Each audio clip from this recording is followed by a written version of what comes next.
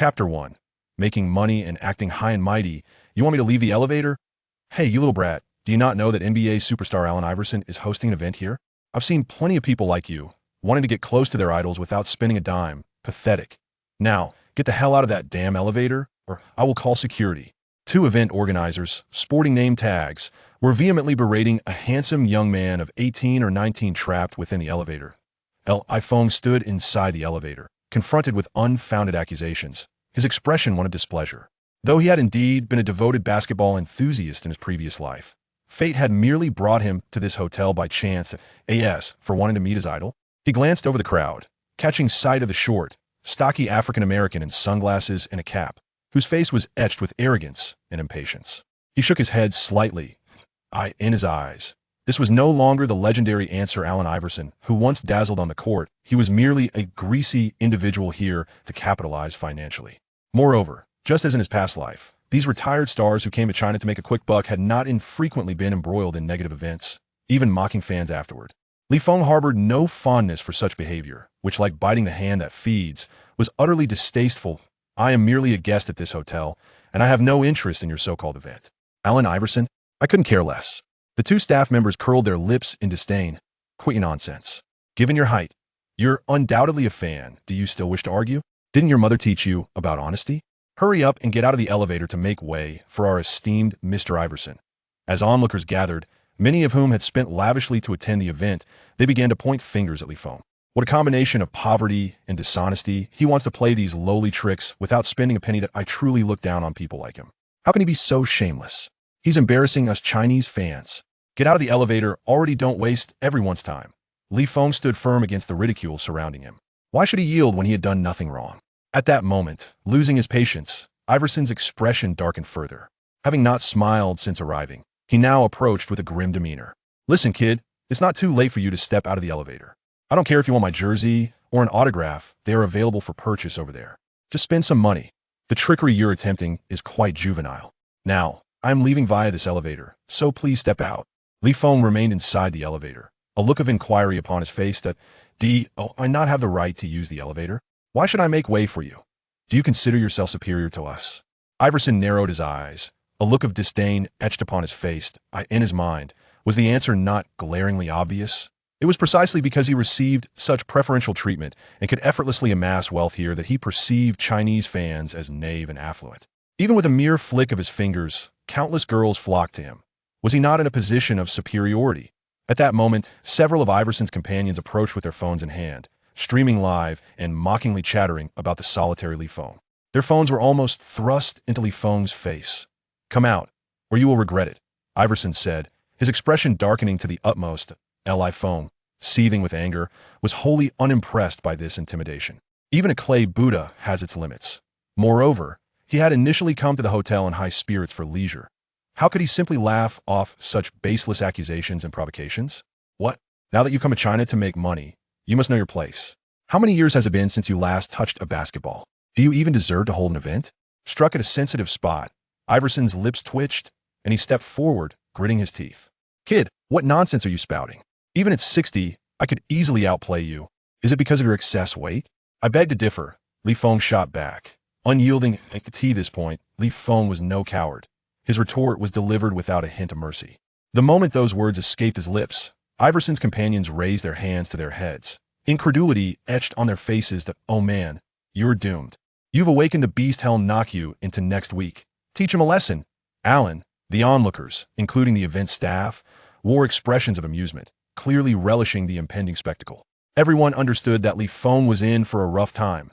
Allen Iverson glared at the oblivious youth, stepping closer and whispering, Kid, do you dare to face me in a match? I will show you just how vast our differences truly are. In that instant, the entire venue ignited with excitement.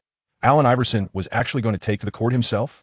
The organizers quickly recognized that this could be a tremendous opportunity for publicity, promising to fill their coffers. Manager Wang turned to his secretary and instructed, arrange the venue and the live stream. We are about to make a fortune. And remember to promote that kid as an utterly reckless superfan. Manager Wang's plans were meticulously calculated. After all, once victory was secured, who would care about the origins of this spectacle? Everyone can only marvel at Allen Iverson's enduring prowess, while also shaking their heads.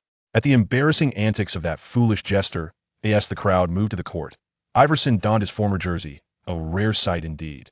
Despite his altered physique and the comical goat-like beard that rendered him somewhat out of place, the moment he began to dribble, the audience was filled with nostalgia. Wow, his ball handling is simply astonishing. Even after years of retirement from the NBA, his skills far surpass those of our domestic guards. Just look at that kid. He's nothing but a clumsy giant. Iverson will surely make him regret stepping onto the court. Feng stood tall at 201 centimeters, the quintessential height for a swingman. His natural athleticism was commendable, and his physique was anything but clumsy. However, in terms of ball handling, he undeniably fell short when compared to Iverson. Countless live streaming devices were set up around the court, with many fans spontaneously broadcasting the game on their phones. At the center of the court, Iverson held the basketball in one hand, his expression stern as he declared, "Kid, if you score 11 points and I lose, you can crawl out of this court. And if I win, do you really think you can?" Iverson chuckled coldly, clearly questioning whether this Feng had fully grasped the situation. What gave him the confidence to believe he could prevail? "Kid, I've changed my mind. If you can score even once over me, he'll concede you the victory. He'll apologize to you in front of everyone. Now you have no excuses. Let's settle this quickly. I have other matters to attend to." Iverson had no intention of letting the provocations of this foolish jester delay his plans for the night. Champagne, dancing, and beautiful women offered far more enjoyment than playing basketball. Feng's expression shifted slightly upon hearing this. Scoring a single basket seemed quite attainable. Moreover, he had long been displeased with these self-serving stars who belittled others after a meal. There was no way he would back down now. "Bring it on. Who's afraid?" As the crowd erupted in excitement, on the court, Iverson approached Feng with a series of crossover dribbles beyond the three-point line. Although Feng lowered his center of gravity and spread his arms to defend earnestly, he found himself vulnerable before Iverson. In an instant, as Iverson drew close, he held the ball in his left hand and executed his signature deceptive move. Swish! In the blink of an eye, Feng felt Iverson glide past him effortlessly. Following that, Iverson made a right side drive for a layup, scoring with finesse. Amazing! This is the caliber of Allen Iverson. It's been too long since I've seen him play. Honestly, we owe thanks to that jester. Otherwise, we wouldn't be witnessing Iverson in action again. That move, that agility, his speed remains undiminished from his prime. It seems that jester is doomed to lose. However, amidst the jeers of those around him, Feng suddenly stood frozen in place. At the tee that moment, he heard a series of system notification sounds beside his ear. Ding dong, binding of the God-level insight system initiated. Novice reward has been issued. God-level insight talent has been integrated. Host possesses extraordinary insight by closely observing. You have the opportunity to learn this level skill, the Iverson Crossover. Do you wish to confirm the learning? Chapter 2. Shall I present you with my highlights? Instantly, Feng's mind was engulfed in a haze. The golden finger he had long awaited during his years of transmigration had awakened at this very moment. He secretly reveled in his fortune. This was indeed an effortless gain. Confirm. As his thoughts shifted, a torrent of techniques and insights surged into his consciousness, akin to an unending river. The moves Iverson had just displayed before him replayed in slow motion, continuously unfolding before his eyes. Feng felt every subtle nuance of the movements, even uncovering details that even Iverson himself had yet to master. In an instant, it felt as though his body had undergone countless repetitions of practice, embedding the skill and essence of the movement into his very being. He comprehended it all, and all of this transpired in but a fleeting moment. "Kid, stop dawdling. It's your turn to attack." This big guy must be stunned into silence, right? He seems to have just realized the gap between himself and Iverson. Haha, a fool. He's doomed to lose. Not only will he fail to surpass Iverson, but I doubt he even has the courage to dribble now. The surrounding spectators continued to mock him with derision. They seemed oblivious to the drastic shift in the current situation. In the live stream, the barrage of comments ridiculing Feng flowed in relentlessly. The match's popularity surged. Feng's high school classmate, Wang Chong, stumbled upon this video. "Hey, isn't that my classmate Feng? Is he actually competing against Iverson?" At that moment, others in the live stream began inquiring about Wang Chong's assessment of Feng's basketball skills. Wang Chong, who had always envied Feng's height and looks during their school days, answered without hesitation. "I've never seen this guy play ball in school, let alone be a member of the team. He's definitely a novice." Upon hearing this, the live stream audience felt reassured. This fellow named Feng was indeed a clown. Ding dong. The system has assigned you a task. Use Iverson's signature crossover to outmaneuver your opponent. Task reward: Peak McGrady Physique Fragment X1. As the system's notification echoed once more, a faint smile crept upon Li Feng's lips. To outmaneuver Iverson would reward him with the coveted Peak McGrady physique. On the court, as Li Feng acquired the basketball, a faint smile graced his lips. He gently stretched his limbs, casting a glance at the formidable Allen Iverson before him. "Are you ready to be featured in my highlight reel?" he inquired. The crowd momentarily fell silent, taken aback by his audacity. That WTF? Is this kid out of his mind? He dares to suggest that Iverson should be in his highlight reel. Perhaps it is his own highlights that should be in question. Manager Wong of the organizing committee displayed a hint of disdainful mockery. This young man certainly had a flair for the dramatic. Even the most meticulously crafted scripts could not match his level of showmanship.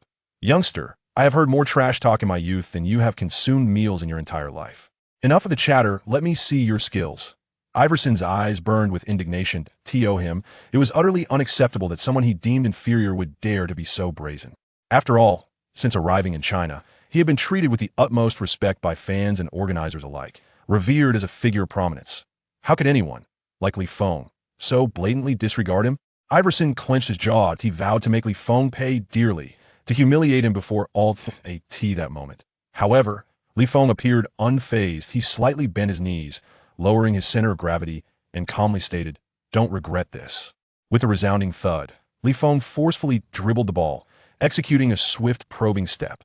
Although he lacked the finesse of Iverson in ball handling, his height advantage compelled Iverson to shift his weight and perform additional maneuvers to counter Li Feng's advance. Nonetheless, Iverson, with his professional NBA training, exhibited exceptional defensive prowess, denying Li Feng any opportunity to attack. On the sidelines, a moderately renowned streetball player remarked with a touch of melancholy, "The disadvantages of smaller player are self-evident."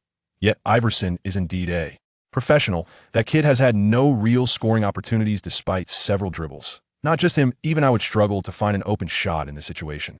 However, this young man's judgment is severely lacking. Relying solely on his height to force a shot is his only recourse. If he continues to dribble without adjusting, Iverson will surely anticipate his rhythm and steal the ball. Upon hearing this analysis, the crowd nodded in contemplative agreement. Acknowledging the validity of his insights, it was evident that showcasing ball handling skills against a smaller opponent was far from a wise tactic. It was akin to pitting one's weaknesses against another's strengths, an invitation to disaster. Yet considering the antics of such a showboating fool, this behavior was hardly surprising. He might not even possess a genuine understanding of the game. On the court, Iverson narrowed his eyes and smiled faintly. This moment, he had already deciphered Li Feng's dribbling pattern. "With such mediocre skill, you dare to flaunt your prowess? I will snatch that ball from you in the next round." He fixated intently on the trajectory of the basketball, preparing to execute a steal the moment Li Feng dribbled the ball back to his left hand. With such inadequate skill, he dared to dream of making the highlights. How absurd. In a blink of an eye, as Iverson perceived Li Feng shifting the ball back to his left hand, he lunged forward to intercept it. Yet in that very instant, Li Feng executed a sweeping hesitation with his left hand. The maneuver was executed with remarkable precision and fluidity, devoid of any superfluous movements. In that fleeting moment, even Iverson found himself utterly taken aback, completely outmaneuvered. How is this possible? Iverson was momentarily stunned. This feint had so thoroughly misled him that he found himself frozen in place. His expression momentarily faltered, a mixture of anger and disbelief etched upon his face. In the next heartbeat, Iverson sensed Li Feng's presence had already ascended to his side. Impossible. Iverson never anticipated that Li Feng's change of pace would be so swift and pronounced. In a fleeting moment, he even perceived a reflection of his former self in Li Feng's recent movements. Iverson was reluctant to accept this reality. He desperately twisted his body, attempting to keep pace. However, due to his extended right hand in an effort to steal the ball, coupled with Li Feng's previous deceptive maneuver that had thrown off his center of gravity, he found himself at a disadvantage. At that moment, Iverson's legs strained desperately to support his body, exerting force in the opposite direction. During his prime, he might have been capable of such inhuman feats. However, for a player long retired and out of practice, such a task was utterly impossible. It was precisely this exertion that caused him to lose all control over his body's center of gravity. His feet suddenly felt weak. Then, to the astonishment of everyone present, with a resounding thud, Iverson was utterly outmaneuvered by Li Feng. All onlookers were left dumbfounded, their eyes wide in disbelief. This was Iverson's signature move being turned against him. Could it truly be that Li Feng had used Iverson's own technique to outsmart him? Insanity. I must be dreaming. This is absolutely inconceivable. Chapter 3. Arrogance?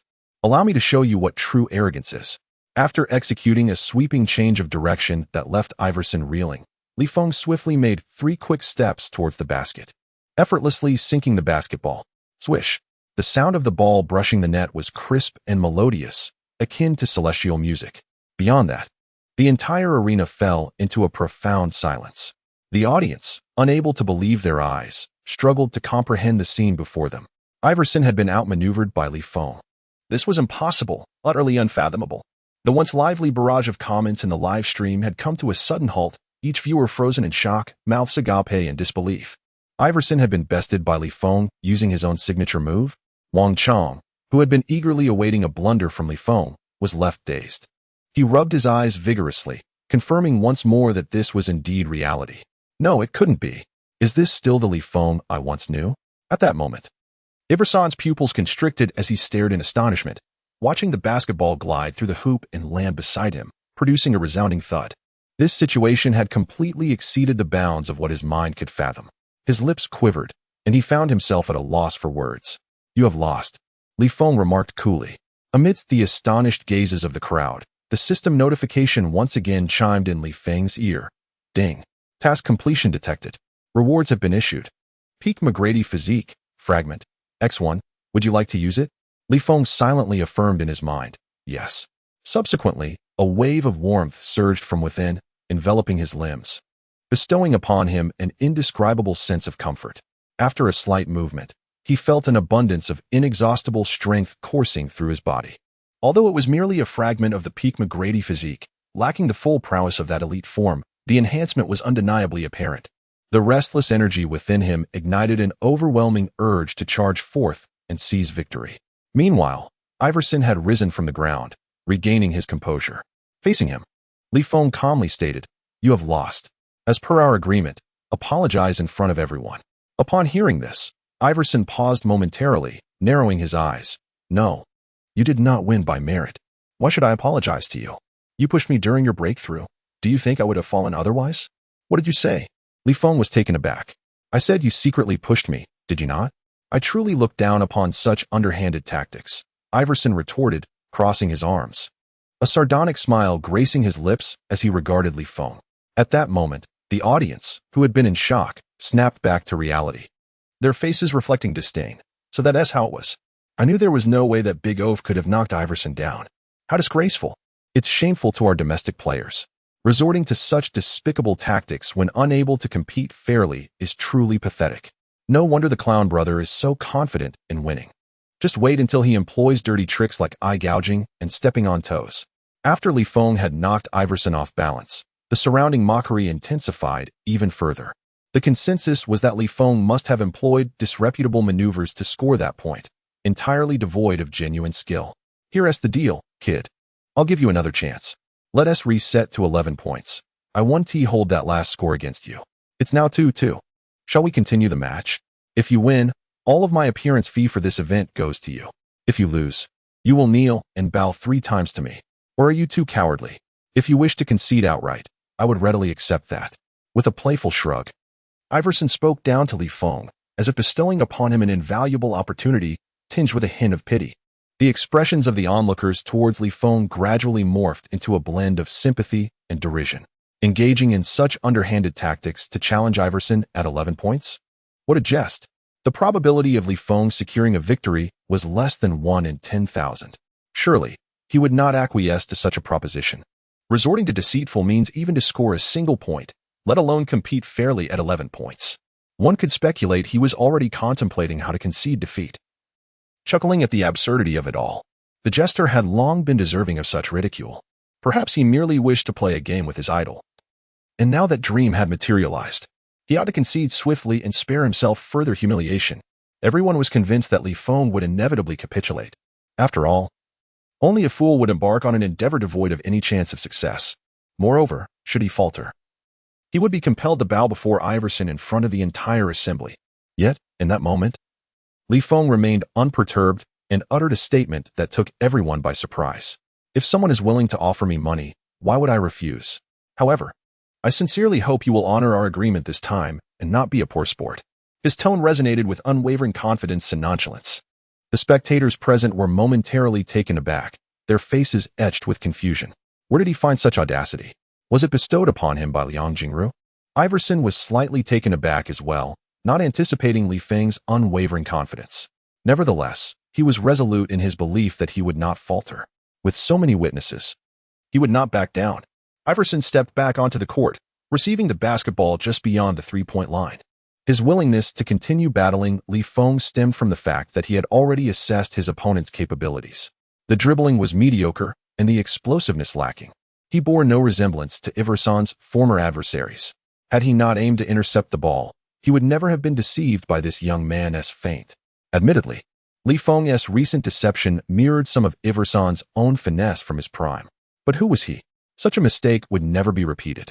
Should Li Feng attempt that maneuver again in his presence, Iverson guaranteed he would defend against him so effectively that Li Feng's own mother would hardly recognize him.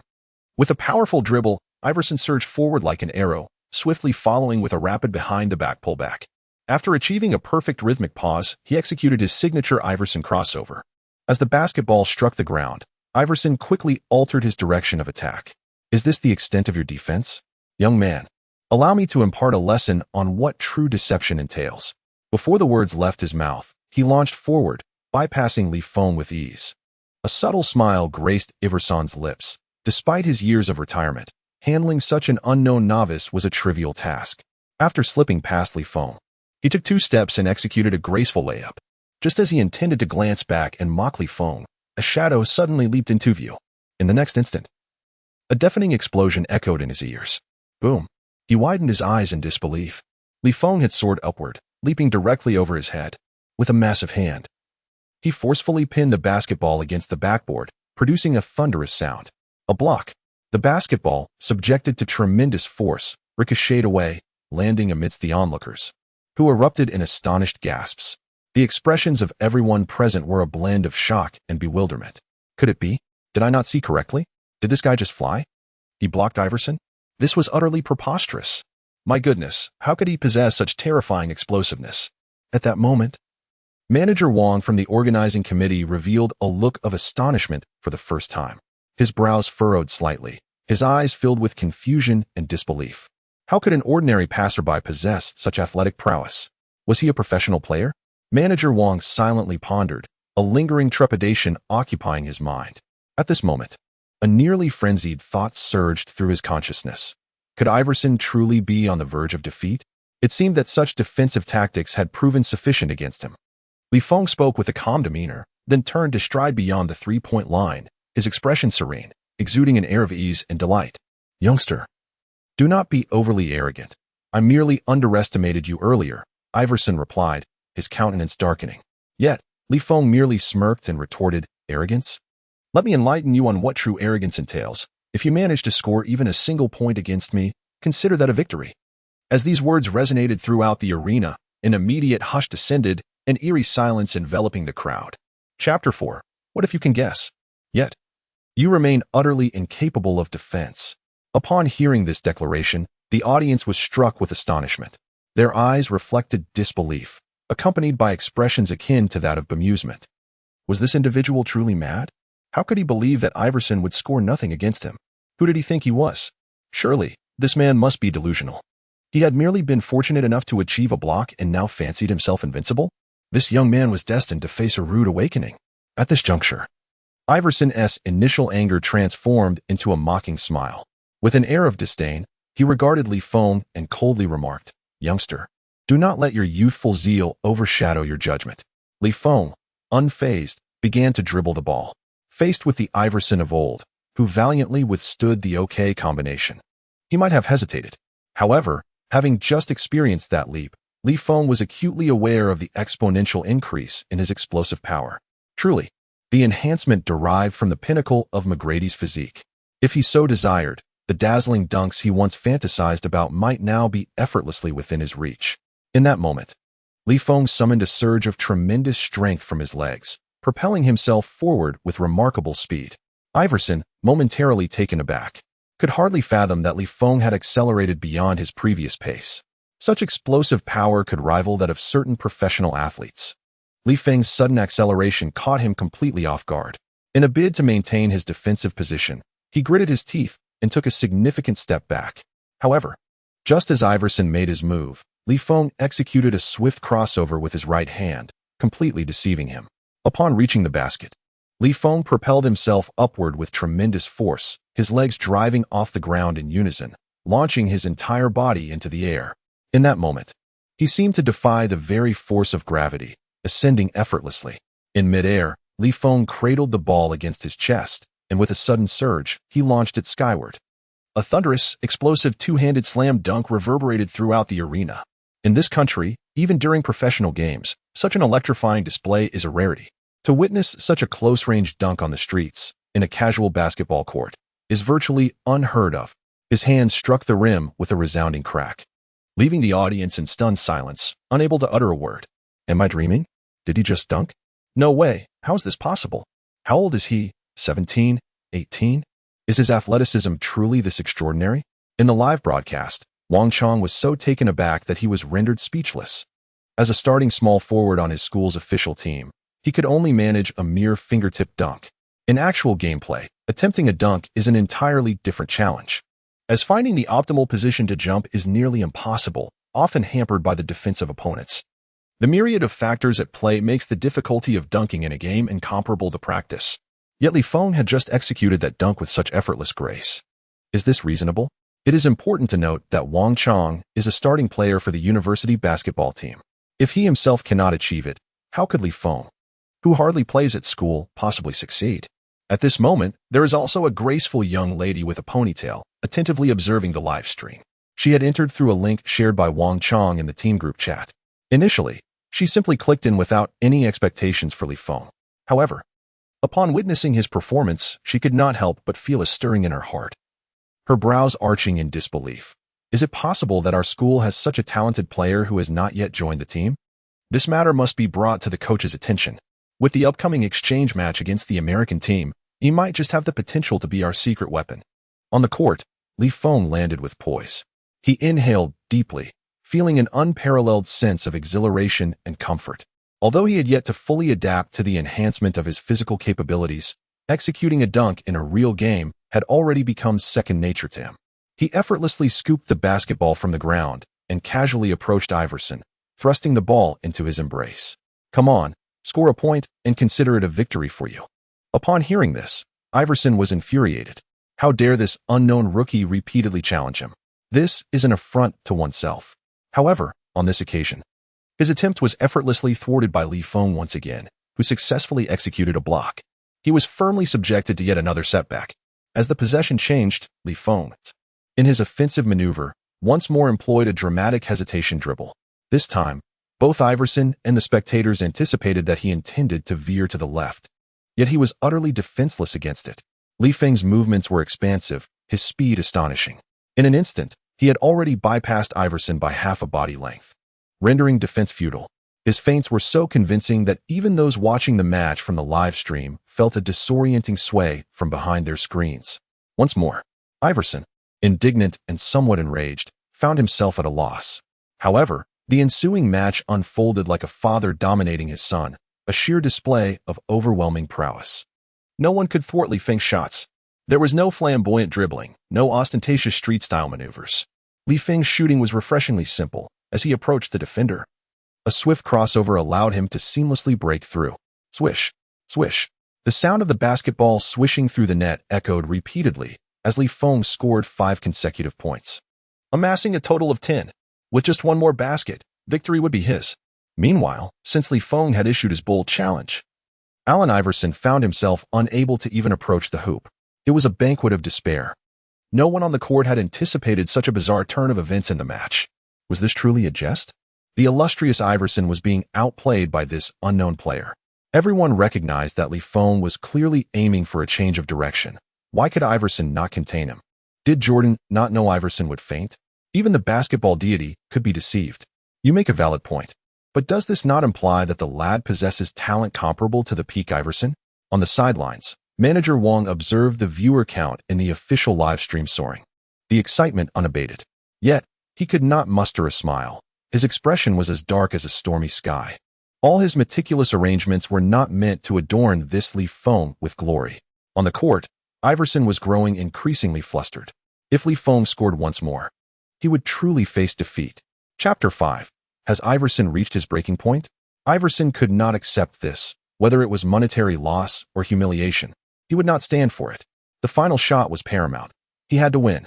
At this moment, he intensified his efforts, pressing his entire body against Li Feng in a relentless defense, employing the very tactics that Tyronn Lue once used against him. Moreover, Iverson incessantly jabbed Li Feng's lower back with his right hand, restricting his power. Sensing that Iverson had begun to engage in underhanded tactics, Li Feng did not relent. He swiftly maneuvered, cutting down and forcefully knocking away the arm Iverson had placed on him. Subsequently, he surged towards the basket with great speed. Oh no, dear God! Could this shot be the one that ends the game? The friends Iverson had brought along clasped their heads in despair, their expressions contorted with worry. The expenses for their trip to China were tied to Iverson's contract if he lost. All the earnings from this event would be forfeited to Li Feng as per their wager. Though they had previously joined in mocking Li Feng, they considered it a mere jest, believing it was an honor for Li Feng to be insulted by them. However, now, faced with the prospect of losing money, their anxiety had escalated. Iverson, stop that kid. Don't let him near the basket. Intercept him. We cannot afford to lose. They pleaded. For heaven's sake, guard against that damned kid. On the court, upon hearing their shouts, Iverson's lips curled in frustration as he silently cursed. Damn it. Do I not know that I cannot lose? But this kid has already bypassed half of my position and is poised to dunk. How the hell am I supposed to stop him? Regret began to seep into Iverson's thoughts. He wished he had never challenged this kid. Who could have foreseen that he would encounter such formidable resistance? No, he must not lose, no matter what. With a determined grit, Iverson gritted his teeth and, in a moment of desperation, reached out and forcefully yanked Li Feng, who was ready to dunk beneath the basket, down from the air. This is a perilous maneuver. Players with less core competence may find their careers abruptly terminated as a result. However, Iverson was disinclined to ponder such consequences, believing that committing a foul was preferable to outright defeat. As long as Li Feng failed to score the shot, there remained a glimmer of hope for him to fight back. Though such actions might incite some unfavorable public sentiment, he remained unperturbed. No matter the circumstances, he could not afford to lose. I committed a foul. After seizing Li Feng, Iverson raised his hand to signal the referee on the sidelines. The referee promptly blew the whistle, indicating a reset for the ball. Yet, at that moment, Li Feng, whose balance had been disrupted midair, showed no signs of surrender. Why should he take another shot when victory was within reach? He instantly tightened his core. As he descended, he endeavored to maintain his equilibrium while drawing the basketball back to his chest from above his head. Then, with a gentle flick, he sent it soaring into the air. Thud, thud, thud, swish. The basketball ricocheted off the rim a few times before gradually settling into the net. The ball went in. In that moment, everyone present was utterly astonished. How could this be possible? Just moments ago, he had clearly been fouled and had lost his balance. What sheer luck is this? This individual possesses an extraordinary fortune. How could he score under such circumstances? It is utterly absurd. Yet, given that a foul had already occurred, this basket surely cannot count. A wave of disbelief washed over the crowd, unwilling to acknowledge that this was a testament to Li Feng's prowess. After all, the difficulty of accurately placing the ball into the basket while losing one's center of gravity in midair is unimaginable. For an average basketball enthusiast, encountering such a malicious foul would likely result in severe injury, if not worse. Not to mention, managing to score in such a precarious situation. In truth, Li Feng was well aware that his successful shot was indeed tinged with an element of luck. If he were to attempt the throw again, he could not guarantee a perfect score. Nevertheless, for Li Feng, a success rate of around 30% seemed plausible. This was due to the fact that, having integrated aspects of peak Tracy McGrady's physique, his core strength had undergone a significant transformation. It was precisely for this reason that he could accomplish such a challenging maneuver in the air. You have lost, Li Feng stated calmly, showing no inclination to pursue the matter of the earlier foul. Meanwhile, Allen Iverson wore a particularly grim expression, unable to fathom that he had managed to pull Li Feng down. Can this actually be achieved? Damn, this kid is truly infuriating. At this moment, Iverson's face had turned a shade of green, contemplating a breach of contract. He had no intention of genuinely compensating Li Feng. After all, He had initially covered the preliminary expenses for this event himself. All these expenses will ultimately be accounted for in the final contract settlement. If I were to reimburse Li Feng for all the money, it would result in a significant loss for me. Referee, I had already called a foul on that play. It should not have counted, should it? At this moment, the audience gathered around, eagerly voicing their opinions. Indeed, this cannot be counted. Just moments ago, Iverson had already called a foul. This basket should not stand, and the ball must be returned. Yes, hurry up and restart the game. The referee, appointed by the organizers, naturally turned to Manager Wang for guidance. Protecting his own interests, Manager Wang could not allow Iverson to be defeated by an unknown player in front of tens of thousands of viewers. If that were to happen, how many fans would be willing to attend Iverson's future meet and greets? Contemplating this, he leaned in and whispered to the referee.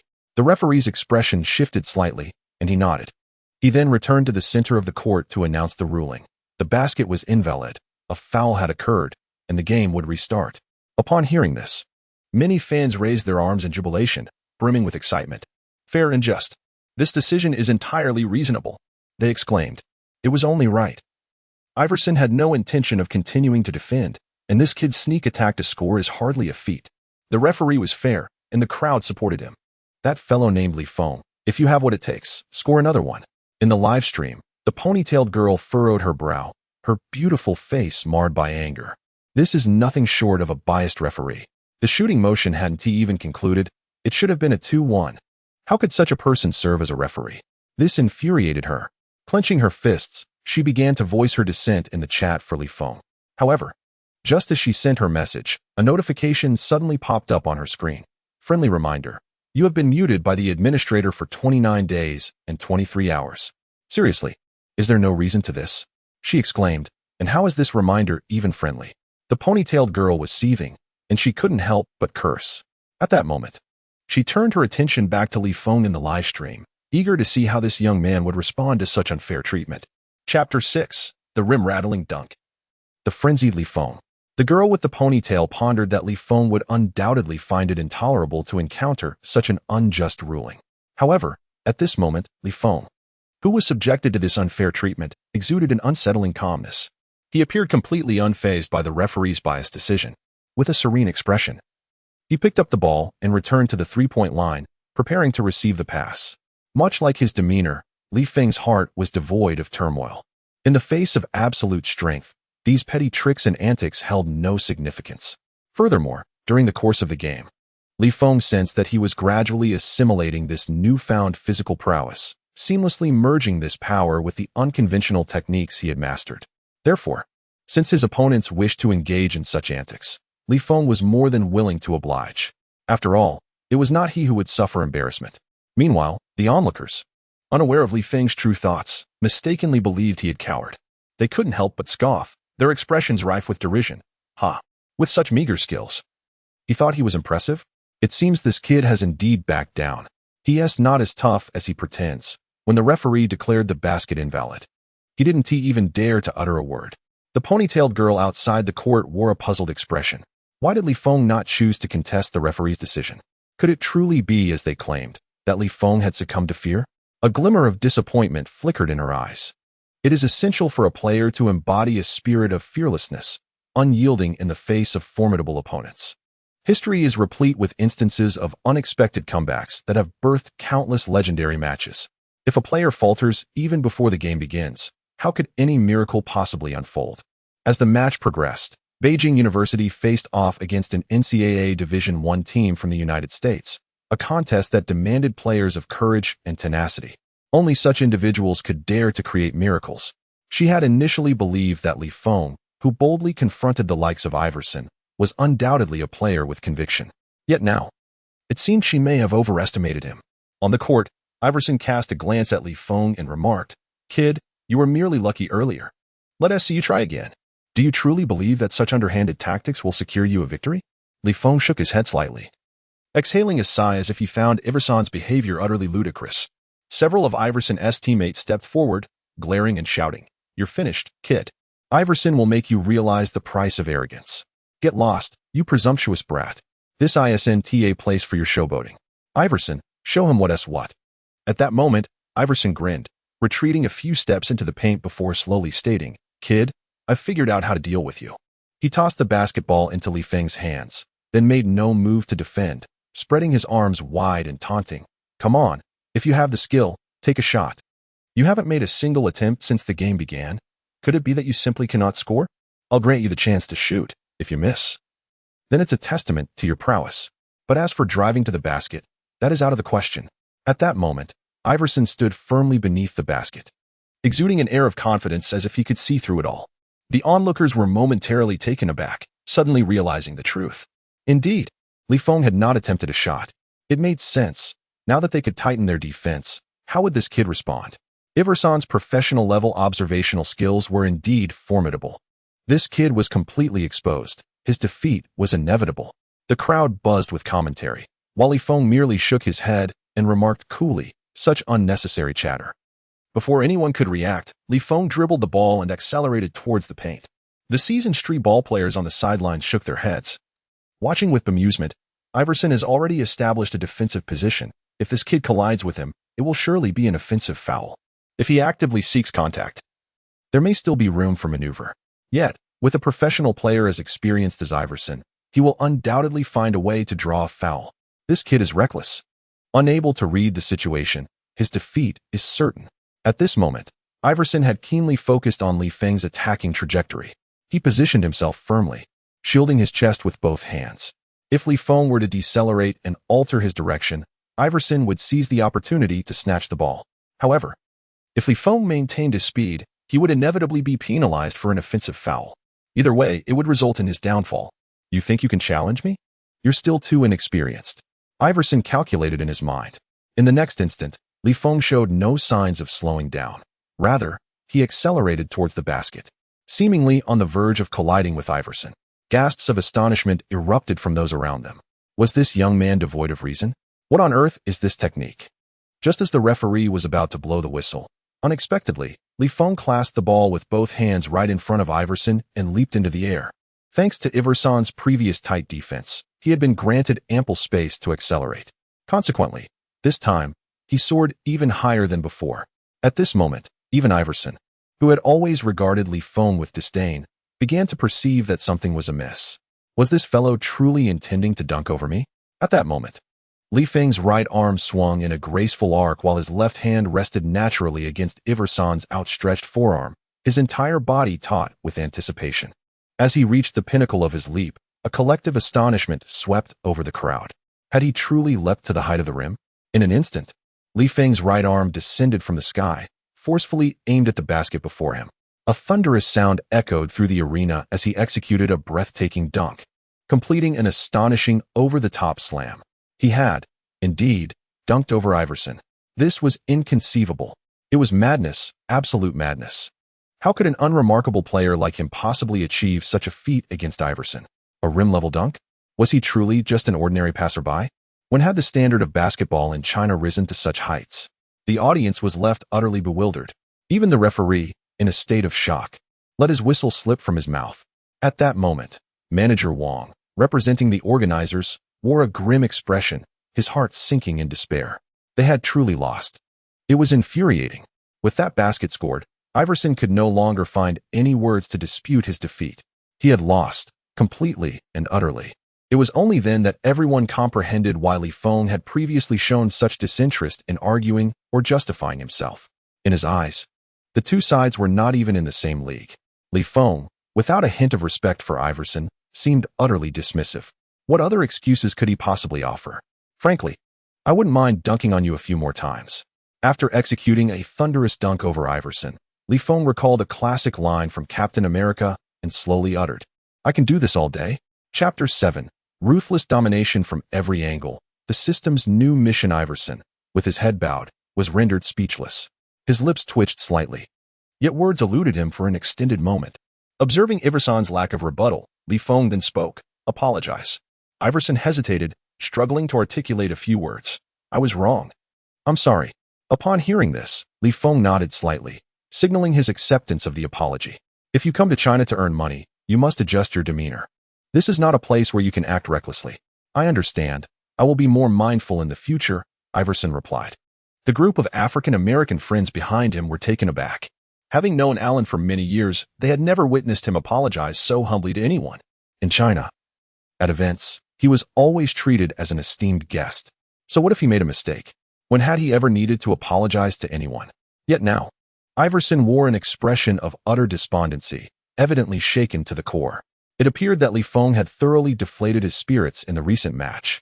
Meanwhile, the atmosphere in the livestream chat began to shift dramatically. The previous taunts directed at Feng for being overconfident transformed into expressions of admiration and astonishment. Wait, he really dunked on him? This is absurd. An actual game dunk over someone. Is this really still in the country? This guy is a monster. No wonder he's so arrogant. He truly has the capital to be so. He actually made Iverson apologize to his face. Am I dreaming? These stars used to be unyielding. Although the ponytailed girl in front of the screen had been silenced and could no longer post comments, the shock and turbulence within her were stronger than anyone else's. The absolute confidence Feng exuded in his abilities deeply resonated with her. Whether it was his intricate footwork or the unparalleled athletic talent he had just displayed, it was all simply astonishing.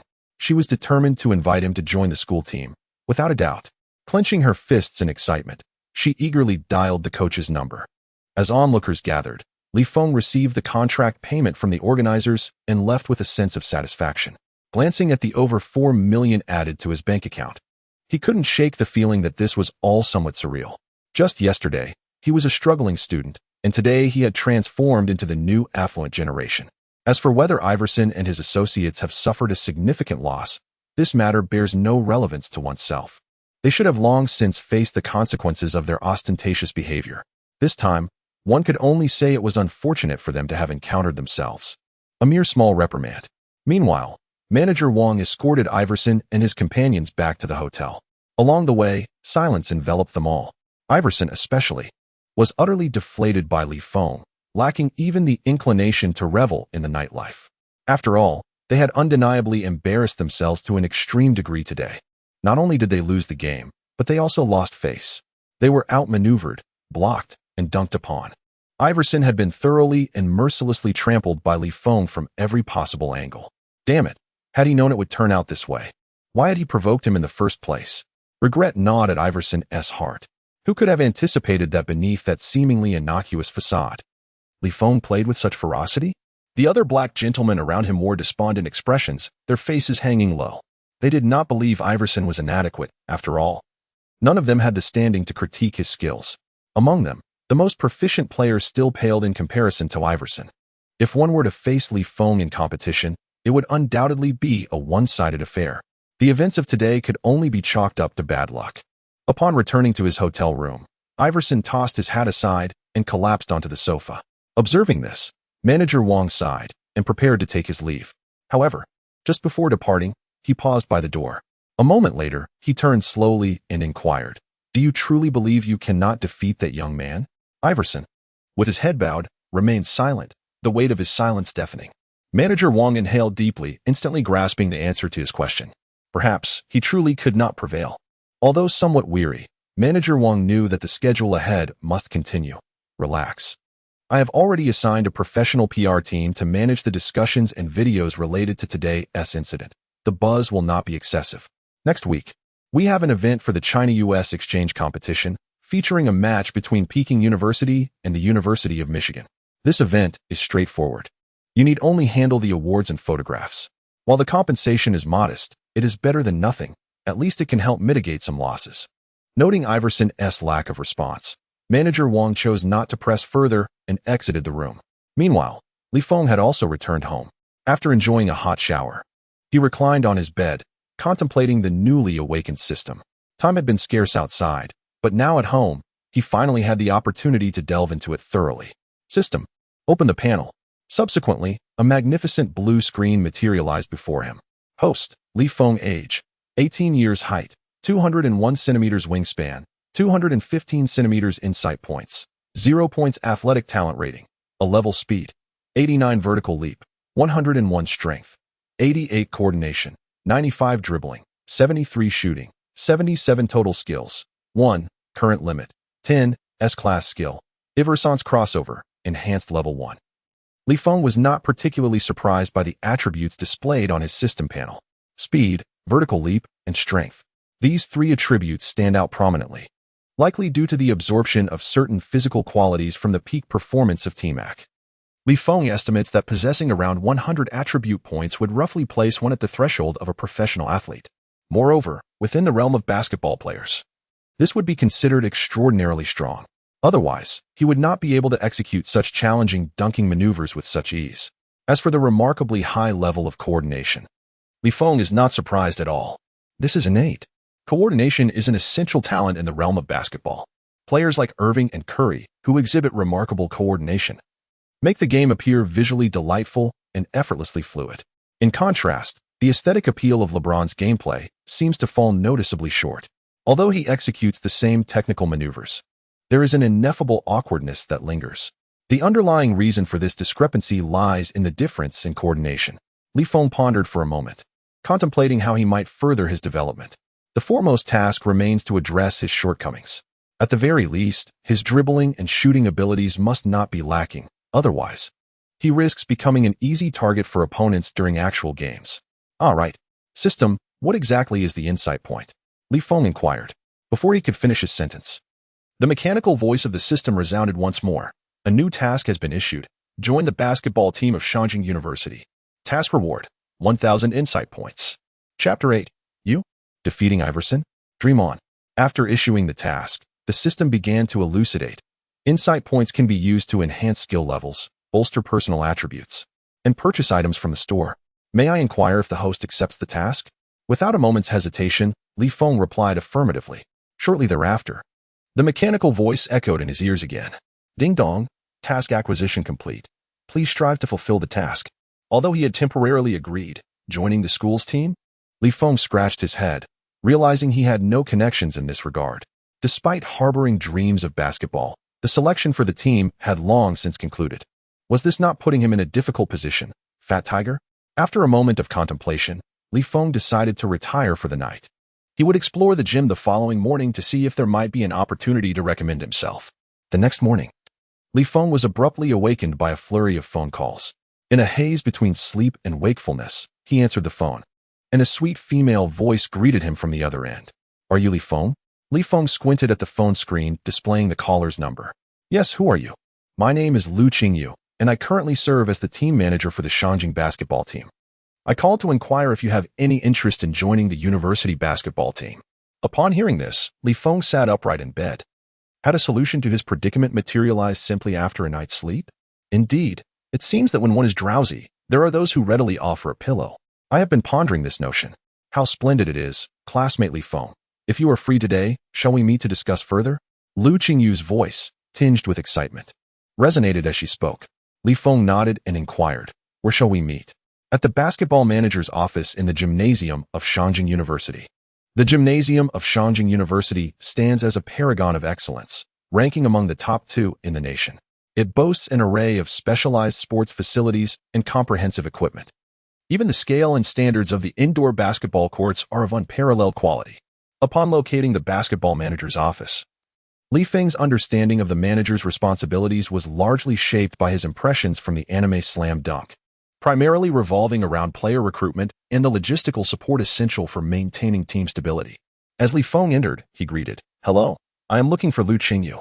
I am here, she replied. At that moment, a young girl with a long black ponytail, clad in a snug sports outfit, rose from behind the desk. As her gaze met Li Feng's, her smile blossomed like spring flowers. She stepped forward, her eyes twinkling with warmth, and said, You must be Li Feng. Come with me. I will introduce you to the coach. Li Feng nodded in agreement. Moments later, Lu Qingyu led him to the edge of the basketball court. The university's team was engaged in their routine training, the sound of basketballs echoing throughout the arena. Coach, this is the person I mentioned, Li Feng. At that moment, a middle-aged man in a black coaching uniform turned his head and scrutinized Li Feng through the gap of his glasses, his gaze laced with a hint of disdain. Oh, Li Feng, he acknowledged. Li Feng nodded. The middle-aged man adjusted his glasses and replied in a nonchalant manner, I am Chen Zhenghua, the assistant coach of the China.Enduring basketball team. I hear from Lu that you wish to join the team. Fill out the application form and wait for further notice. Li Feng was momentarily taken aback. then tilted his head in confusion and asked, "Wasn't I invited to join? Shouldn't there at least be a test? What do you mean by waiting for notice?" At his words, Chunjing's expression darkened, revealing his growing impatience. "Invited you? What nonsense are you spouting? The mere opportunity to speak with me is granted solely because of Lu's regard for you. Otherwise, you wouldn't even qualify to enter the gym." He then turned to Lu Qingyu with a reproachful look. "Is this the player you found?" Completely unaware of his own limitations, thinking himself significant. "We are currently focused on preparations for Michigan University and have no time to waste on this sort of mediocrity." Upon hearing this, Lu Qingyu's expression shifted dramatically. However, before she could respond, Feng stepped forward and challenged, "I don't qualify to enter this gym? Isn't basketball a meritocratic sport? Must one's background determine their worth?" Chunjing was scoffed. "Meritocratic? How laughable. Do you have any idea who gathers in this gym? MVPs from youth teams across various cities, the core players of provincial teams, and prodigies who have won national championships at U16. Our Shangjing University basketball team represents the pinnacle of national collegiate basketball. You should take a good look at yourself before daring to speak so boldly in my presence." At that moment, Lu Qingyu hastily interjected, "Coach Chun, that's not what Feng meant. Please give him a chance. I truly witnessed him defeat Iverson during the match. He possesses the potential to join the school team." Chun Guoping's expression remained indifferent as he coldly retorted, "Where's the video? You claim you saw him best Iverson.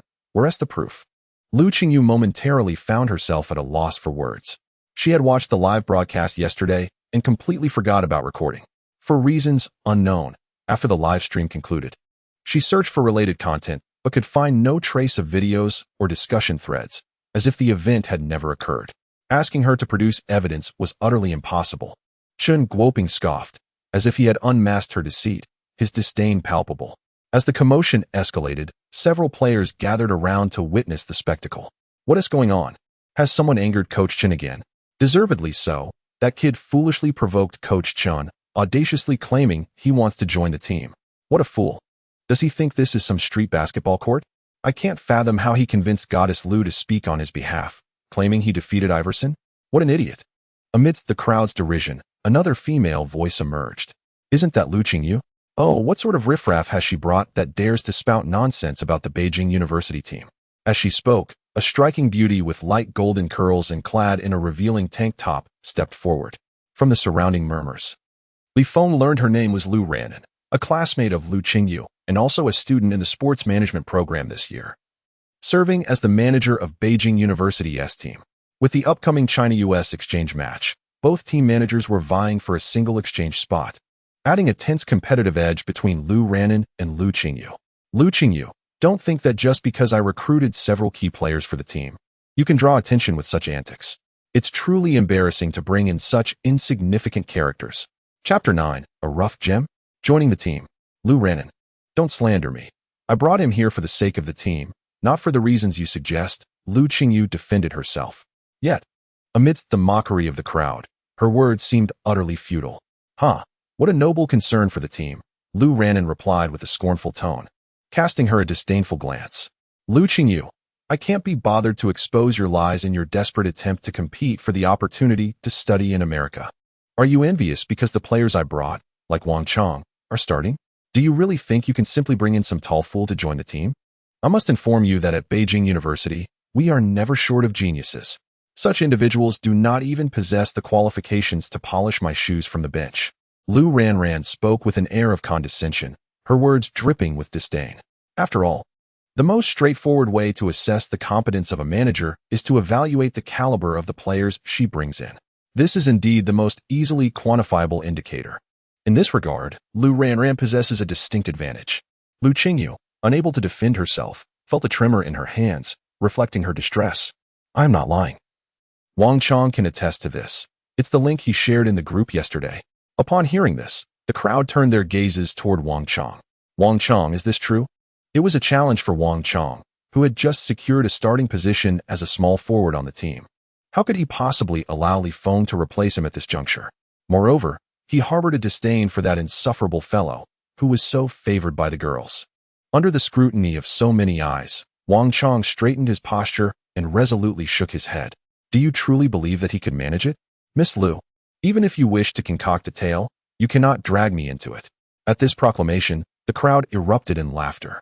Lu Ranran, resting her chin on her hand, scoffed disdainfully, "Lu Qingyu, don't you think you should communicate beforehand if you intend to tell a lie? You are truly amusing. He is lying. He clearly saw it." Lu Qingyu retorted, "Do you have evidence? We are in a society governed by law." Wang Chong countered defiantly, "I warn you, if you continue to slander me, I will pursue legal action for defamation." He was unyielding, for he had swiftly retracted his message in the group, ensuring that no one had witnessed it. Without evidence, he spoke with great conviction. At that moment, Li Feng suddenly pressed down on Wang Chong's shoulder from behind and coldly remarked, "Have I ever offended you? What do you mean by that?" Wang Chong was taken aback. "Otherwise, I cannot fathom why you would resort to deceit. Are you perhaps afraid that I might join the team and usurp your position?" It was evident to any discerning observer that the two were of similar height, both embodying the physique typical of positions 3 and 4. It was only natural to perceive a competitive dynamic between them. "You're talking nonsense," Wang Chong retorted angrily. "Am I afraid of you? What qualifications do you possess to replace me, you worthless being? I've been practicing basketball since I was 2.5. What can a mere novice like you possibly compare?" Just as the argument escalated among the crowd, another figure approached from outside. "Coach, you're here. Please, take a look at Lu Qingyu and see what sort of people are being brought into our team." Head coach Zhang Mingdong, noticing the commotion within the team, spoke with a solemn expression, "What is going on here? Is there no training to be had? What are you all doing? Do you really believe you can triumph over the NCAA in America?" With a sharp reprimand, Zhang Mingdong silenced everyone. No one dared to retort against the formidable coach. At that moment, Chun Zhenghua stepped forward and quietly elucidated the intricacies of the situation. After a brief pause, Zhang Mingdong's expression darkened as he reprimanded in a hushed tone, "Nonsense. Since when has the team's personnel decisions been left to you? Do you not regard me as the head coach? Now, all of you return to training." The chastised group hung their heads, too intimidated to respond. However, before departing, Lu Ranran cast a significant glance at Li Feng and Lu Qingyu, her expression rife with derision. Even the relatively amiable assistant coach, Chun Zhenghua, had excluded him from the team, let alone the esteemed, yet formidable Zhang Mingdong. His standards for selecting and utilizing players were exceedingly stringent. Unless unforeseen circumstances arose, it was all but certain that Li Feng would be sent home. "Are you Li Feng?" Zhang Mingdong inquired slowly, his voice deep and resonant, exuding an aura of authority that commanded respect without anger. "Yes," Li Feng replied. Zhang Mingdong then scrutinized him thoroughly, raising an eyebrow as a flicker of surprise crossed his face. With over 30 years of coaching experience, Zhang Mingdong was renowned for his discerning eye, and he immediately recognized that Li Feng's innate abilities surpassed the ordinary. Both his physical proportions and skeletal width were of an exceptionally rare caliber.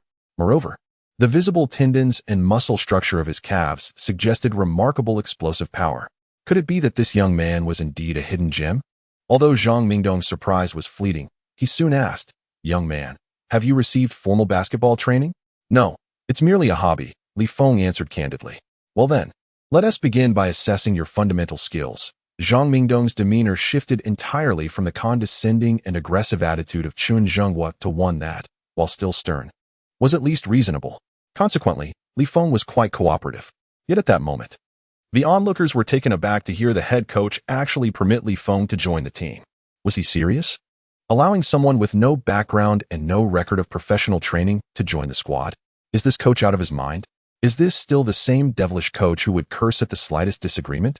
Moreover, what assistance could such mediocrity bring to our team? Lu Ranran's expression darkened as she glanced at Lu Qingyu beside her, a scowl etched across her face. "You conniving little wretch, employing such tactics to vie for my position." However, with the upcoming exchange match against the University of Michigan, it's impossible to adapt to the team's tactics at this late stage. Humph. Let us see what storms you can stir up. As long as Wang Chong and the others perform adequately, her becoming the best manager and being recommended for an exchange program to the United States is practically a foregone conclusion. She would not allow anyone to disrupt her plans. Absolutely not. Wang Chong, perform well during the official match and shatter his ambitions. Such trash deserves to remain in the gutter. Chapter 10. Who says Kuriko's basketball isn't a documentary? After a simple assessment of the fundamentals, Zhang Mingdong had gained a general understanding of Li Feng's abilities. He nodded and stated, "Starting tomorrow, you will train with the school team, initially as a reserve player. Upon hearing this, Lu Qingyu displayed an expression of delight even more profound than Li Feng's. She immediately bowed and said, "Thank you, coach." Li Feng also nodded, regardless of the circumstances. This resolved the issue of entering the team. First, he would claim the system's reward. Ding dong. Congratulations to the host for completing the task. The reward has been granted. The system's mechanical voice echoed once more, refreshing his attribute panel. The value in the comprehension points section surged directly to 1,000 points. After Lu Qingyu assisted him in completing the simple entry review, he found an unoccupied spot to sit down and resumed his study of the system.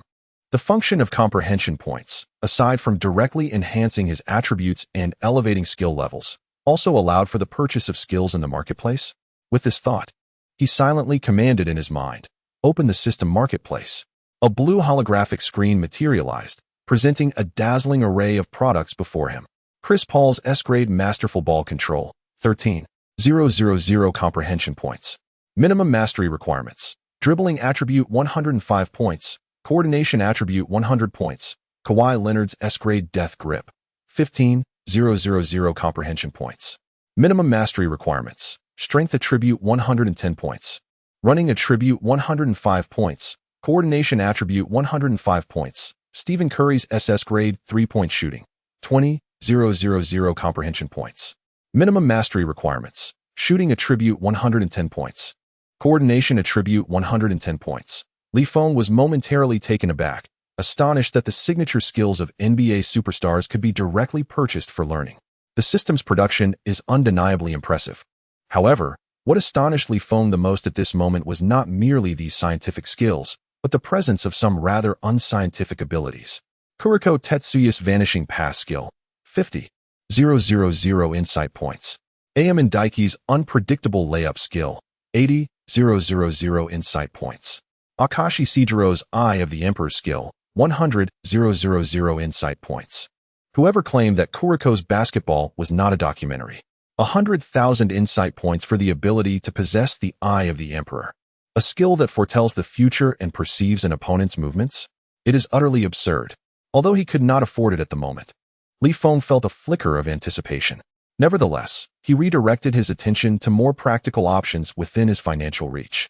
He had already examined the direct attribute exchange, whereby 1,000 insight points could only be exchanged for a single attribute point. This was of little utility, as a solitary attribute point could not adequately address his immediate needs. Thus, he dismissed it outright. Soon after, he stumbled upon another item that caught his eye. Basic Dribbling Training Method. This training could swiftly enhance one's dribbling attribute through practice. Priced at exactly 1,000 insight points. The Basic Dribbling Training Method? A valuable asset, precisely what he required. Li Feng made the purchase immediately, and subsequently, a comprehensive dribbling training regimen materialized in his mind. However, there was an unexpected development that surprised Li Feng. This fundamental dribbling training method does not involve the chaotic dual ball exercises or the use of auxiliary equipment such as cones or tennis balls. The only item required is a single basketball. This is evidently at odds with contemporary basketball coaching philosophies. However, Li Feng remained unfazed, trusting that the system would not lead him astray. Consequently, he picked up the basketball and began practicing diligently. Passers-by, upon witnessing Li Feng's exceedingly clumsy training method, exchanged mocking glances. Is this his level? A novice is merely a novice. What training effect could such dribbling possibly yield? I wager he would struggle to even dribble during an actual match. It's laughable how this guy managed to infiltrate our team. Li Feng, however, paid them no heed, immersing himself in his training. His dribbling was not swift, and with only one ball, it appeared rather comical. Yet, he adhered strictly to the system's requirements, meticulously controlling each dribble's landing point. He maintained a firm grip on his core stability, attuning himself to the force exerted by his wrist. The rhythmic sound of his dribbling echoed through the gym, a steady and crisp cadence as he persevered in his practice. Unbeknownst to him, time slipped away until he was suddenly greeted by the system's notification. Ding. Congratulations, host. Your remarkable comprehension has yielded insights during training. Dribbling Attribute Point 1. Li Feng's Spirit Sword. It is well known that personal attribute points hold immense value, requiring 1,000 comprehension points to exchange for a single point. Rapid enhancement through training is indeed a rare feat. With this thought in mind, Feng redoubled his efforts. Dribbling one, dribbling one. As time progressed, the system's notifications gradually slowed, indicating that as one's dribbling attribute increased, the challenge of further enhancement intensified. Feng pondered this while his training continued unabated. By 10 o'clock that evening, the gym was deserted, yet he persisted in his practice. Outside, the coach observed his diligent training and nodded slightly in approval.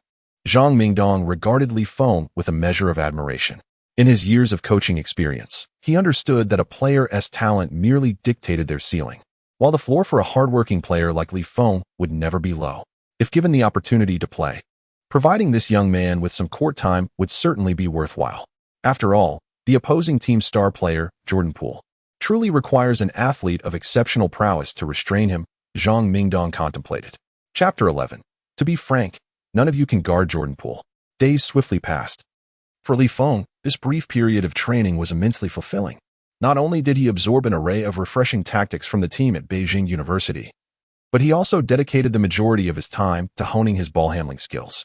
Through this intensive practice, he had nearly exhausted the potential of his foundational dribbling training, elevating his dribbling attribute from 73 to 80. It is noteworthy that a mere 7 points in dribbling attributes could be valued at 7,000 insight points. This round of small investments yielding significant returns has proven to be exceptionally profitable. The pace of progress can even be described as astonishingly swift. Feng distinctly perceives that, after less than a week of training, his rate of dribbling errors during fast breaks has markedly diminished.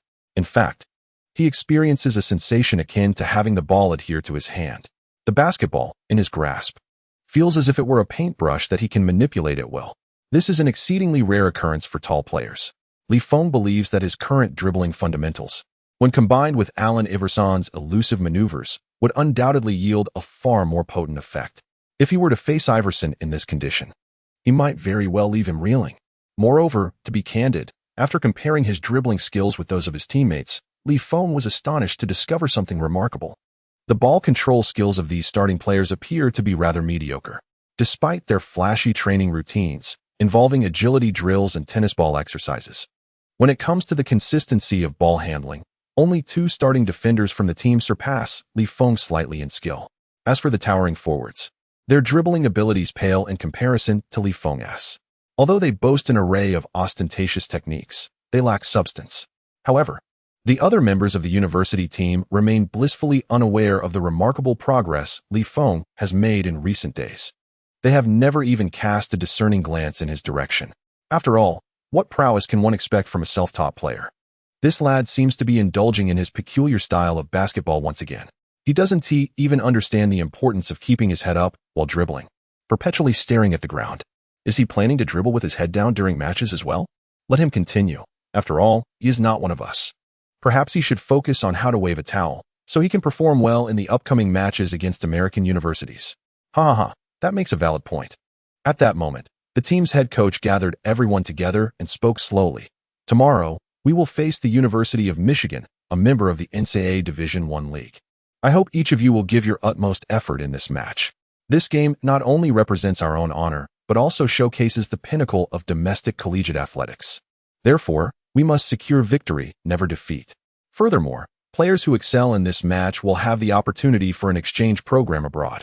Experiencing a broader world is a rare opportunity for each of you. Upon hearing these words, the expressions of the team turned serious.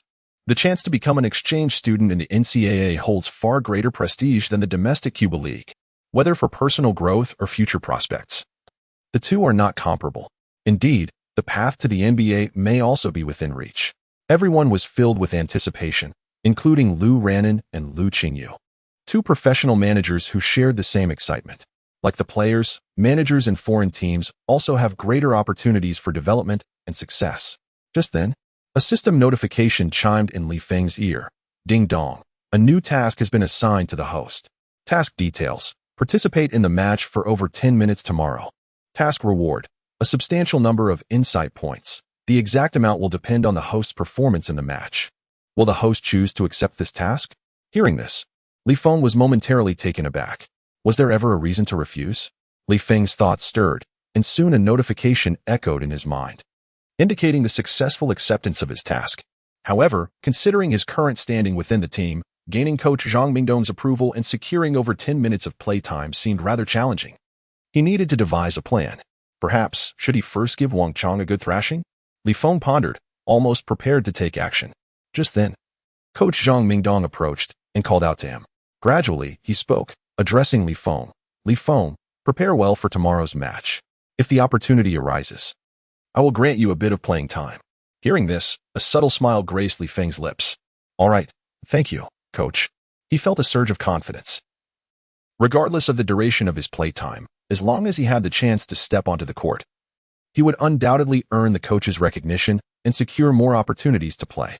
Coach Zhang Mingdong nodded, holding a favorable view of Li Feng's potential. Upon returning to his office, he found 3 individuals awaiting him. Hello, Coach Zhang.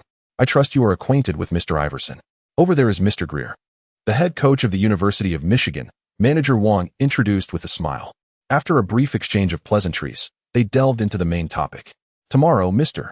Iverson will be in attendance throughout the match and will present the trophy to the victorious team, along with a commemorative photograph. I hope both coaches can arrange the pertinent details in advance. Just as Coach Zhang was about to speak, Coach Greer suddenly chuckled. Then I believe you can hand the trophy directly to me. No offense intended, but your team is certainly not on our level. Zhang Mingdong's expression darkened at this remark. Coach Greer, let's not speak too hastily. This is not bravado, but rather the truth, Greer replied, his eyes narrowing slightly with an unmistakable air of arrogance. A player like Jordan Poole would be invincible in your country, mark my words. After tonight, you'll understand. That evening, Li Feng visited a bar to unwind. After days of rigorous training, it was a well-deserved respite. A balance of work and leisure could also serve as an early celebration for the anticipated success of tomorrow's match. However, as Li Feng leaned against the bar, preparing to order a drink, a foreign-accented black player approached him. Chapter 12, what a show-off. Do you really think you're Jordan? The black player, holding an empty glass, unceremoniously bumped into Li Feng, towering over him as he sneered. Kid, haven't you got eyes? Get out of my way. Waiter, another glass of bourbon. Upon hearing these words, Li Feng couldn't help but furrow his brow. As he turned his head, he felt that the person before him seemed somewhat familiar. After pondering for a moment, Li Feng suddenly understood. Isn't that Jordan Poole? A marvel in the warriors, a wizard in the wizards. However, Li Feng, who shows no leniency even towards Allen Iverson, would hardly give the Tea Emperor any respect. He boldly remarked, have you not been taught how to queue in your country? Upon hearing this, Jordan Poole turned his head towards Li Feng, revealing a classic expression of disdain. Who are you to dictate to me? What are you even worth? Let me remind you, I was once a 4-star high school player in the entire nation. Do you comprehend the significance of being a 4-star high school athlete, kid? However, ignorance is bliss. Now, close your mouth and scram, and I might just forgive you. The Tea Emperor was lofty in ambition. After joining the Warriors, he had the audacity to challenge both Green and Clay, so he certainly wouldn't pay heed to someone like Li Feng. Moreover, Poole was currently being specially recruited by the University of Michigan as a 4-star high school player and was even a starting player. He was brimming with confidence, naturally looking down on others. Yet, at this moment, Li Feng showed no signs of yielding. With narrowed eyes, he pressed his hands on the table and rose directly to his full height. Standing over 2 meters tall, coupled with his solid muscles, he exuded an imposing presence that somehow overshadowed his opponent. Just who do you think you are, Jordan Poole, to consider yourself akin to Jordan? To boast in China? You truly think yourself worthy? At that moment, a group of tall foreign players gathered around the bar, encircling it completely. What's the matter, Poole? Is this guy looking for trouble? Should we show him what we're made of, treating it as a warm-up for tomorrow's match? How could a worthless individual from such an underprivileged country comprehend the value of a 4-star high school athlete? Merely a waste. Jordan Poole paused slightly. Kid, have you heard of my name? It seems you possess some knowledge. After all, I am destined to become the king of the NBA. In recognition of our acquaintance, I shall grant you an opportunity to apologize, and I will consider today's incident as if it never occurred. Otherwise, you shall surely regret it. Li Feng disregarded his arrogance and replied directly, regret? With your level, do not even think about it. You are merely a cold-blooded shooter. It would be wise for you to recognize your limitations to avoid being humiliated later. Upon hearing this, Jordan Poole's expression darkened instantly. Humiliated? Who dares to humiliate him? He is the top scorer from the University of Michigan, a starting guard averaging 15 points per game last season in the NCAA. How could he possibly endure such ridicule from a mere passerby? Kid, if you're unconvinced, I offer you a chance. Let's south head to the court at the entrance and shoot 3 shots. But if you lose, you shall kneel and crawl beneath my legs. What do you say? Do you dare accept? As Poole finished his words, the crowd erupted into cheers, anticipating Li Feng's reaction, convinced he would be terrified into submission. However, Li Feng calmly responded, "And if you lose? Me lose? You really dare to imagine that, kid? If I lose, you may have your way with me." The crowd moved towards the court, for they believed the team's scoring king, Jordan Poole, could not possibly lose. Poole disdainfully allowed Li Feng to take the first shot. He was eager to demonstrate the vast chasm in their abilities. As Poole calculated his approach, he thought to deliver a resounding block on Li Feng when he attempted a layup, teaching him a lesson about prowess. Yet, upon receiving the ball, Li Feng exhibited no fear. This was the perfect opportunity to test his recent progress. With a rhythmic dribble, Li Feng advanced steadily. Poole, seeing his seemingly non-threatening demeanor, shrugged dismissively. "Come on, kid, I'll let you in. You won T-score anyway." Poole was confident that once Li Feng approached, he would deliver a decisive rejection.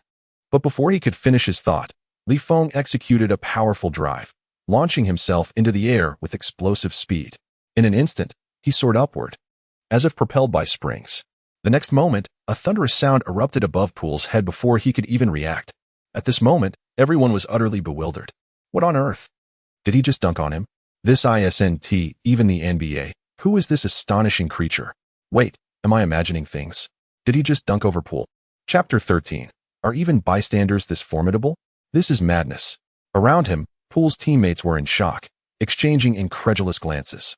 Jordan Poole, once a 4-star high school sensation across the nation. Although not particularly known for his defensive prowess, he was undoubtedly the epitome of excellence at the University of Michigan, even regarded as the absolute core of the team. Yet here he was being dunked on, in this distant foreign land, by an unknown bystander. Everyone was so astounded that they were rendered speechless. It's crucial to understand that dunking on a retired player of Iverson's stature is an entirely different challenge than dunking on a core player in the prime of their NCAA career. Poole was momentarily stunned, the alcohol he had consumed earlier now awakening his senses. "Is this all you've got? Don't bore me, kid." Li Feng delivered a sharp retort, striking at the heart of the matter. Poole's expression darkened as he muttered, "That was merely because I was taking it seriously." "Don't get too cocky, you little brat." Taking a deep breath, Jordan Poole prepared to engage seriously. As he received the ball, he executed 2 quick feints. Observing Li Feng's shift in balance, he swiftly launched a 3-point shot. With a deft maneuver, the ball sailed past Li Feng and found its mark in the net. Swish.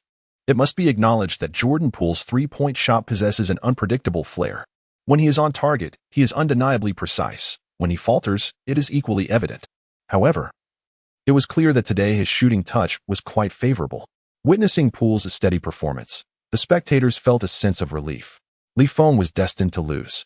"Kid, I was merely toying with you earlier, but from this moment on, you won't score a single point, mark my words." Poole, brimming with arrogance, waved his finger at him. He recalled Li Feng's previous dribbling, which was sluggish, resembling that of an elderly lady, posing no threat whatsoever. His own dazzling ball handling could easily outshine Li Feng by leaps and bounds. To be frank, if he desired, Jordan Poole could effortlessly intercept Li Feng or force him into a mistake. As the offensive turn shifted back to Li Feng, Poole aggressively closed in, intent on disrupting Li Feng's dribbling. "You're too slow, kid." Poole seized the opportunity, extending his right hand for a steal. But just as he was about to make contact with the basketball in Li Feng's possession, Li Feng suddenly lowered his center of gravity. The basketball, responding to his shift, bounced twice rapidly. Thump, thump. The ball soared back up, and with a smooth pivot, Li Feng deftly eluded Poole's defense. In a swift, low layup, he sent the ball through the hoop. "You're about to lose," Li Feng said with a slight smile. He had anticipated that his opponent might target his dribbling, as most tall players struggle in that area. Yet, Li Feng's ball handling skills had reached an impressive 80 points. He was merely feigning a weakness. It would not be so easy to steal the ball from him. Poole was taken aback by Li Feng's remarkable control over the basketball, which allowed him to instantly alter his dribbling choices based on his movements. "Kid, the game is far from over." Poole inhaled deeply, his brow furrowed. If he could execute this crucial offensive and defensive play effectively, defeating Li Feng would still be within reach. Poole began by cautiously probing left and right, then suddenly executed a feint for a jump shot. His gaze lifted towards the hoop, his actions strikingly realistic. Having been threatened by Poole's previous three-point shot, Feng fell for the deception, shifting his weight. Seizing this moment, Poole swiftly cut inside towards the basket. You think you can compete with me? Your experience pales in comparison. Poole grinned triumphantly. What is the difference between me and Jordan on the playground? The onlookers marveled in unison. Poole's triple threat is indeed too convincing. During practice, I can't count how many times he outsmarted me. Using this trick against this kid is akin to using a cannon to swat a fly. Haha.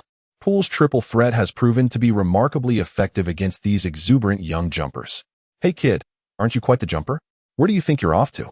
However, in the next moment, the laughter ceased abruptly, for they witnessed Poole preparing to execute a leisurely layup when suddenly, a figure burst forth from behind him. And who else could it be but Feng? Thud. Feng unleashed a thunderous block, pinning the basketball firmly against the backboard. The sheer force of the impact caused the ball to slightly deform. All who beheld this spectacle were left in utter disbelief, their mouths agape, with a few of the onlookers' eyes nearly popping out. Surely, this individual's athletic prowess is beyond comprehension. Not only at Michigan State University, but even among all colleges across the nation, he ranks among the elite. Amidst the astonishment of the crowd, Feng heard a system notification ringing in his ears. Ding dong. Congratulations to the host for your extraordinary insight. You have comprehended the A-level skill triple threat during your encounter with the opponent. Would you like to learn it? Feng's thoughts stirred. An A-level skill, of course, he would seize the opportunity to learn. In the next moment, he felt a wondrous sensation surge through his body. His mind and physique experienced a cleansing transformation as an array of basketball techniques and intricacies melded into his very essence. Intriguing, Feng smiled faintly, preparing to launch his next offensive move. At this moment, Poole sensed something amiss. He was astonished to discover that Feng was far more formidable than he had anticipated. Consequently, he tightened his nerves, bracing himself for the challenge ahead. His intention was to first overpower Feng, followed by a jeer. Come on, kid. I will show you what it means to be an impenetrable defense. You are doomed. Meanwhile, Feng remained unfazed. Receiving the ball beyond the three-point line, he began a series of probing moves. Then, as he made a decisive thrust to the right, he executed a swift, sharp step. The sudden change of pace sent a jolt of tension through Poole's mind, yet he resisted the urge to react. Sure enough, Feng quickly retracted and transitioned into a rapid shooting motion. Poole grinned widely. I've got you now? His body involuntarily leaped forward. But Feng did not take the shot. Instead, he opted to lower his center of gravity and drive forward once more. Oh no. In an instant, Poole realized that the situation had turned dire. This is the three-threat feint. He never anticipated that Feng would utilize his most frequently employed tactic against him. The key point is that this fellow's three-threat maneuver was indeed so convincing that it even deceived himself. Paul lacked the terrifying explosiveness of Feng, and after being tricked into a false position, he found it utterly impossible to contest the shot. Whoosh. In the end, he could only watch as Feng effortlessly executed a layup. At this moment, Poole was utterly dumbfounded. 3-1. He had actually lost. To an obscure Chinese player? The audience was in shock. How could Poole possibly lose? After all, he was a four-star high school athlete. There was something amiss. This was unfathomable. Surely, I must have had too much to drink. Dear God, this dream is utterly absurd. At this juncture, Poole was rendered speechless, his face a canvas of astonishment and bewilderment. Feng stepped forward, thrusting the basketball into Poole's arms. Then he slowly spoke. Remember, this is not a place for you to act recklessly. From now on, when you see me, keep your words clean. Chapter 14. Even Iverson has come, yet you still choose to show off? It was at this moment that the expressions of a few individuals present turned notably grim. They were members of the University of Michigan's varsity team, a legitimate NCAA Division I team. Their trip to China was merely an invitation from Beijing University to partake in an exhibition match. Prior to the game, they had researched the prowess of this so-called strongest university team in China. To their surprise, it was merely of average caliber. The entire roster contained few players who could truly dazzle. Most would be relegated to the status of benchwarmers in the NCAA. Consequently, Poole and his companions had dismissed these self-styled Beijing DeRozan and East District LeBron players entirely. It was only the night before the competition commenced that they chose to indulge in a bit of libation. However, They were taken aback when they encountered an ordinary passerby who turned out to be remarkably formidable. Paul's countenance paled, but fortunately, Li Feng refrained from making things difficult for him. He merely lowered his head and admitted his fault. I understand. I shall tread carefully henceforth, Paul mused. Not out of genuine repentance, but rather because he believed he would likely never cross paths with Li Feng again. Li Feng, disinterested in prolonging the encounter, spoke directly. Consider this a warning. Should I catch you faltering again, I swear I will send you home in tears. Understood, Paul replied. Once Li Feng departed, a collective sigh of relief washed over the group. What on earth is this guy's background? He is incredibly strong. Tomorrow, when we face Beijing University, will they be just as formidable? It seemed they truly needed to take this seriously, for otherwise, they might face a disastrous outcome in the ensuing matches. At that moment, they were all awestruck by Li Feng's formidable prowess. Naturally, they began to ponder whether Beijing University possessed a depth of talent comparable to Li Feng's. Perhaps their strength might even surpass his? Reflecting on this, a sense of regret for their earlier overconfidence began to settle in. Tomorrow, we must unleash our full potential. Their eyes were ablaze with fervent determination. The following day, the anticipated exchange match commenced as scheduled. The contest between Beijing University and the University of Michigan garnered significant attention from numerous media outlets and journalists across the nation. Prior to the match, Coach Zhang Mingdong reiterated the importance of this event to his team. Notably, NBA star Allen Iverson would be present to observe the entire game. The victorious team would earn the opportunity to take a photograph with him. Regardless of the motivations behind it, I hope you all bring your best performance to secure victory. The team members were eager and attentive, with many ardent fans of Iverson brimming with excitement. They had never imagined that their idol would be present to witness their match. This is truly exhilarating. At that moment, Lu Ranran suddenly spoke with a smile. Li Feng, didn't you claim to have defeated Iverson? Now that he is actually here in person, I wonder how you will maintain that fade. Upon hearing this, the crowd erupted in a chorus of quiet laughter, fully aware that Li Feng was merely boasting. Li Feng cast a sidelong glance at Lu Ranran, his thoughts preoccupied with the upcoming match, leaving little room for elaboration. Subsequently, the principal players from both teams approached the center of the court, accompanied by their respective coaches, for a pre-game cordial exchange. As Li Feng sat on the bench, gazing into the court, he suddenly recognized some of the players from the University of Michigan. They seemed rather familiar. Wait a moment. Isn't that the formidable pool whom I bested last night? It turns out they are the adversaries of Peking University today. Li Feng turned to the assistant coach, Chen Zhenghua, and said, Coach Chen, I triumphed over that very pool yesterday. Allow me to take the court. Chen Zhenghua dismissed Li Feng's words with utter indifference, his expression rife with contempt. Li Feng was merely a neophyte who couldn't even secure a place as a substitute. To assert that he had vanquished a key player from the NCAA League? Preposterous. Previously, he claimed to have defeated Iverson, and now he boasted of overcoming Jordan Poole? Just listen to the absurdity of your own fabrications. It is laughable. What would you say if LeBron James were here today? Would you then claim to have triumphed over him as well? Before Li Feng could provide any further explanation, at this moment, Lu Ranran directly thrust a large package into Li Feng's arms. Instead of boasting, one ought to contribute meaningfully to the team within their capacity. Ensure the players have adequate hydration. When they come off the court, be observant enough to wipe their sweat and fan them. Surely, this is a task you can manage? After uttering these words, Lu Ranran shot him a disdainful glance, filled with contempt. Li Feng, however, did not relent and retorted, Why don't you do it? Lu Ranran, accustomed to being pampered, was incensed by Li Feng's audacity to counter her. What is with your attitude? You object to doing a simple task? Are you so busy? Indeed, I still have to crush them in a moment. Li Feng replied with earnestness, which only served to infuriate Lu Ranran further. The others, feeling exasperated, chose to ignore Li Feng, believing that conversing with such an individual was a waste of breath. Just focus on the game and learn something from it. Don't be like some people who can only boast all day, Chen Zhenghua remarked lightly to the substitutes. Everyone recognized he was referring to Li Feng and could not help but chuckle.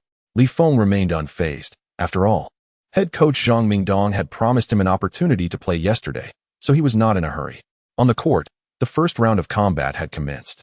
Captain Zhao, having just crossed half-court with the ball, found himself besieged by the University of Michigan players. With seasoned experience, he swiftly passed the ball to a teammate and then, utilizing their screen, accelerated towards the paint. Faced with defensive support, Captain Zhao accurately located Wang Chong in the corner. Catch it. At the moment Wang Chong received the basketball, he executed a quick shot, just when everyone assumed the ball would score. University of Michigan's Coach Greer chuckled behind his hand. They think they can score with this? How naive. Chapter 15, A Complete Mockery. The Unstoppable University of Michigan. As the basketball soared from Wang Chong's fingertips, a shadow descended from above. Smack. This is precisely Miles, the small forward from the University of Michigan. Standing at an impressive 2.04 meters, he is an exceptionally gifted African-American athlete. With a swift motion, he directed a powerful hand towards the rim. Although he did not execute a definitive block, he effectively altered the trajectory of the basketball. Thud. The ball struck the rim with considerable force before being seized by a Michigan player for the defensive rebound. What followed was a seamless and rapid counterattack. Poole surged towards the basket and casually tossed the ball skyward. In an extraordinary leap, Miles soared into the air, cradling the ball with both hands, and emphatically slammed it into the hoop. Boom. A flawless alley-oop. At this moment, the University of Michigan established an early dominance, exhibiting an astonishing strength from the very outset of the match. Subsequently, the entire team displayed an exceptionally vigorous performance. Within just 3 minutes of the game's commencement, they had already delivered 3 dunks, 2 blocks, and 1 steal, propelling the score to 8-0 without conceding any mercy to their opponents from Shijingshan University. Zhang Mingdong wore a grim expression, astonished by the significant disparity that emerged so early in the contest. At this moment, he decisively called for the first timeout to reassess the strategy. The University of Michigan, witnessing their opponents falter so easily, fell into a brief silence. Just by intensifying their focus slightly, they managed to render their adversaries scoreless. The disparity is far greater than one could imagine. Are they truly this inept? After a moment of silence, the crowd managed to utter such a statement. After all, just yesterday, we encountered a mere passerby who seemed so formidable. It dawned upon me that we must have indulged in too much alcohol yesterday, leading to our misconceptions. The group exchanged knowing smiles, finding this reasoning quite plausible. At this moment, Jordan Poole regained his former confidence and spoke. In that case, let us indulge in a little playful jest with them. As the match progressed, the scoreboard flickered anew, displaying a score of 13-0. The gap between the two teams had astonishingly widened to double digits. During this sequence, Poole even executed an exceedingly flamboyant, almost provocative street ball maneuver to score a basket. The head coach of the University of Michigan, Juan Howard, smiled slightly and turned to his assistant, Zhang Mingdong, saying, "Coach Zhang, it appears your players still possess a touch of naivety. I mentioned that they are unable to contain Jordan Poole. Do you perceive any shortcomings? Or are you perhaps withholding a secret weapon?" Haha. The unabashed mockery naturally left Zhang Mingdong somewhat embarrassed. However, given his own subpar performance, he found himself at a loss for words. The University of Michigan subsequently unleashed a relentless onslaught, demonstrating a one-sided dominance. Blocks, steals, and fast breaks. They stormed into the paint of Shandong University as if it were an unguarded territory, ruthlessly ravaging their rim. Meanwhile, Wang Chong, the primary scorer for Shandong University, found himself utterly stifled by the defense. The outcome seemed to have long since lost its suspense. In the following offensive possession, Captain Zhao dribbled past half-court. Seizing the moment, he passed the ball to Wang Chong, who was open on the perimeter. Yet, having previously been intimidated by a block, Wang hesitated unusually before taking the shot. In the blink of an eye, the University of Michigan's double team closed in. Jordan Poole, quick on the draw, executed a steal with precision. In that instant, the basketball soared directly towards the out-of-bounds line. Wang Chong and Jordan Poole dashed forward to contest for the ball. However, the ball flew with remarkable speed, seemingly on the verge of crossing the boundary. A surge of relief washed over Wang Chong. Fortunately, it would be the opposing team that would lose possession, which was not a significant issue. Yet, at that moment, Poole leaped dramatically towards the out-of-bounds area. In midair, he seized the basketball and, with a swift pivot, hurled it fiercely towards Wang Chong, striking him squarely on the head. Thud. The basketball collided forcefully with Wang Chong's skull before careening out of bounds. The referee's whistle pierced the air, ruling that the ball had gone out of bounds off Beijing University. Wow, splendid. Poole and his teammates erupted in jubilant high fives, showing no remorse for the impact on their opponent. Instead, they appeared to revel in the misfortune of Wang Chong. Damn, This group is utterly relentless. The scene left many media representatives and journalists present in a state of indignation, believing that the actions of the University of Michigan lacked the spirit of sportsmanship. Even Zhang Mingdong and Chun Zhenghua could no longer remain passive and rushed to confront the opposing coach. However, Coach Greer of the University of Michigan merely shrugged and nonchalantly remarked, "If you're lacking, just practice more." After all, this approach is permissible within the confines of the rules. Although the players from Shangjing University were extremely furious and began their counterattack, this was not the stuff of youthful manga. Bonds between comrades and anger towards adversaries were insufficient to conjure miracles. The disparity in strength between the two teams remained an insurmountable chasm. The outcome of the match seemed already sealed. Chapter 16. Li Feng takes the court. I'm here for you. As the second quarter concluded, the score stood at 39-14. This score is utterly disgraceful. The University of Michigan's scoring was as effortless as sipping water. In stark contrast, the team from Shangjing University struggled as if they were overindulging at a hot pot feast. The prowess of the University of Michigan is simply on an entirely different plane. Wang Chong, the team's primary scorer, not only failed to score but also committed several egregious errors during the first half of the match. Returning to the sidelines, Coach Zhang Mingdong was visibly furious. "What on earth were you doing out there? Wang Chong, do you even know how to play basketball? Allowing the opposing team to be so arrogant, how shameful. You all seem so confident during practice. Why is it that when it counts, you can't muster a single sound?" Upon hearing this, the team members lowered their heads in silence. At this moment, everyone felt a simmering frustration but were unable to express it. The opposing team was simply too formidable. They were genuinely outmatched. Particularly, that player named Jordan Poole, though insufferable, was undeniably talented. After executing a series of flashy dribbles, he effortlessly sank a three-pointer, rendering any defense futile. Coach Zhang Mingdong's expression darkened further, for he realized that despite Wang Chong's dismal performance, there was not a single other player on the team capable of stepping up. It was a tragic realization. At this juncture, Li Feng, standing idly by, nonchalantly remarked, "If you had let me play earlier, we wouldn't be in this predicament. That guy is no match for me." However, the team was too engulfed in their own frustrations to appreciate his words, perceiving them merely as idle banter. "Kid, this isn't your moment to speak. Keep quiet," Chun Zhenghua shouted, harboring a long-standing disdain for Li Feng, especially given the current circumstances. Lu Ranan, nearby, scoffed, "Humph, mere words won't win us the game. Do you think everyone else is incapable? If you're so confident, go out there and defeat them. It's not that difficult." Li Feng shrugged, exuding an air of ease. The members of Shangjing University regarded him with disdain, convinced that he was merely a loudmouth. Jordan Poole's prowess was evident to all. He was simply on a different level than domestic players.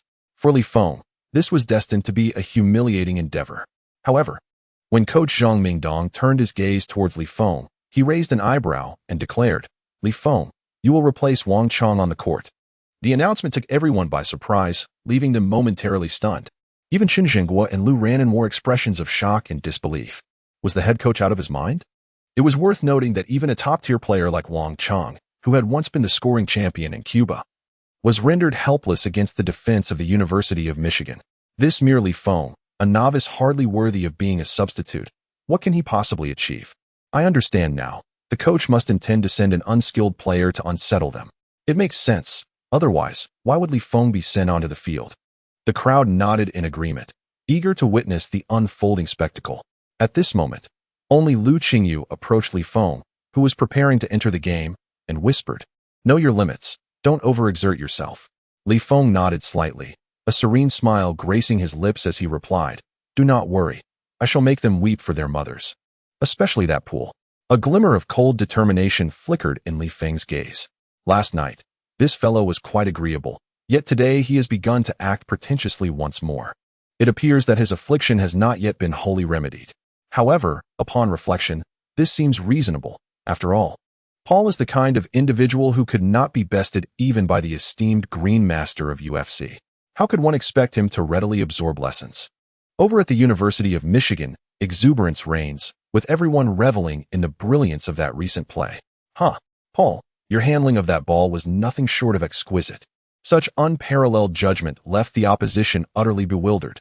It brought me to fits of laughter. It seems this so-called Peking University is indeed not as formidable as it claims, warranting little concern. Following his recent triumph, Paul is now brimming with confidence. He smiles and confidently addresses the crowd, saying, "Well, we certainly overindulged yesterday. If I encounter that fellow again today, I will ensure he pays the price." Miles and the others concur, recognizing the truth in his words. It appears they truly had too much to drink last night and were lost in delusions. After all, how could a Chinese player possibly possess such explosive athletic talent? This is evidently unreasonable. Perhaps even that person, Feng, does not exist at all. However, as the crowd chuckled and returned to the arena, they suddenly encountered an astonishing sight.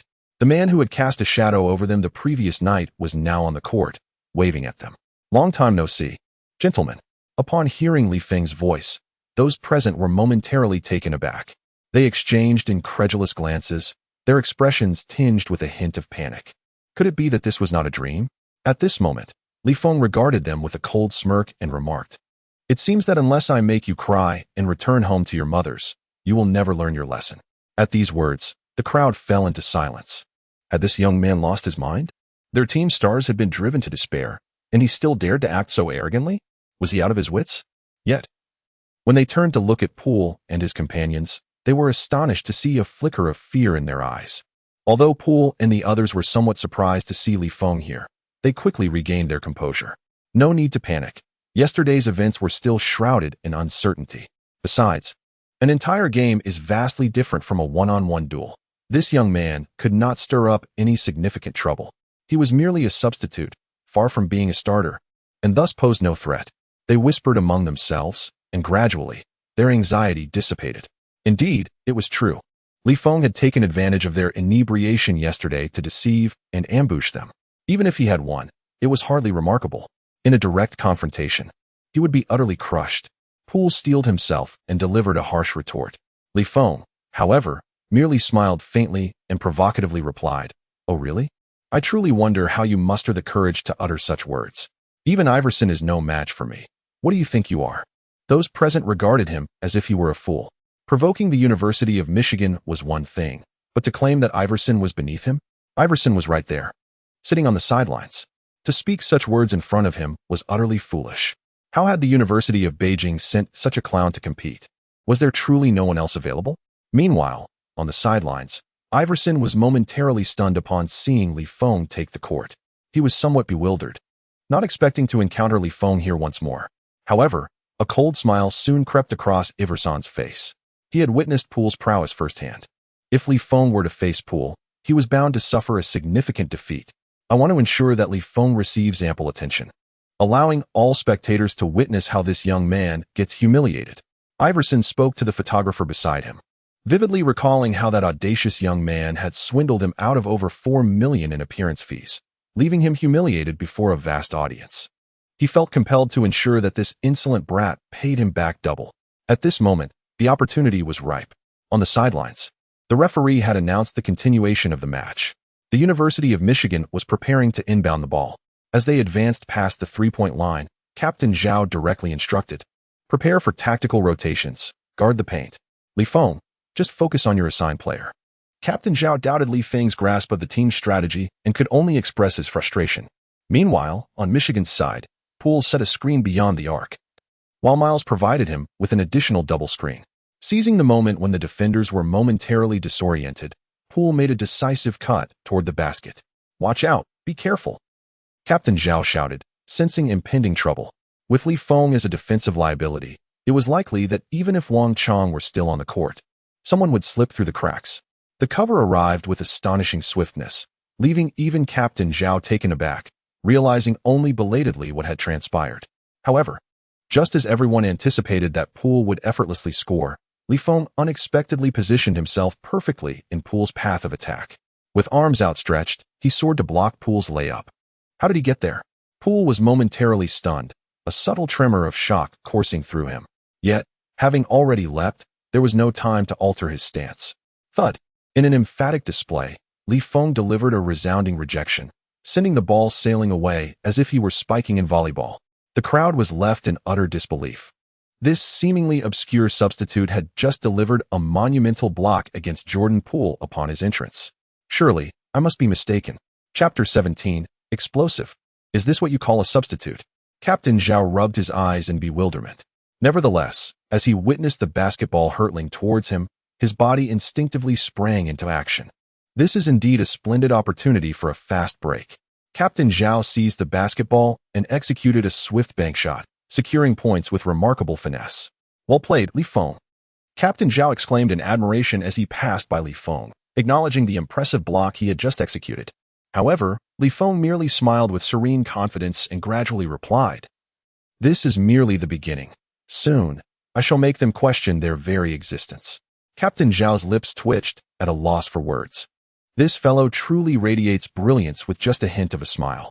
Upon witnessing Li Feng's demeanor, Lu Ranran merely cast a fleeting glance. Humph, merely fortunate. I cannot fathom what there is to boast about. Many others shared the sentiment that Li Feng would not be so fortunate in his next endeavor. To provoke one's opponent with harsh words at such a moment is undeniably an act of folly. Subsequently, the University of Michigan launched another offensive, executing their pick-and-roll strategy with unparalleled finesse.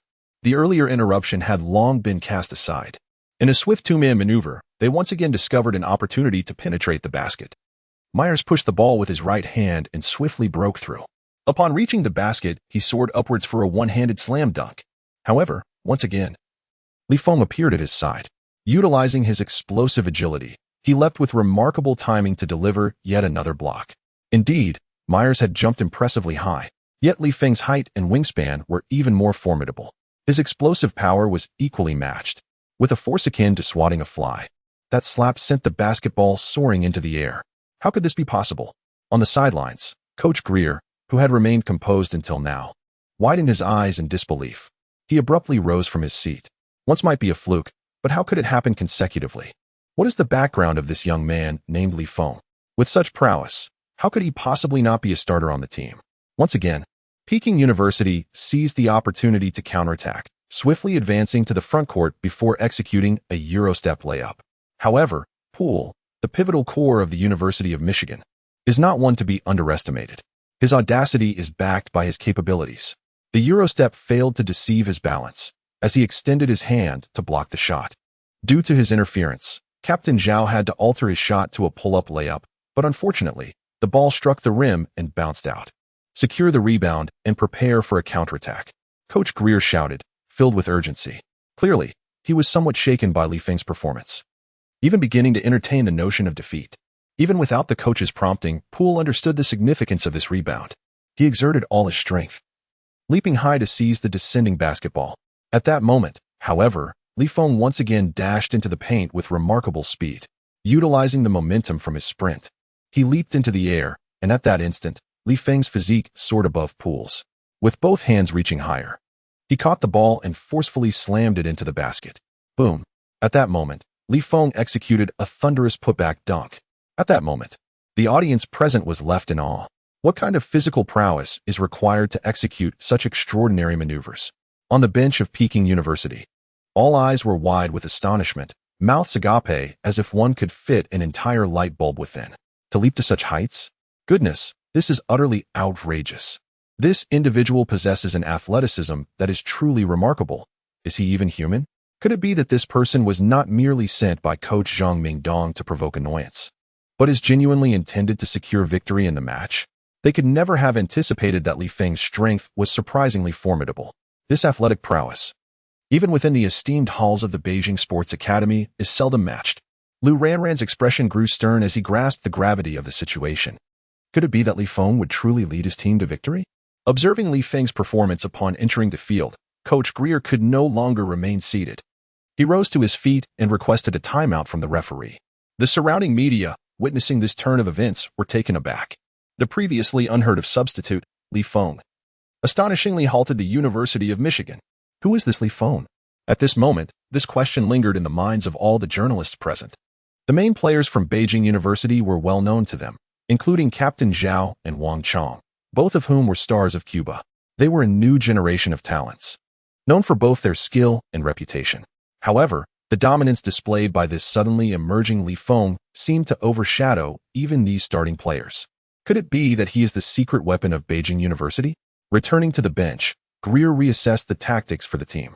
On the offensive end, focus on finding opportunities beyond the arc and try to avoid that kid. His defensive prowess is formidable and difficult to counter. Although Greer was reluctant to admit it, Li Feng's height, wingspan, and terrifying explosiveness truly made him an impenetrable barrier on defense. The team nodded in agreement, refraining from further comments. However, Jordan Poole scoffed disdainfully, thinking it absurd that he should have to avoid Li Feng. Impossible, absolutely impossible. Clenching his fists, Jordan glared at Li Feng with determination. He must make him pay today. Back on the court, Jordan dismissed the earlier advice from his coach. Avoid. He would never back down. With the ball in hand, he charged straight towards Li Feng for a one-on-one confrontation. He believed no one could defend against him, especially not Li Feng. Today, we'll settle old scores along with new ones. Jordan Poole looked down at Li Feng with an air of superiority. What's wrong? Aren't you scared after being blocked earlier? Li Feng wore a playful smile, his expression remarkably calm. Jordan was infuriated. I've never been looked down upon like this before. I'll make you dizzy. Just wait. Chapter 18. Secret Weapon. Li Feng, defend until you're overwhelmed. In response to Jordan Poole's provocation, Li Feng remained unfazed. Your trash talk is as weak as your skills, he retorted, disdainfully. After uttering these words, he lowered his defensive stance, arms wide. Come on, if you're still hungry, I'll give you another block. He was well aware that while his defensive skills might not be exceptional, his explosiveness and innate talent were outstanding. With Jordan Poole's limited moves, he would not escape Li Feng's defensive range. All right, if you can block me, I'll take your surname. Jordan Poole is indeed a competitive individual. At this moment, he has embarked on his performance. He skillfully weaves back and forth, executing a deceptive pullback motion before releasing the ball, performing a behind-the-back dribble, a crossover, and a spin. His dazzling and adept handling of the ball leaves the onlookers in awe. Truly magnificent. It is undeniable that he is Jordan Poole, and his ball handling is exceptionally stylish. However, elegance alone does not suffice. After concluding his dribbling, Jordan Poole still fails to shake off Li Feng's defense. As the shot clock winds down, he opts for a step-back jumper, launching a three-pointer against Li Feng's defense. At that very moment, Li Feng leaps into action, propelling himself upward with remarkable explosiveness, extending his right hand forward with great effort. Although Jordan Poole's three-point shot is a quick release, Li Feng's explosiveness is unmatched, allowing him to swat the ball away with one hand. The ball, having lost its momentum, falls to the ground. Incredible. Can he actually block that? The players from the University of Michigan are momentarily stunned, gazing at Li Feng in disbelief. Meanwhile, Jordan Poole's antics have raised Coach Greer's blood pressure. Didn't he instruct him to avoid Li Feng? What on earth is he doing? Yet, Jordan Poole insists to his coach, trust me, just give me the ball. My shooting is precise. I can definitely take him down. In the subsequent offensive possession, Jordan Poole adheres to his principle of disregarding, ignoring, and defying all odds. He relentlessly targets Li Feng, displaying an obstinate determination.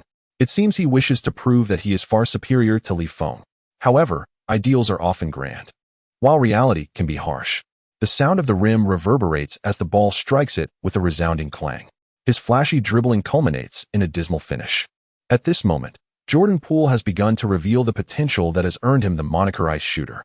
To the spectators, his performance evokes the impression of fierce effort juxtaposed with a disappointing record of 0-5. However, Coach Greer understands from the sidelines that this is not solely a matter of Jordan Poole's shooting touch. More significantly, the pressure exerted by Li Feng's defense is overwhelming. Despite several attempts to challenge Li Feng one-on-one, Jordan Poole has yet to score a single point. This prompts Coach Greer to call a timeout, insisting on placing Poole on the bench. Coach, believe me, I can definitely beat this kid. He is just a novice. He cannot be my rival. After all, I'm a four-star high school player. Trust me, I truly have the skills. Upon returning to the bench, Jordan Poole raised his hands in exasperation. He harbored an almost obsessive dedication to his shooting. However, Greer was evidently unwilling to engage in pointless conversation with him. He was acutely aware of Poole's unpredictable nature. When he faltered, he did so with a severity surpassing that of iron itself. It was prudent to remain composed while seated on the bench. When competing against weaker teams, one might indulge in reckless shots without consequence. Yet, Li Feng's performance instilled a formidable sense of pressure, rendering them vulnerable to an inadvertent defeat. In such circumstances, failure is not an option. Unlike the tense atmosphere at the University of Michigan, Upon returning to the sidelines, Li Feng appeared remarkably relaxed and at ease. The players from Beijing University, displaying their understanding, graciously offered him a seat. Once seated, Li Feng turned slowly to Lu Ranran and said, "Please fetch me a bottle of water. Are you not going to get it yourself?" Lu Ranran replied with evident reluctance, turning her head away and completely ignoring him. However, at that moment, a slight smirk tugged at the corners of Li Feng's mouth as he remarked, "Did you not say that fetching some water and wiping off sweat would be a contribution to the team? What? Are you too busy?" You. Hearing Li Feng use her own words against her, Lu Ranran's face flushed with anger. Yet, she found herself at a loss for words. At that moment, Coach Zhang Mingdong approached, gently patting Li Feng on the shoulder and saying, "You performed admirably just now. I knew I was right about you. The team will need your utmost effort on the defensive in moving forward." "No problem," Li Feng replied with a calm smile. It seemed his playing time was assured. Having achieved the minimum goal of the system task, a 10-minute appearance was certainly within reach. The next challenge was how to secure greater rewards. The system had made it abundantly clear that the reward ceiling would be determined by his performance. Thus, Li Feng directly stated, "Coach, allow me to take the lead in offense later." After all, the team's attacking efforts predominantly relied on counterattacks following his defensive plays. The players were not particularly efficient in ball-handling offense and lacked the ability to disrupt the opponent's formation during positional battles. Overall, developing an effective offense was quite challenging. By requesting to take on the primary offensive role, Li Feng aimed to alleviate some pressure from the team. Moreover, given his remarkable aptitude, he had fully grasped the team's primary tactics within just a few days of joining. Taking on the role of the main attacker would pose no issue at all. However, at that moment, assistant coach Chen Zhenghua coldly interjected, "Kid, don't think that a few contributions on defense entitle you to lead the offense. Can you handle the ball? With your clumsy dribbling, you'll just end up making mistakes on the court. Offense? That's laughable. Let me tell you, just focus on your defense, and after this game, we'll work on getting you a substitute position to hone your skills for a few more years." Although the other teammates felt hesitant to openly mock Li Feng after his impressive defensive performance, they secretly thought he was overestimating his abilities. Even in the NBA, many role players are solely defensive specialists without offensive prowess. Take Draymond Green from the Warriors, for instance, a quintessential example. Even at the peak of the Warriors dynasty, he lacked the capacity to create his own shot, at best sneaking in a corner three-pointer. Players who excel in both offense and defense are exceedingly rare. And even throughout history, such players are few and far between. Li Feng's ambition to assume the role of primary scorer in this level of competition seemed rather far-fetched. "Li Feng, I believe you should focus on your defense. That alone would be the greatest contribution to the team," Coach Zhang Mingdong remarked. Not overly harsh, but still expressing doubt about Li Feng's ability to manage ball control. Seeing the skepticism from those around him, Li Feng simply nodded in silence. Since they had no intention of allowing him to lead the offense, he would have to seek opportunities on his own. Captain Zhao, with the ball in hand, cautiously sought out offensive opportunities. Given the current struggles of the team's offense, each chance to score was hard-earned. Thanks to Li Feng's defense, the team had glimpsed a sliver of hope for counterattacks. He would not let this opportunity slip away. Bang, bang. He dribbled the ball on the perimeter, orchestrating his teammates' movements. However, he did not anticipate that during the execution of the fourth play, Li Feng would serendipitously appear at the culmination of the strategy. Li Feng had managed to create a flawless open shot. Captain Zhao raised an eyebrow. Such a golden opportunity was not to be squandered. He had no choice but to pass the ball. Li Feng, without hesitation, gently tossed the ball the moment he received it, sending it through the hoop. Swish. The basketball resonated with a crisp, precise sound as it entered the net. At that moment, everyone present was momentarily stunned. Li Feng had seamlessly executed the strategy to score? Many speculated that it might have been mere coincidence.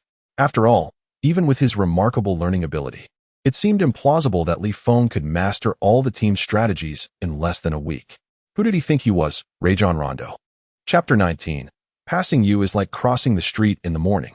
They had no idea just how remarkable Li Feng's understanding truly was. Initially, everyone believed this perfect open shot was merely a stroke of luck. Yet, in subsequent offensive plays, Li Feng consistently found himself in the most ideal scoring positions. At times, he even managed to create openings that astonished the coach. This is simply incredible. Captain Zhao gazed in astonishment at the open spaces that Li Feng frequently exploited. However, at this moment, He also comprehended a crucial truth. Li Feng had truly mastered the team's tactics. Naturally, Captain Zhao was delighted to see someone stepping up to score for the team. Consequently, in the ensuing match, the primary scoring focus of China.Enduring University inexplicably shifted to Li Feng, with a series of cuts and backdoor plays leading to layups. The synergy between Li Feng and Captain Zhao was even more harmonious than that with Wang Chang. For a time, the distinction of who truly constituted the starting lineup for China.Enduring University became blurred. Moreover, Li Feng was not merely content with executing the tactics. He boldly seized the ball to take matters into his own hands. How audacious! Did he really think he could go solo with his dribbling? It seemed he had become somewhat deluded after scoring a few points. He truly fancied himself a key player, while even Wang Chang struggled to score. What was he thinking? The starters from China.Enduring University, who had just faced humiliation, wore expressions of disdain. Li Feng had merely been fortunate enough to capitalize on a few easy opportunities beneath the basket. How pretentious! At that moment, Poole seethed, exclaiming, "Kid, you really underestimate me. With your mediocre skills, you dare to hold the ball in front of me? Just wait and see." Poole was already harboring a grudge, and Li Feng's provocation only fueled his ire. The players from the University of Michigan observed Poole's demeanor with a mix of sympathy and concern. Provoking Poole was sure to lead to dire consequences for Li Feng.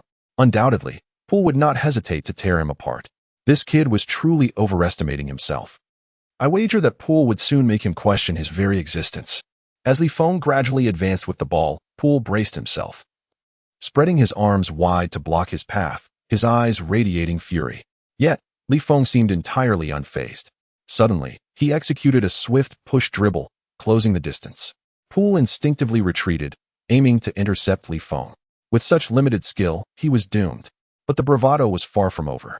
Li Feng swiftly transitioned into an intricate dribble, seamlessly executing a pronounced hesitation move. Whoosh! In an instant, he had maneuvered to Poole's side. Oh no, not this move again. Poole had previously been outsmarted by this very tactic, and now he found himself equally unable to defend against it.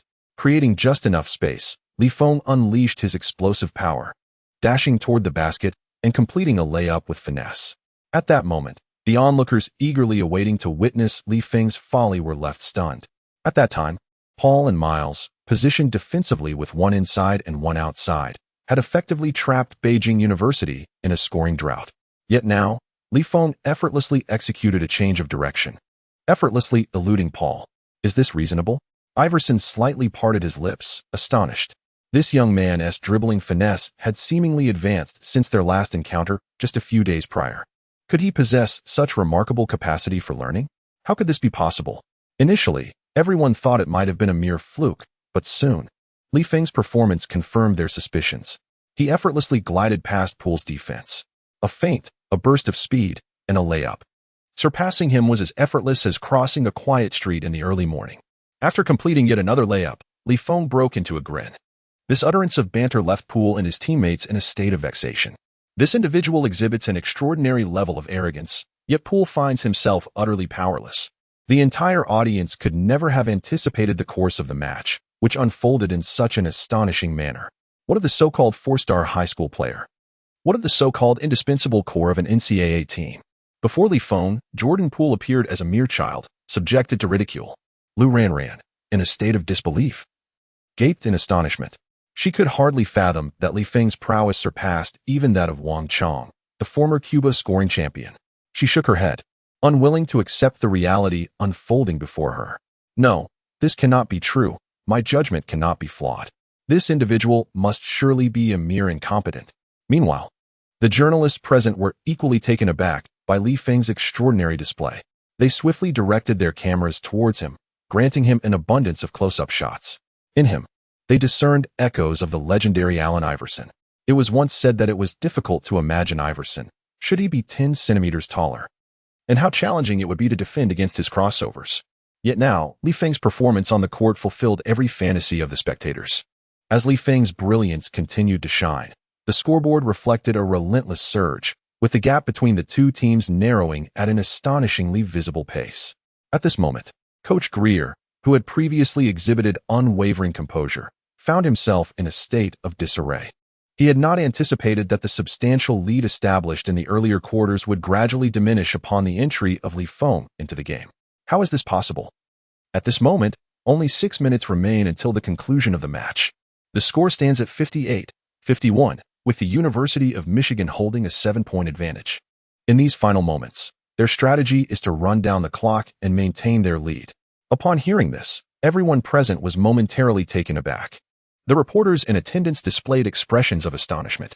The University of Michigan, which had once enjoyed a significant advantage and toyed with their opponents, now resorting to stalling for time? Could it be that they believe that if the game were to proceed normally, they might face defeat? Is it possible that Feng from the University of Shangjing is truly that formidable? At this moment, all eyes were fixed on Feng at the center of the court, their expressions filled with shock. Stalling for time seems futile. Feng gazed calmly at the players on the court, his demeanor relaxed. 6 minutes is an eternity. Subsequently, the players from the University of Michigan retracted their previous arrogance and hubris, beginning to delay the game as much as possible. Conversely, the players from the University of Shangjing fought fiercely for possession. Most importantly, with Feng serving as an impenetrable defensive barrier, the University of Michigan's offense became exceedingly challenging. Even their outside shooting required constant vigilance against the looming threat of Feng. The anxiety among the entire team was palpable the moment they gained possession. Memories of the fear instilled by Feng surged back. This has rendered them exceedingly hesitant in their actions, resulting in a disarrayed offensive performance. As time ticks away, the momentum for the University of Beijing to close the gap remains unabated. 62-60. With merely 2 minutes left in the match, Feng astonishingly leads his team to trail by a mere 2 points. At this moment, Michigan University's head coach Greer has exhausted his final timeout. No one can believe that Michigan, a formidable contender in the NCAA, is being challenged so intensely by the relatively obscure Feng. Even Greer himself did not foresee that what should have been a straightforward victory would be dragged into a climactic struggle. Poole, if given the opportunity to take the court, do you possess the confidence to vanquish him? At this moment, after sitting on the bench for 10 minutes, Jordan Poole confidently nodded and said, "Don't worry, coach. I've composed myself. Leave it to me, I will seize the game." Although Coach Greer harbored some doubts about his words, he found himself with no alternative. At this moment, one can only place faith in Jordan Poole's individual prowess. As Jordan Poole re-entered the court, Feng chuckled and remarked, "To be honest, you should have remained seated on the bench. That way, the defeat wouldn't be so humiliating." Jordan Poole's expression darkened. "Kid, all your trash talk is futile. I shall personally deliver the defeat of this match to you. I'll be waiting," Feng replied nonchalantly. With Jordan Poole's return to the court, a palpable tension enveloped the players, for, in terms of sheer capability, Poole surpassed all present on the court. It seemed they were approaching a decisive moment. Zhang Mingong pondered deeply, a flicker of concern crossing his eyes. He then shouted to the team, "Guard him. As long as we can contain him, victory is ours." On the court, Jordan Poole received a pass from his teammate and, with a sudden burst of speed, surged toward the paint. With a deft step back, he maneuvered around an opponent, finishing with a switch-handed layup. Whoosh! After evading the defensive help beneath the basket, he effortlessly executed a one-handed layup. While one might argue that Jordan Poole had his share of shortcomings in the NBA, in the collegiate league, he remained a force of unparalleled dominance. He effortlessly added 2 points, momentarily staunching the team's bleeding.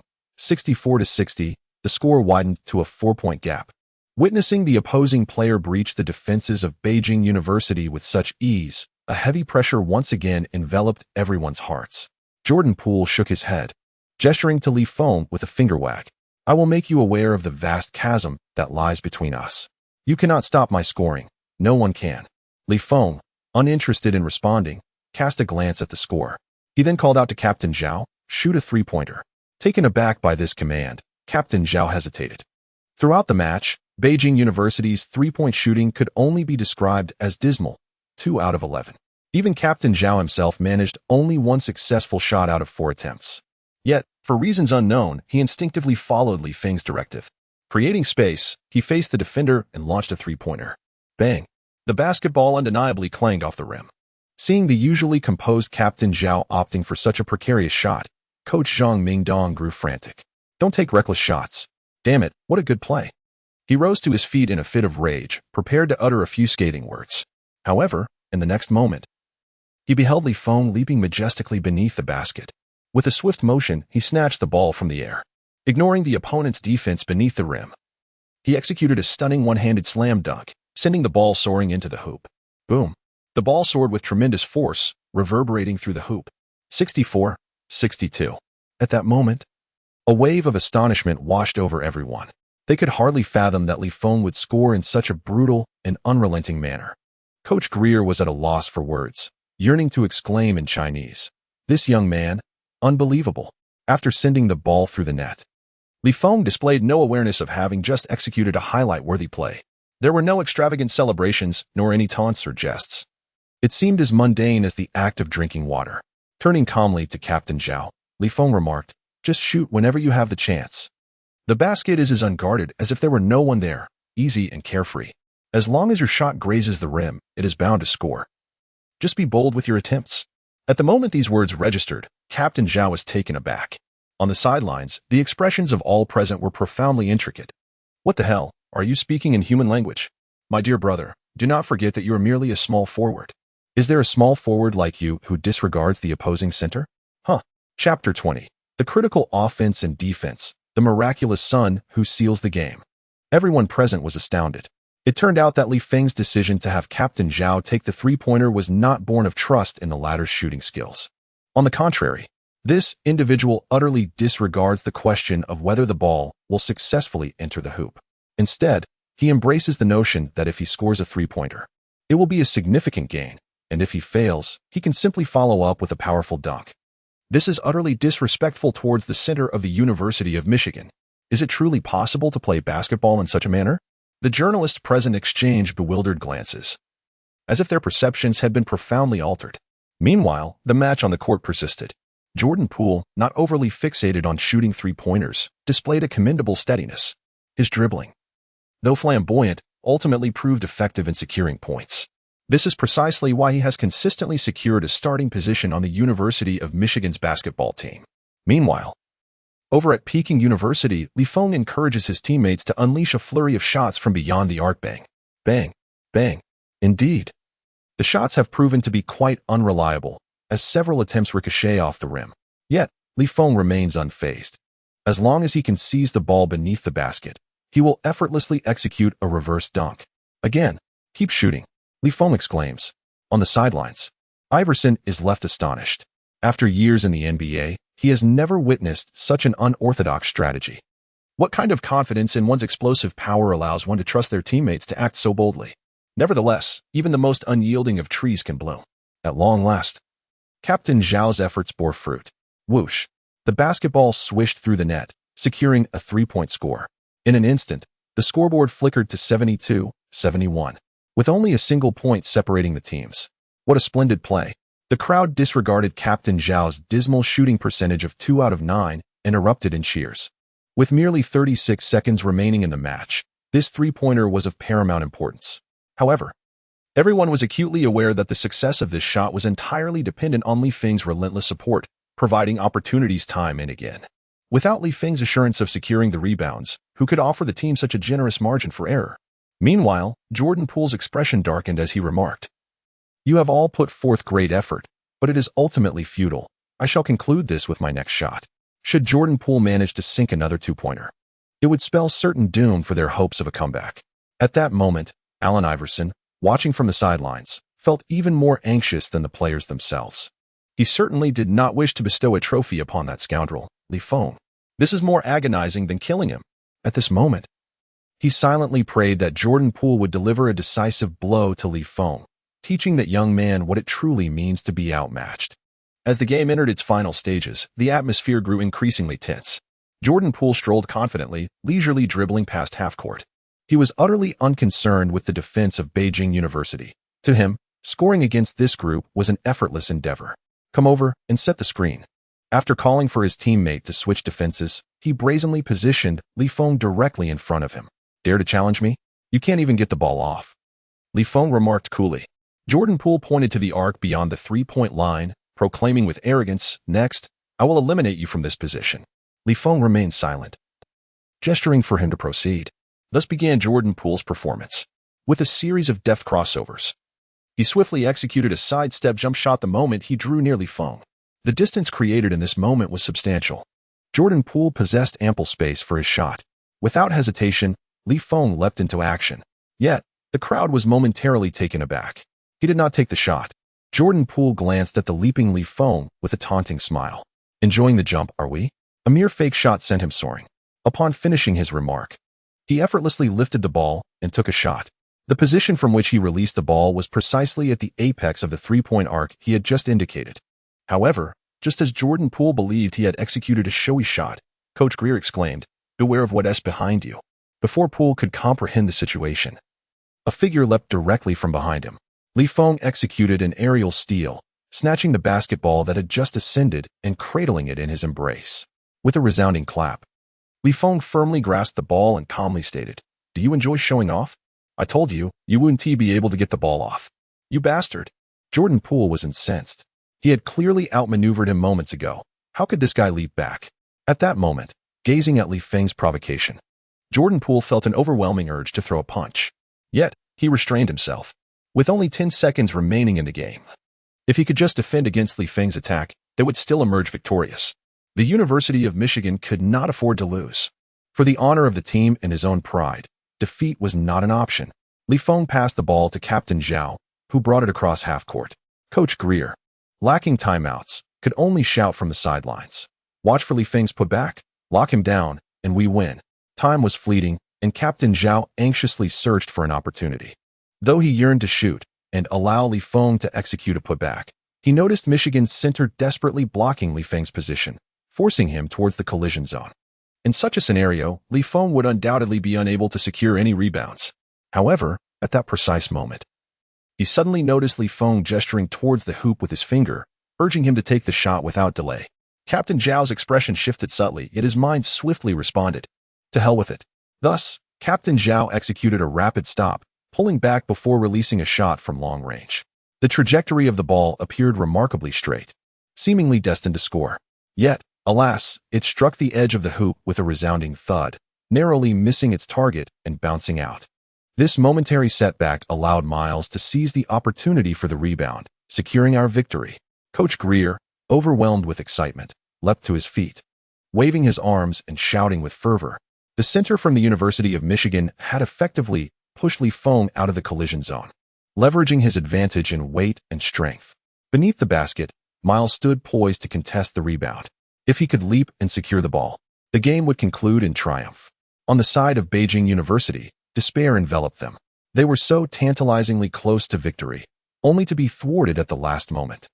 However, at that instant, the towering center who had been obstructing Li Feng suddenly felt a shift behind him. Turning to investigate, he was astounded to see Li Feng take a step back voluntarily, as confusion washed over him.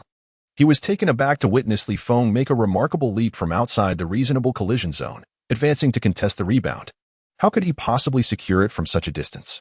At that moment, a wave of bewilderment swept through the hearts of all present. Miles leaped into the air, a sardonic smile curling his lips. Did he truly believe he could snatch the rebound from such a position? It was a mere fantasy. He extended his hand towards the basketball that hung in the air, but just as he was about to make contact, he noticed another hand reaching from an even greater height. Turning to look, he realized it was not Li Feng. Who else could it be? How was this even possible? Miles was momentarily stunned, his astonishment surging like a tidal wave. Li Feng, from such a distance, had leaped higher than he had. Everything transpired in the blink of an eye. Li Feng seemed to defy the laws of physics, seizing the rebound with an almost unfathomable elevation. Following this, he engaged his core, and with a sudden burst of strength, his upper body unleashed a formidable force, sending the ball whirling through the air before crashing down towards the hoop. Boom! The resounding noise echoed just as the final whistle blew, signaling the end of the match. Chapter 21. An unbelievable game, a great divine skill. At the instant the whistle sounded, the scoreboard flickered once more. 72-73. Shangjing University had triumphed. Li Feng's pivotal offensive and defensive maneuvers had decisively sealed the fate of the game. The journalists present were left in a state of shock, unable to fathom the incredible turn of events. They had never anticipated that Shangjing University, which had seemed condemned to defeat in the first half, could achieve such a remarkable comeback in a mere 20 minutes. Li Feng had delivered an extraordinary display, captivating everyone in attendance. This match seemed to herald the emergence of a future prodigious talent to the world. On the sidelines, manager Wang and Iverson wore expressions of deep dismay. their countenances dark and foreboding. They could scarcely fathom that Li Feng would triumph over the highly ranked University of Michigan in such a lopsided contest. This is nothing short of a jest. A miracle. It is nothing short of a miracle. At this moment, the bench of Beijing University is enveloped in a profound silence. They're utterly astonished that the one who ultimately led the team to victory is none other than Li Feng, whom they had always underestimated. Although Jordan Poole is taken aback, he remains defiant. If only he had performed at his best, Li Feng would have posed no challenge to him. His subpar performance today is merely a consequence of lingering effects from last night's revelry. Mark my words, you won this match purely by luck. But there will not be a next time. Jordan Poole clenches his fists and addresses Li Feng. However, Li Feng pays no heed to his lamentations of a defeated soul. Frustration and rage cannot alter the outcome. Should they meet again, your defeat will be even more pronounced. Li Feng smiles, exuding an air of calm and composure. In the post-game statistics, Li Feng has achieved a remarkable feat: 18 points, 11 rebounds, 3 assists, and 5 blocks in just 20 minutes of play, overwhelmingly surpassing everyone present. All media outlets focus their cameras on Li Feng, this extraordinary young man who has created a miracle. Under the spotlight, he has undeniably emerged as the most prominent superstar of the evening. Li Feng rightfully claims the title of MVP for the match. According to the schedule, this should be the moment when Allen Iverson presents him with the award. Yet, at this moment, Iverson stands at the sidelines, his face ashen. A clear expression of despair etched across his features. He is filled with a desire to forego his obligations, thinking, why should I continue earning this money? However, he is unable to do so, as he previously lost over $4 million to Li Feng and is burdened with substantial debts. He truly must earn that money, despite the evident reluctance etched upon his face. Ultimately, however, Iverson steeled himself, accepting the MVP trophy from the organizers with a sullen demeanor, and personally bestowed it upon Li Feng. On the podium, Iverson gritted his teeth and patted Li Feng on the shoulder before slowly forcing a smile towards the camera, declaring, "Young man, your talent astounds me. I believe you will undoubtedly shine in the future." Li Feng smiled back, intrigued, and replied, "Of course, after all, I managed to surpass even you before, so I suppose my next goal is to enter the NBA." "You, indeed, are quite an intriguing player," Iverson retorted. Click. With the sound of the photographer's shutter, a stark contrast emerged in the photograph. Iverson's grimace, resembling a cry, juxtaposed against Li Feng's triumphant expression as he held the trophy aloft. After the photo session, Iverson suppressed the urge to curse, muttering a response before hastily departing the scene. He was utterly unwilling to linger for another moment, fearing that if given the opportunity to speak again, Li Feng might inadvertently reveal more than he intended. What if he were to expose his own secrets? Would that not be utterly disgraceful? The multitude of reporters present at the scene rendered it exceedingly challenging for the public relations team to manipulate the situation. Li Feng previously asserted that he had triumphed over Iverson, and there was no rebuttal to his claim. Moreover, did you not observe Iverson's expression, which seemed to convey a desire to curse? There is undoubtedly a narrative between them. Could it be that Li Feng truly defeated Iverson in the past? It seems implausible. After all, this is Iverson we are discussing. How could he possibly be bested by someone like Li Feng? Yet, Li Feng has also triumphed over the University of Michigan. In an instant, the starting players from Jing University fell into deep contemplation, their expressions complex. Although reason dictated that the facts were indeed accurate, they found it exceedingly difficult to accept. They could not fathom how someone they held in disdain could effortlessly reach heights beyond their grasp. The reporters, too, seemed to detect an unusual scent in the air. Had Li Feng genuinely bested Iverson in the past? If true, this would indeed be monumental news. At this moment, Li Feng paid little heed to the astonishment of others, merely narrowing his eyes to issue a warning to Poole and the others. This time, Poole was thoroughly convinced. After all, even his idol Iverson was rendered speechless in Li Feng's presence. Thus, it was even less plausible for him. Witnessing the Michigan players return defeated, Coach Zhang Mingdong wore an exceptionally radiant smile. He cheerfully approached Coach Greer and slowly remarked, "Coach Greer, I have a message for your players. Losing a game is but a setback. Do not be disheartened. If you lack skill, practice more." The arrogance that the Michigan players once displayed now elicited immense satisfaction within Coach Zhang Mingdong. Were they not fond of showing off? Why? Now they all appeared as wilted as frostbitten eggplants. The release of pent-up frustration was truly exhilarating. Zhang Mingdong, the stern and unyielding head coach, even allowed a rare smile to grace his face. He then approached Li Feng, unabashedly revealing his satisfaction, and patted the latter's shoulder. Indeed, he was our secret weapon at Beijing University. Lu Qingyu possesses an exceptional eye for talent. I shall provide a thorough report to the school regarding the circumstances of this match. With that statement, everyone understood the coach's implication. Consequently, it is quite likely that the exchange student spots will be awarded to Li Feng and Lu Qingyu. Damn it! Lu Ranran could no longer contain herself. She abruptly stood up and forcefully slammed her bottle of mineral water onto the floor. Wang Chong, you are utterly useless. You cannot even surpass a novice. Why don't you pack your things and leave already? Wang Chong had been confined to the bench and was already in a foul mood. At this moment, how could one possibly endure such indignation? Without a hint of hesitation, he retorted, Li Feng is nothing short of a phenomenon. Even Iverson pales in comparison to him. So what if I lost? Who do you think you are to point fingers at us? If you're so capable, why don't you step up? Wang Chong, who dared to utter such insults, should remember who brought him into the team. And what of it? I'll take you on any day. Zhang Mingdong, who had initially been in good spirits, furrowed his brow upon witnessing the exchange. He then sternly admonished, you two may bicker among yourselves in the team, but this is utterly disgraceful. We do not need players like you at Beijing University. Pack your belongings and leave. Li Feng was quite pleased to see these two arrogant individuals being kicked out of the team. This can be considered as a purification of the team's locker room environment. A commendable act indeed. However, at this moment, what he eagerly anticipated was the system reward upon completing his task. System claimed the reward. Upon returning to the lounge, Li Feng could hardly contain his excitement as he focused his thoughts. Subsequently, he heard the system's voice resonate in his ears. Ding! Congratulations to the host for achieving an S-level comprehensive rating in this match. Disbursing rewards, 3,000 comprehension points. Additional reward for rating, NBA Star Skill Package, Random, X1. At the instant he heard these words, Li Feng's eyes widened in astonishment. An NBA Star Skill Package? It is worth noting that, apart from Iverson's crossover, Li Feng had only mastered an A-level 3-threat skill he had replicated from Pool. To be frank, his offensive arsenal was somewhat lacking.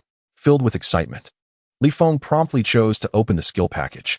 Instantly, the items within the package began to flicker. Gradually, the speed slowed down. Whoosh! At the moment the item from the package came to a halt, Li Feng was momentarily taken aback. It was actually him? Chapter 22, Unlocking a Level Divine Skill. Journey to UCLA. Then, the system's notification sound gradually rang out. Congratulations to the host for drawing the Novak skill reward, a level stationary cannon. First tier, Li Feng's most pressing issue at that moment was his lack of shooting ability. As he had not undergone the system's shooting training, his accuracy was rather low. However, Steve Novak was one of the most precise shooters in the history of the NBA. He lacked defense, confrontation, rebounding, and second-chance scoring ability. Yet, he managed to thrive in the NBA for over a decade, relying solely on his extraordinarily precise shooting skills, especially his ability to shoot from a stationary position, which could rightfully be termed as a cannon. Upon acquiring such a skill, Li Feng felt a surge of joy within. An A-level skill, nearly reaching S-level. What a valuable asset. With this skill, he could compensate for his shortcomings in shooting.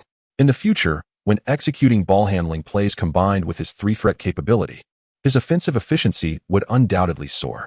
Just after claiming his reward, Coach Zhang Mingdong, accompanied by Lu Qingyu, sought out Li Feng. Li Feng, I have some good news to share with you. Your performance in this match has been presented to the school administration, and they are extremely pleased with you.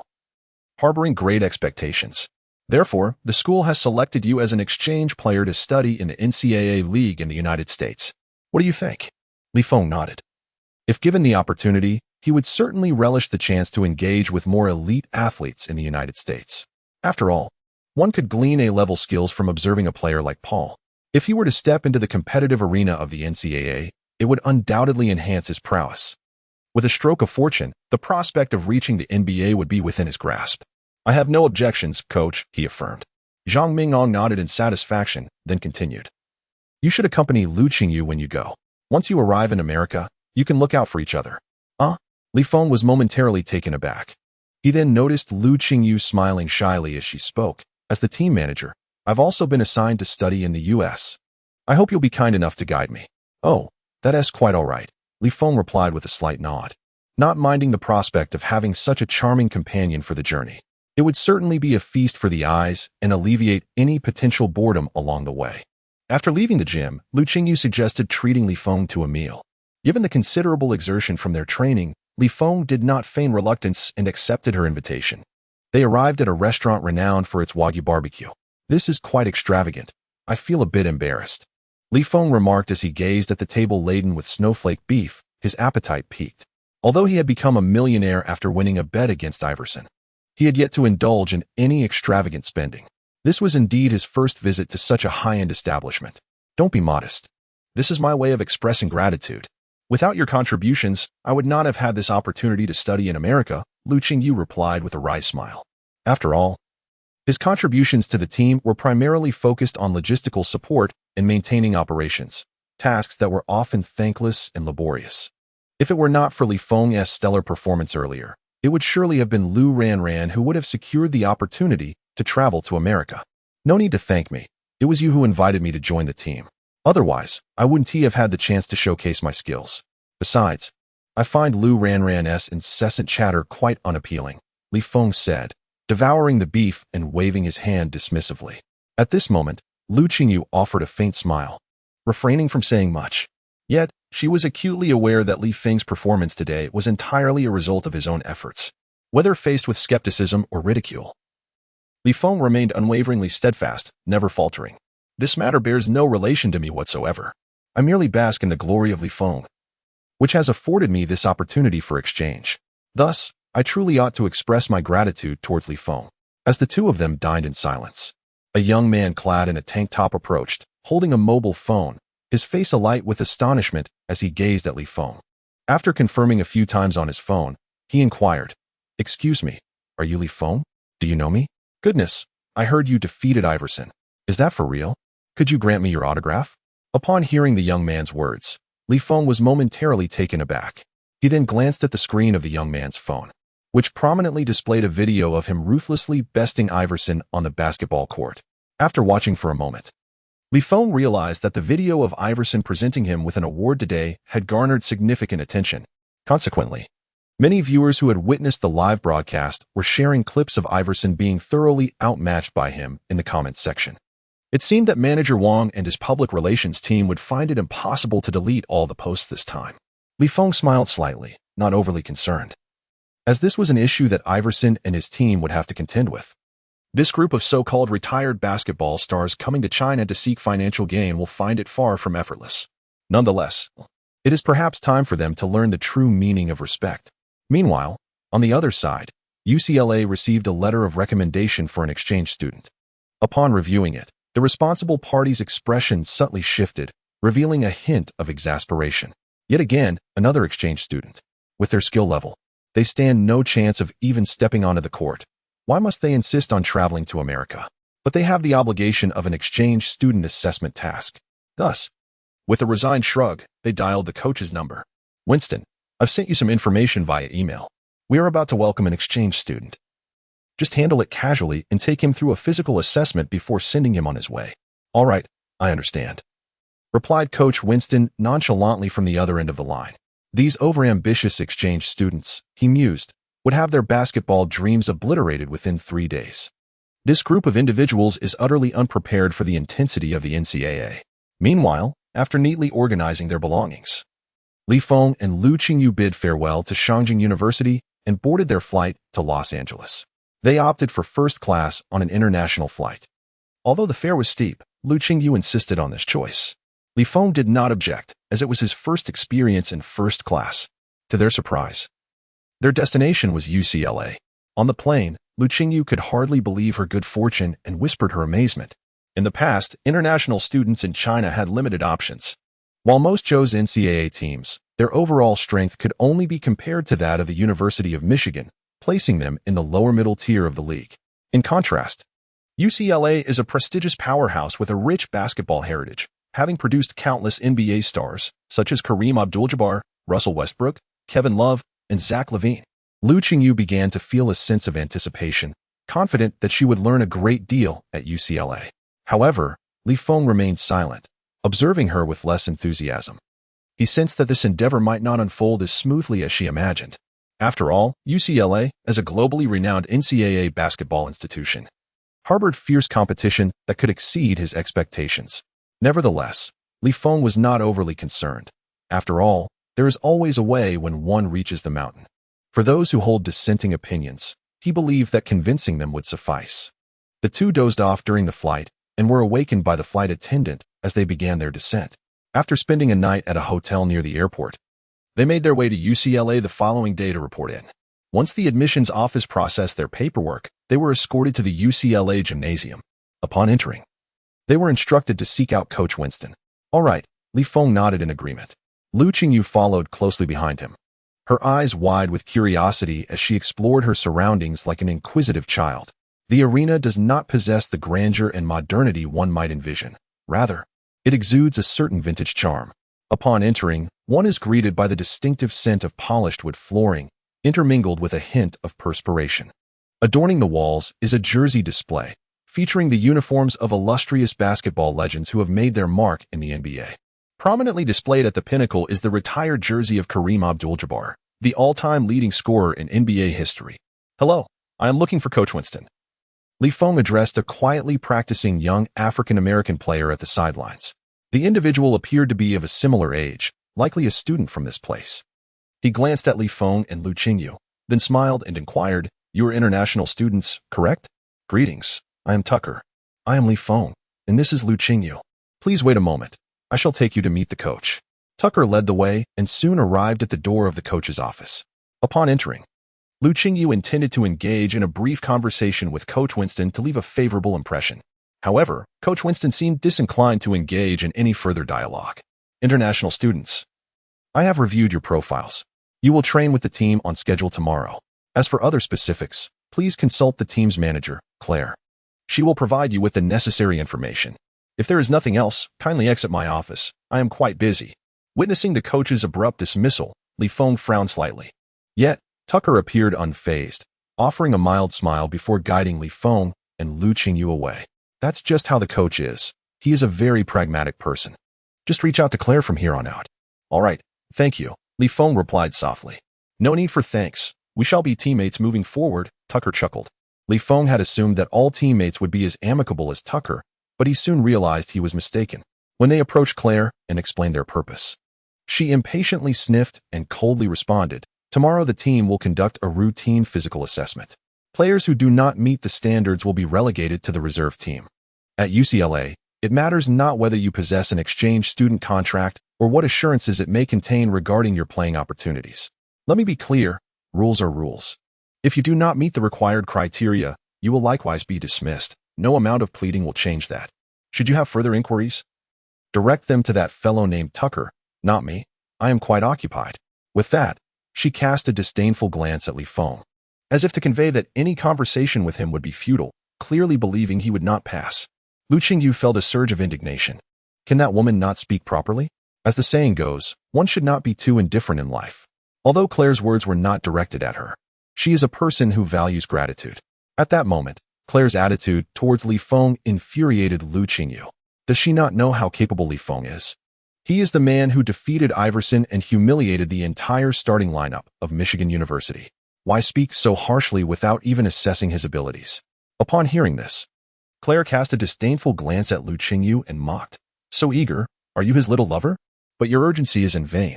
To be frank, no Chinese student from our school has ever been able to step onto the court. In plain terms, you simply do not measure up." Claire spoke with such nonchalance, as if she regarded Li Feng and Lu Qingyu with utter disregard. "All right, I'm busy arranging for the formal players of the team, so you two can entertain yourselves." With that, she sauntered away leisurely. "What a person!" Lu Qingyu exclaimed in frustration, stamping her foot. The thought of Claire's insinuation that she was Li Feng's little lover further fueled her indignation. She was merely speaking out for justice. "Li Feng, are you not angry? She looks down on you far too much." "Angry? What is there for me to be angry about? By tomorrow, it will be them who are left humiliated, not me." Li Feng replied, arms crossed, exuding calmness as if all of this were entirely unrelated to him. After all, those who look down on others will ultimately reap no rewards. "Well, I can't be as carefree as you," Lu Qingyu muttered, feeling that she could never replicate Li Feng's composed demeanor. At that moment, A sudden notification echoed in Li Feng's mind. Ding. The system has issued a new task for the host. Task details. Complete the physical assessment at UCLA and become an official member of the team. Task reward. Random star athlete physique fragment X1. Will the host accept the task? Chapter 23. Legendary superstar, team assessment. A random physique fragment of a star athlete? How could Li Feng possibly choose to decline such a fortuitous opportunity? After all, the explosive prowess of Peak McGrady had elevated his own abilities to an astonishing degree.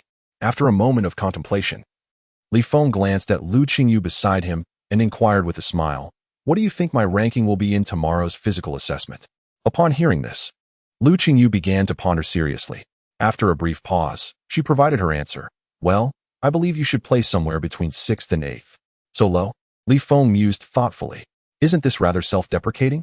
However, at this moment, Lu Qingyu slowly elucidated.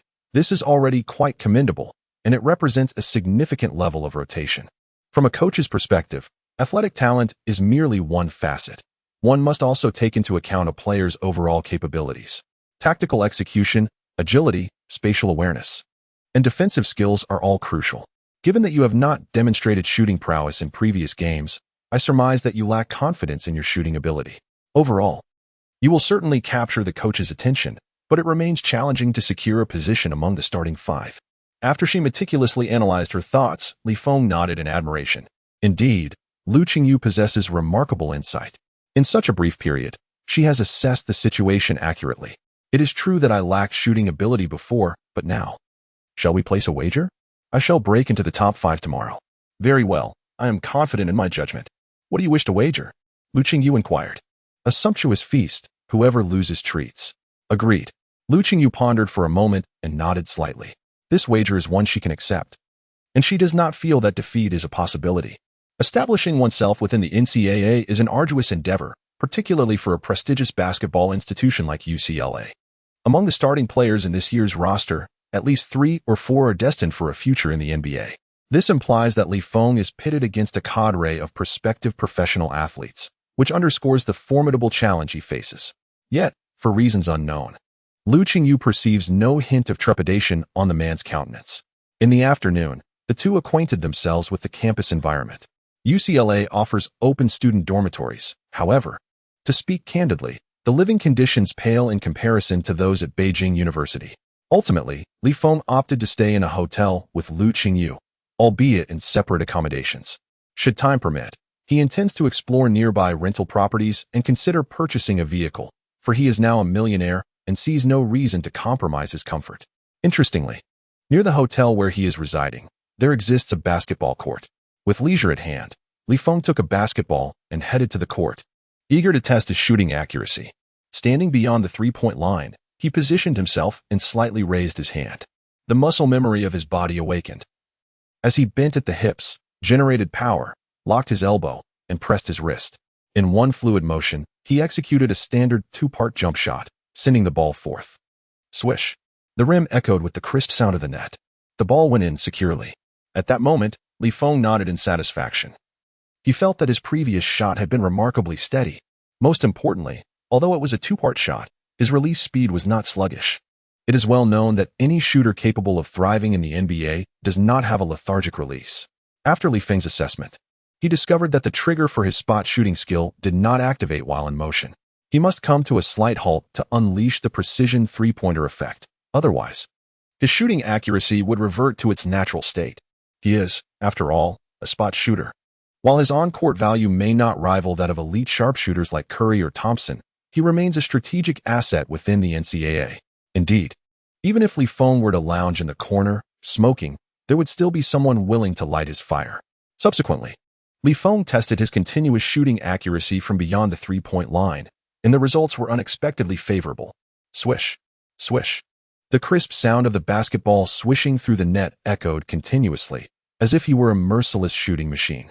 Ultimately, after an impressive streak of 31 successful shots, he finally missed one. This lapse was merely due to a momentary lapse in concentration, which slightly altered the angle of his release. Otherwise, Li Feng believed that the likelihood of that shot succeeding was quite high. He gathered the basketball and prepared to return to the hotel for a well-deserved rest. Meanwhile, On the adjacent courts, numerous spectators were left in a state of astonishment, watching in disbelief. Is he some kind of monster with such impeccable three-point accuracy? The crowd erupted into discussions after Li Feng's departure, speculating about the origins of this remarkable young man. As Li Feng made his way back to the hotel, he reflected on his shooting prowess, realizing he had a solid grasp of his skills. Currently, under stable shooting conditions, his accuracy from beyond the arc was exceptionally high, particularly for open shots. It seemed he was more than prepared for the test the following day. A grin crept across his face, for it appeared someone was destined to treat him to a lavish meal. Meanwhile, on the other side, Lu Qingyu, having just emerged from a refreshing shower and clad in a delicate silk nightgown, lay on her bed engrossed in her phone. Suddenly, an inexplicable chill ran down her spine, prompting her to sneeze. Almost immediately, she received a message from Li Feng. Don't try to back out tomorrow. The following morning, a distinguished guest arrived at the coach's office of the team. This individual is none other than the esteemed alumnus of UCLA, a renowned NBA superstar and the first in the history of the Pacers, hailed as one of the finest shooters in the annals of the sport, Reggie Miller. At this moment, he finds himself seated in Coach Winston's office, holding the commemorative yearbook from his graduation. Time has flown by. I have grown quite old. Miller reflects with a sigh of nostalgia. The memory of that fateful shot over Jordan still lingers vividly, as if it were merely yesterday. Coach Winston smiles and remarks, "Time cannot erase the shooting prowess ingrained in your very essence. Miller, I hope you can assist the team with specialized training to enhance their shooting skills. It would significantly aid our efforts to break through the Pac-12 conference." Upon hearing this, a look of hesitation crosses Miller's face. Truth be told, he feels somewhat aged. After years of retirement, he lacks the energy for such endeavors. Coach Winston, sensing his reluctance, quickly adds, "Before you decline, why not observe today's evaluations? Perhaps you will discover a promising talent."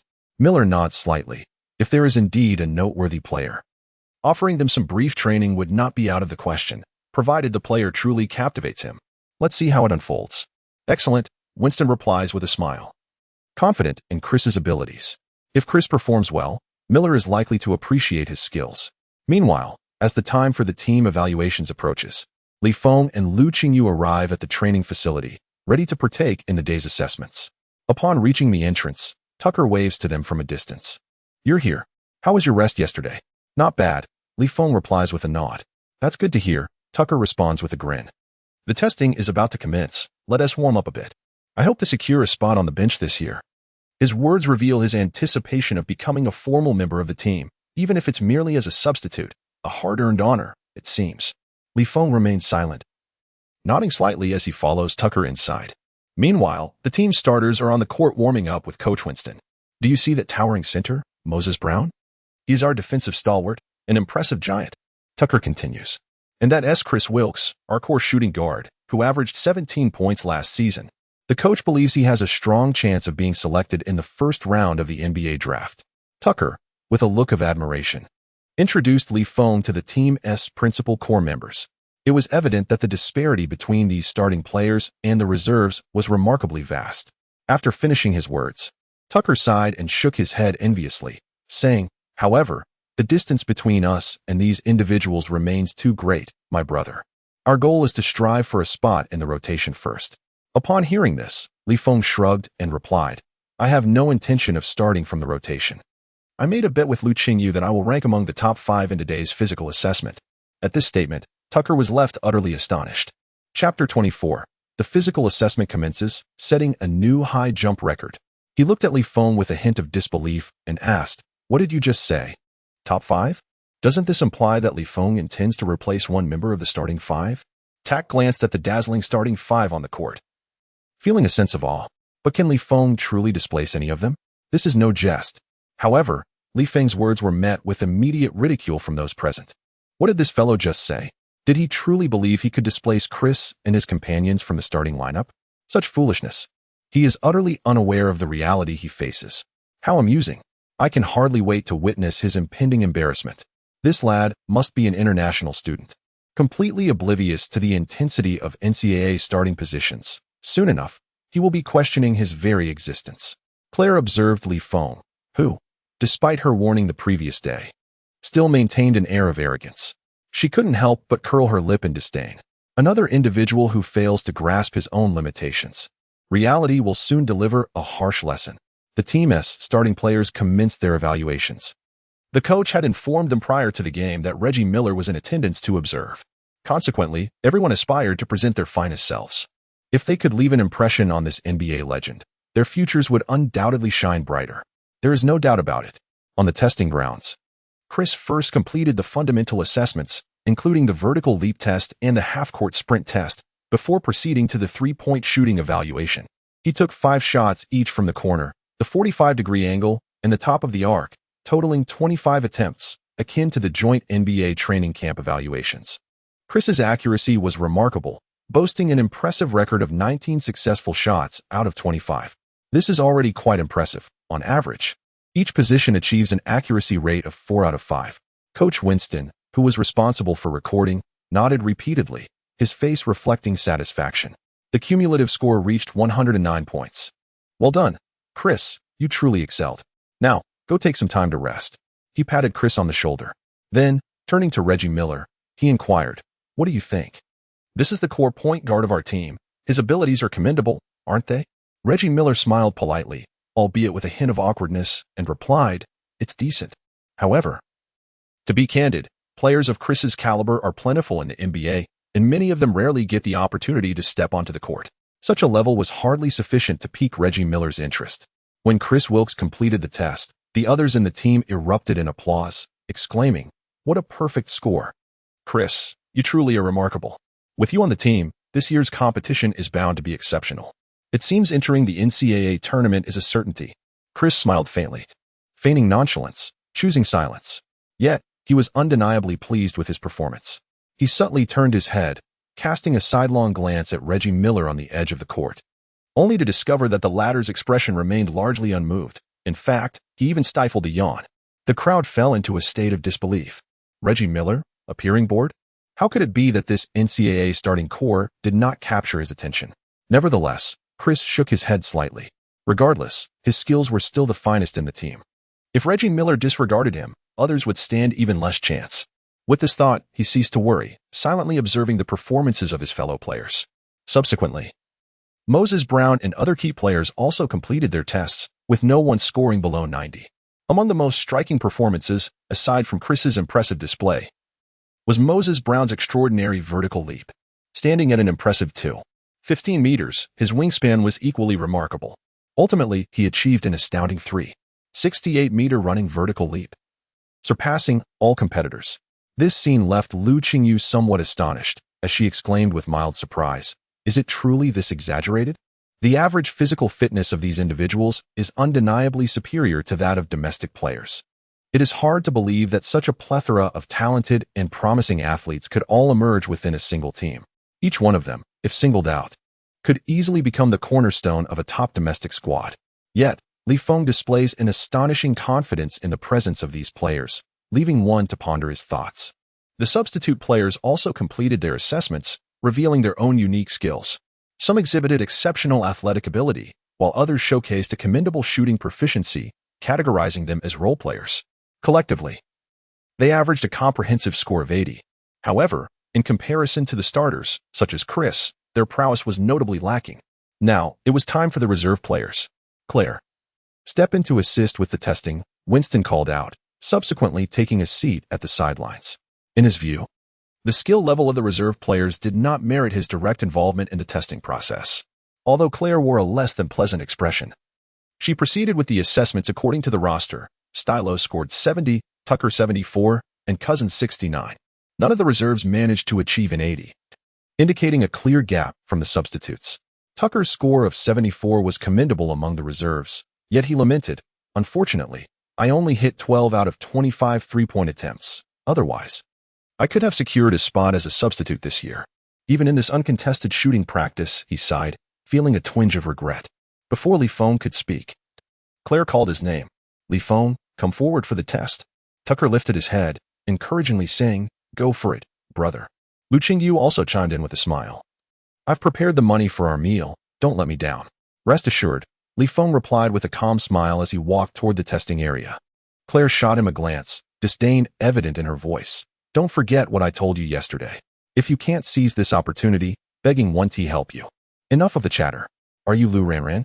Let us get on with the testing, Claire said, visibly perplexed by Li Feng's earlier comment. What is this Lu Ranran? However, she did not dwell on it for long and proceeded to conduct the first round of fundamental testing with Li Feng. Many onlookers had originally anticipated witnessing Li Feng's embarrassment.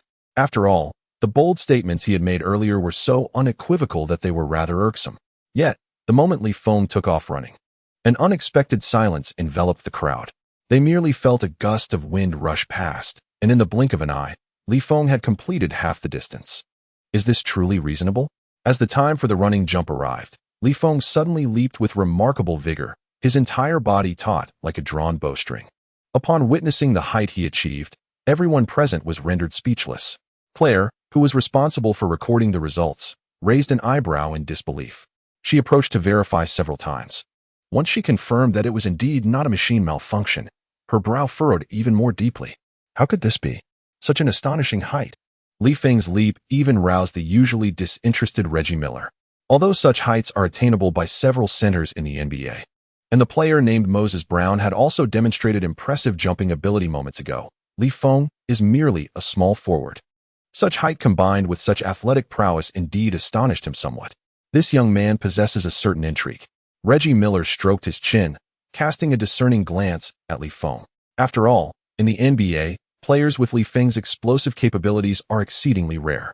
At that moment, Moses Brown approached the court and, with an air of superiority, inquired of the recorder, Claire, how high did he jump? You've already witnessed the data I touched. What are you still astonished about?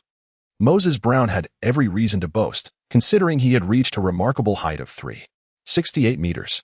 However, Claire stammered in response, he touched 3.69 meters. Upon hearing this, Moses Brown was left utterly perplexed. How much? 3.69 meters? Are you certain you didn't misread? No, I could not have misread. Although Claire was reluctant to accept it, the truth was undeniable. She had verified the measurements numerous times, and Li Feng indeed soared to 3.69 meters, setting a new team record. While the apparent difference in their jump heights seemed to be merely 1 centimeter, both Claire and Coach Winston understood the significance of Li Feng. As a small forward, surpassing a center in vertical leap, an achievement of immense value. At that moment, Chris approached, playfully jesting with Moses Brown. Haha, it seems you've aged. Being surpassed by an international student, what a feat. If it were me, I would never commit such a trivial error. His words were imbued with arrogance and confidence, evidently believing that his shooting record would remain unchallenged. Chapter 25. 5 consecutive misses. Has Li Feng cooled off? Moses Brown felt a twinge of embarrassment. It's merely that I didn't perform well.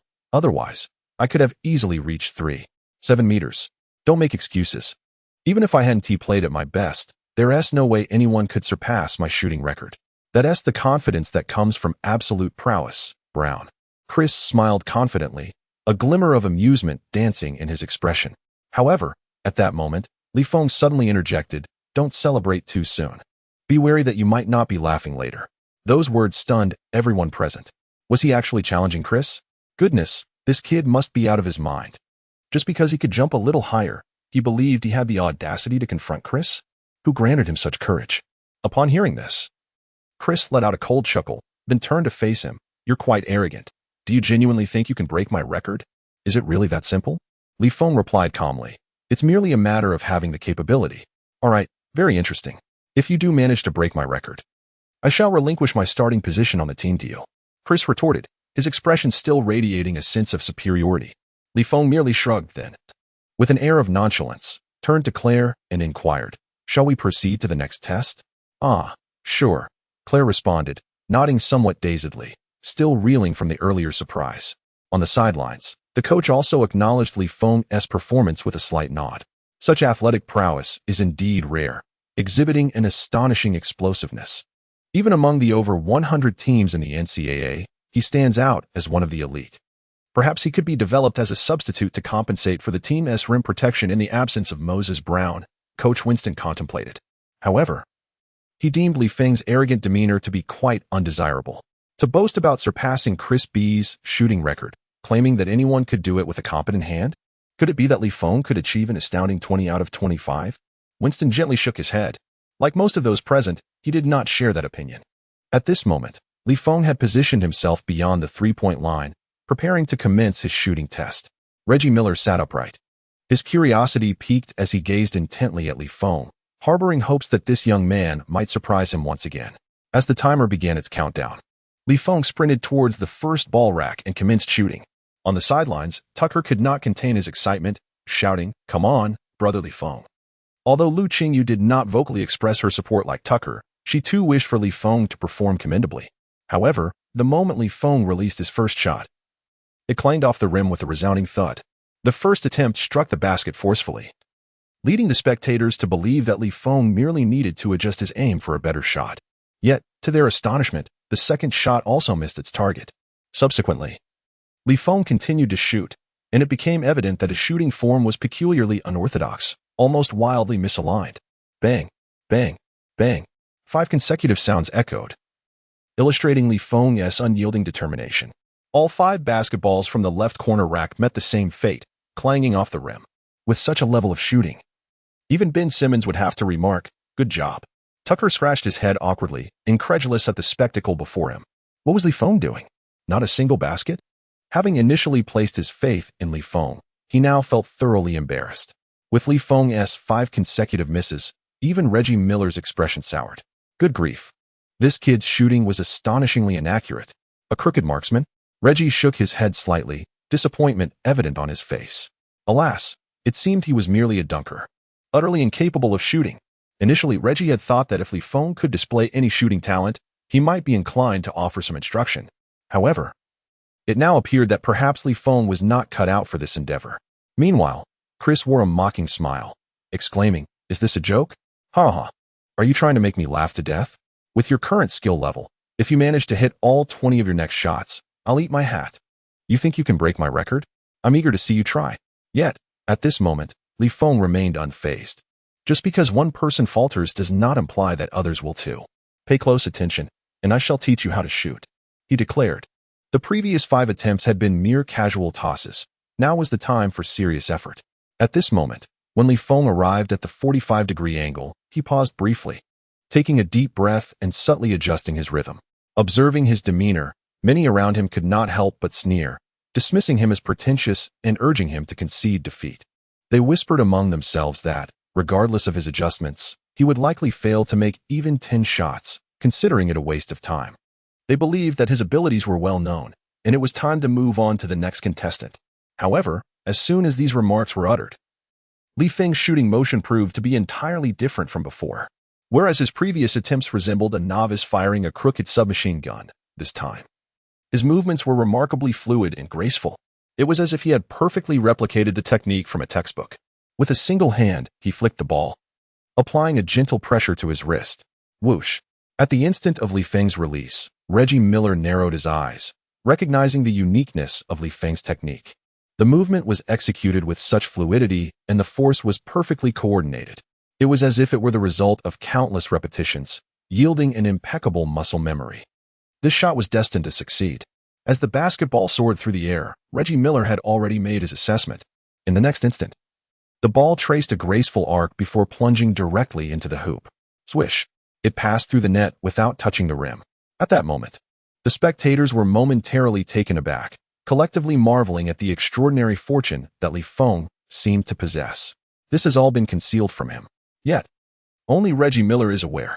This is not mere luck. It is inevitability. Li Feng once again took his shot, and the basketball swished through the net with a satisfying sound. His rhythm was a sight to behold, as he effortlessly sank consecutive shots with precision. In the blink of an eye, Li Feng managed to hit all his attempts from the left side at a 45-degree angle. What sorcery is this?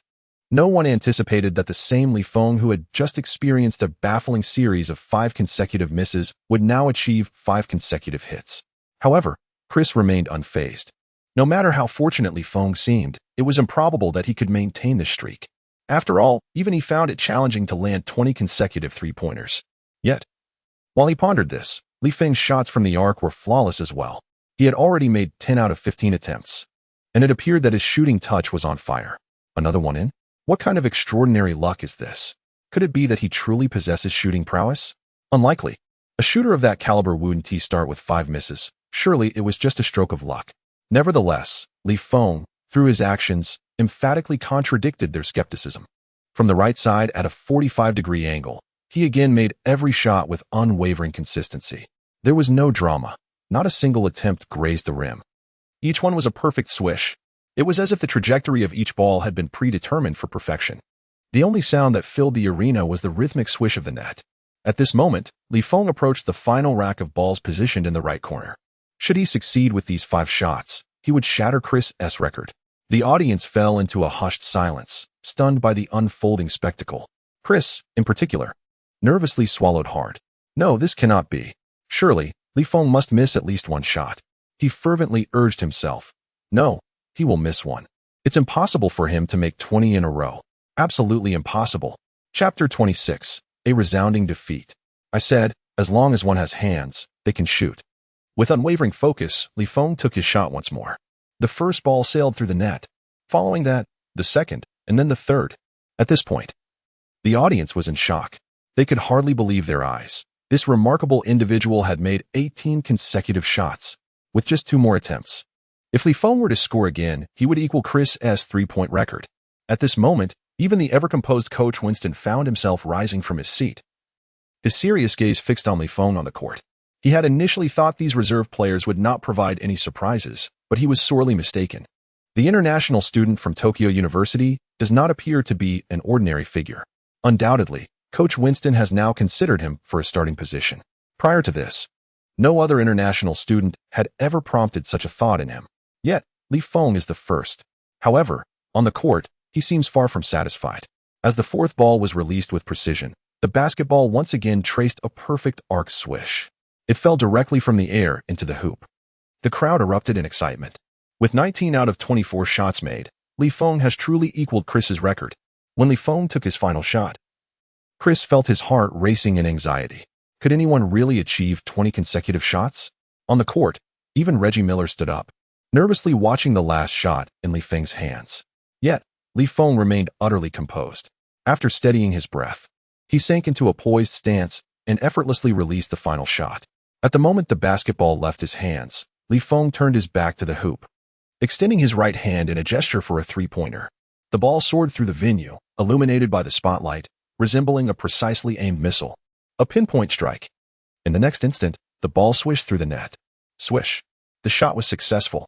With 20 out of 25 shots made, remarkably, Feng missed only the first 5 attempts. Thereafter, he did not miss a single shot. At that moment, Tucker leaped up in exhilaration, his arms flailing as he exclaimed, "Incredible! Goodness, this is absolutely astonishing. Feng, you're amazing." Surrounding him, several substitute players transformed from mere onlookers into ardent admirers, spontaneously breaking into applause. It was truly magnificent, utterly captivating. Although Feng's earlier remarks seemed rather audacious, this performance indeed validated his bravado. The basketball court has always been a realm where prowess reigns supreme. With Feng's undeniable talent, he possessed the merit to boast. Moreover, everyone soon realized why Feng appeared so awkward during his initial 5 shots. It became evident that he had intentionally missed them. Thus, it could not be said that he achieved a score of 20 out of 25. Rather, it should be acknowledged as 20 out of 20. What kind of confidence does this individual possess in his shooting abilities to dare to act this way when wagering against others? At this moment, Feng turned to Chris and slowly remarked, "Did you not say I would have to eat excrement if I scored 20 points? So what do you think? Do you require me to prepare a fresh serving for you?" Chris's expression darkened, his already somber demeanor growing even more menacing. Meanwhile, Moses Brown, reveling in the spectacle, chimed in, declaring that he was currently holding in a considerable amount. After all, Chris had previously mocked him, and now he was being publicly humiliated by Feng. Delightful. As the former leader of the team, Chris could only grit his teeth and muster a response. "It's merely luck, kid. I refuse to acknowledge your prowess." Moses Brown continued to jest. "Chris, how can you not handle defeat at your age? Get lost." Chris retorted angrily, before delivering a parting threat to Feng. "Kid, do not get too smug. We shall meet in the match. I will make you aware of who truly leads this team." With that, Chris stormed out of the training facility in a huff. Feng shrugged, dismissing the notion of pursuing him. After all, he had no intention of spoon-feeding anyone. At that moment, Claire completed the tally of Li Feng's total score, her expression grave as she announced, 170 points. Your physical assessment score ranks first in the team. Upon hearing this, everyone was taken aback. It is worth noting that Chris, the team's captain, had only achieved a score of 109. While the substitutes barely managed scores in the range of 70 to 80, Li Feng's score was astonishingly double theirs, an outrageous feat. Lu Qingyu raised an eyebrow in surprise, feeling a sense of joy for Li Feng. She truly had not anticipated that he would fulfill his pre-match promise. Moreover, his comprehensive score in the physical assessment had secured him the top position in the team. Well, it appears the bet between us favors me, Li Feng said with a smile as he descended from the court. Lu Qingyu retracted her smile, huffing softly as she raised her chin and replied, "You shoot so accurately and did not inform me? It seems there is a lack of trust between us." Haha, do you believe me when I say I just practiced? Li Feng teased. Spare me your lies, Lu Qingyu retorted, clearly unconvinced. Such precise archery skills could only be achieved through years of dedicated training. Accepting the wager, what would you like to dine on this evening? There is a Michelin 3-star French restaurant nearby. Sure, Lu Qingyu responded without hesitation, seemingly indifferent to the cost. Li Feng was taken aback, realizing that she was quite the affluent young lady. During their conversation, Reggie Miller unexpectedly approached with Coach Winston, calling out to Li Feng, "Young man, your performance earlier was commendable. Have you ever considered becoming a sharpshooter?" Upon hearing these words, the crowd exchanged incredulous glances, astonished by Reggie Miller's remark. This legendary NBA superstar surely has his eyes set on Li Feng, does he not? Li Feng turned to glance at the tall, slender figure of the NBA giant, resembling a skeleton, and nodded slightly. Reggie Miller, satisfied, nodded back and remarked with keen interest, "Excellent. I shall provide you with specialized training in due course, young man. I eagerly anticipate witnessing your potential. Moreover, I am quite fond of your temperament. Confidence is the most formidable weapon of a sharpshooter." As he spoke, his eyes betrayed an unmistakable admiration. Having said this, Reggie Miller did not linger, bidding farewell to the crowd with a smile. Head coach Winston's expression was rather complex. To be candid, he genuinely desired for Reggie Miller to provide specialized training to his players. Under his guidance, their shooting skills would undoubtedly experience a significant enhancement. However, he had originally hoped it would be Chris, not Li Feng. Nonetheless, Li Feng's impressive performance during today's testing was undoubtedly a delightful surprise.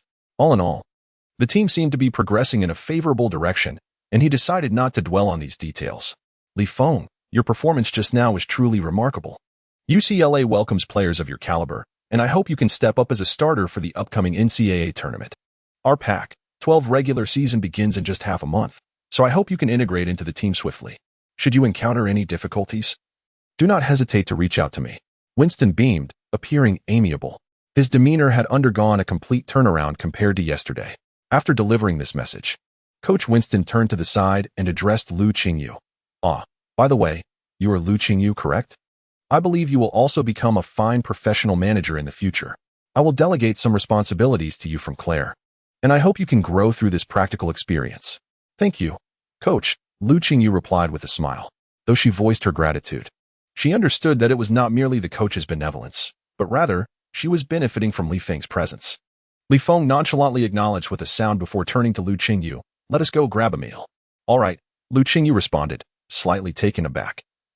But she followed Li Feng out of the gym. Once Li Feng exited the venue, the team erupted in a flurry of emotions that had been previously suppressed. He disregarded even the coach? What a fierce character. After all, he is a player favored by Reggie Miller. It is only natural for him to exhibit such confidence. He plays exceptionally well, is handsome, and has a beautiful girlfriend. What a winner in life.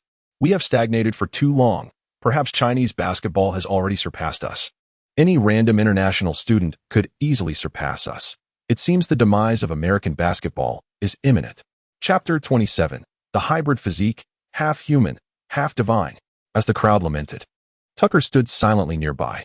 He recalled how he had previously told Li Feng that they should strive together to become substitutes, and his lips involuntarily twitched. It dawned on him that the true fool was none other than himself. The Michelin 3-star cuisine was exquisite, and after a meal, Li Feng and Lu Qingyu found themselves craving more. Thus, they ventured to KFC and ordered 2 family buckets to satiate their hunger.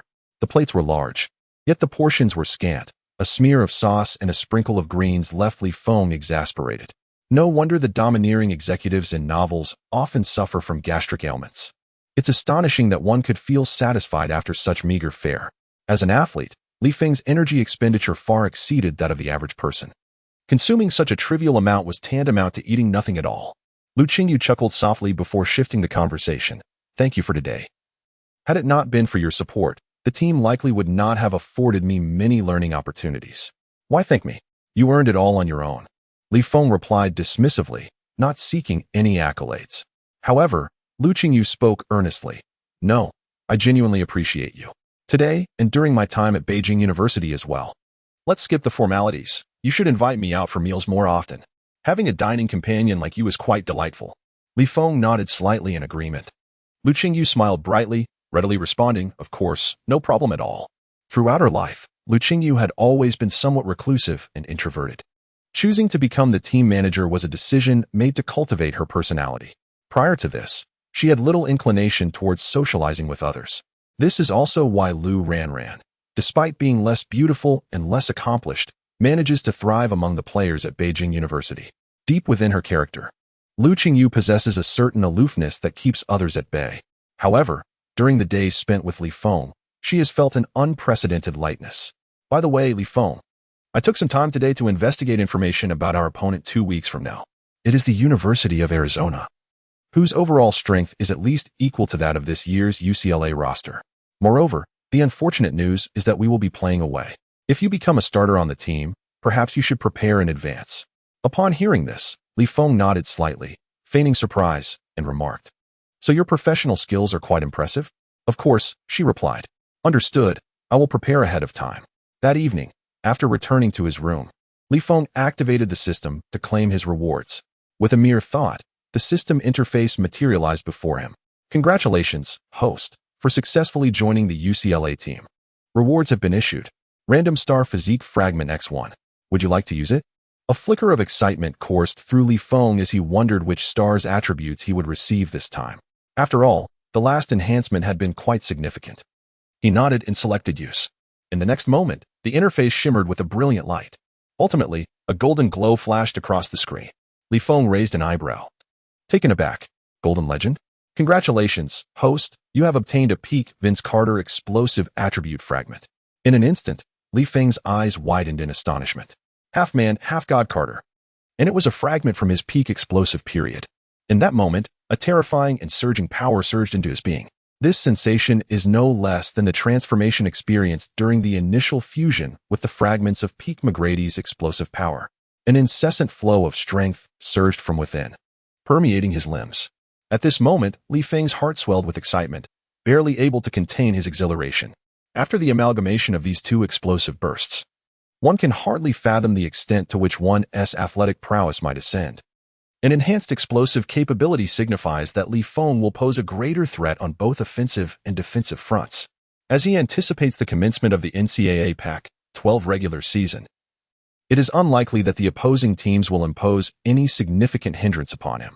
Upon examining his attribute panel, Li Feng discovers that his comprehensive system rating has elevated from an A grade to an A grade. Evidently, his recent improvement in strength is quite pronounced. A subtle smile graces his lips as he begins to look forward to the forthcoming match against Arizona State University. The following day, Li Feng punctually attends team practice, while Lu Qingyu accompanies Claire to delve deeper into the intricacies of team management. On his very first day, Li Feng has already established himself as a starting player, setting the best physical assessment record for UCLA's team this year. Presently, he has become a prominent figure within the UCLA squad, with Tucker even self-proclaiming himself as Li Feng's foremost subordinate. Among the reserve players, he carries an air of authority and prowess. Remarkably, even Coach Winston has been unusually courteous towards Li Feng, having been thoroughly impressed by his performance the previous day. Such is the nature of victors and vanquished. In preparation for this year's competitions, the team is striving diligently to stand out in the Pac-12 division.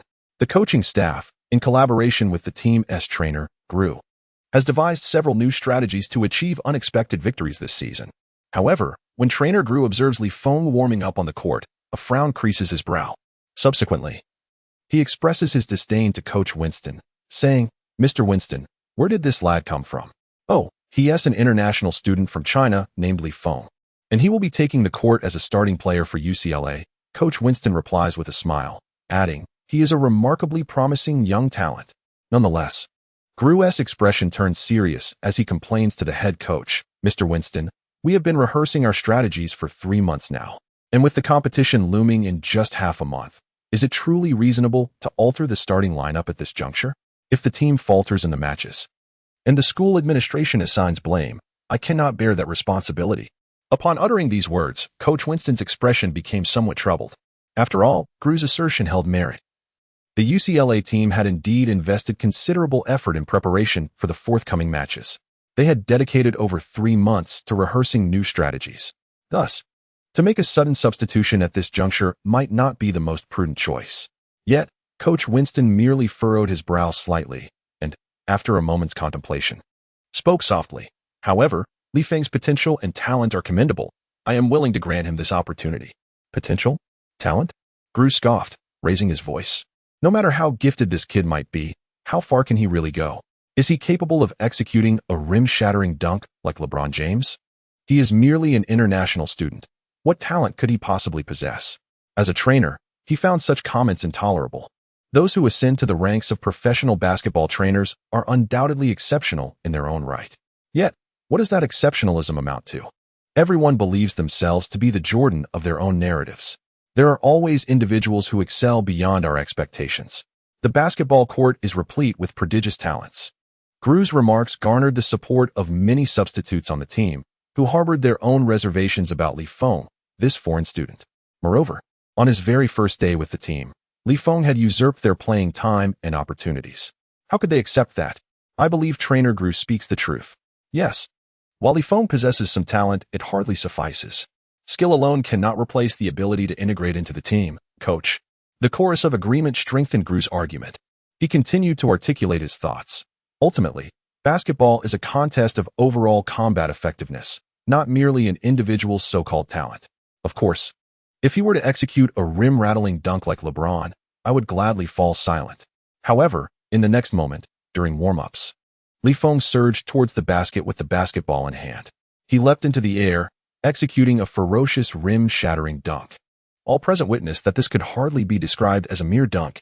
He soared to such heights that he seemed to look down upon the rim itself. Boom. As the basketball thundered through the hoop, silence enveloped the room. All eyes silently shifted towards Gru, who had just made his bold declaration, their expressions laced with complexity. In that instant, Gru's countenance registered a slight shock. His head involuntarily tilted, revealing a look of confusion. What just happened? He incredulously repeated the question, vigorously rubbing his eyes. Surely he had not misperceived. Had Li Feng just soared through the air? However, as doubt began to creep into his mind, Li Feng suddenly sprang into action once more on the court. With the ball held firmly in one hand, he accelerated directly towards the basket, executing a flawless 360-degree spin before delivering a thunderous dunk. The rim reverberated with a resounding thud. Upon landing, Li Feng slightly adjusted his shoulders, exuding a sense of unfulfilled exhilaration. At this moment, Gru was rendered speechless, his expression one of utter disbelief, his lips twitching before he awkwardly cleared his throat. In summary, I held little faith in this young man's abilities. Lacking systematic training, his raw talent could only jeopardize the team. With merely 2 weeks remaining until the match, I had no time to train him. Let those who wish to train do so. Just as Coach Winston was about to voice his thoughts, the team door swung open. Under the gaze of all present, Reggie Miller strode in, approaching Coach Winston and inquiring, "Where's Li Feng? As per our agreement, I am here to conduct some specialized training with him." At that instant, Gru's expression darkened to an unprecedented degree. No way. What background does this fellow named Li Feng possess? How is it that even the legendary superstar Reggie Miller from UCLA has come personally to conduct special training for him? Gru felt as though he were a clown, utterly mortified. Coach Winston chuckled softly and then summoned Li Feng over, stating, "Li Feng, are you prepared for today as specialized training?" Li Feng approached with a calm demeanor and slowly replied, "Of course, I was merely engaging in a brief warm-up. I am now fully prepared." Those who had just witnessed Li Feng's explosive dunks wore expressions of mixed emotions. A mere warm-up?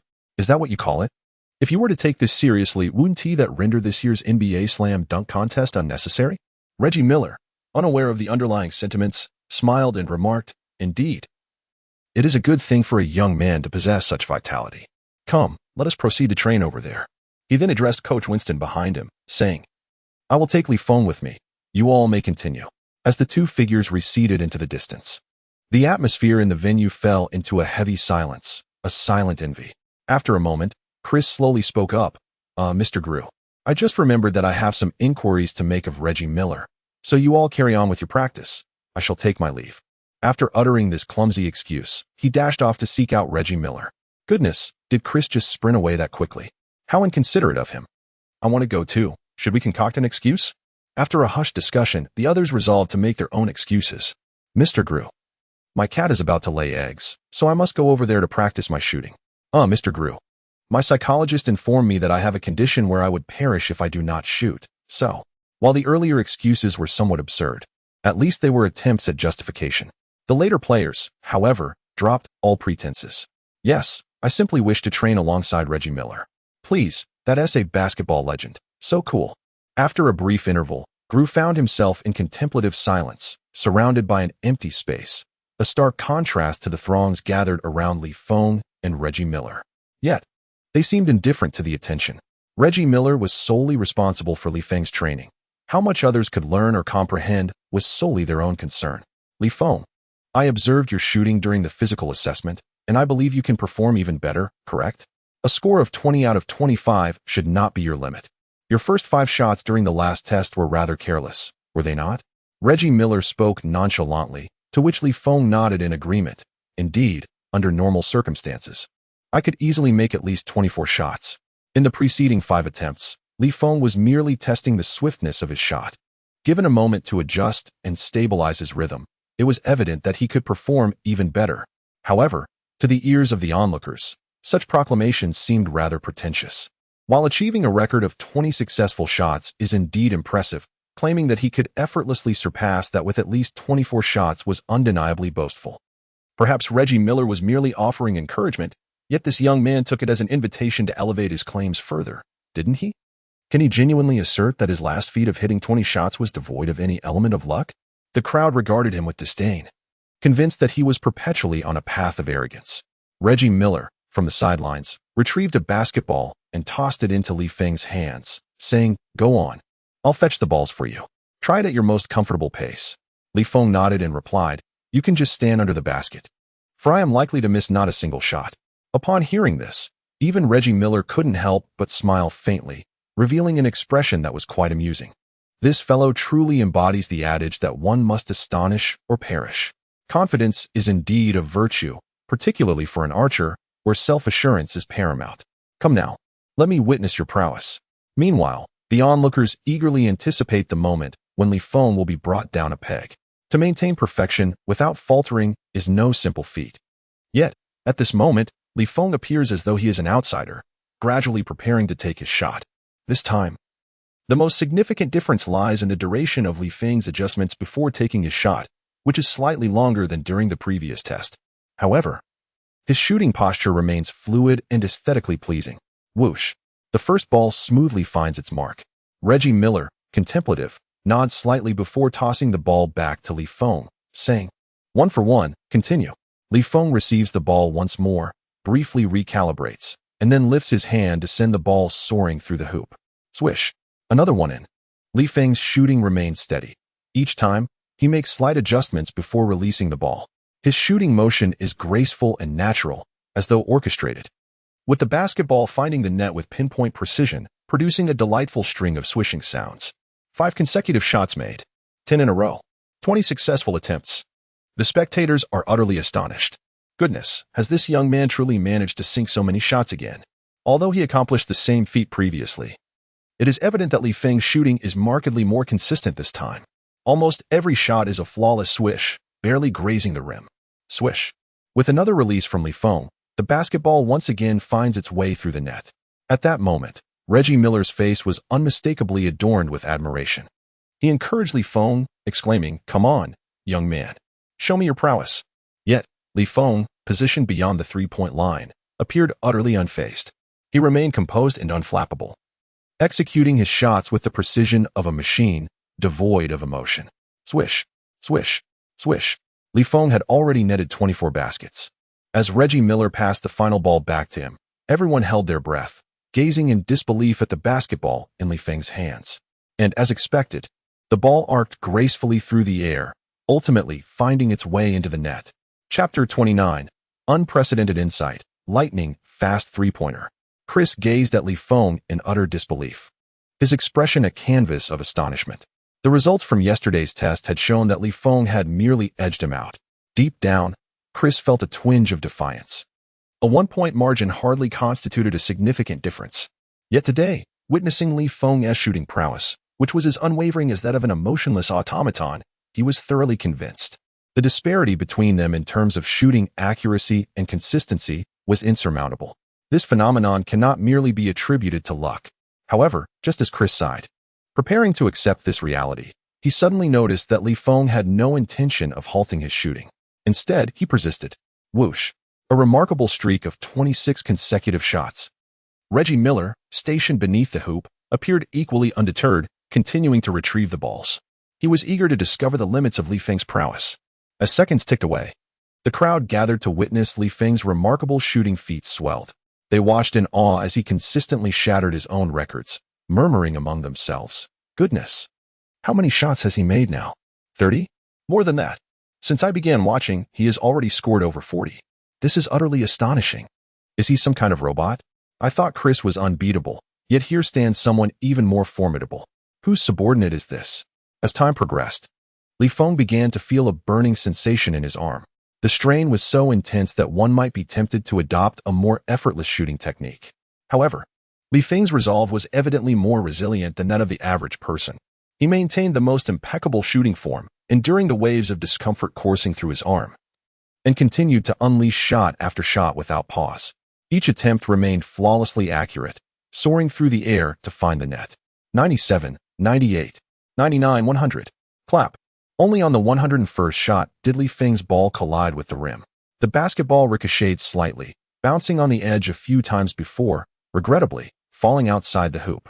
At this moment, the onlookers found themselves somewhat unaccustomed to the unfolding scene. A startled exclamation pierced the air from the sidelines. What? That shot didn't go in. They were so accustomed to witnessing Li Feng's shots seamlessly find their way into the net that the rare miss caught them completely off guard. Yet, upon reflection, they realized, wait a moment. It is indeed the missed shots that should be the norm. Why then do we find ourselves surprised by such occurrences? Beyond the three-point line, Li Feng let out a soft sigh and remarked, "Ah, what a pity, but a score of 100 is still fairly decent, I suppose." The crowd couldn't help but twitch their lips in annoyance. How infuriating, they thought, to be outsmarted once again by him. Meanwhile, Reggie Miller approached Li Feng, clapping his hands in admiration, and remarked, "Your shooting consistency is truly remarkable. If we consider only stability, you might even be more formidable than I was in my prime." Upon hearing this, Coach Winston's expression shifted noticeably. Such praise cannot be deemed insufficient. It is well known that Reggie Miller, the cold-blooded assassin, once disregarded even the legendary Michael Jordan. His pride and self-respect are universally acknowledged. Yet, at this moment, he dares to assert that Li Feng surpasses his own peak performance? This single statement reveals the extent of his admiration for Li Feng.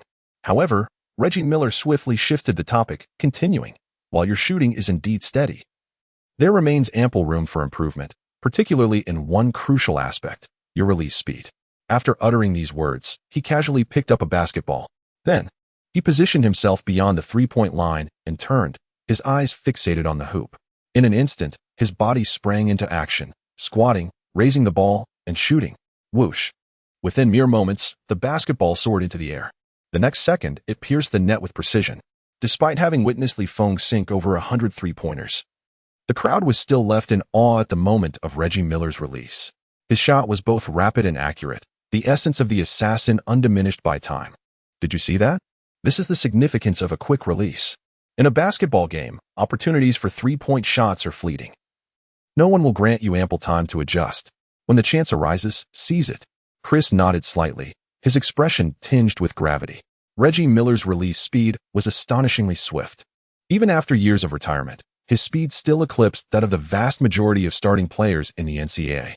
Chris could hardly fathom the terror of facing such an opponent on the court. Even the slightest lapse in defense could grant Reggie Miller the opportunity to unleash a three-pointer, a lethal strike. The terrifying prowess of the three-point shot truly sends shivers down one's spine. At this moment, a notification from the system echoed in Li Feng's ears. Ding! Congratulations to the host for achieving extraordinary comprehension, having grasped the A-level skill, rapid three-point shot, by observing Reggie Miller's execution. In the briefest instant, the motions of Reggie Miller's shot flashed repeatedly in Li Feng's mind. Although the entire shooting process was fleeting, Li Feng retained a vivid recollection of every detail.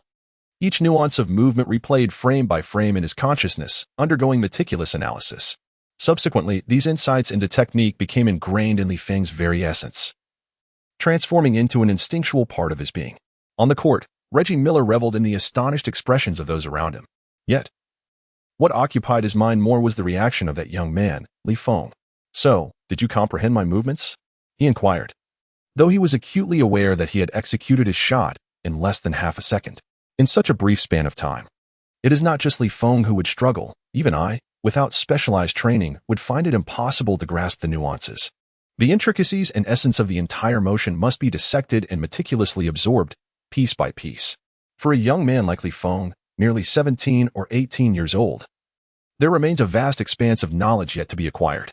However, after uttering these words, Li Feng nodded emphatically. "I understand," he affirmed. "All right, since you seem perplexed, I shall take some time to clarify," he said, only to be interrupted by Reggie Miller's look of confusion as he turned to Li Feng. The latter repeated his statement, articulating slowly, "I genuinely comprehend." "Really?" Reggie Miller's lips twitched slightly. "It's perfectly fine if you don't fully grasp it yet. As I have cleared my schedule for the next 3 months, I will guide you at a measured pace." "Yes, but I truly have learned," Li Feng replied with a faint smile. He then gradually accepted the basketball from Reggie Miller's hands. At the moment he received the ball, his body sprang into motion. Without any hesitation, he pivoted and aimed directly at the hoop. Whoosh! His shooting speed surpassed what it had been previously by a considerable margin. At this moment, everyone was utterly astonished, for they all realized that Li Feng's shooting posture was astonishingly reminiscent of Reggie Miller's movements just moments ago. Chapter 30. I feel an overwhelming strength within me. Bang! The basketball soared swiftly into the air, tracing a lofty arc. Subsequently, it struck the back edge of the hoop and rebounded high into the sky. The shot nearly found its mark, yet it was executed with excessive force. However, despite its failure to score, the astonishment it evoked in Reggie Miller was profoundly immense. Have you truly grasped it after but a single viewing?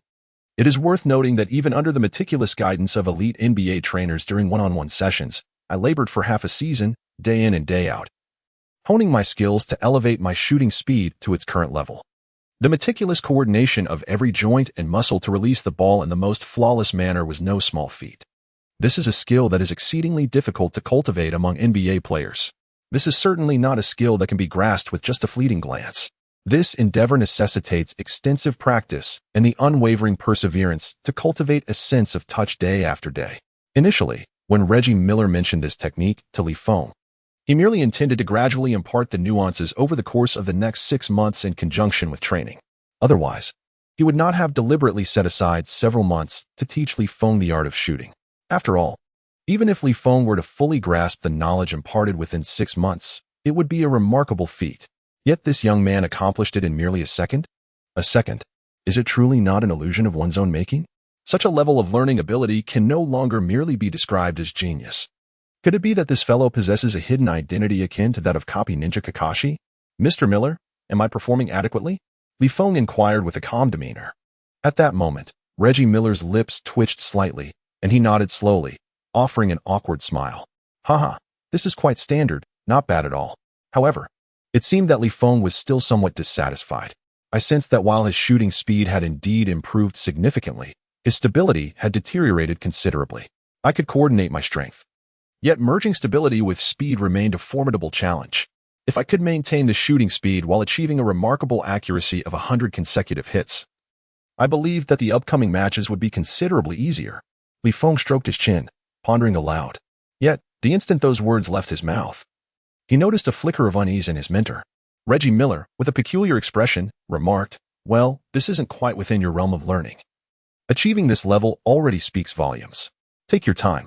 Li Feng responded with an "oh," refraining from further inquiries. Meanwhile, Reggie Miller's thoughts grew increasingly agitated. You wish to maintain this shooting speed while also attaining a monstrous accuracy. Madness. You, my friend, are utterly insane. You're competing in the NCAA, not the NBA? No, even in the NBA, there isn't a single player capable of such a feat. Reggie Miller questioned himself, recalling that even at the pinnacle of his professional career, he struggled to merge speed and precision without compromise. Pursuing the utmost speed in shooting naturally leads to a decline in accuracy. The age-old adage of not being able to have both fish and bear's paw holds true. And here was Li Feng, merely having glanced at his shooting form, already contemplating the fusion of the two. This young man truly possesses an ambition that surpasses all expectations. Nevertheless, ambition and confidence are indeed the essential pathways for any player aspiring to greatness. Subsequently, Reggie Miller merely assigned Li Feng a series of uncomplicated shooting drills alongside routine physical training. After all, the knowledge Li Feng acquired during this session was what Reggie had intended to impart over a span of 6 months, leaving him momentarily devoid of further instruction. Meanwhile, the onlookers began to synchronize their training with Li Feng's rhythm, inspired by how effortlessly he executed these tasks, which instilled in them an inexplicable surge of confidence. It was as if shooting three-pointers was merely a matter of having hands. At that moment, they could not help but exclaim, "I feel extraordinarily powerful right now." However, when they finally took to shooting, reality delivered a harsh slap to each of their faces. Their shooting forms were exceedingly awkward. They aimed for a swift release but produced shots that were far from desirable, lacking the grace and coordination exhibited by Li Feng. Even Moses Brown, in his attempts to mimic, ended up delivering a complete airball, while Li Feng grasped the essence of the shot in a matter of moments. None of the others could replicate his technique correctly. No matter how they tried, their motions remained uncomfortable. Even Chris, the team leader, could not resist stealing glances at Li Feng, hoping to glean insights into his shooting posture and nuances. Li Feng, unperturbed, openly provided them with a chance to learn while he practiced independently. Yet, the surrounding crowd observed that no matter how they emulated him, their attempts invariably felt inexplicably awkward. On the sidelines, Coach Winston turned to Reggie Miller and inquired, "What is your assessment of this young man? He certainly has potential, does he not?" Reggie Miller's lips twitched slightly, and he remarked with a hint of nostalgia, "Potential? This young man is nothing short of a phenomenon." Coach Winston raised an eyebrow, taken aback by this appraisal. Observing Winston's astonished expression, Reggie appeared remarkably composed, as if he had come to terms with his conclusion. He stated unequivocally, "I understand that you are drawn to his athleticism and immediate impact, but I can assure you, his athletic prowess is merely the least of his remarkable talents. He is a true marvel. The NBA is his stage. As for your concerns regarding the NCAA tournament, believe me, with him on your team, you need not worry at all. He will lead you to sweep this year's NCAA. I stand by my words." Upon hearing this, Winston's eyes widened in disbelief. Could an international student truly lead UCLA to dominate the NCAA? Is this truly not an exaggeration? Yet, as he gazed upon the young man on the field, he couldn't help but think that if it were Li Feng, perhaps everything would indeed be possible. In the ensuing fortnight, both Li Feng and Lu Qingyu diligently endeavored to integrate into the team. Being newcomers, every aspect was refreshingly novel for them, causing time to pass in a swift blur. During this period, Gru did not trouble Li Feng again. After all, Li Feng had rendered everyone speechless with his prowess during training. To be candid, Gru had no valid reason to confront him. However, Gru's temperament had not diminished. Rather, he was acutely aware that he required an opportunity to substantiate his claims. The upcoming adversary for UCLA was none other than the University of Arizona, widely acknowledged as the most formidable team in the Pac-12 conference this season. Pre-match sports media predictions placed UCLA's roster in the mid-tier rankings within the Pac-12, revealing a significant disparity when compared to Arizona. Thus, Gru surmised that Li Feng would struggle to acclimate to such an intense level of competition in his inaugural NCAA match. If Li Feng were to be decisively defeated, it would serve as a testament that potential and talent count for little on the professional stage. With narrowed eyes, Gru observed Li Feng on the court, a slight smile gracing his lips. "Tomorrow will be the day your reputation is tarnished." On the eve of the match, a system notification echoed in Li Feng's ears. Ding. A new mission has been issued for the host. Lead UCLA into the NCAA Championship, March Madness. Reward, S-Class Superstar Skill Pack X1. Chapter 31A. Give me that damn ball. The following day, the match arrived as anticipated. Although the NCAA regular season could not rival the fervor of March Madness, it was undoubtedly a significant event for both competing teams. Supporters from both schools gathered at the venue to rally behind their respective teams. In this match, UCLA faced off against the University of Arizona on their home turf. The atmosphere was electric, with exuberant fans filling the stands, some ardent female supporters waving vibrant banners. Feng couldn't help but cough discreetly to himself, reminding the crowd to maintain decorum, while revelry was in the air. He was acutely aware of the significance of the day's proceedings. The allure of an S-tier superstar skill package was simply too enticing for him to ignore. Thus, he resolved to ensure that UCLA would not be eliminated during the regular season. As Feng contemplated his strategy, he considered targeting Arizona first. Suddenly, a gentle female voice broke through his thoughts. Luguentz Dort, nicknamed the Beast, is the leading scorer for the University of Arizona. He possesses remarkable physicality and tenacious defense. A compact powerhouse, he is the undeniable cornerstone of the team. To secure victory, finding a way to limit his impact is crucial. Lu Qingyu, standing beside him, shared her insights. Clearly having done her homework ahead of the game. Brought back to the present, Feng nodded thoughtfully. He then smiled at Lu Qingyu and assured her, "Rest assured. Victory is ours." Dort led his teammates to the center of the court, an air of arrogance in his gaze, clearly underestimating the prestigious legacy of UCLA. At that moment, Chris glanced at Feng and remarked nonchalantly, "The opponents are not the mediocre players from your country, they are formidable. If you hinder my performance on the court, I will have the coach substitute you immediately. On the court, I am the one in command. Do you understand?" Although Feng possessed remarkable talent, excelling in athletic prowess and shooting skills, Chris still held the position of the team's leader. With his wealth of experience in high-stakes competitions, he finally felt a sense of superiority, speaking to Feng from a rather condescending perspective. Meanwhile, Feng appeared unfazed, casting a sidelong glance at him and retorting, "Ah. Yes. In English, a double negative does not imply affirmation. Yet for some reason, Chris felt that Feng's triple affirmation was utterly infuriating. On the sidelines, Coach Winston and trainer Gru were intently observing the unfolding events on the court. "Mr. Winston, you might come to regret your decision to start him," Gru cautioned. "We ought to give the young man a chance. If his performance falters, we can always take him out later." Gru shook his head slightly, disagreeing with the sentiment. "But our opponents are not ordinary. They are the University of Arizona. They will not afford us any room for error. Moreover, the principal will be present today. If we adhere to the strategy we devised, we should only lose by a maximum of 10 points and not suffer an embarrassing defeat. While you are the head coach and the team is under your command, I must remind you that if Feng's presence on the court results in a significant loss that demoralizes the team, do not blame me for not warning you in advance." Upon mentioning the principal's attendance, Winston hesitated for a brief moment. Yet, he ultimately chose to place his trust in Feng. "Give him a chance. I believe in Mr. Reggie Miller's judgment." As the referee's whistle pierced the air, the game commenced. The outcome of the NCAA regular season would determine the rankings of the teams within their respective divisions. This will undoubtedly have a direct impact on whether each team can qualify for the NCAA tournament, famously known as March Madness. Thus, while the attention on each regular season game may not be excessively high, their significance is unmistakable.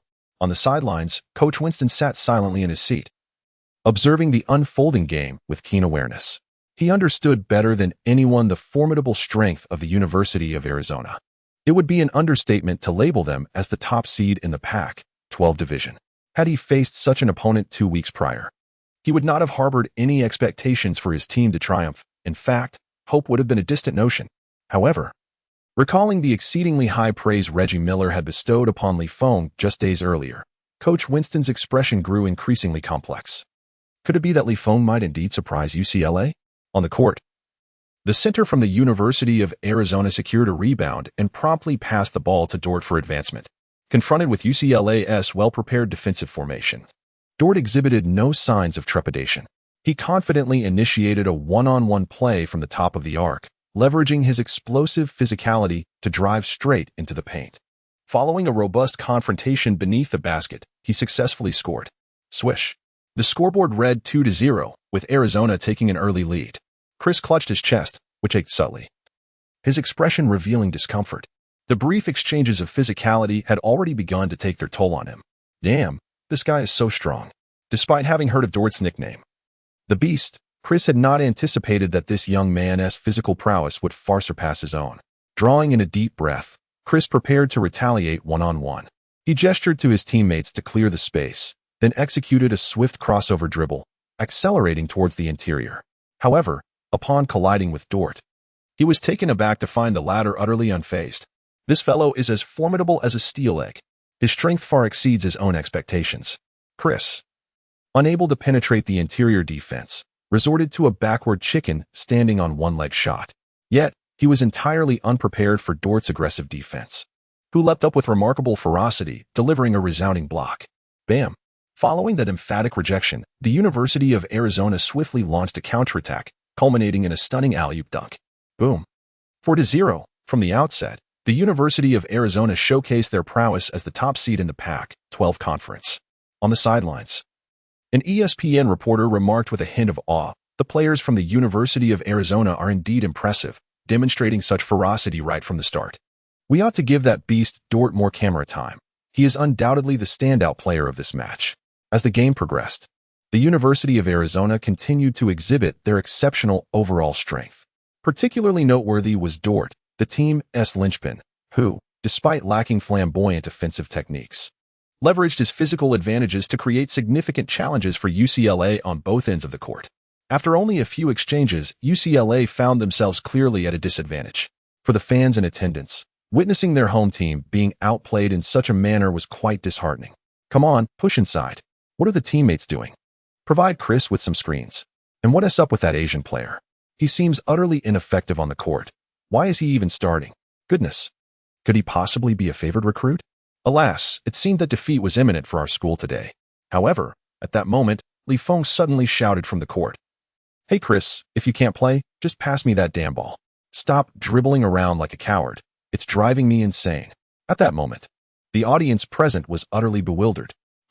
What on earth is happening? The Asian player, who seemed to possess little presence on the court, audaciously criticized the team's cornerstone. Has he lost his mind? Chapter 32. You call yourself the Block King? I will dunk on you. The crowd was utterly astonished. At UCLA's home arena, it was evident that Chris was indeed the undeniable linchpin of the team. In the previous season, Chris frequently delivered performances scoring over 20 points in games, rightfully earning his status as the team's leader.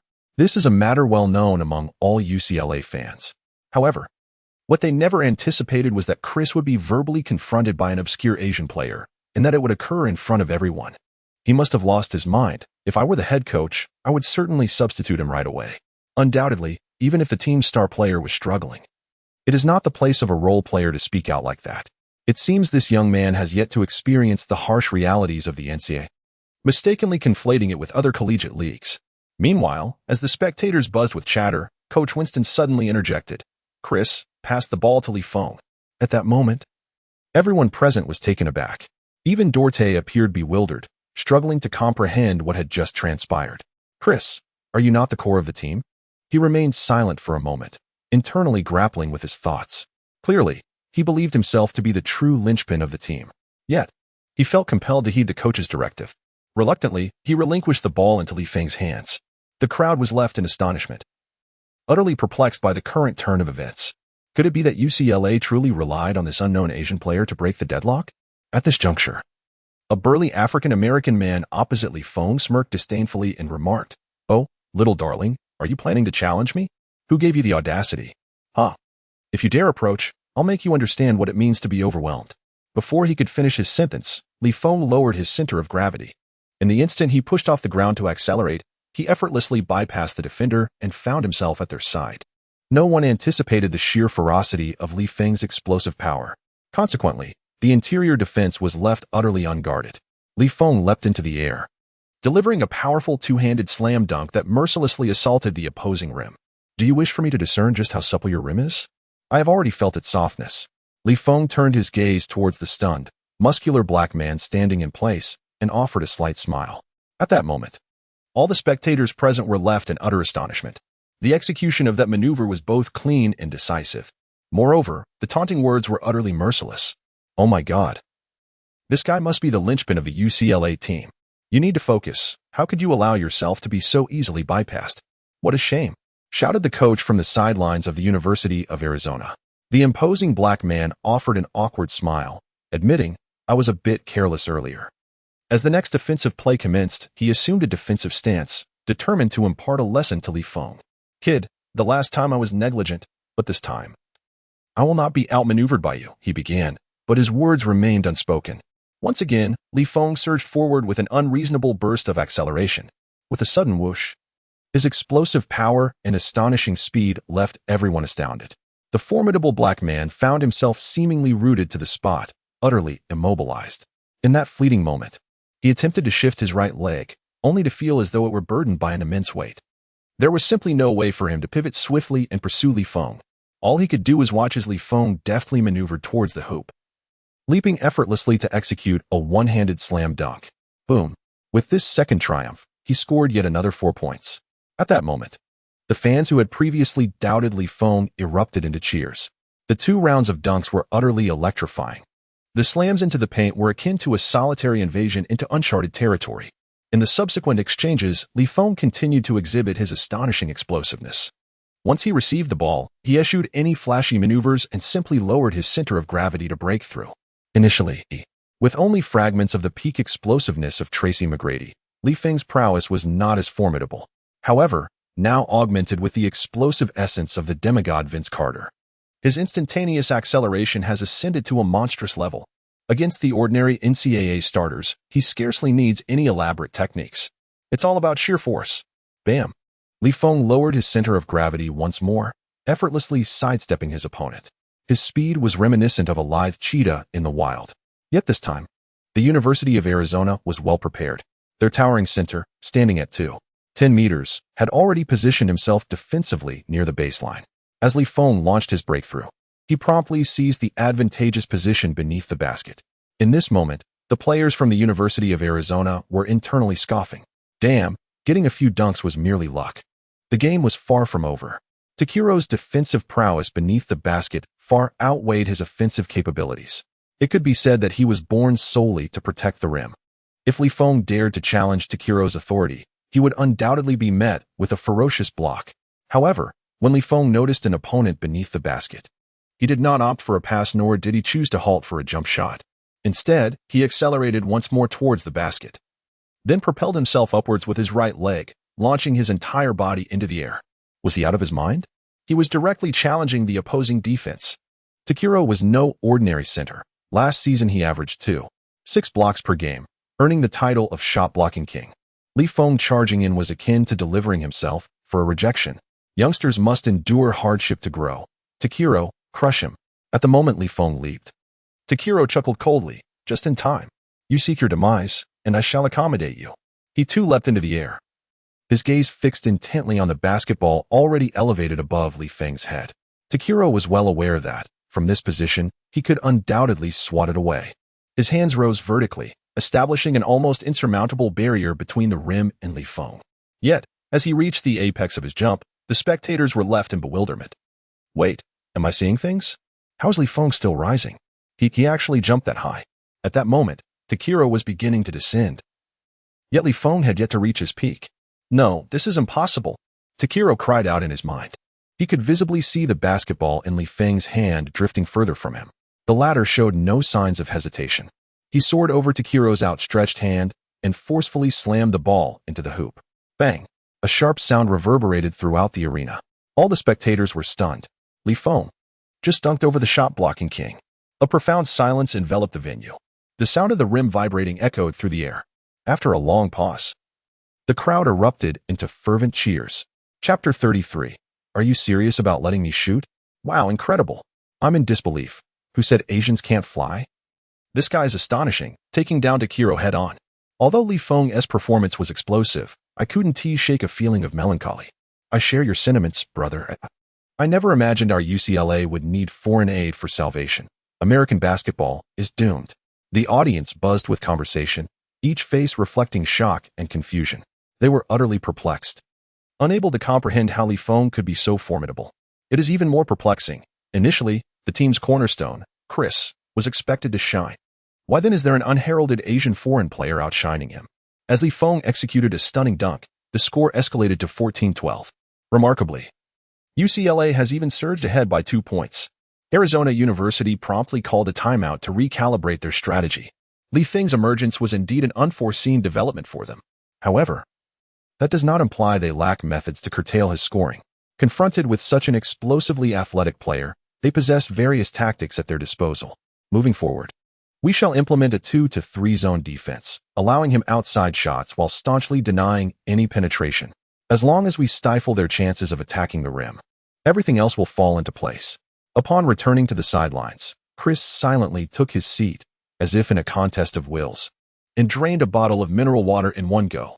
Then, he carelessly tossed the empty bottle towards the trash can, which predictably landed on the floor. At that moment, Li Feng cast a glance at him, his expression betraying a sense of bewilderment. Very well, I shall not hold your performance on the field against you. It appears you are indeed genuine. Upon hearing these words, the substitutes present could not contain themselves, stifling their laughter as they nearly erupted into mirth. Li Feng is truly infuriating. Chris, his face flushed with embarrassment from Li Feng's retort, found himself at a loss for words. All he could do was cast a fierce glare at the substitutes nearby, who were snickering. His eyes seemed to convey a silent message. So it's you few who find amusement in my plight, is it? I shall remember this. In this moment, Coach Winston gently advised Li Feng, be cautious of the defensive strategies they will employ against your drives. I believe that penetrating the basket will not be as effortless as before. Upon hearing this, Li Feng nodded slightly with a smile, replying, rest assured. They are no match for me. That is reassuring, Coach Winston replied, offering no further words. For he understood that this young man before him was a prodigy esteemed even by Reggie Miller. Returning to the court, Li Feng, with a relaxed demeanor, addressed the beastly Dort. Did you contemplate surrendering during those last 2 minutes? Perhaps I could grant you a more dignified defeat. Surrender? Dort's eyes narrowed at this remark. He then leaned in close to Li Feng, speaking in a low tone. Kid, don't think that just because you made a few shots, you can act tough in front of me. The University of Arizona will not lose. Our aim is the Final Four. Teams like yours lack the qualification to compete with us. Li Feng, unfazed, smiled slightly and replied, if you believe you cannot lose, why limit your aspirations to the Final Four? It indicates your awareness of your own inadequacies.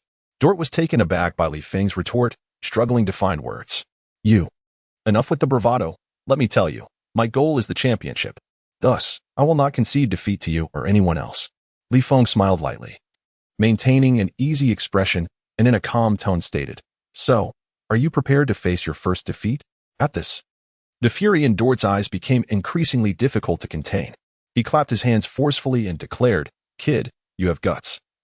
Let's see if you can hold on to the ball long enough to pay the price, I swear it. Dort and his team intended to employ a 2 to 3 zone defense, a strategy characterized by its compactness. While this tactic is not overly complex, it proves remarkably effective, especially against teams that struggle with shooting. Utilizing this approach essentially acknowledges their inability to contain Li Feng's drives. Nevertheless, the ultimate objective remains winning the game. These matters are negligible.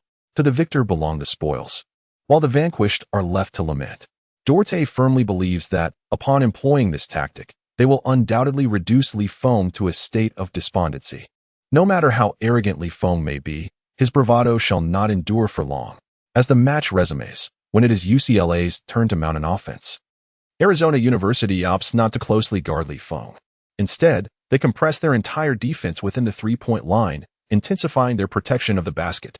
It is a 2 to 3 zone defense, given their swift response, such as the prowess of Arizona University. However, does this not imply that they are indeed incapable of containing Li Feng's penetrative plays? So what?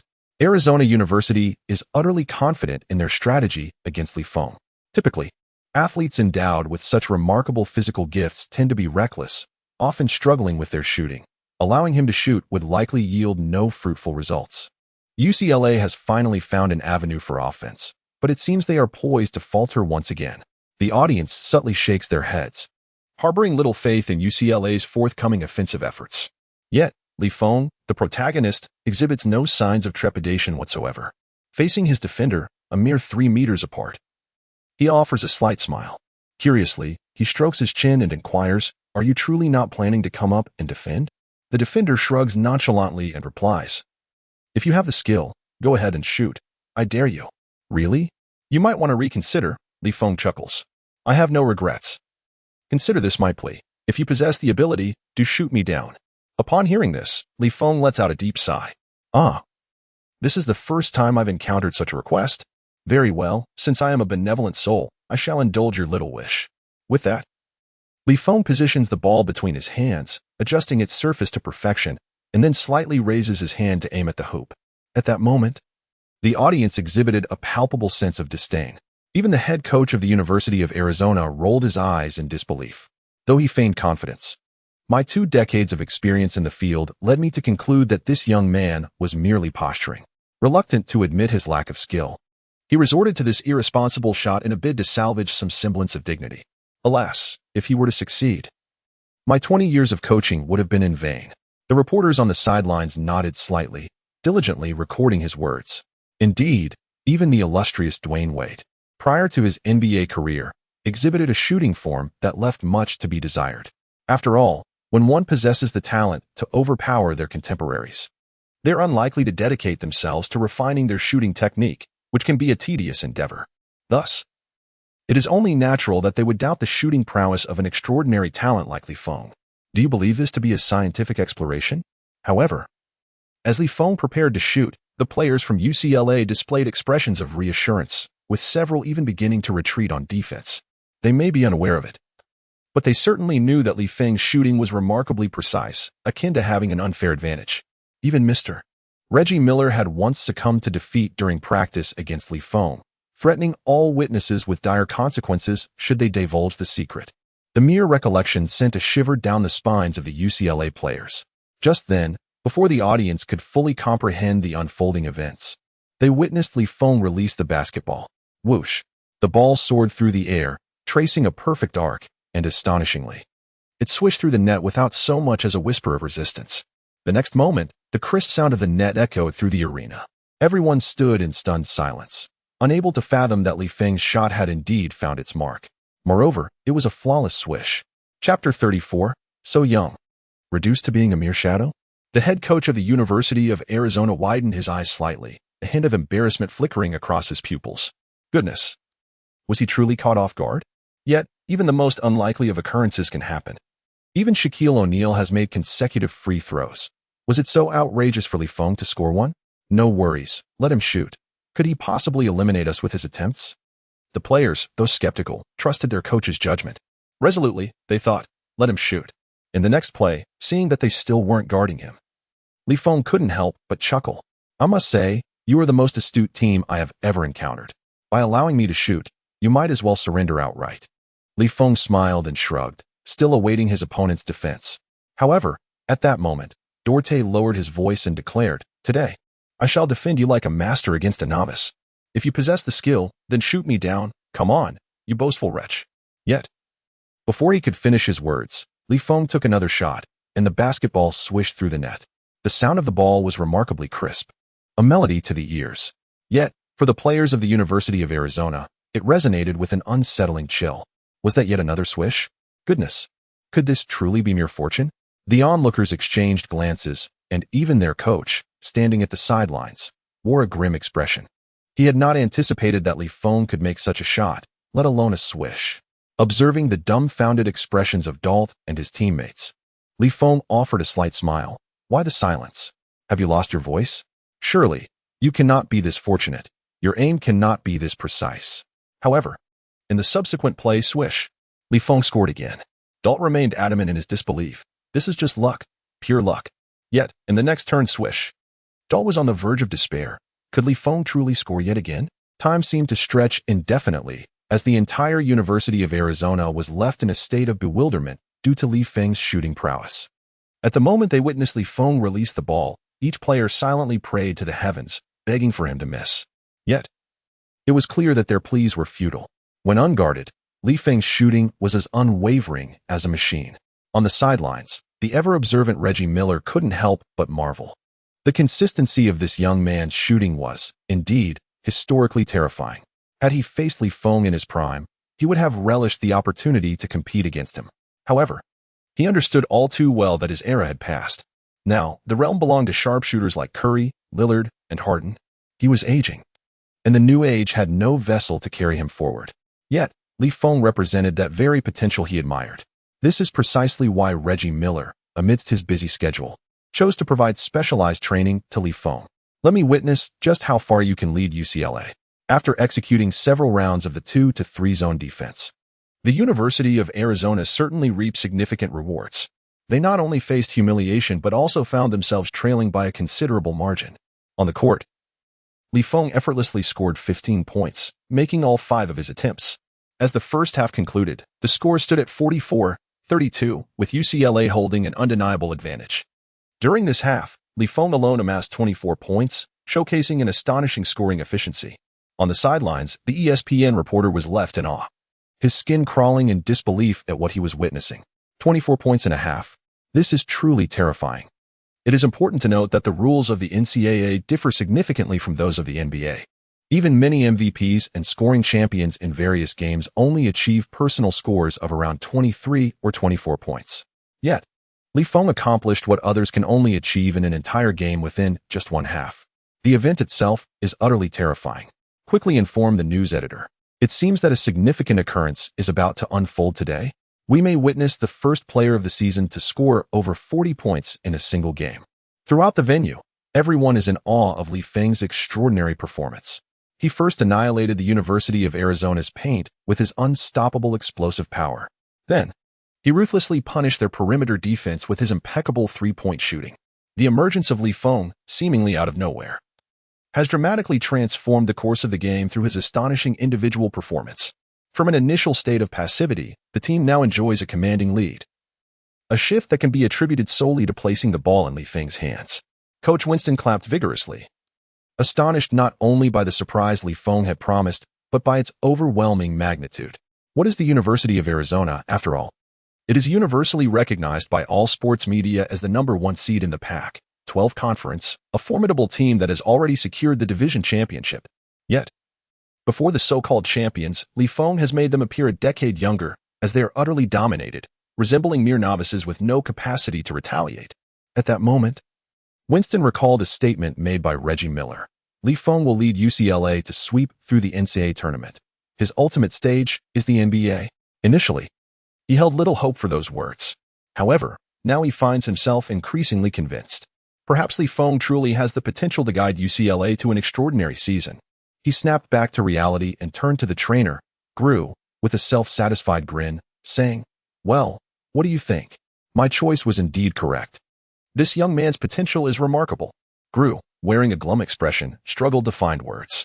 After all, his best expectation for the team had been to keep the final score within single digits, merely hoping for a loss by 8 or 9 points. Yet, he could never have anticipated such an outcome. Has Li Feng effortlessly claimed victory in the competition? Judging by the current score, it would not be excessive to celebrate with champagne, even at halftime. At this moment, Tim Gree, the president of UCLA, approached slowly. Upon reaching the two individuals, he smiled and inquired, "Who is that young man wearing the number 11 jersey? Such a remarkable player, yet I have never seen him before." Coach Winston chuckled softly and proceeded to elucidate the background and circumstances surrounding Li Feng. After listening, President Tim raised an eyebrow and remarked, "So he is an exchange student from China.Enduring University? I did not anticipate that they would provide us with such an exceptional athlete." To be candid, the primary focus of the exchange program was on cultivating research talents emerging from China.Enduring University. As for athletics, it was entirely UCLA's unilateral support for China.Enduring University.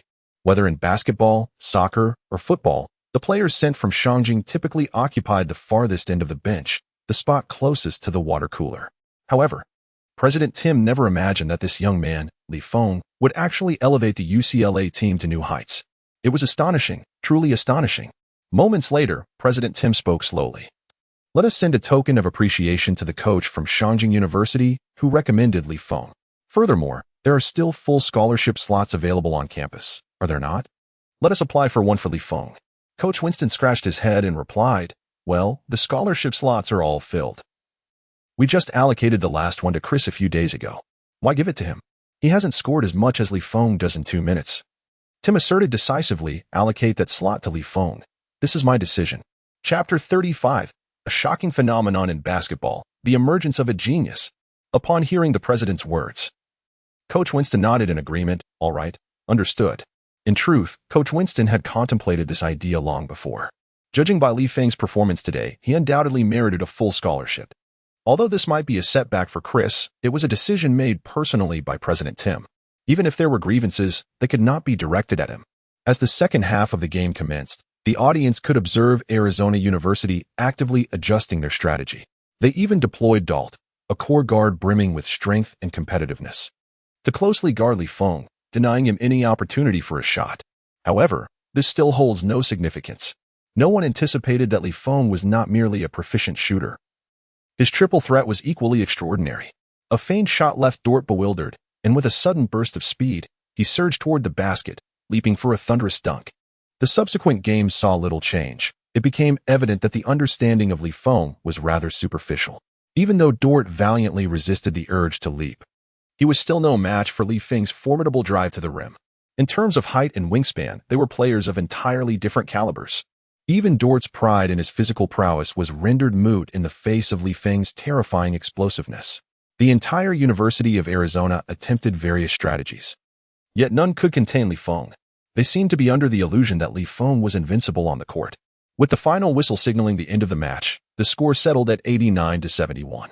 UCLA, playing at home, secured a decisive victory in their first NCAA game of the season.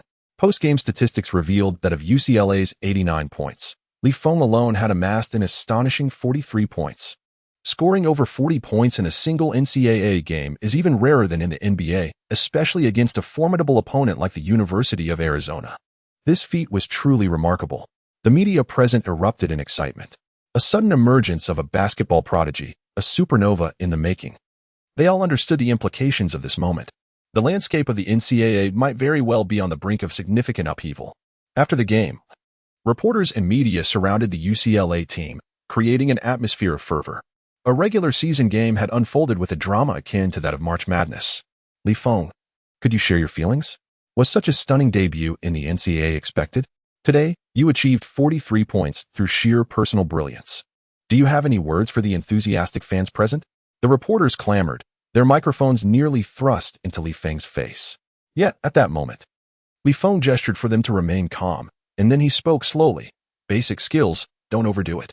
Though the reporters found his words somewhat perplexing, they sensed an air of arrogance and depth in his statement. Li Feng, what kind of achievement do you aspire to this year? With a serene smile, Li Feng replied calmly and naturally, I believe winning the NCAA championship would be quite splendid. Upon hearing these words, all the journalists present were taken aback. It is important to note that the NCAA championship is a prestigious title fought for among hundreds of teams, with only a select few emerging victorious. Li Feng's audacious declaration signifies his unwavering confidence in the upcoming matches. Moreover, the most crucial aspect is that this statement also serves as a challenge to Duke University. All media and fans are acutely aware that this year, Duke boasts an extraordinary newcomer, the phenomenal Zion Williamson. If anyone else were to express such aspirations of championship glory, the journalist would likely disregard them, perceiving it as mere grandstanding. However, if the individual making such a bold claim is none other than Li Feng, who effortlessly scores 43 points with his remarkable versatility on the court, then the narrative shifts entirely. The Asian player named Li Feng may indeed have the opportunity to compete with Zion Williamson. Following the conclusion of the match, the NCAA basketball scene erupted in an unparalleled frenzy. Although it is still merely the regular season and the number of media outlets broadcasting the event, as well as the overall attention, cannot be compared to the madness of March, today's game showcased numerous impressive players, generating considerable excitement among fans. On the renowned American sports forum Reddit, many enthusiasts have engaged in fervent discussions. They debated which star player executed an extraordinary game-winning shot and which emerging talent delivered a stunning personal showcase. Meanwhile, Jordan Poole was browsing through relevant posts and content on his phone, hoping to find news pertaining to himself. After all, he had recorded an impressive stat line of over 20 points, 7 assists, 4 rebounds, and 1 steal in this match. Garnering a few admirers seemed justifiable, right? However, after perusing the entire forum, he discovered that the focal point of discussion revolved entirely around Zion Williamson from Duke University. In his first game of the regular season, Zion delivered a dominant performance, scoring 31 points and grabbing 14 rebounds, utterly dismantling the ACC's second-seeded team. After witnessing Zion's performance, Jordan Poole smirked slightly. TCH. Just a brainless brute. Consider yourself fortunate for not encountering me. If we were to face off, I'd obliterate you. After muttering these words, he suddenly noticed a post below. Breaking news. This year's attention should not solely be on Zion Williamson. There is also a super talent who perfectly combines shooting and attacking the rim. Jordan Poole raised an eyebrow, a proud smile spreading across his face. Oh, finally, there's mention of me. Who else could perfectly blend shooting and attacking the rim if not myself? To his surprise, the post had even received a trending tag from the moderators. It seemed that someone truly appreciated his skills. Jordan Poole chuckled as he stroked his chin, feeling an undeniable sense of pride. He fancied his dribbling skills rivaling those of Kyrie Irving and his shooting prowess in the flow of play akin to Stephen Curry. Especially, he believed his beard was far more stylish than that of James Harden. He clicked on the post, ready to relish how others extolled his performance. Yet, as he focused on the content, he was utterly dumbfounded. To his astonishment, the post was not about him at all, but rather about Feng. At this moment, Jordan Poole found himself utterly astounded. He repeatedly questioned within, why does he deserve this attention? Chapter 36. The tallest trees attract the sharpest eyes. Naturally, Jordan Poole could not fathom the fact that Feng was receiving even more attention than he was. After all, although he had previously lost to Feng, it was merely due to a temporary lapse in his performance. If they were to truly compete, Jordan Poole was confident that he possessed 100 ways to make Feng unable to lift his head. Furthermore, he was a super prodigy who seamlessly combined shooting and attacking the rim. Is this not clearly a self-praise? What does it have to do with Feng? Jordan Poole was far from convinced. If one were to say that Feng's dunking prowess was commendable, he would concede. However, shooting? That fellow has no shooting skills whatsoever. Humph. Jordan Poole disdainfully curled his lip and continued to browse. He was eager to discover how Feng could possibly deserve such a title. Yet, in the next moment, he stumbled upon a video of Feng's live performance. In the footage, Feng's shooting form was exquisitely graceful, positioned at the arc of the three-point line. He released the ball with a fluid elegance. The basketball effortlessly swished through the net without even grazing the rim. And this was no mere fluke. In the video, Feng repeatedly made shot after shot, each finding its mark with unwavering precision. Swish, swish, swish, swish. The three-pointers fell like rain, utterly formidable. Jordan Poole was left dumbfounded.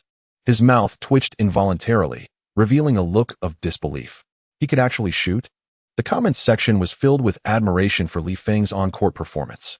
Most notably, Feng had scored an astonishing 43 points in his debut, more than the combined total of his own 2 games. Damn.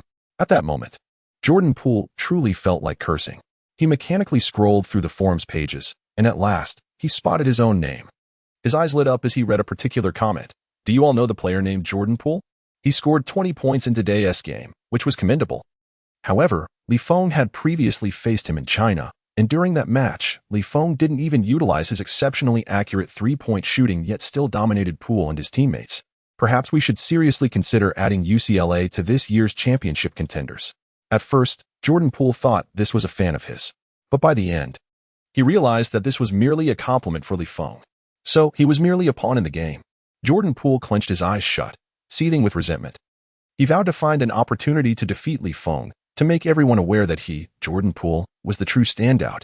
Meanwhile, on the other side, Zion Williamson, who led Duke University to a resounding victory, was reveling in his night of glory and cheers.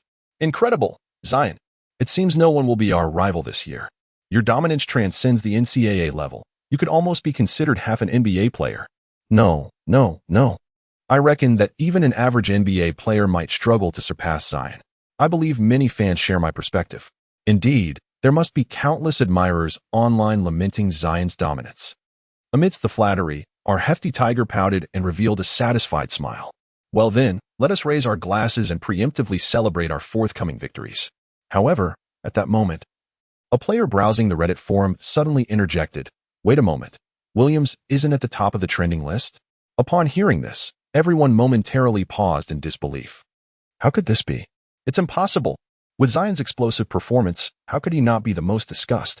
Are you certain you haven't misread? Surely, you can differentiate between trending topics and new posts. Nevertheless, the individual confidently reiterated, no, I haven't misread. It's true. The crowd murmured in disbelief and approached with skepticism. Just then, Zion, sporting a rather unpleasant expression, pushed through the crowd and seized the phone. He then gazed at the trending post on the screen. Li Feng? Zion mumbled, repeating the name. He pouted, fervently searching his mind for any recollection of it. After a brief moment, he conceded defeat. Rather than dwell on such matters, he thought it more prudent to contemplate what to eat that evening.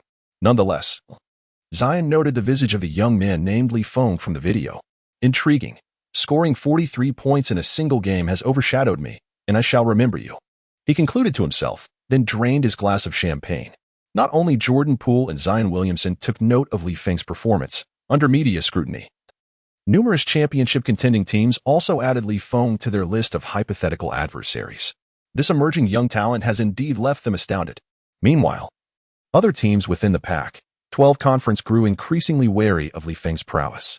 To have dominated a formidable team like the University of Arizona to such an extent, how formidable must UCLA be this year? At this moment, Li Feng remained blissfully unaware of the tremendous impact he had made on the NCAA basketball landscape.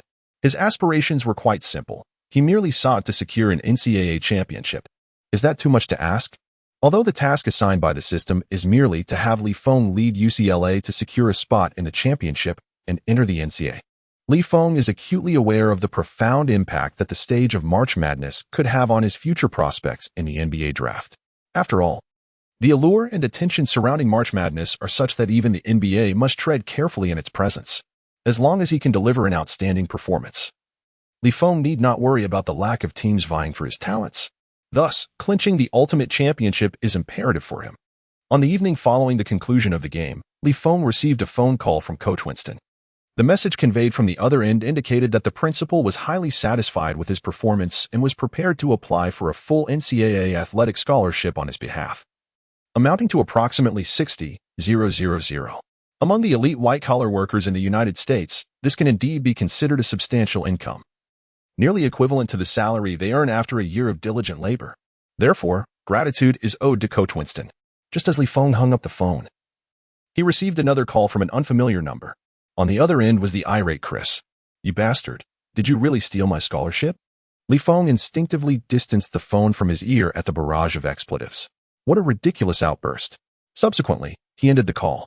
Chris, left with his anger unresolved, seethed with fury. To sever someone's means of livelihood is akin to taking away their family. He shouted at the sky, Li Feng, I will not rest until I have my revenge. From this day forth, the team is either with you or with me. The UCLA team, having won their first match, was in an exuberant state. They had truly not anticipated defeating the number 1 seed, the University of Arizona. With Li Feng's addition, the future appeared bright. However, the day after the match, they were met with shocking news. What? Chris had been expelled from the team? The reason was that Chris had insisted the coach choose between him and Li Feng. The group fell silent for a moment. Then bitter expressions spread across their faces. How could Chris be so audacious? Upon hearing that Chris had been expelled from the team, Moses Brown showed little reaction, appearing indifferent. It was evident to all that Li Feng's significance to the team had transcended that of an ordinary starting player. He was certain that as soon as UCLA dismissed Li Feng, countless prestigious universities would extend the highest offers to recruit him. As long as Coach Winston had not lost his senses, he would never forsake Li Feng in favor of Chris. Even if Moses Brown himself attempted to threaten the coach by tying his fate to Chris's and threatening to leave the team, Coach Winston would likely respond with a resolute affirmation, it is settled, a double blessing has arrived. In just a few short days, UCLA has undergone significant changes. The alteration of the team's core lineup has shifted the objectives for this season. All of this stems from the unexpected emergence of the underestimated Asian player, Li Feng. In the wake of Chris's departure from the team, the overall strength and morale seem to have remained unaffected. On the contrary, the majority of the team has been captivated by Li Feng's performance, fostering a more harmonious atmosphere within the locker room. On the court, the players' synergy appears to have improved markedly. Moreover, as Li Feng's stature within the team continues to ascend, Lu Qingyu flourishes at UCLA, acquiring advanced knowledge and experience in team management. The recent victory over the University of Arizona still reverberates, yet they are soon to face the University of Washington, regarded as the second seed of the Pac-12 conference. The consensus among observers is that UCLA may encounter significant challenges in this match, as Li Feng's offensive strategies have likely been thoroughly analyzed. In this match, the University of Washington is undoubtedly poised to implement prearranged strategies to contain Li Feng. Moreover, as the home team, they possess a psychological advantage. Their head coach, Feng, made bold proclamations prior to the game, asserting, "Our team boasts one of the most disciplined defenses in the league, particularly adept at handling players who prefer to operate independently.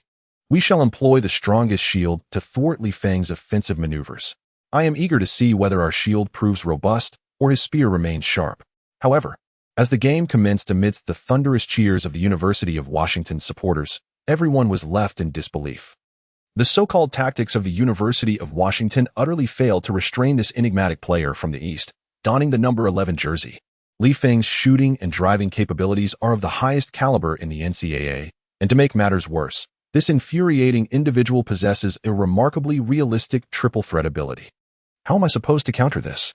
Li Feng's offensive prowess has become a veritable nightmare for all the defenders at the University of Washington. Even though the defenders meticulously analyzed Li Feng's offensive tendencies prior to the game, they remain utterly incapable of containing him. Should one draw too close, Li Feng effortlessly utilizes his extraordinary explosiveness to evade the defense. Conversely, if one maintains a distance, he will unhesitatingly unleash a three-point shot. The so-called most formidable shield proves utterly inadequate against Li Feng's relentless onslaught. Midway through the game, Li Feng, observing the defenders nearing their breaking point, inquired with a hint of skepticism, "What is the matter, fellas? I haven't even begun to exert myself, and you're already exhausted?" The opposing team was left seething with frustration. "Not exerting yourself? Is that what you call it?" They gazed at the double-digit deficit that separated them from UCLA. Lost in contemplation. This Li Feng is truly a beast. The match unfolded without any dramatic twists, concluding in a one-sided manner with an overwhelming score of 77-60. UCLA triumphed over the University of Washington with an insurmountable advantage. The so-called second seed has now been relegated to the status of a third seed. After the game, Coach Feng, resembling a withered eggplant, addressed the camera with a subdued tone, expressing his regret that Li Feng did not have the opportunity to fully enjoy the game. All the fans and reporters were left in utter shock, and it seemed they began to grasp the weight of Li Feng's statement that winning the NCAA championship might not have been a mere jest, but rather a genuine aspiration. As UCLA continued to vanquish formidable opponents, the attention surrounding the team grew ever more intense. Notably, a wave of detractors for Li Feng began to emerge online. It is essential to understand that a player's success is not solely determined by the presence of adoring fans, but also by the existence of critics. Only when an individual is perceived as formidable can they warrant the attention of detractors. Among the most vocal of these critics were the fans of the University of Arizona and the University of Washington, who could hardly accept the humiliation of witnessing their teams being dominated by Li Feng as if he were a father chastising his son. In fact, the fans of the University of Washington even took the initiative to form an anti-Li Feng alliance. However, there was little time to mourn for the University of Washington. For the next contender stepping onto the battlefield was the third seed of the Pac-12 conference, the University of Utah. As the final whistle blew, the score was fixed at 69-60. It appeared that UCLA led by only 9 points. Yet those who witnessed the match understood that the true narrative had already been established by the end of the first half. This so-called showdown has already entered garbage time. Li Feng led his team to unleash a stunning offensive surge of 16-0 in the first half, utterly shattering the offensive resolve of the University of Utah. Should Li Feng choose to continue racking up points in the second half, the final score could very well have been 100-50, much to the spectators' lack of astonishment. Following this one-sided thrashing, the originally third seed has, unsurprisingly, transformed into the fourth seed. However, once one enters the realm of the fourth position, the designation of seed becomes somewhat redundant. This is due to the overall strength of the Pac-12 conference as observed this year. Among these 12 teams, only 3 possessed the qualification to enter the NCAA championship. Subsequently, Li Feng led his team on a northern campaign, leaving a trail of lamentation in their wake. Upon the culmination of the regular season, which spanned over 2 months, UCLA emerged victorious with an impeccable record of 18 wins and no losses, securing the top position in the Pac-12 conference. 18-0, such a remarkable achievement, if it were to occur within the realm of gaming, would undoubtedly lead to accusations of exploiting the system. Yet, Li Feng has indeed managed to outmaneuver these NCAA prodigies with ease. The astonishment is palpable among all observers. The last time UCLA attained such a record was quite some time ago. Ahem, this is not merely an attempt to fill space. Rather, it reflects the collective forgetfulness regarding how many years have passed since such an occurrence. At the very least, There has been nothing of the sort in the past 2 decades. Undoubtedly, all of their supporters and players are currently experiencing a moment of historical significance. Meanwhile, although the final roster for the NCAA championship has yet to be revealed, UCLA, as the division champion, has already secured its invitation to the tournament. Consequently, the rewards within Li Feng's system are being dispensed at this very moment. This is the S-Tier Superstar skill package that Li Feng has long yearned for. Chapter 38. S-Tier. The mastery of the rebounding virtuoso. The allure of this S-Tier Superstar skill package is undeniable to Li Feng. It is well known that every player who ascends to the ranks of the NBA possesses extraordinary abilities. Mastering even one of their techniques would be a formidable advantage in the current NCAA landscape. Furthermore, each time such a random gift pack is opened, Li Feng's inherent gambling spirit stirs with anticipation. Thus, let the gamble commence. As Li Feng concentrated, the system interface in his mind materialized. Much like the vibrant box opening screen of CSGO, the skill packages danced before him in a kaleidoscope of colors. Moments later, as the selection interface came to a halt, Li Feng beheld a fleeting golden light. Simultaneously, the system's notification chimed in his ears. Ding! Congratulations, host. You have successfully acquired Dennis Rodman's S-Tier skill, Rebounding Instinct. Would you like to learn it? Upon confirming the reward he had drawn, a smile involuntarily grazed Li Feng's lips. To his astonishment, the reward he received was none other than the rebounding prowess of the legendary Rodman. Moreover, it was at a remarkable S-Tier level, a caliber he had never possessed before. Rodman, standing at a height of merely 2.01 meters, was nearly identical to Li Feng's stature. In an era dominated by towering giants in the NBA of the 1990s, such a height would hardly be deemed remarkable. Nevertheless, he astonishingly secured the title of rebounding champion for 7 consecutive years, earning the esteemed recognition as one of the greatest defensive forwards in the annals of NBA history. Moreover, Rodman's prowess in rebounding transcended mere physical stature and strength. It was predominantly characterized by his remarkable ability to anticipate and his exceptional reaction speed. This is what is referred to as rebounding instinct. When facing the University of Michigan, Li Feng excelled defensively and in controlling rebounds. This, however, is largely due to Michigan being a team that emphasizes outside shooting.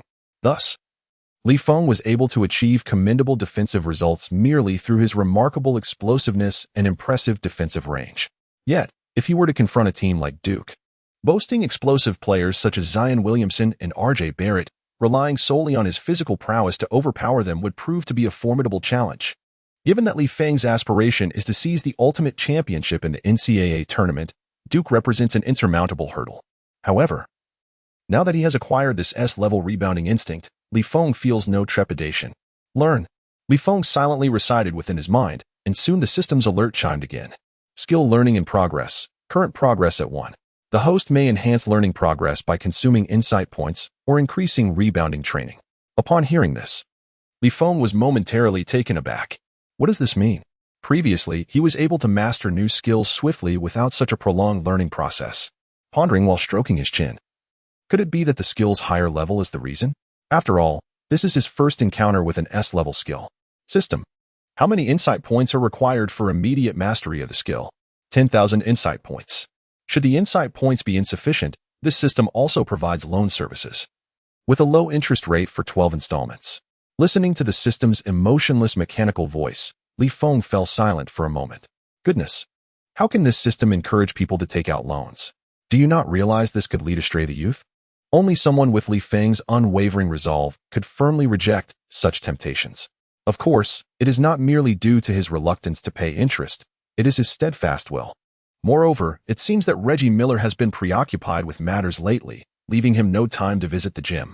Thus, seizing this opportunity to practice rebounding techniques appears to be a splendid choice. Without further ado, Li Feng turned and made his way to the court, performing a few simple stretches and warm-up exercises. Just as he was about to commence some rebounding drills, he suddenly noticed Moses Brown practicing hook shots nearby. Contemplating for a moment, Li Feng approached and tapped him on the shoulder. Hey, still at it? Moses Brown jumped slightly, turning around to see Li Feng, and exhaled in relief. You startled me. I was in the zone. What is up? Nothing much. Just wanted to see if you have some time. Me? Moses Brown pondered for a moment. I'm busy. No time. Upon hearing these words, Li Feng let out a slight sigh. Oh, what a pity. I was hoping to have you accompany me in practicing rebounding. Li Feng's intentions were quite straightforward. Having someone to train with would undoubtedly expedite his progress compared to training alone. However, since his counterpart was unwilling, Li Feng did not press the issue. What Li Feng did not anticipate was the immediate spark of enthusiasm that ignited in Moses Brown upon hearing his suggestion. Wait, practice rebounding with you? Sounds great. Ever since Li Feng joined the team, Moses had felt overshadowed by the young man, though he was well aware that in terms of shooting and explosiveness, he could not compete with Li Feng. Rebounding was his forte. As a center, that was his domain. As the saying goes, each trade has its own challenges. Do not pit your passion against another's livelihood. Since Li Feng wished to train with him in rebounding, Moses decided to seize the opportunity to showcase his skills. It would be quite satisfying to give Li Feng a run for his money in an area where he excelled. Seeing the drastic change in Moses' attitude, Li Feng couldn't help but smile and remarked, "Didn't you say you were busy? How come you suddenly have time?" "Ahem, although I am quite busy, I am also quite enthusiastic. Come on, shall we practice together?" Moses Brown appeared eager and ready to engage, which brought a smile to Li Feng's face. Could it be that this fellow has come with the intention of teaching himself a lesson? If that is indeed the case, he may find himself sorely disappointed. Li Feng summoned Tucker to stand beyond the three-point line to shoot, while he and Moses Brown positioned themselves beneath the basket, ready to contest for the rebound. Just throw towards the hoop, without deliberately favoring anyone, and strive to simulate a real game, Li Feng instructed Tucker, who stood at the three-point line. Tucker pondered briefly before responding, "But what if I actually make it? Won't that mean you can't grab the rebound?" Li Feng merely shrugged with a smile. "You're not me. Under normal circumstances, you wouldn't make many shots anyway, so it's all good." Upon hearing this, Tucker's lips twitched slightly. "Must you speak such unvarnished truths? I have my pride too." Meanwhile, Li Feng and Moses Brown stood back to back in the paint, ever prepared to seize the rebound. At this moment, a considerable number of players in training gathered around to witness the spectacle. What kind of training is this? Is it a test of rebounding prowess? Goodness, is Li Feng daring to challenge himself? Moses Brown, who has averaged an impressive 9.1 rebounds per game this year, stands as a formidable opponent. Although Li Feng is quite talented, he is not yet on par with him. I place my bets on Moses Brown. What do you all think? I concur.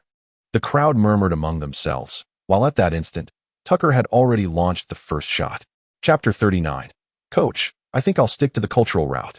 Tucker released the basketball into the air, which then struck the front of the rim, ricocheting high to create a rebound. At this moment, Moses Brown slightly curved his lips into a smile. The basketball that fell between the two players was within his absolute grasp. At that moment, Moses Brown forcefully shifted his weight backward. While pressing down on Li Feng, his arm subtly gave Li Feng a push. This cannot be deemed a foul. It merely falls within the realm of minor infractions. At the moment Li Feng prepared to leap, he was disrupted by a series of subtle maneuvers from Moses Brown. Consequently, his momentum was not fluid, placing him at a disadvantage. Seizing the opportunity, Moses Brown occupied his position and employed his robust physique to impede Li Feng's jump. In an instant, he firmly grasped the ball in his hand. Then, turning to Li Feng, he revealed a congenial smile. "Hey, Li Feng, please don't hold back. Do not feel the need to spare my feelings." At this moment, Li Feng smiled. "This young lad dares to exchange banter with me, does he? How amusing. Let us continue," Li Feng said casually before returning the ball to Tucker. Once again, he tossed it nonchalantly, and this time, the rebound soared towards Li Feng's side. Clearly, this was advantageous for him. However, just as Moses Brown recognized the ball's trajectory favoring Li Feng, he swiftly pivoted and executed a large stride to maneuver around Li Feng's body, reclaiming his position in front of him. Then, with a series of deft movements to establish dominance, he prepared for takeoff.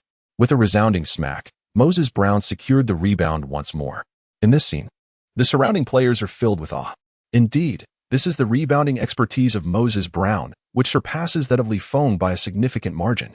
There is no denying it. After all, as a small forward, Li Feng's primary responsibility leans more towards scoring. Their specializations do not align. It appears that this afternoon, Li Feng is destined to be thoroughly outmatched by Moses Brown. At this moment, Moses Brown gazes at Li Feng with a beaming smile and playfully remarks, "Hee hee. My rebounding skills have surely caught your eye, haven't they?" Li Feng contemplates for a moment and then nods thoughtfully. So this is how one anticipates positioning. While Li Feng is lost in his thoughts, the system's notification chimes once again. Ding dong, Congratulations to the host for their extraordinary insight. Observing Moses Brown's rebounding techniques has led to an enhanced understanding, elevating the S level of rebounding instinct learning progress to 5. A subtle, enigmatic sensation begins to stir within him. In an instant, he feels that his comprehension of rebounding has deepened significantly. Feng turns his head and casually responds. Here are 3 words for you. Practice is essential. Let us resume the game. I need to take this a bit more seriously. Upon hearing this, Moses Brown raises an eyebrow, yet the smile on his face remains unwavering. The rebounding instinct he has honed over many years cannot be compensated for by a mere glance from Feng. His responses to numerous situations are entirely instinctive, driven by muscle memory and bodily reflexes. Even if Feng grasps the principles of rebounding, as long as he engages in cognitive deliberation, he will always be a step behind. Moreover, his physique is more robust than Feng's. The advantage of weight allows him to secure a dominant position during rebounding. Unless Feng can surpass him in awareness of rebounding, it would be futile, regardless of how high he jumps. All right then. I'm curious to see if your seriousness can help you secure the ball. Under the watchful eyes of the crowd, Tucker takes another shot. Bang! The ball, after striking the rim, veered towards Moses Brown's direction. At that moment, a collective sigh escaped the onlookers. Alas, what a pity. The basketball, which was destined for Feng, was seized by Moses Brown instead. This time, flying directly to the side near Moses Brown, Feng was utterly unable to seize the opportunity. Beneath the basket, Moses Brown wore a confident smile, fully prepared to secure the rebound. However, at that moment, he suddenly realized that Feng, who had been pressing against him, had vanished. As he turned in confusion, he discovered that Feng had, at some point, stepped right in front of him. Isn't this precisely the action I just performed? Moses Brown was taken aback, astonished by Feng's remarkably swift reaction. No, that cannot be right. This is undoubtedly more than just a matter of rapid reflexes. It is because one has reacted promptly and secured his position. Even if Feng were to respond simultaneously, he would never have the opportunity to maneuver around in front of me. Therefore, it can be concluded that Feng must have anticipated the moment the basketball ascended. Such instinct for the trajectory of rebounds is something even I cannot achieve. In an instant, Feng leaped with extraordinary height, seizing the rebound with absolute superiority. What is the matter? Have you forgotten to eat? The moment I exert a little seriousness, you falter? Feng tossed the ball to Tucker outside, and then turned to Brown with a subtle smile. Gather your spirits and unleash your full potential. Otherwise, I fear you may find yourself weeping on your way home. Moses Brown's lips twitched in response. Am I going to cry? What nonsense. Come on. I will definitely snatch it from you on the next play. As the ball ricocheted once more, it again veered toward Feng. Moses Brown intended to employ the same tactic, positioning himself in front of Feng. However, this time, Feng's reaction was markedly quicker. In the blink of an eye, Feng subtly confronted Moses Brown, then expanded his defensive presence, effectively blocking his path. This completely thwarted Moses Brown's intentions. Anxious yet unable to leap over Feng for the rebound, Moses Brown shouted in frustration, helplessly watching as Feng snatched the ball from above him. I refuse to accept this. Let us go again. I am always ready, as long as you don't cry. Feng remained unperturbed, allowing Tucker to continue serving. In the ensuing series of rebounds, the main center, Moses Brown, found himself losing far more than he won. Throughout this process, Feng's understanding deepened considerably. Gradually, Moses Brown realized that not only was he unable to secure the balls that fell towards Feng, but even those that descended directly above him were being claimed by Feng. This is absurd. Unable to vent his frustration at Feng, he turned to Tucker, exclaiming angrily, "How do you throw the ball? If you can't throw properly, then don't throw at all." Tucker, emboldened since pledging allegiance to Feng, retorted sharply, "If you can't even grab the balls that fall on your head, how can you blame me?" This statement rendered Moses Brown utterly speechless. Indeed, one cannot even seize the ball that has fallen upon one's own head. Whom can we truly blame for this predicament? Could it be that, as Feng suggested, he had never taken it seriously before? It is one thing to lack the precision in shooting that he possesses, and another to be outmatched in explosive power. Yet, how is it that he now finds himself unable to even surpass him in his fundamental duties, such as securing rebounds? Is this truly the case? Am I genuinely devoid of any merit? Could it be that I, like Chris, am destined to be expelled from the team? The mere thought of this brings Moses Brown to the brink of tears, filled with an overwhelming sense of injustice. Alas, I can no longer continue. At that moment, everyone present was utterly astonished. The towering figure of the African-American man, standing over 2 meters tall, was unexpectedly brought to tears by Feng. Coach Winston emerged from his office, taken aback by the scene before him. There stood Moses Brown, tears streaming down his face, as he approached the coach, exclaiming, "Coach, I think I should focus on academics instead," sobbing. Coach Winston, bewildered, turned his gaze towards Moses Brown, only to find Feng on the court wearing an expression of innocent bewilderment, as if to say, "Coach, this truly has nothing to do with me." Chapter 40. The Madness of March. Feng's aspiration after today's training session. Feng's skill acquisition progress had reached 20%.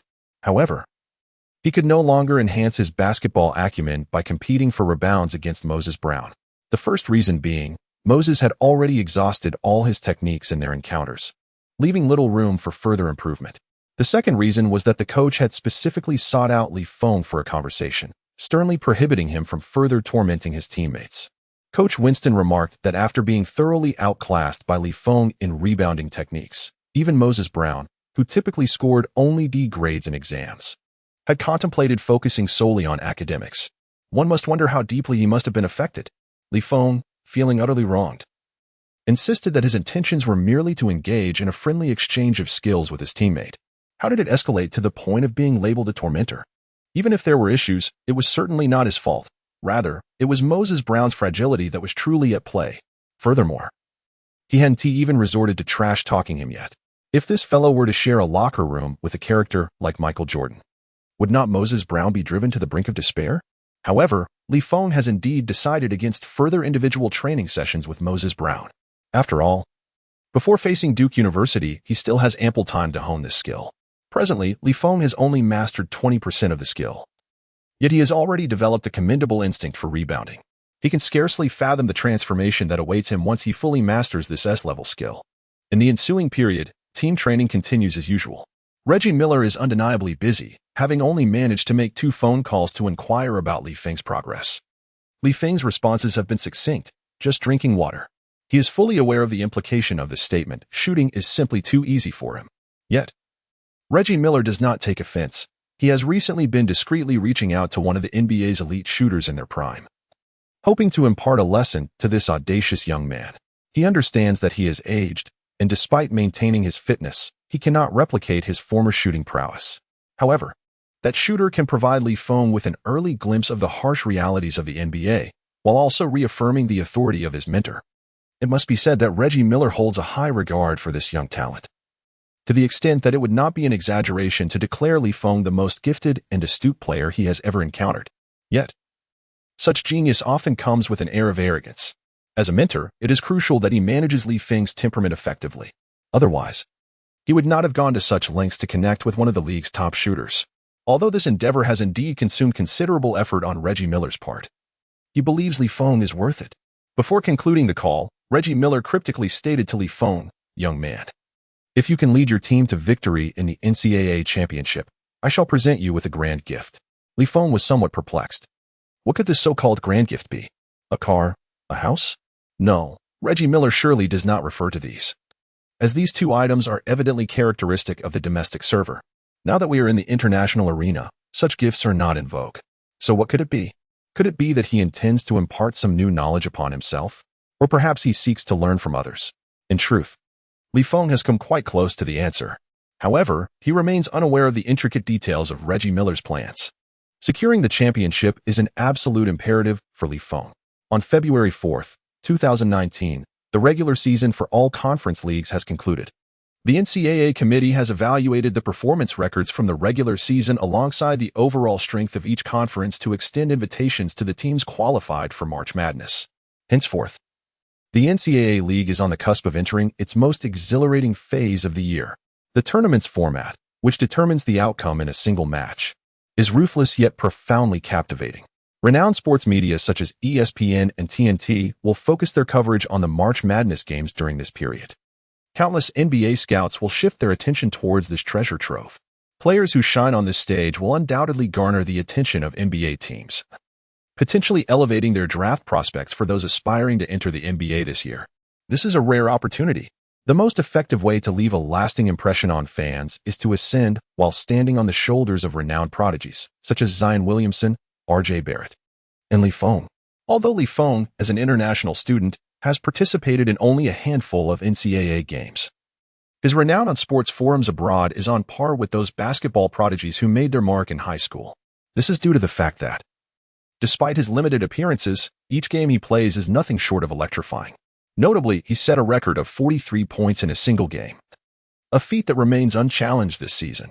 Even Zion Williamson, who is often hailed as unstoppable, has only reached a maximum of 37 points in a single game this season. Consequently, numerous envious players lurk in the shadows, akin to hunters concealed in the jungle, eager to seize a piece of his success. Li Feng is acutely aware of his current situation. Fame can be a double-edged sword, and many aspire to usurp his position. Reminiscent of LeBron James' experiences with Lenny Cook in bygone days. However, Li Feng remains unfazed by this reality. After all, even if others seek to benefit from him, their ability to do so is contingent upon their own merit. They must tread carefully lest they injure themselves in their pursuit. Li Feng does not fear others, but he is particularly wary of the so-called Duke Trio, the formidable trio that has captured the top 3 high school players in the nation since the inception of the Rookie Composite Index in 1998. In the original timeline, Zion was ultimately selected as the first overall pick, R.J. Barrett as the 3rd, and Cam Reddish at the 10th position. Such a lineup is indeed formidable. Therefore, before the arrival of that match, Li Feng must fully refine his instinct for rebounding. Thus, he was assured of victory. The most effective approach, of course, was to engage in battle to hone one's skills. At that moment, Coach Winston suddenly called Li Feng. Li Feng, there's been an incident with the team. You must return at once. The urgency in Coach Winston's voice was palpable. However, Li Feng was perplexed. What significant event could possibly occur on the eve of such an important match? Yet, he had no time for contemplation. He promptly replied, "Understood, I will be there shortly." Chapter 41. I mean, all of you present are useless. Upon returning to the team, Li Feng discovered that nearly all the players from UCLA had gathered at the venue. Even Lu Qingyu had been summoned back. What is going on? What has happened? Li Feng scratched his head in confusion. Coach Winston, upon seeing Li Feng's return, slowly began to speak. It appears that the team has encountered some unforeseen circumstances. Moses Brown has sustained a right knee ligament injury and has just been taken to the hospital. Given the current situation, he will be absent for the next 3 months of competition. At this revelation, the expressions of the players in attendance turned somber. Their faces reflected the gravity of the news. Moses Brown was the team's indispensable rebounding anchor and core of the interior defense. How could UCLA contend with the formidable teams during March Madness now that he was injured? Would their interior defense not be rendered utterly vulnerable? Coach, how did he get injured? Why now, at this critical juncture? There haven't been any recent matches. Indeed, Coach, please don't frighten us. Is his injury truly that severe? Coach Winston lowered his head, unable to conceal his disappointment. Well, he was injured during practice. It seems he overexerted himself while practicing rebounds and neglected to rest adequately. He truly did not need to train so intensely. But perhaps he was motivated by some external pressure. Unfortunately, he sustained a knee strain during this morning's training.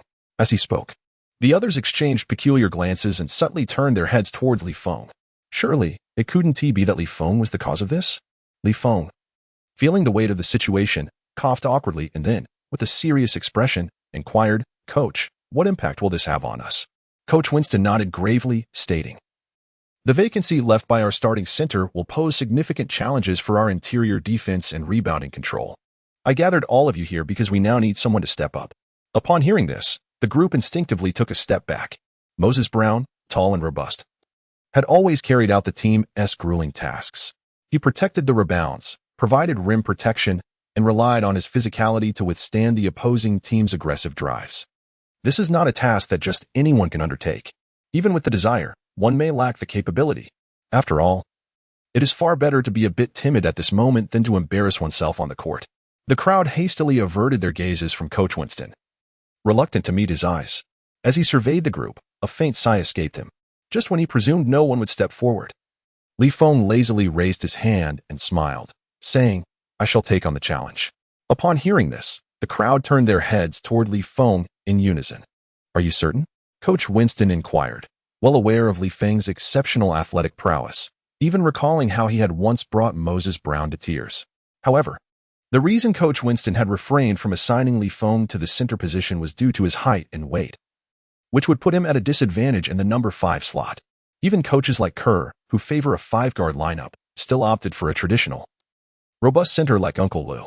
Furthermore, for Li Feng, with a physique akin to that of a small forward and lacking the formidable bulk of a player like Barkley, it would be quite the challenge to assume the role of a center. Li Feng, are you sure? It's not advisable to force yourself, if necessary. We can allow a backup center to start a few games. No problem, leave it to me, Li Feng replied without hesitation, nodding with a conviction that suggested he had never doubted himself. After all, even if he were not required to fill the center position, he still needed to hone his rebounding skills on the court. This opportunity was a twofold advantage, so why decline? Very well, Coach Winston nodded, grateful that Li Feng was willing to step up for the team in its most challenging moment. Yet, he couldn't help but feel a twinge of hesitation. He recognized that Li Feng had already showcased his potential on the offensive front, but now he was being asked to fill Moses Brown's shoes. This presents yet another unprecedented challenge. No one can ascertain the extent of Li Feng's capabilities. However, he can only place his trust in this young talent, hoping that he can bring forth more miracles for the team. On March 1, 2019, the highly anticipated Madness of March tournament commenced. Countless enthusiastic fans flocked to the arena, eagerly awaiting the day's match. UCLA's first-round adversary was Syracuse University.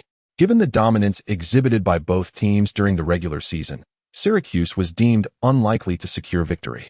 Yet, news of Moses Brown's injury emerged, offering Syracuse a glimmer of hope. Should UCLA's primary center be absent, they could exploit this vulnerability to their advantage. Their gaze turned toward the UCLA bench, and to their delight, they discovered that Moses Brown was indeed missing. Confidence surged within the Syracuse coaching staff as they clenched their fists in secret jubilation. They understood well that UCLA's substitute center lacked the athleticism and innate talent of Moses Brown. The disparity was undeniable. It was evident that UCLA might very well face a crushing defeat in this encounter. Let us execute our preordained strategy. The opposing substitute center poses no threat, they resolved. In this match, we shall ensure that their entire team fails to reach double digits in rebounds. The players from Syracuse were equally invigorated. If they could triumph over their rivals, UCLA's impressive regular season accomplishments would ultimately serve as nothing more than stepping stones for their ascent. With this thought in mind, their confidence soared, and they raised their fists in unison, exclaiming, "Syracuse, victory is ours." The Madness of March drew throngs of spectators, with the City Sports Center accommodating 12,000 fans for the event. At this moment, the venue was filled to capacity. Passionate supporters waved flags and cheered fervently. Astute media personnel had diligently gathered information about both teams, preparing thoroughly for the coverage. They were well aware of the absence of UCLA's primary center due to illness. The trajectory of a team's journey often hinges not on the length of its strengths, but rather on the depth of its weaknesses. Because of this unfortunate injury, it seems that the valiant efforts of this dark horse team throughout the regular season may ultimately be in vain. Prior to the match, during a fervent exchange with the media, the players from Syracuse University exhibited an exuberance akin to that of a spirited athlete. "S-Class, are you prepared to become our next victim?" they declared. "We shall dominate this game. This is our territory.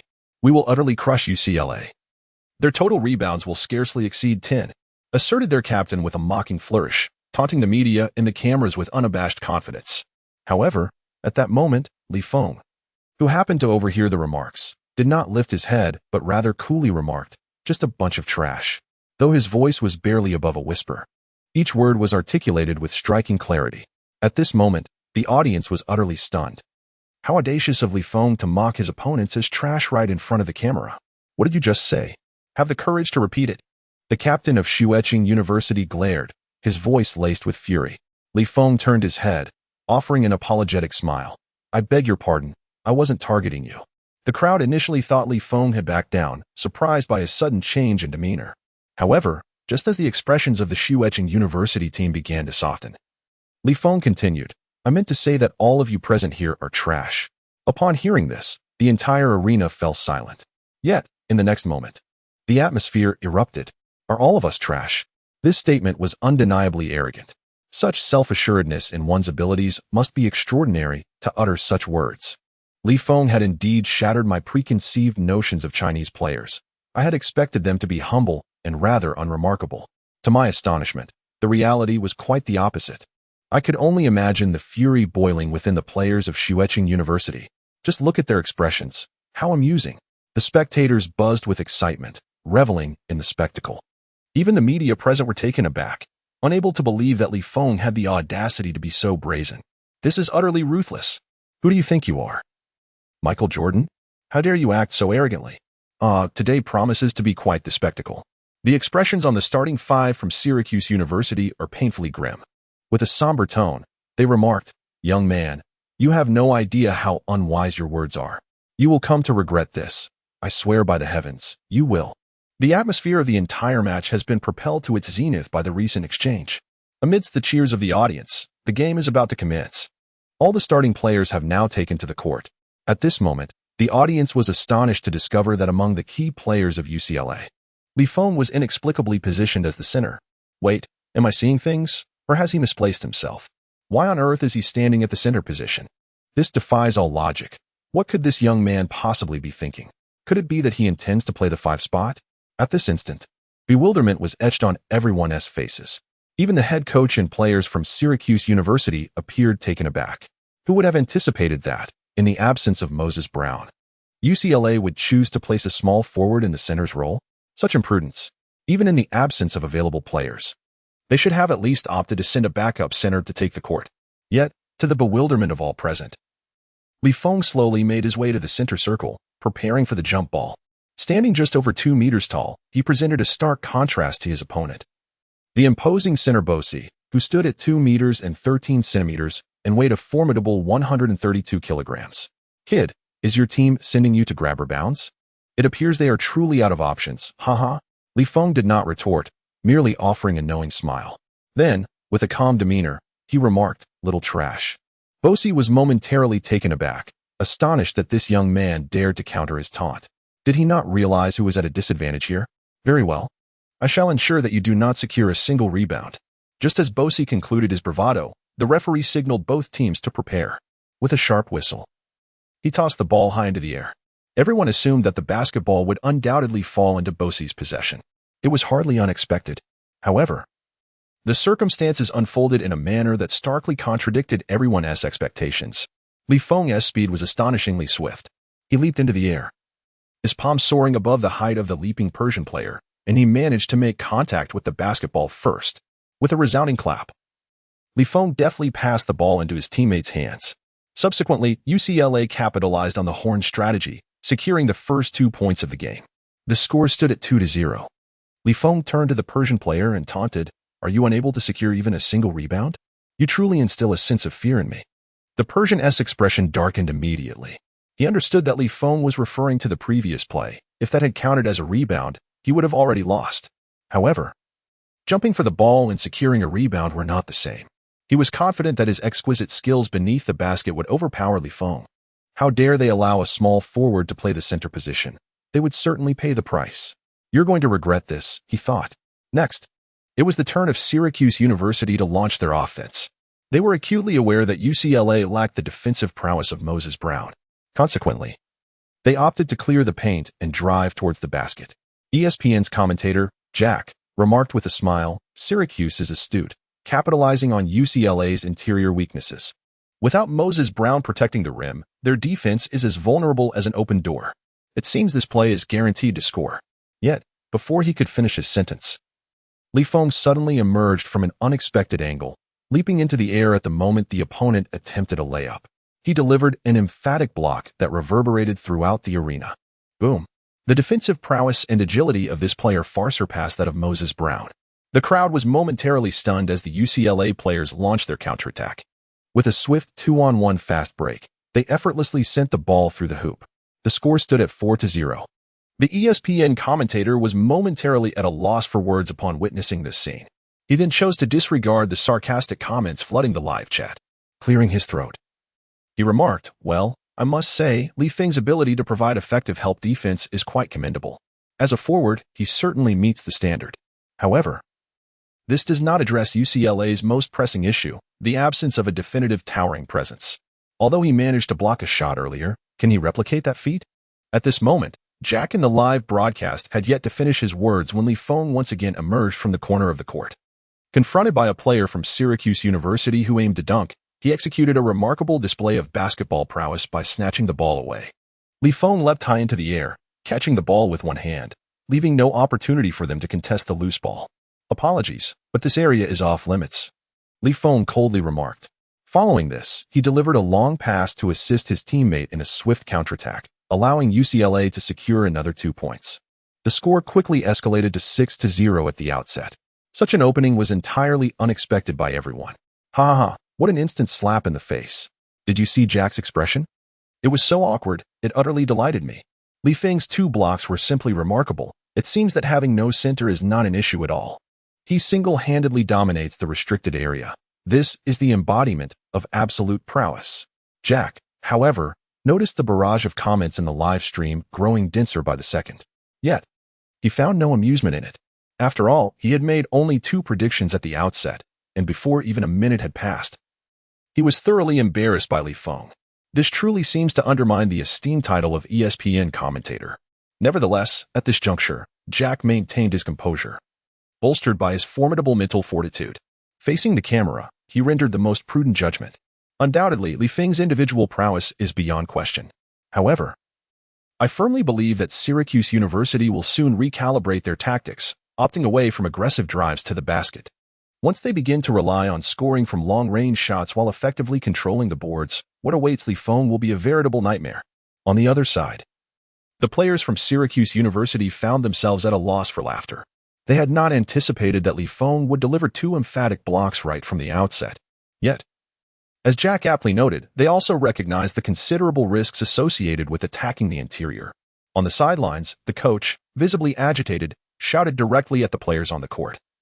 Boss, position yourself in the paint and dominate the boards. Outside shooters, make them pay for every attempt. There's only one small forward on the opposing team. What are you afraid of? Do you think he is LeBron James? Overwhelm him. Chapter 43. 10 rebounds at halftime. The dominator beneath the rim.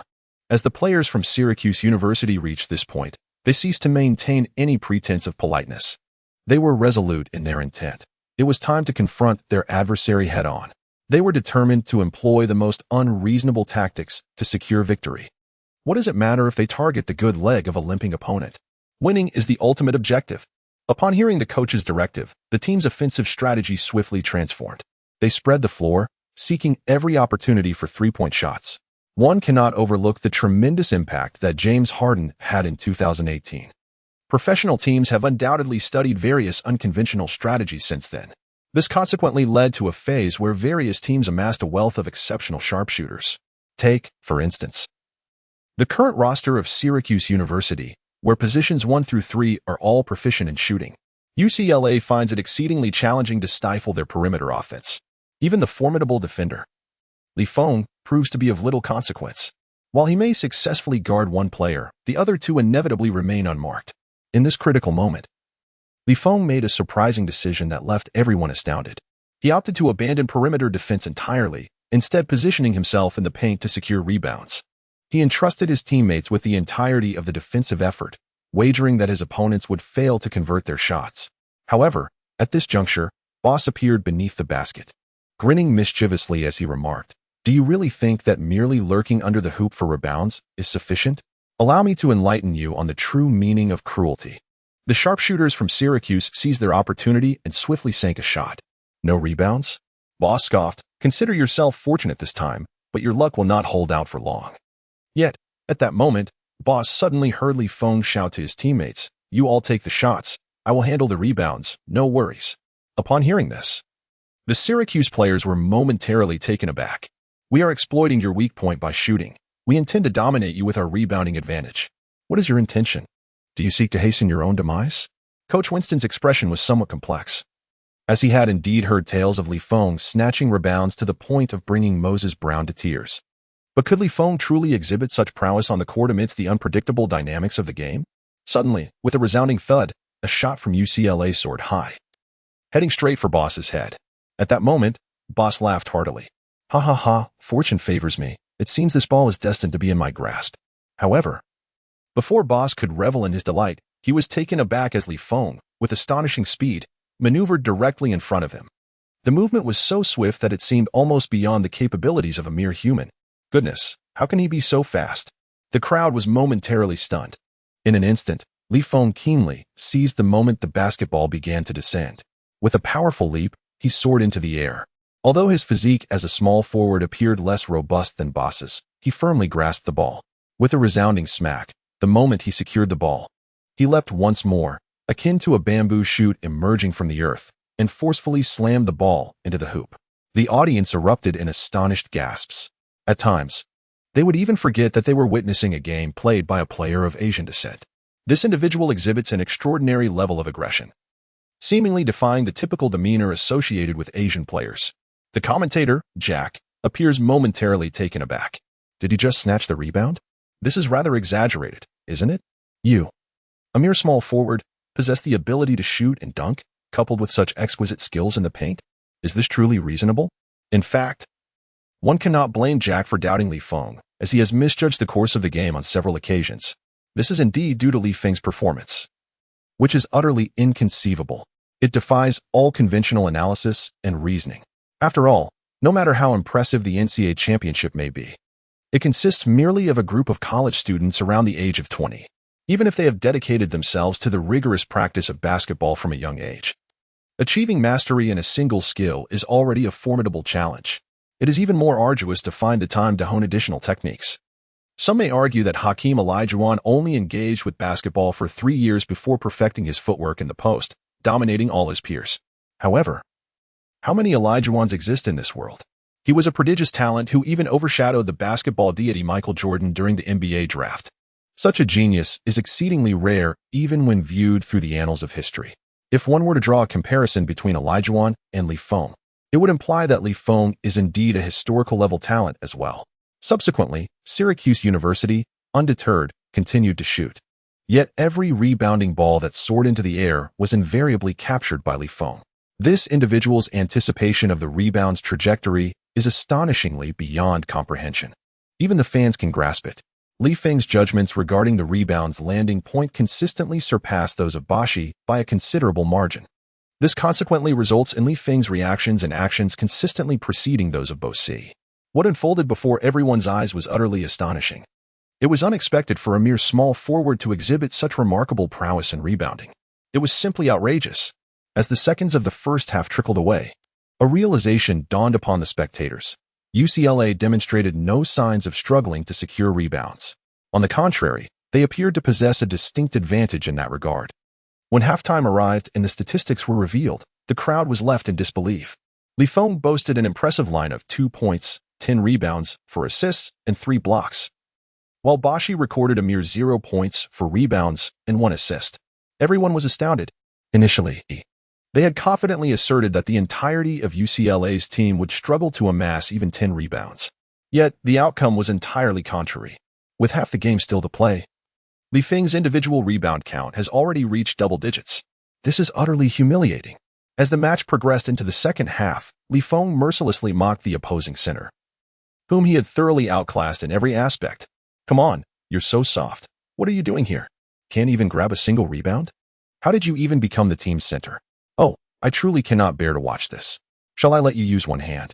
On the court, Boss was on the verge of being reduced to silence by Li Feng. Not only could he not out-rebound Li Feng, but he also found himself unable to counter the taunts. Shut your mouth. After much hesitation, Boss finally managed to utter this retort, only to be immediately rebuffed by Li Feng. Oh, sweetheart, did I hit a nerve? With such a level of skill, even a middle school team wouldn't want you. You were too much, he exclaimed, nearly in tears. The audience watched in astonishment, unable to believe their eyes. Li Feng had actually reduced Boss to tears? To be honest, witnessing a towering, muscular player of over 2 meters tall weep like a little girl was quite the spectacle. This event is undeniably visually striking, marked by a stark contrast. However, for UCLA, such occurrences have become quite routine, as they have long witnessed Li Feng reducing Moses Brown to tears. Li Feng not only seeks to dominate his opponents through basketball prowess, but also aims to psychologically dismantle them. It is fair to say that the dual assault on both body and spirit is simply too much for the average individual to withstand. Chapter 44, Overwhelming. An absolute display of talent and skill. As the game reached the 27-minute mark, Syracuse University's starting center, Bosi, was rendered unable to compete due to a mental breakdown. In the ensuing match, UCLA resorted to a magical strategy, while Li Feng wreaked havoc beneath the basket. Like an unstoppable force, he fervently seized control of every rebounding opportunity. Fans watching the broadcast could not shake the feeling that Li Feng resembled a figure from their memories. Sakuragi Hanamichi? No, that comparison feels somewhat misplaced. If one were to articulate it more accurately, Li Feng exuded an aura reminiscent of Dennis Rodman, the former bad boy, the most reliable ally of the basketball deity. At this moment, Li Feng's presence utterly overshadowed his opponents. Syracuse University could not find a single player brave enough to match up with Li Feng in the paint. As the saying goes, a defeated army is like a mountain collapsing. In the first 20 minutes, Bosi could hold his ground against Li Feng, maintaining the team's basic structure. Yet, since the onset of the second half, as Li Feng progressively defied expectations, Syracuse University's morale was utterly decimated. No one anticipated that the team to face such a devastating collapse would be their own. ESPN commentator Jack gazed at the court, witnessing a result that diverged completely from his predictions, his lips twitching slightly with disbelief. This, quite frankly, the small forward named Li Feng is a veritable monster, isn't he? In the past, being a dunker alone was already enough to leave a lasting impression. However, it has now come to light that he is also an exceptional shooter. If one could accept this revelation, then what follows is even more astonishing. This fellow is, astonishingly, a concealed king of rebounds. Are you leaving no room for others to thrive? Can one truly blame a commentator for being unable to conceive of such a notion? Who could have possibly foreseen this outcome? Ultimately, as the final buzzer echoed through the arena, the score settled at 67-60. The University of California, Los Angeles triumphed in their opening match, clinching victory by a margin of 7 points, all without a single competent starting center. Moses Brown, sidelined by injury, watched the live broadcast from home, observing the indomitable figure of Li Feng dominating the paint. A tumultuous mix of emotions surged within him. After a rigorous period of intensive training, he gradually came to the realization that the chasm separating him from Li Feng could not be bridged merely by effort. Even without his injury, there existed no feasible path to catch up with Li Feng's prowess. This young man from China possesses potential and talent that shines like the moon on the horizon, an aspiration yet seemingly unattainable. The fans present believed that Li Feng had an innate mastery of rebounding skills. Yet, only he knew that during his practice sessions, he was merely a novice, lacking the understanding of positioning. Indeed, an extraordinary prodigy had emerged. Moses Brown lit a cigarette in the empty room, murmuring to himself. However, a smile soon crept across his face. Perhaps this young talent could indeed challenge NBA players in the future. Should I consider acquiring some of his signed jerseys before he rises to fame? Surely, his jerseys will sell better than Durant's. Moses pondered, gradually dispelling his earlier frustrations. He then dialed Lu Qingyu's number, hoping to glean some insight from Li Feng's girlfriend about any potential opportunities.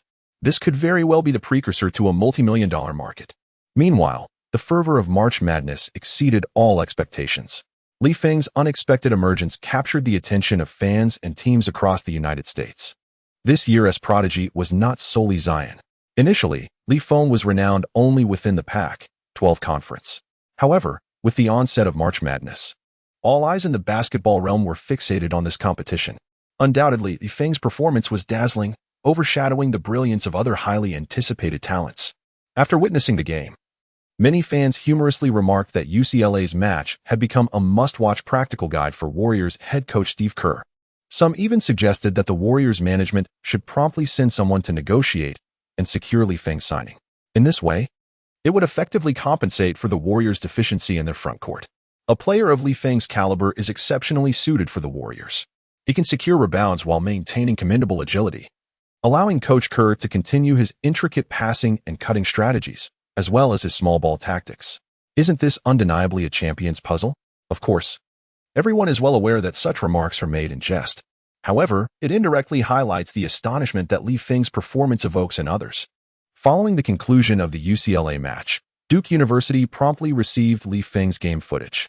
There are few teams that have captured Duke's attention this year, but UCLA is certainly one of them. The coach summoned all the players to his office and commenced an analysis of Li Feng's game tape. The Duke coaching staff meticulously scrutinized Li Feng's performance, subsequently comparing it with the game footage they had specifically gathered from UCLA's regular season. They soon discovered something astonishing. Li Feng's playing style had undergone a remarkable transformation.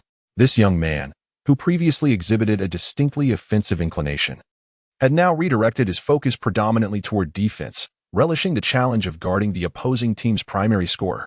Yet, in this particular match, he had wholly redefined his role to ensure the team's rim protection and rebounding. Moreover, he executed this task with exceptional proficiency. The coach pondered aloud, stroking his chin in contemplation. If one were to isolate Li Feng's rebounding prowess displayed in this game for comparative analysis, it would undoubtedly suffice for him to occupy a pivotal rim protector position on a top-tier NCAA team. However, the ominous reality is, this young man possesses an exquisite three-point shooting ability, coupled with an explosive power that far exceeds the norm. Williams, I dare say this lad may very well become your formidable rival in the future. Having witnessed the match just now, do you have any thoughts to share? Upon hearing this, Zion Williamson rose under the scrutiny of the crowd. He then pouted and made a dismissive gesture. Recently, he has been queried by numerous journalists regarding this matter post-game, as an increasing number of individuals draw comparisons between himself and the obscure newcomer, Li Feng. This has long since vexed Zion, even though the person raising the issue was none other than his own coach. With a deep, cold voice that resonated with unwavering conviction, he declared, "As I have previously stated to those reporters, if I encounter him on the court, I will obliterate him. In terms of scoring and rebounding, he is no match for me. Truth be told, I am eagerly anticipating our confrontation. I will play to the extent that he questions his very existence."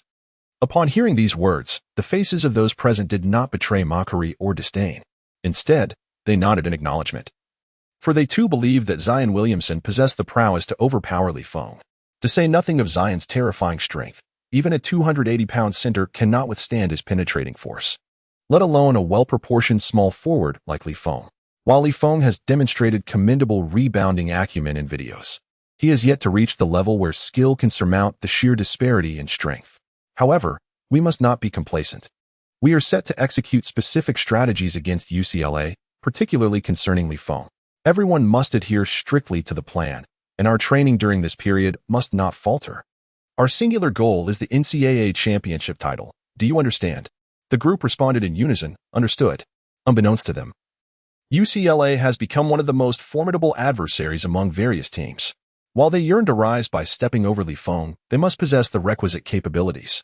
Furthermore, they do not comprehend why this enigmatic Chinese player is so formidable. After years of neglecting the Chinese basketball market, have they truly evolved beyond the NCAA standards? Several teams have even discreetly sent numerous fruit baskets to coach Zhang Mingdong, as he surveyed the myriad of fruit baskets and gifts in his office at Beijing University. He was momentarily taken aback. It was even more perplexing than when UCLA had previously sent him a fruit basket. What on earth is going on? Chapter 45, Zion's Provocation. Did Li Feng back down? Li Feng's astonishing performance has not only stirred the nerves of NCAA teams but has also captured the attention of several NBA players, including Kevin Love, who also hails from UCLA. Initially, he merely intended to casually observe his alma mater's performance this year. However, the results of Li Feng's display truly took him by surprise. This young man possesses a certain intrigue. Kevin Love's technical attributes are characterized by a harmonious blend of both interior and exterior skills. He excels not only in securing rebounds in the paint, but also in his proficiency with three-point shooting from the perimeter. Similarly, Li Feng shares some comparable technical traits. This stirred a sense of fondness within Love. He dialed the number of the current head coach at UCLA and spoke into the phone, "Coach Winston. It has been quite some time. I wish to inquire about that player, Li Feng. To be honest, the young man is quite intriguing, and I am contemplating whether to take him under my wing for some training." Initially, Kevin Love believed that Coach Winston would respond with enthusiasm, and perhaps even Li Feng himself would come to personally express his gratitude. After all, how many individuals have the opportunity to receive basketball instruction from an NBA player? However, to his surprise, Coach Winston fell into a moment of silence upon hearing this. Subsequently, he spoke with a hint of reluctance in his voice. "Well, I truly cannot make decisions for Li Feng, as just a few days ago, a prominent star expressed interest in mentoring him." Taken aback by this revelation, Kevin Love paused, then inquired with a puzzled expression, "Who?" "Reggie Miller." This time, it was Kevin Love who found himself at a loss for words. He never anticipated that the young Li Feng would turn out to be such a coveted figure. Although Love considered himself a star in his own right, he felt somewhat overshadowed when compared to the legendary Reggie Miller, a member of the illustrious list of the 75 greatest players in history. The prospect of taking on an apprentice seemed rather unlikely. Nevertheless, this only intensified his curiosity about Li Feng. "Once I find the time to return to campus, We shall discuss this matter in person. With that, Love ended the call, leaving Coach Winston in a state of astonishment. Initially, when he sought assistance to enhance the team's training, it proved to be an arduous task. Yet now, it seemed as though these stars were arriving uninvited. What has transpired in this world? Li Feng, as the central figure, remains utterly oblivious to the external reactions surrounding him. He now observes that his skill progress has reached an impressive 45%, nearing the halfway mark. Victory is within reach, and it appears he must intensify his efforts. Consequently, in the forthcoming matches, Li Feng diligently embraced the ethos of a center, prioritizing the protection of the rebound above all else. In high-stakes competitions, it becomes increasingly challenging for a player to excel in every aspect. Mastering offense often comes at the cost of effective defense, as a player's stamina is finite, and their focus is equally constrained. This is precisely why, throughout history, the presence of superlative players who excel in both offense and defense has been exceedingly rare. Although Li Feng possesses a strong confidence in his shooting abilities, he dedicates his entire focus to securing rebounds, regardless of whether he can seize the ball or not. He exerts every ounce of energy in his pursuit, which significantly depletes his stamina. Consequently, his scoring has gradually diminished in recent matches. In fact, there have been several games where Li Feng has recorded a score of 0. In a recent contest, UCLA, due to its lack of scoring prowess, even found itself battling into overtime, ultimately managing to narrowly triumph over their opponent by a mere point. The match was a nail-biting spectacle, teetering on the edge of suspense. As the intensity of March Madness escalates, it has fostered a misconception among many observers. They believe that Li Feng's scoring prowess in high-stakes games has diminished compared to previous performances. Numerous sports media outlets have executed a complete reversal in their assessments of Li Feng. 3 consecutive games without scoring. Has the UCLA star fallen from grace to become a mere supporting character? Why is the small forward engaging in the duties of a center? Is this a reflection of humanity's decline or a moral degradation? Such a waste of talent, how has it come to this? Can Li Feng still lead UCLA to greater heights? Moreover, several sports media outlets, eager for attention, have provocatively suggested that Li Feng's rebounding efforts resemble a meddlesome dog chasing after rats. They argue that by not focusing on the most beneficial actions for the team, he is detrimental to its success. In a fleeting moment, it appears that all teams and media believe Li Feng should shoulder the offensive responsibilities of UCLA, deeming it crucial. Yet, they conveniently overlook the fact that UCLA's current dilemmas cannot be resolved solely by Li Feng's offensive contributions. If Li Feng assumes the role of primary scorer, who will secure the rebounds for the team? Unless he can play both father and mother, the issues at hand remain unresolved. However, is it reasonable to impose the standards of a superstar on a young individual? Yet, no one contemplates these questions. All they know is that in comparison to Zion Williamson, this young man named Li Feng seems increasingly outmatched. In recent games, Li Feng has seemingly disregarded scoring altogether, fixating instead on an almost obsessive pursuit of rebounds. In contrast, Zion appears to be hitting his stride. In the last 4 games, he has averaged an impressive 31 points, 8 rebounds, and 4 assists. The fervor of March Madness is indeed palpable. Countless NBA teams, after witnessing recent performances, have set their sights firmly on Zion, the all-encompassing prodigy. His tantalizing talent has even led to comparisons with the next LeBron James. Duke University has surged forward, and after Zion delivered an extraordinary individual performance, they successfully advanced to the Final Four. Furthermore, in this match, Zion shattered his season-high scoring record, amassing a staggering 40 points. Post-game, an exuberant Zion exuberantly addressed the cameras and media, declaring, "Did you see that? This is our Duke trifecta, and this is me, Zion. Regardless of who our opponents are, I will obliterate them with my utmost offensive prowess. Li Feng, if you have the ability, come at me. Whether in scoring or rebounding, I will completely outshine you. To even be mentioned in the same breath as me, you are not worthy. Did you hear that, Li Feng? You are not worthy."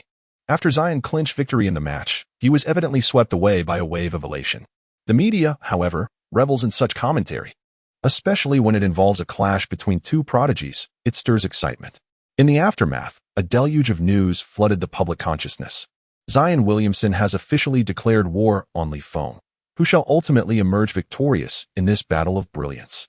Will Zion overpower Li Feng? His bold proclamation exudes unwavering confidence in his formidable prowess. Will Li Feng dare to accept the challenge?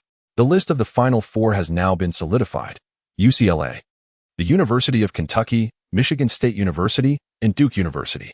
Currently, the fervor among media and fans regarding the ongoing matches is at an unprecedented peak. This is the player's finest opportunity to rally. However, in the face of Zion's provocation, Feng remains surprisingly silent. Chapter 46, Complete Mastery, a Qualitative Leap. The fans are eager to discern Feng's reaction. Yet, to their disappointment, Feng offers no response whatsoever. It is as if he is entirely indifferent to Zion's taunt and unconcerned about external perceptions of himself. For Feng, his primary focus lies in the progress of mastering the skill of rebounding awareness. A momentary exchange of words cannot dictate the ultimate outcome of the game. Yet, Feng finds himself in a quandary. Recently, his skill progress has stagnated at 98%. It has not moved an inch. While he can consistently achieve double-digit rebounds against most teams, he is acutely aware that this level of performance is merely adequate against lesser opponents. However, it is insufficient when facing Zion Williamson. Undoubtedly, this individual is among the most physically gifted players in recent years. An infamous moment in the NBA history recounts how Zion snatched the basketball directly from Giannis Antetokounmpo, known as the Greek Freak. The sheer force he exhibited was truly astonishing. Feng has no intention of clashing directly with such a formidable opponent, as it would yield little advantage. How can he surmount this final 2%? Could it be that his recent adversaries have been too weak, stifling his progress? But where could he possibly find stronger opponents at this juncture? It is ludicrous. Feng feels an undeniable itch within.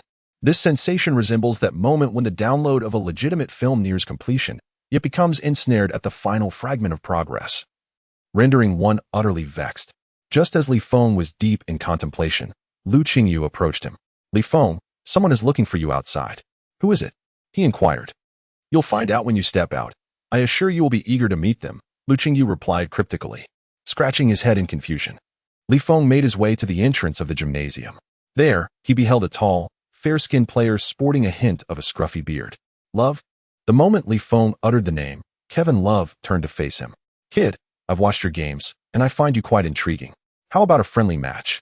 In truth, Kevin Love had taken the time to return to UCLA not merely to challenge Feng, but rather to allow him a glimpse of the intensity exhibited by NBA players. Perhaps this experience would prompt Feng to reconsider and seek him as a mentor.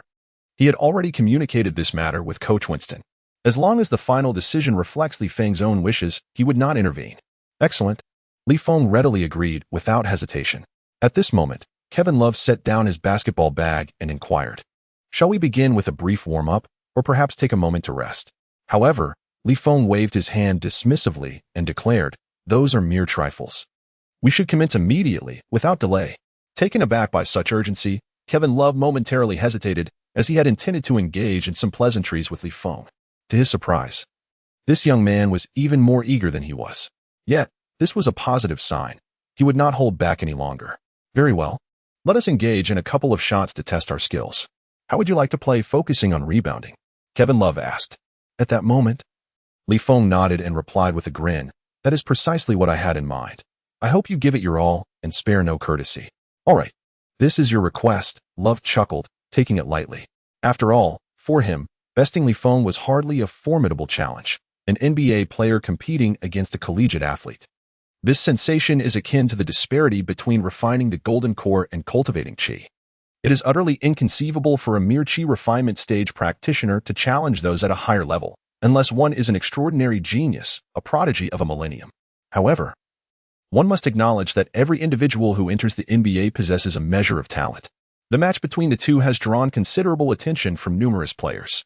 To my astonishment, Feng has attracted Kevin Love himself to partake in this contest. Indeed, this is quite preposterous. Yet, surely Feng cannot emerge victorious this time. For he is up against an NBA star. Who can argue otherwise? Kevin Love, a crucial member of the championship-winning lineup, is one of the formidable 7 warriors. Frankly, I have yet to witness Feng falter. I hope Kevin Love fulfills my expectations. I am already prepared to request an autograph. Amidst the chatter, both competitors have taken their positions beneath the basket. Kevin Love intends to demonstrate the true intensity of NBA prowess to the young Feng. The designated shooter, Tucker, remains stationed at the three-point arc, casually tossing the ball, which ricochets off the rim. With a significant height advantage and superior strength, Kevin Love shows no mercy as he asserts his dominance under the basket, utilizing his physical attributes. He secures his position while swiftly reaching for the rebound with his other hand. The action was executed with seamless precision and remarkable speed, almost instantaneously. Upon assessing the position of the rebound, he secured his spot and completed the rebound maneuver. This subtle, yet significant alteration undeniably enhanced his swiftness. Kevin Love effortlessly snatched the first rebound above Li Feng's head. "Ah, it appears that I still possess a slight edge and skill," Love chuckled, casting a jovial glance at the young man before him. However, what took him by surprise was that Li Feng did not exhibit the stubborn, defiant expression he had anticipated. Instead, at that moment, Li Feng wore a contented smile. Ding! Congratulations to the host for exhibiting extraordinary insight, having comprehended the essence of rebounding during the recent encounter. Mastery progress of S-level rebounding instinct, 99. Indeed, after a prolonged period of stagnation, the progress bar had shifted once more. A mere step away from complete mastery. "Let us go again," Li Feng declared to Kevin Love, his eyes brimming with uncontainable excitement and joy. Without hesitation, Love smiled and continued to engage with him. The challenges and techniques of NBA players exist on an entirely different plane. Li Feng had to concede that none of the opponents he had faced thus far could be compared to the man before him. In terms of strength, skill, and competitiveness, Love was formidable. Many have grossly underestimated the prowess of NBA players, with some even dismissing waterboys as subpar athletes. However, in reality, Chen Zhenghua, who was exceptionally skilled in the CBA, was reported by NBA scouts to possess only an average dribbling proficiency for a center in the NBA. Acknowledging the disparity is not shameful. The pressing concern lies in how to bridge that gap, if not surpass them entirely. At this moment, Li Feng was engaged in just such an endeavor. His gaze remained keenly observant of every move and nuance exhibited by Kevin Love. Suddenly, a distinct click resonated in his ear, followed by the system's notification sound. "Congratulations to the host for extraordinary insight. You have gained a new understanding during the match. And your current skill mastery is now 100. The S-level skill, Rebounding Instinct, has been unlocked." In that instant, Li Feng burst into a smile on the court. The moment Kevin Love caught sight of his smile, an ominous premonition surged within him, an inexplicable sense of impending crisis. Chapter 47. Why can't NBA players handle losing? At the moment he mastered the skill, Li Feng felt a profound understanding of his inner control over rebounding. It was as if a natural talent had seamlessly merged with the countless hours of practice and training he had undergone, resulting in a flawless synthesis. The sensation is utterly marvelous, distinct from any previous experiences of progress.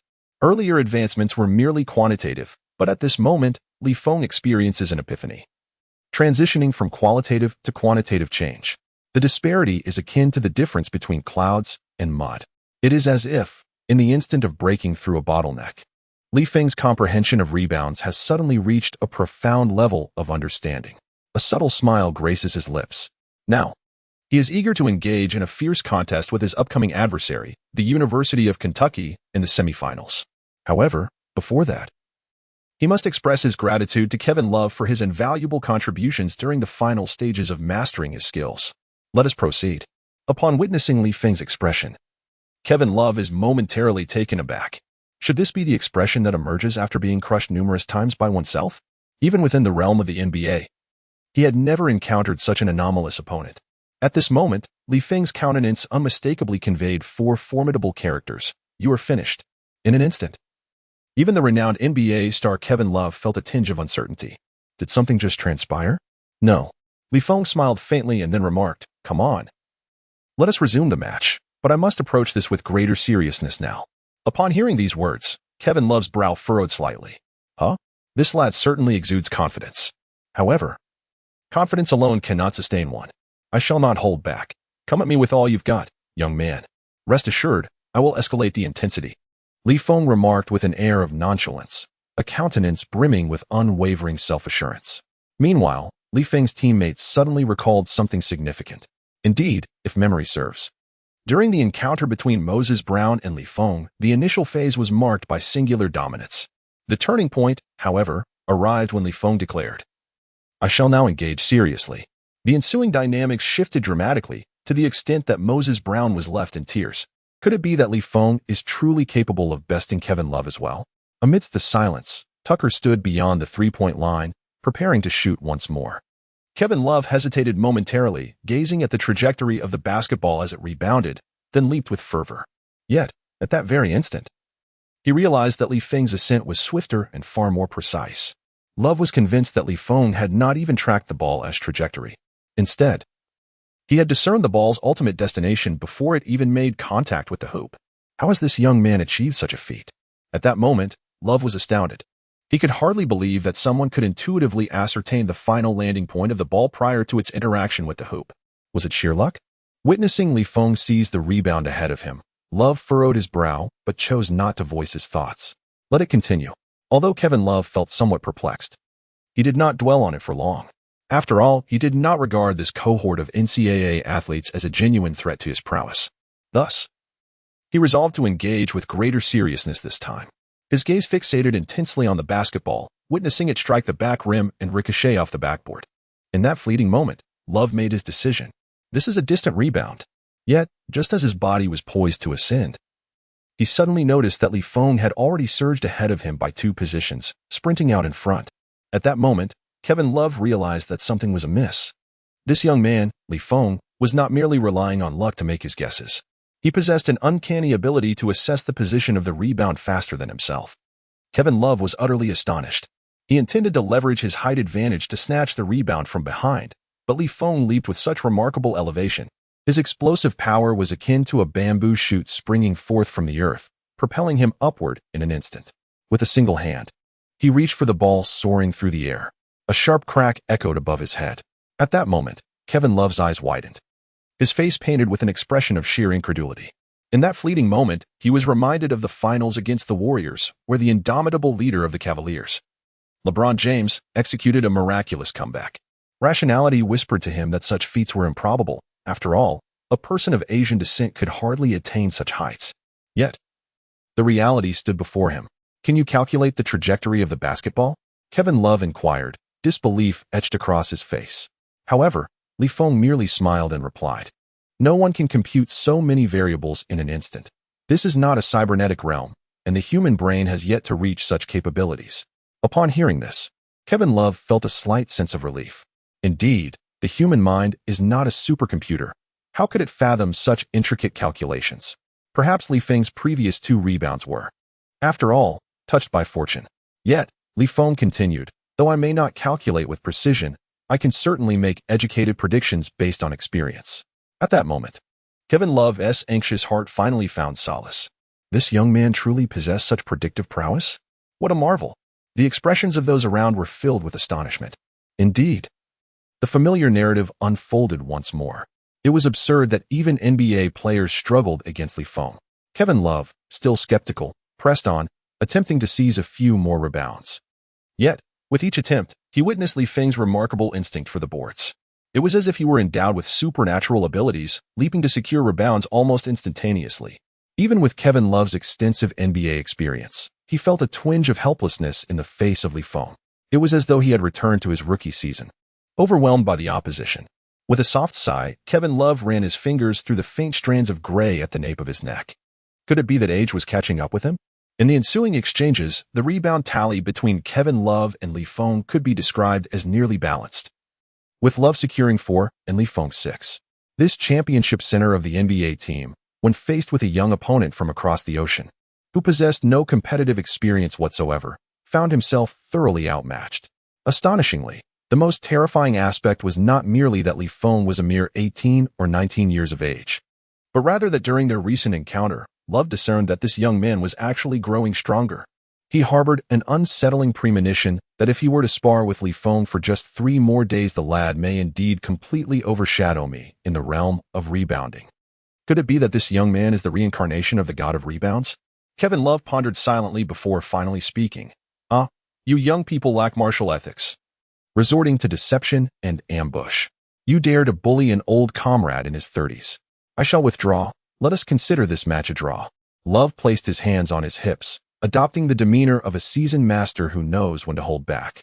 However, Li Feng unabashedly replied, clearly, you have lost. You truly have a sense of humor. I am not jesting. What splendid weather we have today. Spare me the nonsense. How can an NBA player not accept defeat? The corners of Love's mouth twitched slightly. It was already humiliating enough to declare a tie. You really have no regard for the dignity of your elders. Clearing his throat, Love chose not to engage further. He turned away nonchalantly, heading towards the exit of the arena, and before departing, he feigned profundity. Young man, your talent is commendable. We shall meet in the NBA, and then I will fight you with all my might. Ahaha. No need to see me off. Although he left with an air of ease, those present could sense that his departing figure lacked the spirited vigor he had upon arrival. There lingered a feeling that was inexplicably melancholic. After all, an NBA player had intended to impart some intensity to the youth, only to find himself bested by this unprincipled young man. Anyone would feel a touch of embarrassment in such circumstances. Meanwhile, at the top-floor suite of the Golden Mountain Hotel in Los Angeles, the head coach of UCLA's next opponent, Kentucky University, Coach Stitt, was enjoying drinks with his old friend Allen Iverson. They laughed and discussed the upcoming match. Chapter 48. Iverson, rest assured, I shall avenge you. Iverson. I never imagined you would lose in a street ball game in China. It seems you are indeed aging. Ha ha ha. Stitt mercilessly mocked him, showing no restraint. However, given their friendship spanning over a decade, Iverson took it in stride, albeit somewhat dejectedly saying, You don't understand. That lad is no ordinary person. He is a monster. Anyone who encounters him will surely stumble. Since returning from his trip to China, Iverson had been in a foul mood, for that excursion had cost him dearly. Not only had he lost face in China, but more importantly, he had incurred losses amounting to several $100,000. Once this incident reached the United States, it provided much amusement to his friends for quite some time. Reflecting on this matter now, I still find it somewhat unbelievable.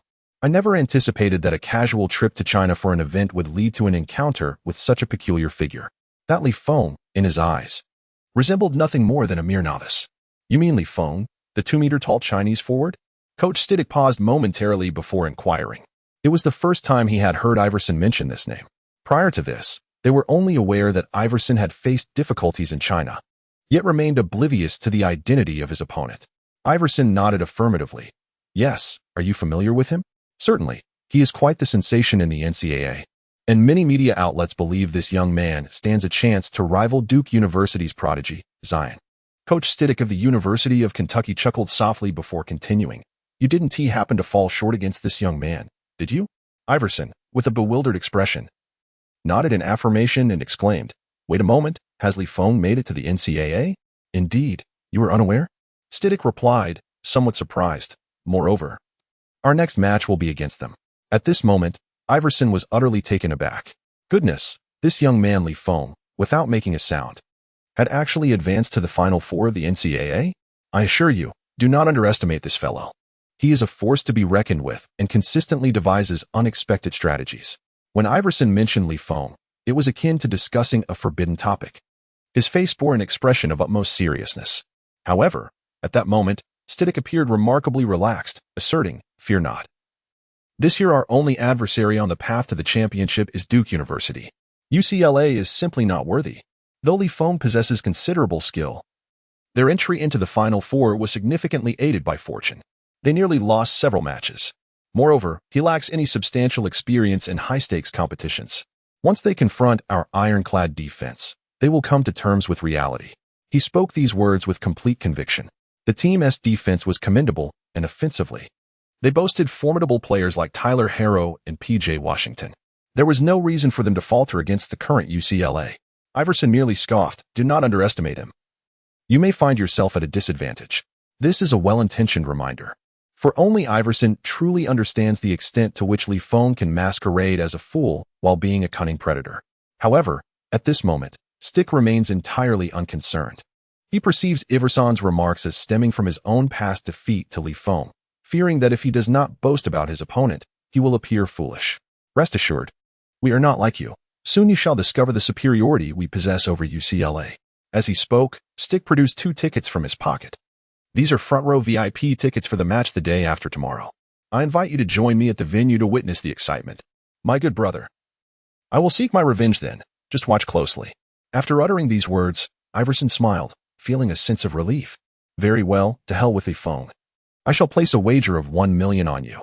In the United States, the NCAA games still attract a considerable amount of betting activity outside the arena. The stakes vary greatly, with some being entirely legitimate.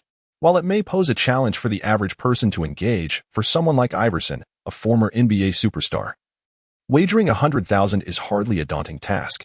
This time, he is determined to reclaim everything he has lost. This is our home ground, the land of the free and the brave. We shall vanquish Li Feng and avenge our grievances. The fervor of March Madness itself can be deemed among the highest echelons of viewership across the United States. Many fans exhibit a preference for college basketball, which is characterized by its fervent spirit and purity, largely untainted by commercial interests when compared to the NBA. Now, as we enter the Final Four, the level of attention surrounding the games has escalated significantly. It can be said that anyone with even a modest understanding of basketball can easily name a star player or two from the prominent teams, along with their impressive statistics. Among the teams garnering the most attention and anticipation are undoubtedly the soaring Duke University and the dark horse, UCLA. However, this is juxtaposed with Li Feng's recent underwhelming performance in scoring.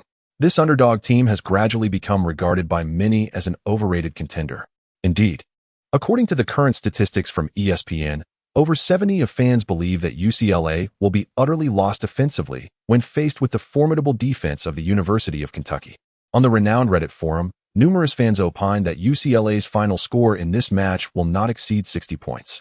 Presently, public opinion has overwhelmingly tilted in favor of the University of Kentucky. Coach Stidham, when interviewed by the media prior to the game, expressed his confidence, stating, "We will thoroughly contain UCLA's offense, particularly limiting Li Feng. We will deploy our finest defensive players to ensure that no one from UCLA scores in double digits. Furthermore, on the offensive end, we will demonstrate what constitutes elite NCAA offense. Hero will dominate them, I assure you all." When reporters spoke to Tyler Hero, this young gentleman confidently addressed the camera, declaring, "I know you think Li Feng's shooting accuracy is commendable, but in this match, I will prove to the world that he is merely an overrated nobody. There will be no place for him in the NBA." Initially, the media had no intention of interviewing Li Feng, given his usual reticence in front of the camera, where he rarely speaks or explains his actions. However, upon his rare appearance, Li Feng surprisingly accepted the media's interview and calmly stated to the camera, 20 minutes. Perplexed, reporters inquired about the meaning of his words. With a slight smile, Li Feng coolly replied, "In 20 minutes, this game will lose all suspense, I assure you." As the live broadcast relayed his statement, an uproar erupted among the fans. While Li Feng typically refrains from speaking, when he does, his words resonate powerfully. Chapter 49, An Unexpected Turn. Within the palm of one's hand, the first half is about to conclude. What a jest. Many fans familiar with the University of Kentucky rose indignantly at this moment. What qualification does a player who has scored 0 points in several consecutive games have to make such claims? It appears this young man truly knows how to boast. But empty words are futile. The University of Kentucky is certain to emerge victorious. Indeed, Kentucky boasts the sharpshooting hero on the perimeter and the formidable P.J. Washington inside. A duo capable of averaging over 40 points per game, with no one able to stand in their way. Li Feng may not fear speaking boldly, but let us see how far that bravado takes him. In the VIP section by the sidelines, Reggie Miller, concealed among the crowd, raised an eyebrow in mild surprise. Oh. His inexpensive Prot G exhibits a hint of the flair he once possessed in his prime. It appears he truly had an eye for talent. However, Tyler Herro's prowess is equally formidable. His three-point shooting is remarkably refined, and he exudes the essence of an NBA player. If Reggie Miller's assessment is accurate, it is highly probable that Herro will be selected in the first round of this year's draft, potentially at a significantly high position. As for P.J. Washington, there is no need for elaboration. His comprehensive skill set, coupled with commendable physical attributes, speaks volumes. This enables him to thrive effortlessly in the paint during offensive plays. Although this young man's shooting percentage may not be entirely reflective of his capabilities, isn't Hero present? Therefore, the University of Kentucky indeed boasts a commendable team.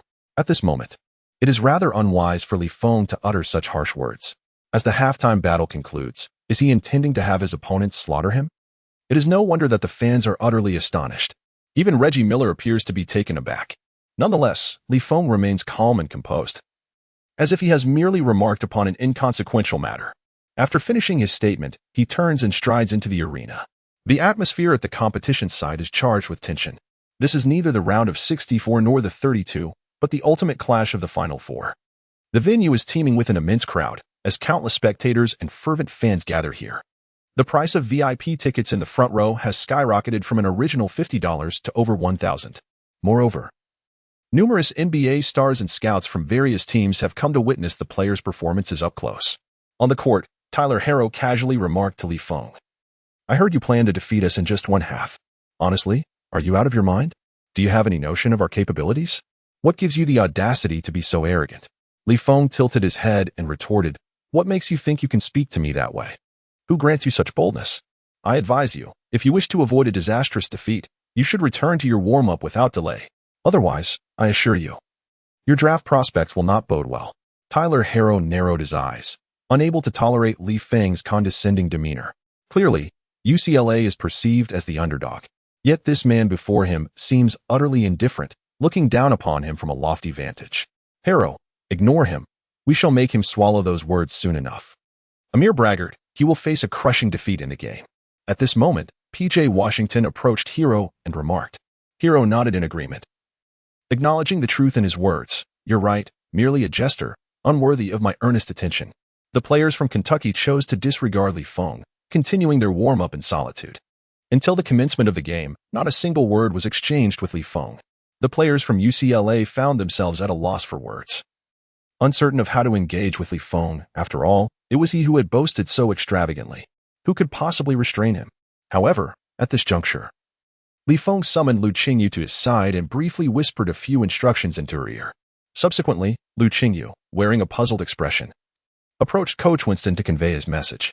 Although Coach Winston appeared somewhat amused, he showed no inclination to oppose. Following this, he began to strategize with his players. Moments later, the referee made his way to the center of the court, signaling that the match was about to commence.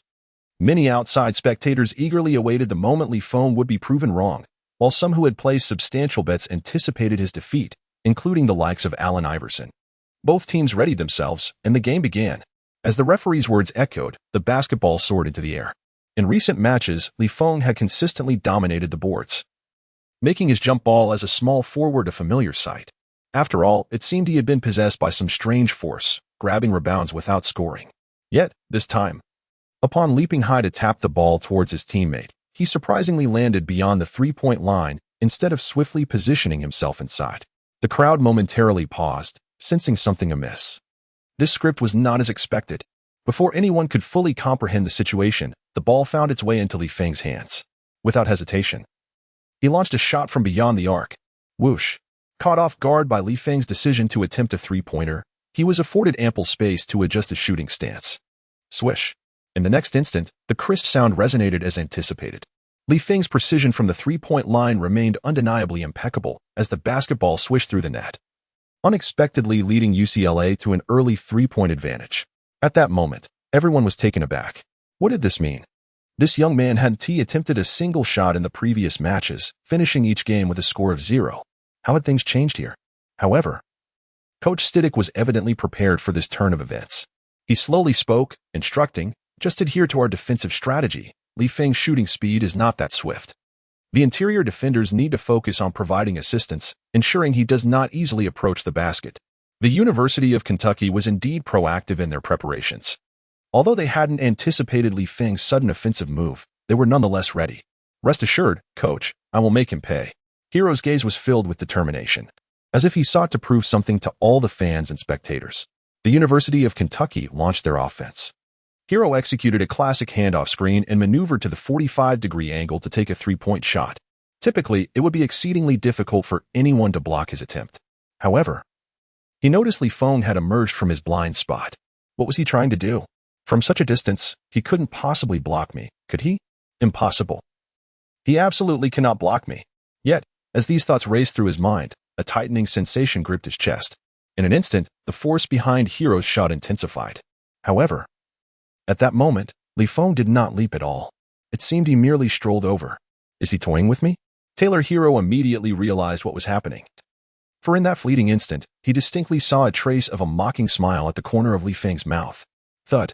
The basketball struck the back of the rim with considerable force, soaring into the air, resulting in a rebound. Chapter 50. Smoking in the corner. No one dares to let go. Although Herro had been deceived, he remained acutely aware that even if he missed this shot, it was of no consequence. For at that moment, 3 of his teammates were stationed in the paint. Meanwhile, on UCLA's side, wary of their outside shooting prowess, only 2 defenders lurked in the interior. Additionally, everyone knew that UCLA's starting center, Moses Brown, had long been sidelined due to illness. Thus, they were certain they would not secure the rebound. Yet, just as everyone was mulling over this, they suddenly noticed that the instant the basketball soared away, Li Feng's speed had dramatically increased. He positioned himself just a step in front of the free throw line. This action left Coach Stidic with an expression of disdain. This is hilarious. Standing so far back. He surely won't grab the rebound. Wait, how's the ball actually coming towards him? Exclaimed Stidic in disbelief. Quick, protect the boards. The shift in Coach Stidic's emotions was astonishingly swift. But by the time he uttered those words, it was already too late. Li Feng's speed in securing rebounds is astonishing, primarily due to his remarkable explosive power. In the blink of an eye, he leaps to claim the rebound with ease. With a swift motion, he delivers a long pass to the point guard at midcourt. The latter then makes a direct and rapid drive towards the basket, finishing with a reverse layup to score. UCLA adds 2 more points to their tally. All of this transpires in a flash. And it is only after the ball has found its way into the net that the audience begins to comprehend the sequence of events that just unfolded. Li Feng anticipated that Hero would miss the shot due to nerves, and he also foresaw the trajectory of the ball's descent. Is this truly something that humanity is capable of? At that moment, P.J. Washington stepped up. He executed a feint beyond the three-point line before driving in with a spin move, evading the defender's block and sending the ball through the hoop, successfully opening the scoring for the University of Kentucky. The contest continued, yet the defensive strategy employed by Kentucky against Li Feng proved utterly ineffective. This time, Li Feng seemed to have rediscovered his previously dormant scoring prowess. Utilizing his teammates' screens, he consistently sank shots from beyond the arc, even as Kentucky resorted to close guarding him. Nevertheless, Li Feng's A-level quick-release three-point shooting still posed a significant threat, although he had yet to seamlessly combine his steady shooting with rapid release. He at least ensured that the ball would not be blocked. As 10 minutes into the first half elapsed, the score stood at 22-18, with UCLA leading by 4 points. During this span, Li Feng exhibited divine prowess, converting 4 out of 7 attempts for a total of 10 points, including 2 out of 4 from three-point range, along with 3 rebounds and 1 assist. However, mere statistics could not fully encapsulate Li Feng's impact. His ability to draw attention created superior offensive opportunities for his teammates. The once proud defensive system of Kentucky now appeared riddled with vulnerabilities in the face of Li Feng's multifaceted offensive skills, rendering their pre-game bravado laughable. Kentucky called a timeout to reassess their tactical approach, while Coach Winston acknowledged Li Feng's commendable performance, saying, "Well done, Li Feng. You've worked hard. Now take a moment to rest." Although Li Feng's first 10 minutes were exemplary and fluid, this did not imply that Kentucky's defense was utterly inept. Each of Li Feng's offensive and defensive maneuvers required considerable physical exertion. In such an intense contest, stamina was measured in minutes. Thus, Coach Winston genuinely intended for Li Feng to rest. However, Li Feng waved his hand dismissively, insisting, "I'm fine. I can still play." "But your stamina." Coach Winston hesitated, concerned. If Li Feng overexerted himself, he might struggle to endure the entirety of the first half. Yet, Li Feng smiled and said, "Don't worry. I can rest while I'm on the court." Coach Winston was momentarily taken aback, and the players nearby wore expressions of disbelief. What on earth? Surely, they had misheard. How could one rest while actively playing on the court? However, before anyone could fully comprehend the situation, Li Feng, with an untroubled smile, remarked, "Just create space and drive inside. Even if I'm stationed at the corner, they will have to assign someone to keep an eye on me." Upon hearing this, Lu Qingyu was the first to react, letting out a dismissive laugh. "Haha, this is a game. Let us take it seriously." Li Feng turned to her and playfully admonished her. Lu Qingyu responded with a nonchalant "oh," pouting slightly, her expression one of defiance. Coach Winston glanced at Li Feng and said, "All right, we'll proceed as you suggest. Just be sure to manage your stamina." Li Feng nodded assuredly, rest assured. The game resumed, and the audience was momentarily taken aback to see Li Feng still on the court. After all, even the key players from the University of Kentucky had already entered the rotation for rest. What's more, Li Feng had been shouldering the ball-handling responsibilities since the outset of the match. Was he truly resorting to such a method to fulfill his promise? It seemed rather irrational. While this approach might temporarily grant the team an advantage, it could hardly be sustained. Clearly, this individual lacked significant experience in high-stakes matches. At this moment, Coach Stidic directly commanded, "Come on, lock down that guy. Maintain vigilant help defense. I want him to understand the consequences of challenging us." Kentucky dispatched their best perimeter defender from the bench to mark Li Feng closely, not a single step away. Meanwhile, the center frequently glanced towards Li Feng, ensuring he wouldn't seize any opportunities for a cut into the paint. Their defense was executed flawlessly and comprehensively. Yet, what the fans did not anticipate was that Li Feng made no aggressive moves whatsoever. Once on the court, he simply took his position in the corner, wiped his sweat, and stretched, appearing utterly unfazed. Intriguingly, the defender opposite him dared not budge an inch, clearly intimidated by Li Feng's three-point shooting and cutting abilities. This has resulted in a peculiar phenomenon. Li Feng, smoking in the corner, remains unchallenged by his opponents. Do you believe you are Klay Thompson or Stephen Curry? On the sidelines, Reggie Miller couldn't help but let a grin stretch across his face. Ha ha ha, truly worthy of being my protege. He possesses quite the skill. It seems I was right to intend an introduction.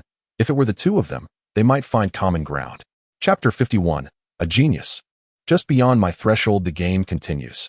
An increasing number of spectators have begun to notice the peculiar phenomenon unfolding. Li Feng is neither attacking nor defending, nor is he vying for rebounds. He simply stands there, yet the University of Kentucky has inexplicably assigned 2 players to guard him. This left the commentators utterly bewildered.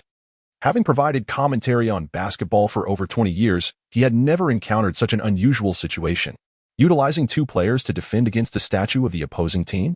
Isn't this a bit excessive? The remaining 4 players from UCLA are quite astute, consistently finding opportunities for advantageous 2-on-1 situations. Scoring does not prove to be a challenge. Coach Stick recognizes the precariousness of the situation and seeks to adjust his strategy. He aims to redirect the team's defensive focus onto others. However, once Li Feng realizes he is unobserved, he stealthily maneuvers to the ghost position near the baseline, effortlessly sending the ball through the hoop. The fervor of March Madness not only sweeps across America, but also captivates numerous viewers in China, who have prepared snacks and beer to enjoy the live broadcasts from their televisions. These viewers find themselves inexplicably familiar with Li Feng's style of play. After a moment of contemplation, they realize, lo and behold, is this not the guerrilla warfare passed down by our ancestors? When the enemy retreats, we advance. When the enemy advances, we retreat, inflicting maximum discomfort at minimal cost. Every time Kentucky University attempts to give Li Feng space, he seizes the opportunity to score. Yet, once they focus on him, they easily neglect others, creating a frustrating predicament. It brings me great amusement that Li Feng has even resorted to tactical play. Remarkably, this strategy proves effective. Who could have anticipated that? The primary reason for its success lies in Li Feng's formidable offensive threat. Had he possessed a shooting caliber akin to Ben Simmons, the opposition would have disregarded him entirely. To put it simply, Li Feng is extraordinary. In the remaining 10 minutes of the first half, Li Feng barely moves from the corner. Yet, UCLA's lead continues to expand. In a bid to prevent the score from widening, Coach Stick allows his starters only a brief 2-minute respite before hastily returning them to the court to stabilize the situation. However, crucially, due to Li Feng attracting the defensive fire, his teammates play with remarkable ease. Conversely, on the Kentucky University side, while all players are exhausted and laboring under fatigue, their scoring remains subpar. As the first half concludes, the score stands at 40-33. Not only have Kentucky starters failed to receive rest, but they also find themselves trailing by an even greater margin. Damn it, that wretched kid. Coach Stick has never encountered such tactical arrangements or a player like Li Feng. This is infuriating. Let us regroup and devise a new strategy to eliminate him. However, despite Coach Winston's efforts, he finds himself powerless to alter the course of events. The primary players on the team have exhausted their stamina without adequate recovery. Furthermore, they are momentarily at a loss for effective strategies to contain Li Feng. At this juncture, the media is already well aware of the situation. From the moment the halftime whistle blew in this exhilarating semifinal of March Madness, the outcome had already been determined. Celebrating with champagne at halftime was hardly a concern. In the second half, P.J. Washington and Tyler Harrow unleashed their utmost efforts. Yet, Li Feng merely smiled calmly, declaring, "It is futile. Your desperate struggle shall not alter the inevitable." From the instant you set foot on the court, the match's fate had been sealed.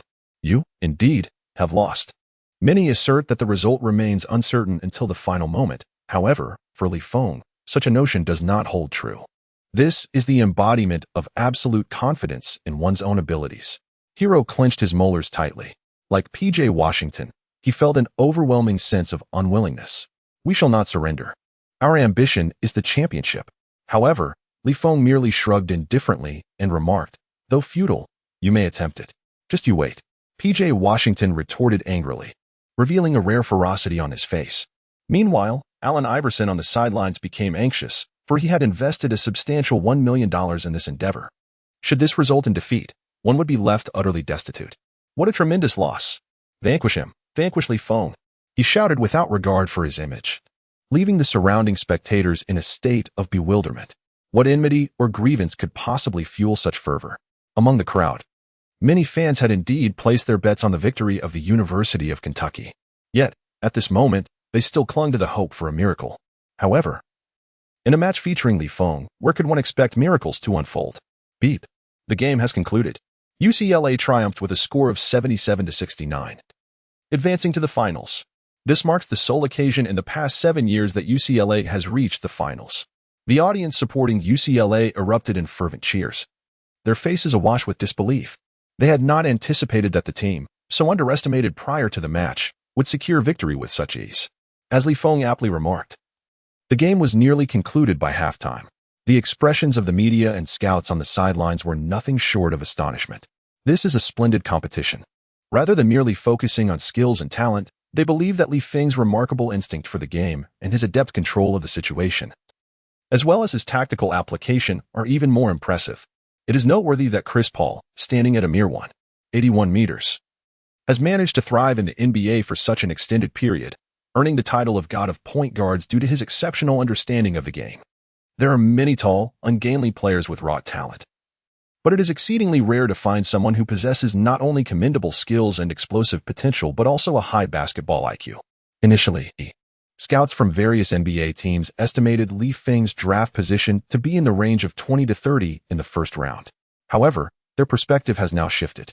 This young man is highly likely to become another high-ranking Chinese player following in the footsteps of Yao Ming and Yi Jianlian. Of course, this is contingent upon his preparation to face the forthcoming Duke trio. However, while the media continues to express concern for Li Feng, he nonchalantly accepted an interview. To everyone's astonishment, he directly addressed Zion's previous provocation. I know Zion is a prodigy. Even R.J. Barrett and others are geniuses. They have fought their way to the madness of March finals, and they are formidable. Yet, I hope they come to understand one crucial point. They will lose. Without a doubt. For genius is merely the threshold to encounter me. Upon uttering these words, the atmosphere fell into an eerie silence. Chapter 52. Can Li Feng prevail? I would live stream eating excrement. Everyone anticipated that Li Feng might provide a response to Zion, but they were unprepared for the sheer audacity of his retort. Genius is merely the threshold to meet him. This is utterly outrageous. Every media outlet has a premonition that tonight's news will undoubtedly be explosive. As anticipated, that evening, when the interview with Li Feng ascended to trending status, the basketball forums across America erupted. Zion is a prodigy. Yet is being a prodigy merely an entry requirement? Oh my God. Does he genuinely believe he has secured his dominance over Duke University? Goodness. I have never encountered such an audacious player. This year's March Madness is bound to be exceptionally thrilling. I am merely curious how Zion will respond. I suspect he will be quite incensed upon hearing Li Feng's appraisal.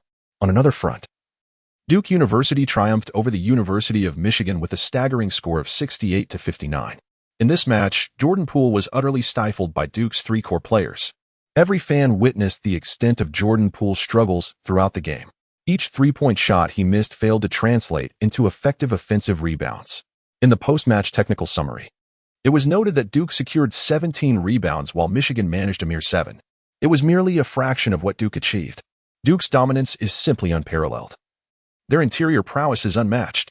If you have ever watched Zion Williamson play, you would comprehend the essence of dominance.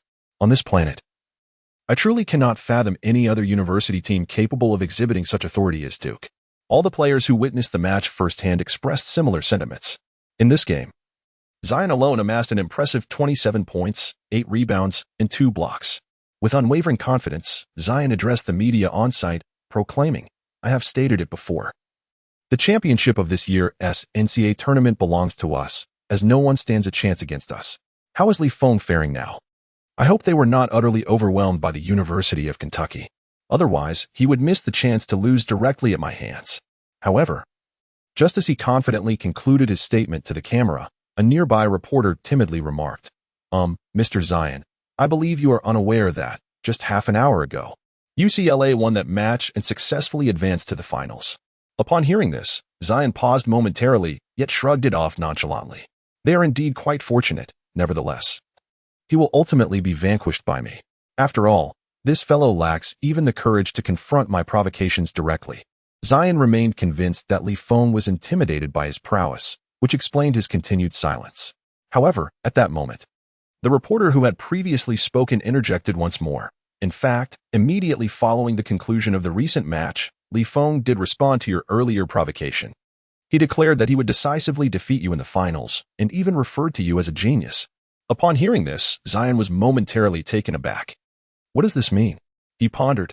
How could he praise me while delivering such a fierce challenge? This sensation is rather peculiar.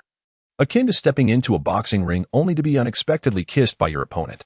This has left him utterly perplexed. Should I proceed with relentless determination?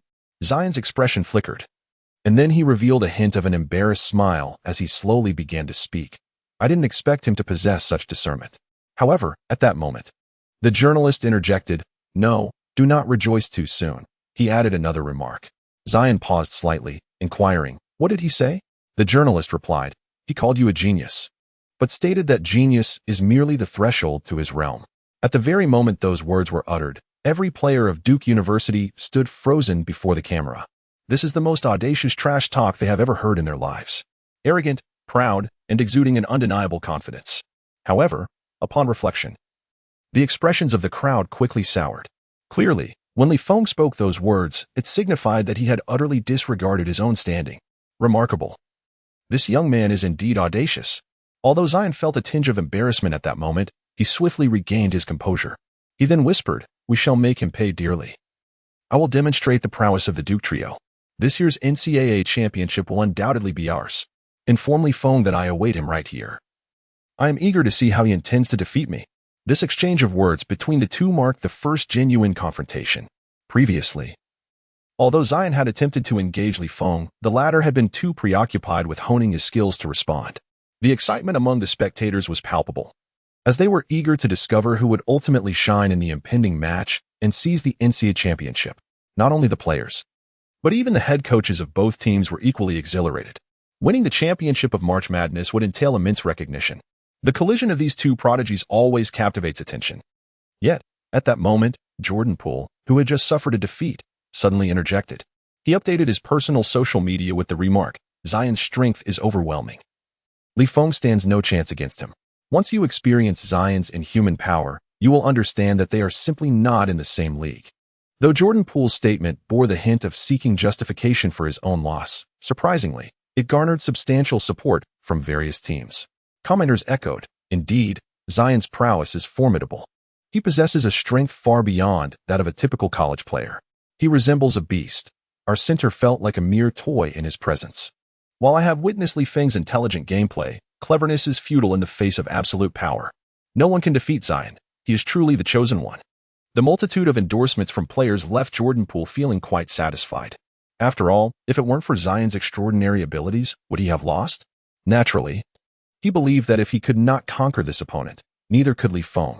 With that thought in mind, Jordan Poole boldly declared on his social media, If Li Feng manages to triumph over Zion, I will live stream myself eating feces. Mark my words. Chapter 53, The Tense Situation. Fear Before Battle. After the conclusion of the semifinals, both teams enjoyed a 3-day preparation period. March Madness is indeed quite extraordinary. The match led by Li Feng, where UCLA faced off against the University of Kentucky, garnered an astounding viewership exceeding 120 million. This remarkable figure has even shattered the season's highest viewing record. Naturally, some of this data can be attributed to enthusiastic fans from across the ocean in China. However, this also indirectly underscores the immense influence Li Feng now wields. His name has begun to emerge in discussions among numerous NBA scouts. Prior to this, it was almost inconceivable that, following Yao Ming's retirement, a Chinese player's name would be repeatedly mentioned in the basketball circles across the ocean. In stark contrast to those high school prodigies who gained fame early on, Li Feng has transformed from a largely unknown basketball rookie to a figure of considerable intrigue in less than 6 months. This is simply astonishingly swift. This is primarily due to the fact that Feng has consistently astounded spectators with every match he has participated in since he first emerged on the scene. It seems that, with Feng, any miracle that unfolds is merely to be expected.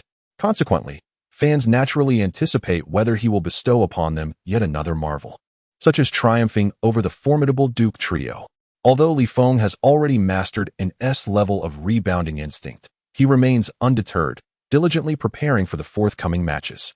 He is acutely aware that to secure a favorable position in the NBA draft, victory in this particular game is imperative. However, just 48 hours before the match, the familiar alert from the system resonated in Feng's ears once more.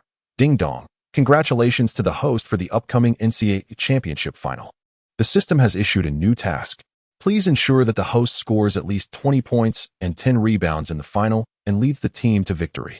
Task reward: randomly draw one item from the shop. Upon hearing this, Feng felt a surge of energy.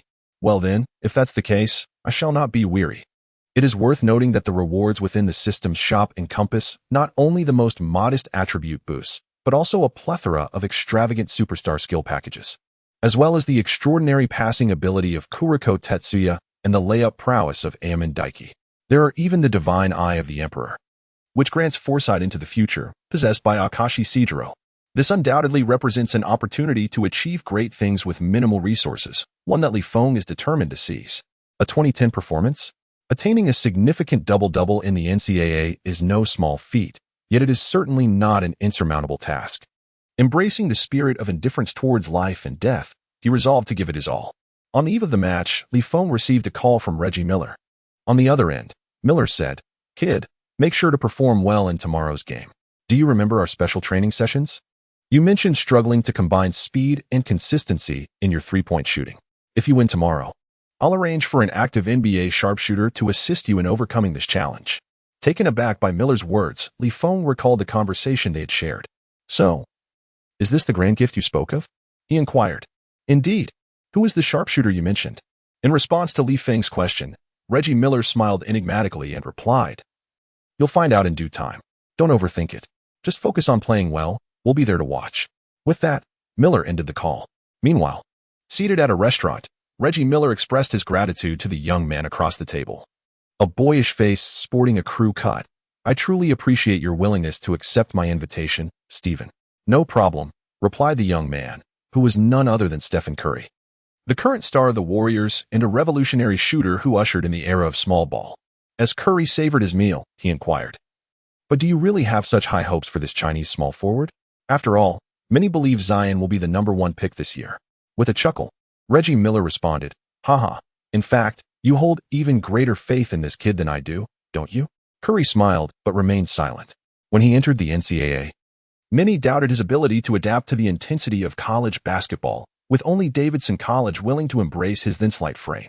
Similarly, upon joining the NBA, Curry faced skepticism, as everyone believed this young player chosen by the Warriors would soon fade into obscurity. Yet, he not only defied those expectations but evolved into a prominent face of the NBA, a master of off-ball movement. Given his own experiences, Curry was eager to offer opportunities to young talents. After their meal, he spoke slowly, "Regardless of the outcome of tomorrow's game, I am willing to spare some time." The underlying implications of this conversation are quite apparent. Even if UCLA were to face defeat, Curry remains willing to offer this young talent, Feng, a chance. Reggie Miller chuckled and said, "All right, it's settled then." There is a prevailing belief that this year's Duke University team is exceptionally formidable. Even if Feng were to perform extraordinarily, overcoming their rivals would prove challenging. However, as far as Curry is concerned, as long as Feng gives his utmost effort, that is sufficient. They are merely a group of 18-year-olds with vast potential for growth. A brief setback may serve as a greater catalyst for his development. Prior to the match, nearly everyone harbored skepticism regarding the UCLA player's prospects. Even Feng's teammates doubted his ability to triumph over Zion. The opposing team is simply too strong. In fact, a significant number of players believed that reaching the finals was largely a matter of fortune. For them, advancing smoothly to the NCAA championship felt akin to a dream. Confronted by a star-studded team like Duke, there was an unmistakable sense of trepidation among the players. On the day of the match, the atmosphere in the locker room was gravely serious. Each player sat in silence, heads bowed, contributing to a rather oppressive ambience. Coach Winston, Noticing this, endeavored to invigorate the team's spirits, yet his attempts yielded little effect.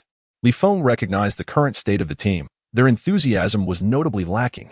As the core of the team, he alone could ignite their competitive spirit.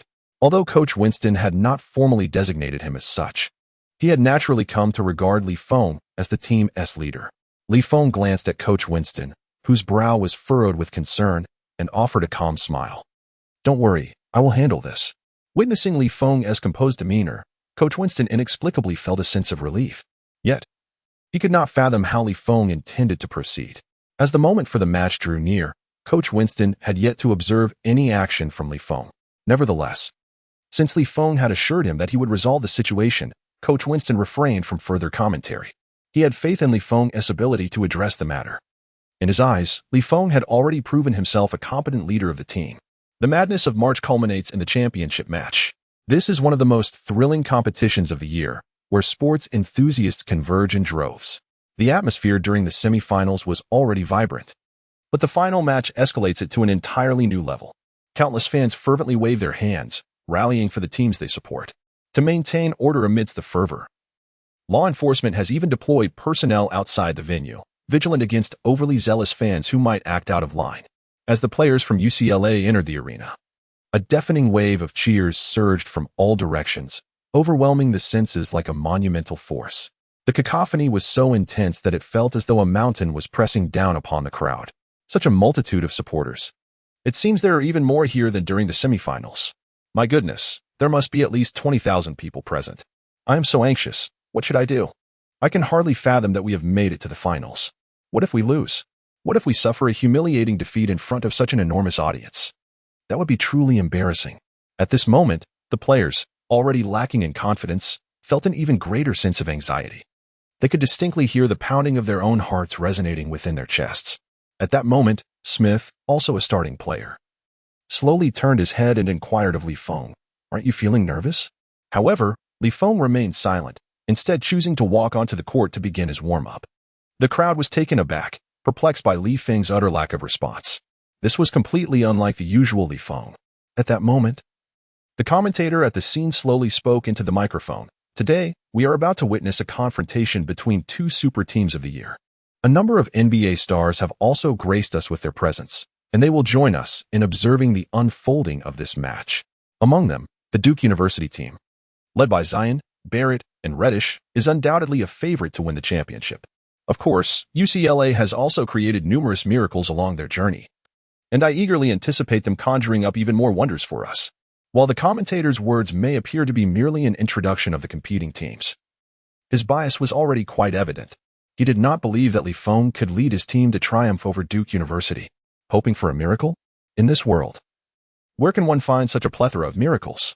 Within the confines of ESPN's broadcasting booth, the esteemed commentator Mike was particularly unrestrained. He asserted that the young Li Feng stood no chance against Duke University. "I assure you, although my previous predictions may have been slightly askew, this time my intuition shall not falter. Duke will effortlessly triumph over Li Feng and UCLA." Upon hearing this, the barrage of comments in the live chat echoed his sentiments. Indeed, anyone with discerning eyes could perceive the undeniable truth. Duke's paper strength is evidently superior. All of the nation's top 3 high school players once graced this team. And what does UCLA possess? Frankly, without Li Feng, fans would scarcely believe that UCLA could emerge from the Pac-12 division. It was apparent from the outset that this contest was far from an equal matchup. As both teams completed their warm-ups, they took their positions on the court.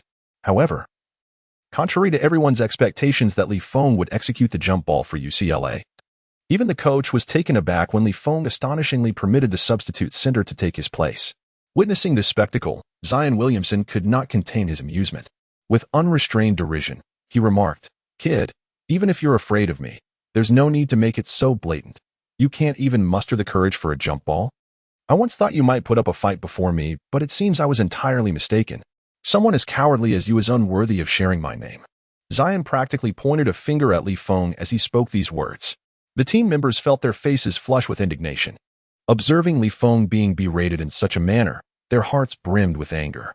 Just when they anticipated that Li Feng would confront Zion head-on, ready to exchange barbs, he instead turned away, seemingly oblivious, with no intention of retorting. This left everyone utterly astonished. The players from UCLA were equally taken aback. What is the situation? Has Li Feng truly retreated? Zion observed that Li Feng offered no rebuttal nor displayed any inclination to continue the verbal sparring. He merely let out a cold snort, subsequently directing his gaze towards the basketball held by the referee. Both teams stood ready. The match was officially underway. As the referee's whistle echoed through the arena, he lofted the basketball high into the air. As anticipated, in that fleeting moment, Zion sprang from the ground like a coiled spring. Witnessing Zion play in person is an experience that starkly contrasts with the impact of watching it on television. When a player, as formidable as a heavy tank, leaps gracefully before your eyes, you come to realize just how astonishing that visual spectacle truly is. At that moment, Zion embodied this essence. His robust physique, coupled with unparalleled explosive power, established the tone of the game right from the outset. This shall be a dominating spectacle. Zion deftly delivered the ball into the hands of his teammate. A splendid collaboration unfolded between R.J. Barrett and Cam Reddish as the two executed a flawless alley-oop, culminating in a thunderous slam dunk. Boom. The shot was executed flawlessly, exhibiting remarkable synergy. The audience erupted in the most fervent applause. Perfection, just like that. This is Duke University, an indomitable force. However, at this moment, the fans of UCLA were also vociferously urging, "Come on, do not succumb to them. Defeat Duke University. You are the true champions. Li Feng, we believe in you." The UCLA supporters were filled with eager anticipation for the impending counterattack. Given Li Feng's competitive nature in past matches, he was undoubtedly determined to exact revenge. During this offensive sequence, his teammates seamlessly coordinated to pass the ball into his hands. Everyone had faith that Li Feng would not allow the opponents to overreach. Yet, when Li Feng was presented with a one-on-one opportunity, he unexpectedly returned the ball the instant he received it. At this moment, everyone was utterly stunned. No, something was amiss with Li Feng today. Chapter 55, Fury, Overcoming Duke. All players attempted to pass the ball to Li Feng, striving to create one-on-one scoring opportunities for him to score effortlessly. Yet, Li Feng showed no intention of receiving the ball. The instant he obtained possession, it was as if he feared taking the blame. He would immediately toss the ball away.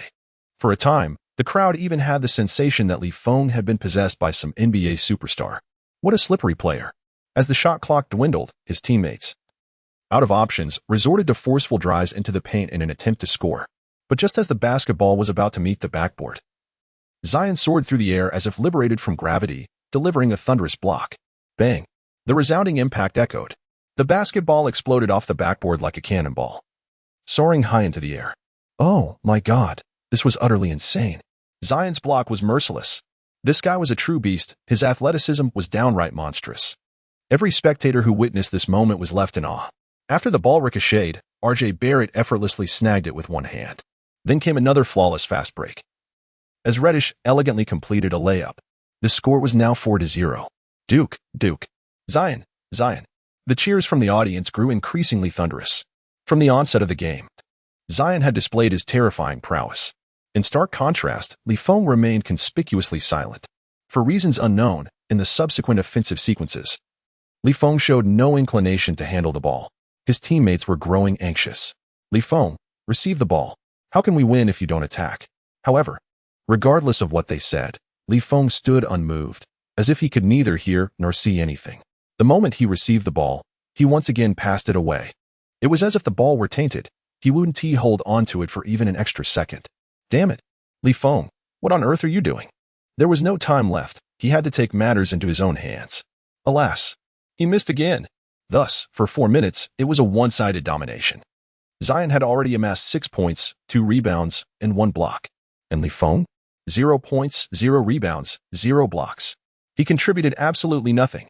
This cannot possibly be regarded as a showdown between two prodigious geniuses. It is evidently a one-sided massacre. At this moment, a singular question lingers in the minds of all. What is the situation with Li Feng? At that moment, Lu Qingyu on the sideline suddenly had a realization. I understand now. He intends to ignite the team's fighting spirit. The first to be taken aback by this revelation was Coach Winston. What did you say? Are you implying he seeks to stir the team's morale? Coach Winston had already begun to feel restless. Observing Li Feng's earlier performance, he had suspected that the young man had been enticed by the opposing team. Was he merely playing the role of an actor? Lu Qingyu slowly articulated her analysis. Before the match commenced, everyone in our team harbored a sense of pessimism. Whether due to the pressure from external media or a lack of confidence in their own abilities, there was a pervasive fear of defeat among the players. Such a mindset is bound to hinder victory. Feng was acutely aware of this fact. Basketball is not a solitary endeavor. Hence, he devised a method to ignite the players' fighting spirit. That method was anger. Upon hearing this, Coach Winston finally grasped the essence of Feng's strategy. So, this was the solution he referred to? It must be said, this is indeed a remarkably clever approach. As the saying goes, a defeated army collapses like a mountain. Morale has an immense impact on a team. In the face of such widespread pessimism, even with his 20 years of coaching experience, he found it challenging to uplift the spirits of the players. Yet, Feng said nothing, allowing the players to alter their own attitudes toward the game. It must be acknowledged that Feng is truly a natural leader. But is the price he pays not excessively high? The score now stands at 11-6. Duke University has established a 5-point lead in less than 5 minutes. It is important to note that in the NCAA, a 5-point advantage is a significant gap. Is Feng truly unafraid of the potential repercussions? I suppose I should call a timeout, right? Coach Winston glanced at Lu Qingyu, who nodded slightly in agreement. At that moment, Curry, who was watching from the sidelines, suddenly remarked to Reggie Miller, I finally comprehend what this young man is attempting to do.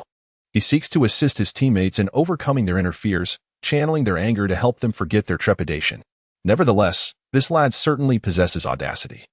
To show such bravado against a formidable opponent like Duke University is indeed remarkable.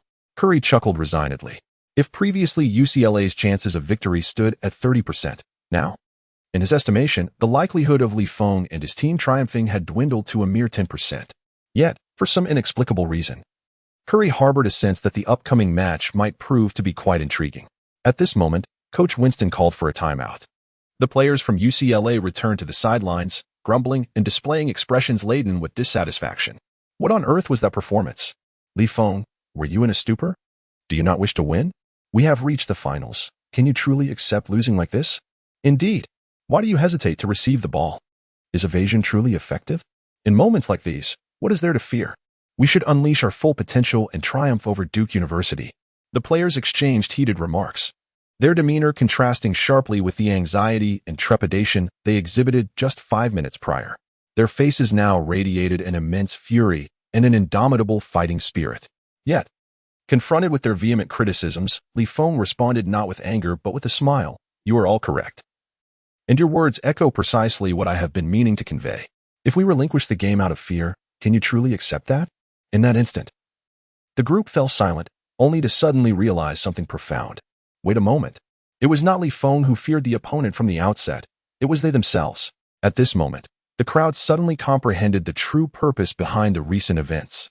It became clear that Feng's intention was to awaken their fighting spirit. Upon realizing this, a hint of embarrassment appeared on each person's face. Feng said little, merely approaching the group with a gentle demeanor. He then slowly spoke, "It's all right. The competition has only just begun. As long as you recognize that our adversaries are not invincible, let us create a miracle together. Let us overcome Duke and seize that coveted championship." Upon hearing Feng's words, excitement illuminated the faces of the crowd. Everyone clenched their fists and shouted, "Let us defeat Duke and claim the championship." Coach Winston observed this scene before him, momentarily lost in thought. It seemed that the miracle brought forth by this young man, Feng, extended beyond the confines of the arena. He realized he had underestimated him. Chapter 56, Not a Buddy. Did you just get penalized? Initially, the commentators at the scene expected that the players, returning to the sidelines in a fit of rage, might ignite a fierce internal conflict within the team. However, after Feng uttered just 2 sentences, the atmosphere shifted remarkably. The team displayed an unexpected unity and an extraordinary fighting spirit. At this moment, the commentators were utterly bewildered. What on earth had Feng just communicated to them? This script felt decidedly off. No one had anticipated that UCLA would unexpectedly sound the horn of counterattack. They were oblivious to the fact that it was Feng's personal involvement that ignited his teammates' spirits. To them, the team's transformation was utterly unforeseen. Meanwhile, Zion and his teammates remained blissfully unaware of the changes unfolding on Feng's side. Their expressions were carefree, brimming with confidence. Surely, victory would come easily. These fellows were likely on the verge of internal strife. Did you witness Feng's earlier performance? He appeared utterly terrified. It seems we can commence preparations for tonight's celebration. Amidst the laughter and merriment of Zion and his companions, the timeout concluded. Without a shred of worry, they returned to the court, ready to confront the already fractured UCLA. However, the moment he stepped onto the court, he noticed that the players from UCLA bore a changed demeanor. Yet, astonishingly, it had transformed into one of unwavering determination. What could this mean? Zion was thoroughly perplexed. But as he scanned the crowd and locked eyes with Feng, a realization dawned upon him. So, it was you pulling the strings? Despite his rugged exterior, Zion was not foolish. He had begun to suspect that Feng was the mastermind behind this shift. Boy, even if you can alter their attitude, what of it? Your inherent strength pales in comparison to ours, and we currently hold the advantage in score. Furthermore, even if I were to grant you an opportunity, would you dare confront me directly? As he spoke these words, every player from Duke cast a knowing glance at Feng, as if his previous timidity had merely served to amuse them. The leader of this team appears to be utterly fragile. Even numerous supporters of Duke University nearby are vociferously chanting, Feng is a coward. Feng is worthless. He dares not confront Zion. Duke will annihilate them. However, the players of UCLA once again fearlessly create opportunities beyond the three-point line. They seize the moment, delivering the ball into Feng's hands. Observing this scene, the commentator Mike in the ESPN studio cannot help but let out a frustrated sigh. Why would they do such a thing? Wouldn't this offensive effort be in vain? It must be noted that this young man, Feng, has shown no courage in facing Zion. Yet, before he finishes speaking, Feng, upon receiving the ball, executes an exceptionally swift jab step. In that instant, he astutely perceives that his opponent has no intention of closing the distance. Therefore, he does not retract his outstretched right leg. Instead, he propels himself forward, leveraging this motion with a powerful push from his left leg. Feng's movement is astonishingly rapid, surprising everyone around. Witnessing Feng advance into the paint in just 2 strides, Zion shouts for help. Come on, if you have the guts, give it a shot. Feng unexpectedly responds, and as he approaches Zion, he leaps into the air. He pulls the ball back behind his head with one hand while his other hand presses against Zion's outstretched arm. In that moment, everyone watches as Feng, soaring in the air, withstands Zion's defense and, with an emphatic force, slams the ball down towards the hoop. The next moment, a thunderous sound reverberates as Feng completes an emphatic dunk over Zion's head. At this moment, Mike had intended to mock Feng, but his words were abruptly swallowed. Was that truly a foul? Not only were the spectators and commentators stunned, but even Zion himself wore a bewildered expression. What just happened? How did I get dunked on? Moreover, wasn't it said that Feng would not dare to oppose him? In the broadcasting room, accompanied by the fans' exclamations, the footage of Feng's one-handed dunk replayed repeatedly. Through the slow-motion replays, everyone could see it clearly. Feng's explosive power surpassed that of Zion, the so-called chosen one, the second LeBron. However, Zion's own explosiveness was not to be underestimated. He was almost close enough to block Feng's dunk. Yet, in the replay, everyone noticed the unwavering determination in Feng's eyes. He exhibited no trace of fear. That expression was unmistakably one of absolute confidence in the game. Zion, are you all right? R.J. Barrett approached and inquired. At that moment, Zion shook his head slightly and pouted. I'm fine. His expression revealed nothing unusual. However, a surge of competitive spirit had ignited within him. Feng turned to Zion and spoke slowly. You've thrown quite a bit of trash talk my way. I suppose it's time for me to take this seriously. I intend to score 20-10 over you in this game. After delivering this statement with a calm demeanor, it felt almost like a declaration from a master thief. If you have the capability, then come and try, Zion retorted, feeling a sense of irritation at Feng's expression. This fellow is merely a third-rate Chinese player. What audacity allows him to flaunt such bravado before me? He has merely relied on luck to score a single basket. Yet, I am certain he will triumph next. At this moment, Zion Williamson once again collaborates with his teammates. R.J. Barrett, utilizing Zion's screen, positions himself for a mid-range jumper. Thud. The basketball ricochets off the rim. However, at that instant, Zion Williamson leaps with precision, delivering a perfectly timed two-handed putback dunk, sending the ball into the net. Boom. In that fleeting moment, the rim emits a painful groan, straining under Zion's weight and force. Having executed this offensive maneuver, Zion remains vigilant, his inner flame of competition burning ever brighter. Meanwhile, UCLA, through Feng's perimeter control, enables the shooting guard to seize an opportunity for a layup inside. Although he skillfully evades the center's block with a scoop layup, Zion Williamson suddenly springs into action, delivering a spectacular blocked shot. The remarkable performance on both offensive and defensive fronts alleviated the concerns of Duke University's head coach. It appeared that victory in this match was well within reach. However, at that moment, a sudden notification sound resonated in Li Feng's ear. Ding! Congratulations, host. Your extraordinary comprehension has led to the detection of the A-level skill, Mighty Hat Chase. Chapter 57, Hat Chase. You erred in challenging me. Ding! Congratulations, host. Your extraordinary comprehension has allowed you to grasp the A-level skill, Mighty Hat Chase. Your explosiveness and strength have reached the minimum threshold for mastery. Would you like to learn this skill? Li Feng was momentarily taken aback. It was on the NCAA stage that he first grasped the essence of skill. Previously, during his encounters with players like Hero and Washington, he had observed their remarkable signature techniques, which stirred a sense of envy within him. However, it was evident that the system had not previously indicated the acquisition of any new skills. Li Feng speculated that this was likely due to his failure to meet the minimum threshold in certain attributes necessary for mastering those skills. For instance, aspects such as ball handling while in motion and the consistency of his jump shot. Nonetheless, his explosiveness and strength were undeniable. This explained why Li Feng was able to master the A-level skill of formidable block. Learning, he silently recited in his mind, and soon felt a warm current surging through his limbs. At this moment, R.J. Barrett seized the rebound and executed a long pass directly to Reddish. A fast break. This presents an excellent opportunity for a counterattack. Thus, at this moment, Reddish hesitated not. He surveyed the arena around him, noting that the nearest player was at least 3 meters away. Such a distance was insurmountable for anyone to catch up to him, causing significant disruption.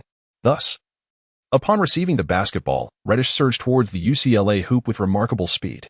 His consecutive dribbles were executed with an elegance and grace that was truly captivating. Confronted with an unguarded basket, he was determined to score. As Reddish approached the rim, he confidently executed a hook shot. Whoosh! The basketball soared high, spinning as it headed towards the hoop from the right side. However, at that moment, Duke University's coach on the sideline suddenly furrowed his brow. Be cautious. That kid Li Feng is coming. Upon hearing this, Reddish felt a shiver run down his spine. He then heard the heavy footsteps approaching from behind. In an instant, he realized the gravity of the situation. Yet, the ball had already left his hands, and he was powerless to alter its course. Just as he released the shot, Li Feng, harnessing his immense explosive power, launched himself from a full sprint. With tremendous force, he aimed at the spinning basketball and delivered a powerful swat. Bam! The racket strikes with both ferocity and precision, forcefully slamming the basketball against the backboard before it ricochets back into the air. At this moment, everyone present was rendered speechless. The action was strikingly familiar. The individual who had just delivered such an impressive and awe-inspiring performance was none other than Zion Williamson. Li Feng, mirroring that very move, sent the ball flying as if to respond directly to Zion. Answer ball. This was Li Feng's retort. This exemplified true strength. No need for excessive chatter. Let the ball do the talking. In the crowd, Tucker leapt from the bench, his excitement palpable. It seemed that Li Feng's successful defense brought him greater joy than if he were on the court himself. Reddish could hardly believe that Li Feng was capable of keeping pace with him, and even more astonishingly, discerning the trajectory of the spinning basketball in midair. This fellow must be cheating. Li Feng paid him no heed, instead swiftly returning to launch a fast break. His teammate, having secured the rebound, effortlessly tossed the ball skyward in perfect harmony. The seemingly casual throw appeared akin to a child who had never played basketball tossing the ball aimlessly. Yet, for Li Feng, that was more than sufficient. He dashed back to the basket with remarkable speed, executing a reverse dunk upon receiving the ball. Boom! With his astonishing strength, Li Feng overshadowed Zion's earlier extraordinary performance. My goodness, Zion's display had been nothing short of impressive, with an impeccable balance of offense and defense, yet the score remained unchanged. Li Feng was no pushover either. After Zion had delivered a block, Li Feng promptly retaliated in kind. Can't you see? I even suspect that Zion might have provoked Li Feng, prompting him to respond in such a manner. An eye for an eye. Li Feng's calm execution of such tactics in the game reveals his true prowess, perhaps even more formidable than we had anticipated. The crowd was left in awe. Many speculated that UCLA would retaliate in the ensuing match. However, they were unprepared for such a swift and fierce counterattack. Zion shot a fierce glare at Li Feng and then turned to his teammates, declaring, "Make sure to set me up for an alley-oop. I intend to return the favor." Upon hearing this, his teammates understood. Zion was clearly taking on Li Feng. When it was Duke's turn to attack, the perimeter players did their utmost to draw defenders away from the paint. As Li Feng scanned the court and noticed he was the sole occupant of the interior, he couldn't help but smile. So, it was like this? Yet, you've made a grave error. Error? How dare you? Zion paid no heed to Li Feng's taunt, cursing under his breath before turning away, arms outstretched, signaling for a pass. On the sidelines, scouts displayed intrigued smiles, clearly captivated by the escalating rivalry between the two. Was Zion truly planning to score over Li Feng's head in the same manner? How delightful. Such clashes between prodigies are what the audience craves. What is the point of a one-sided domination?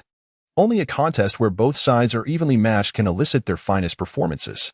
However, as the ball soared through the air and Zion leaped, the spectators noticed that Li Feng was also in motion. But instead of jumping to intercept between the basket and Zion, he took a step back. A player from UCLA, like Jordan Poole, quickly leaped up, exclaiming, "Did you see that?" No matter how Li Feng tries to play it cool, he is still afraid of Zion. I have stated that, given Zion's destructive power and explosive ability, there is no one in the entire collegiate league who can rival him. Li Feng does not even dare to confront him. Yet, as soon as Jordan Poole expressed his thoughts online, everyone witnessed that Li Feng was not merely conceding space for Zion's dunk. At that moment, he took a step back and leapt into the air. It turned out he was merely seeking the optimal moment to execute a block. At this juncture, Li Feng calmly remarked, "Let me enlighten you on your mistake. You should not have challenged me." In the next instant, a resounding bang echoed through the arena. Chapter 58, The Man Who Made God Bleed. With a tremendous blast, the entire audience was left in astonishment. They beheld Zion, his entire body suspended above the rim. Yet he failed to complete the dunk, for the basketball had already soared away. Just as he attempted the dunk, Li Feng executed a perfectly timed block right behind him. I was astounded. I initially thought Li Feng's block against Reddish was already outrageous, yet he does not discriminate. Even Zion was denied. How formidable is that? Everyone believed that Zion, on the collegiate court, was akin to a deity, invincible. Yet, Li Feng had audaciously thwarted him. However, the spectators had little time to digest the shock before they beheld Li Feng soaring once more. He, astonishingly, caught the rebounding ball in midair.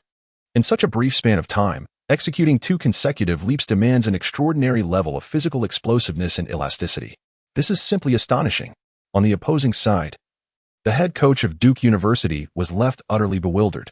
Upon returning from a brief timeout, how is it that Li Feng appears to be an entirely different individual? As a coach, he is acutely aware that had Li Feng opted for a vertical jump in place, effectively positioning himself between the basket and Zion, the outcome could have been vastly different. This would be the simplest and most effective choice to thwart Zion's offensive prowess. Although it might not yield optimal results, it is certainly a decision that cannot go awry. However, Li Feng opted not to take this route. Instead, he stepped back, granting Zion the space to execute a dunk, only to deliver a resounding block. From this particular choice of action, it is evident how confident Li Feng is in his own abilities. He seemingly never contemplated the possibility of failure. In his eyes, victory appears to be an inevitable outcome. Alas, the head coach of Duke University bore an unusually grim expression. If this continues, could it lead to defeat? In the live broadcast room, Jordan Poole appeared utterly stunned. Goodness, Li Feng truly shows no fear of Zion. Moreover, in these recent offensive plays, he has even managed to put the seemingly invincible, transcendent Zion in his place. This is utterly astonishing. On the court, Zion watched in disbelief as Li Feng delivered a magnificent block, subsequently seizing the rebound right above his head. Thereafter, Li Feng swiftly passed the ball to his teammate, assisting them in scoring another 2 points. This wave of counterattack has unexpectedly dashed the audience's expectations. It appears that the final outcome of this match has once again become shrouded in uncertainty. At this moment, Zion is completely flustered. Damn it! He had already begun contemplating the location of the upcoming victory banquet. Yet now, the situation seems to have slipped beyond his control. This has rendered him exceedingly displeased. To the utmost degree. From the commencement of the competition until now, one could assert that he has commanded the rhythm of the match. Whether facing the University of Michigan, the University of North Carolina, or Marquette University, no elite institution has proven formidable in his presence. When he desired to exert himself and widen the score gap, he could effortlessly achieve it. When he aimed to bolster his defense and thwart the opponent's offense, he was capable of doing so. Yet now, in the face of Li Feng, Zion finds himself at a loss. He has come to realize that he seems to have lost his grip on the game and his dominance on the court. This situation proved to be a tremendous blow to his confidence. In the subsequent plays, he overlooked the open Kadi Reddish on the perimeter and instead opted to forcefully drive into the paint, attacking the basket with unwavering determination. Upon witnessing this scene, Feng unhesitatingly chose to abandon his defensive assignment in the corner and rush to provide assistance against Zion. Although even Feng had to retreat in the face of Zion's explosive drive, he was confident that, alongside his teammates, they could successfully thwart the attempt.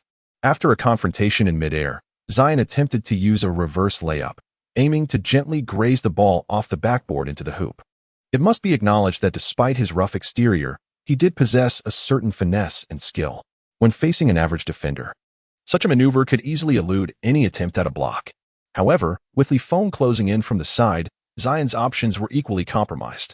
With a resounding thud, Feng emphatically swatted the ball away, resulting in yet another rejection for Zion. From the beginning until now, Feng had executed a veritable hat trick of blocks, making it abundantly clear to Duke University what a no-fly zone truly entailed. The commentators on site were left in a state of incredulity, clutching their heads in disbelief. Oh my God, this is simply astonishing. This young man has delivered 3 consecutive blocks in defense. They could hardly fathom how Zion, who had previously dominated games single-handedly, could feel so stifled before Feng.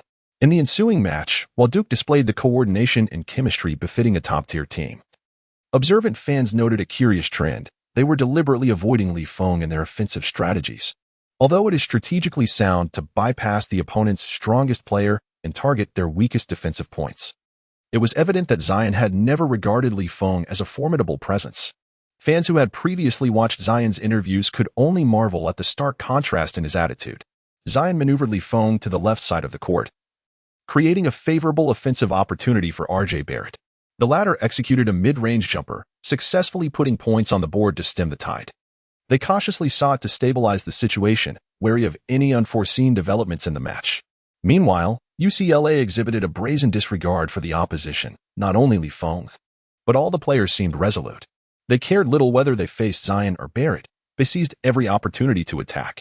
At this moment, due to Feng's consecutive successful assaults, the crowd's reverence for Zion, the media's heralded prodigy, has completely dissipated. When the first individual dares to challenge the new monarch's authority, this so-called king no longer instills fear. Even the substitutes from UCLA boldly approached to confront him. Bang! Without a shadow of doubt, Zion delivered a resounding block. At this juncture, he was utterly flustered. How dare you dunk over me? Do you not know who I am? However, as he flexed his muscles and roared in anger, Smith seized the rebound and surged forward, completing yet another thunderous dunk. Boom! This time, Zion was utterly caught off guard. It is worth noting that Smith was one of the players who feared Zion the most prior to the game. Yet now, he displays audacity and tenacity, fully unleashing his capabilities. All of this originates from Feng, the man who compelled even God to bleed. He demonstrated that Zion is not the true deity. Duke University can indeed be vanquished. Chapter 59. Retrieve 7 more rebounds above your head. It is abundantly clear that at this juncture of the contest, the head coach of Duke University has discerned the precarious nature of the game. In the past, they could allow their players to express themselves freely, relying on individual prowess to secure victories. This was true even against so-called elite powerhouses and championship contenders. However, this time, they can no longer permit their players such liberty. For the UCLA team, led by Feng, is overwhelmingly formidable. This time, Duke University opted to call a timeout to reassess their strategy. Zion, I understand your eagerness to prove yourself in this match.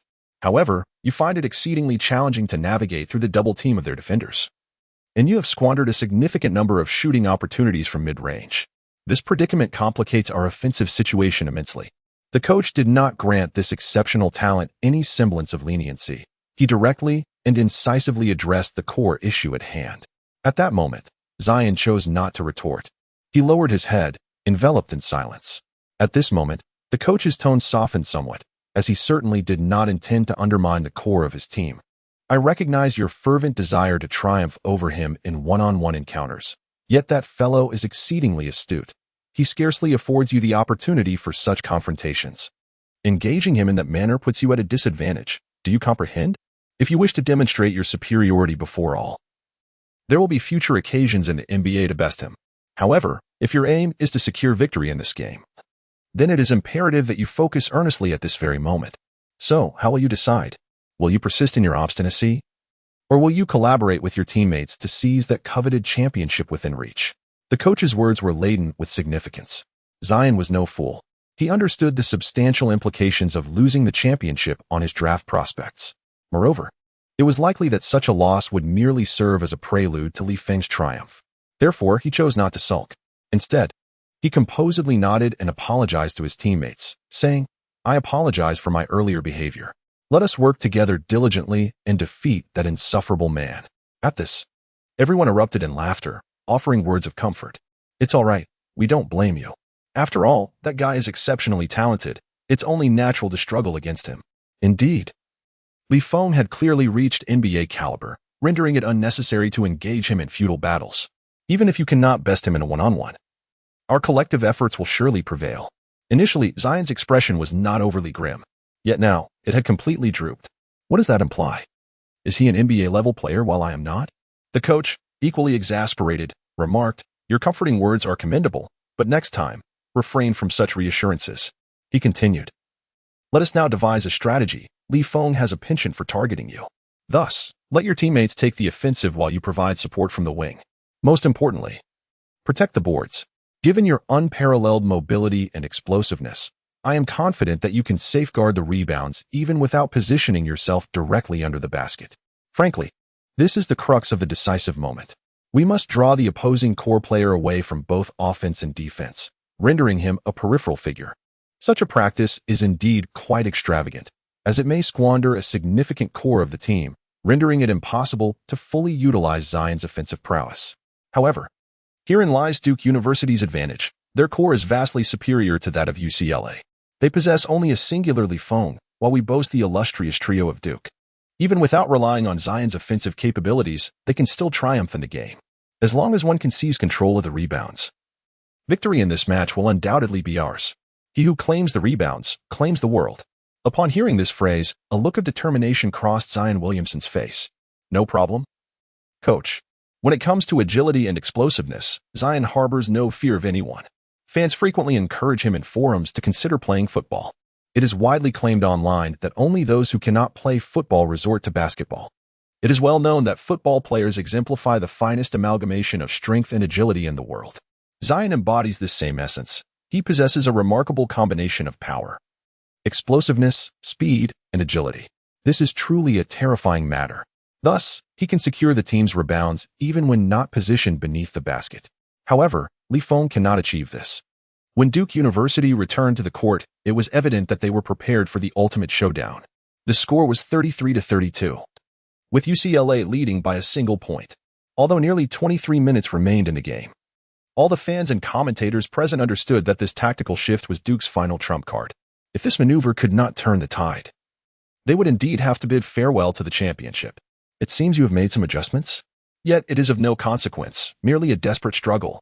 Li Feng stood beside Zion with an air of nonchalance, as if he had already secured victory over him. At that moment, Zion grinned.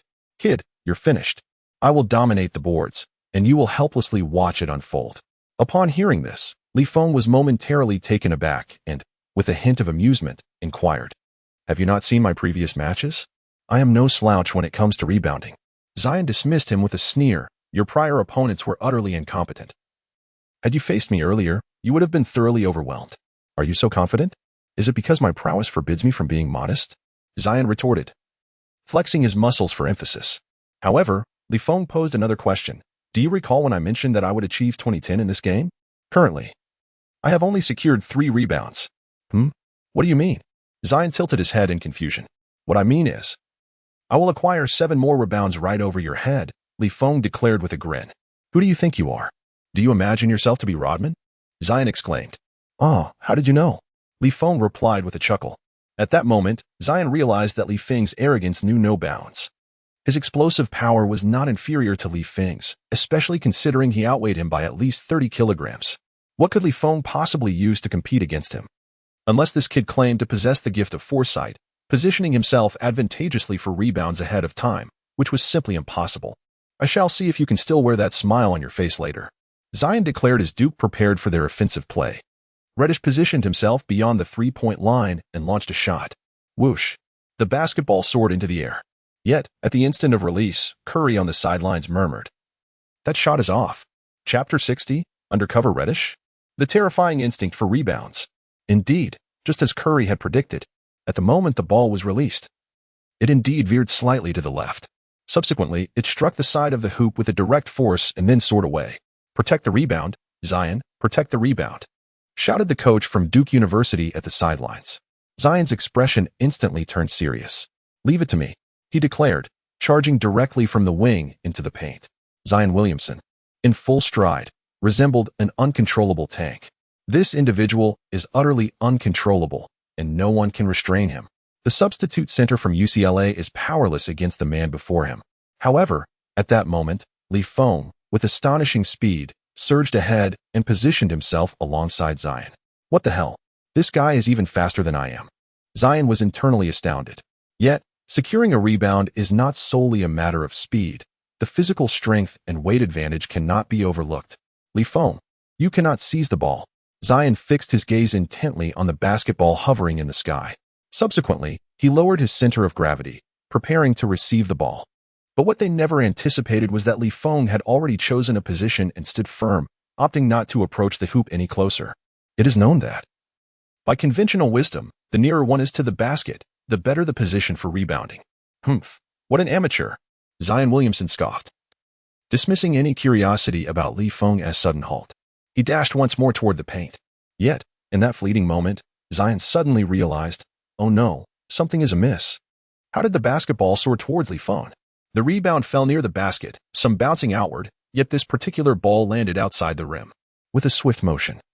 Before anyone could react, Feng leaped from his spot and snatched the rebound. He turned to face Zion behind him and slowly extended 6 fingers. 6. Zion understood. This fellow was implying he intended to claim 6 more rebounds off his own head. Shit. Zion seethed with anger.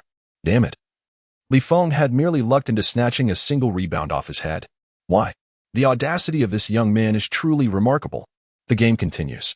Following a splendid assist from Feng, his teammate scores, and Duke University launches another offensive. R.J. Barrett opts for a leap, skillfully maneuvering to score beneath the basket. Utilizing his physical prowess, he deftly places the ball into the hoop. Yet, there are moments when their shots simply do not find the mark. Zion sees the rebound. The entire team hopes for Zion to secure the boards, as that was the strategy established beforehand. However, in a twist of fate, the ball once again arcs towards Feng's head. With a resounding clap, Feng expertly catches it once more. On this occasion, he retrieved the rebound in close proximity to the three-point line. Consequently, Feng took it upon himself to initiate a fast break. Confronted by the opponent's defense during the swift offensive maneuver, he executed a dazzling crossover reminiscent of Allen Iverson, deftly evading his adversary. This was swiftly followed by a one-legged leap, culminating in a ferocious dunk that sent the ball crashing into the hoop. Turning his head towards Zion, Feng extended 5 fingers, signifying his intent. He spoke softly, as if gradually fulfilling his prediction. At that moment, Zion was seething with frustration. He vowed that he would seize the next rebound without fail. Bang! As a teammate launched a sudden jump shot while driving into the paint. The ball ricocheted off the rim. This time, Zion was astutely aware. He refrained from charging directly towards the basket, opting instead to linger outside like Feng did on the previous occasions. A sense of smug satisfaction filled his heart. Surely, he had made the right choice this time. He considered himself a genius. With such remarkable situational judgment, who could possibly rival him? However, this time, Feng surged towards the basket, glancing back at Zion with an expression that perfectly mirrored the iconic questioning black man meme, as if to say, "Are you foolish?" Before Zion could utter a word, he witnessed the ball not soaring through the air as expected, but rather bouncing off the rim multiple times before losing momentum and gently falling back down. Feng effortlessly leapt beneath the hoop, reclaiming the rebound with ease. At that moment, Zion was genuinely infuriated. What the hell? Reddish, can you even shoot? Are you a double agent or something? Why do you always throw the ball towards Feng? At that moment, Radish helplessly raised his hands, expressing his indifference to the situation. It's not my fault. I cannot dictate where the basketball lands. You can't dictate it? Then how come Feng always seems to know exactly where your shot will fall? How would I know?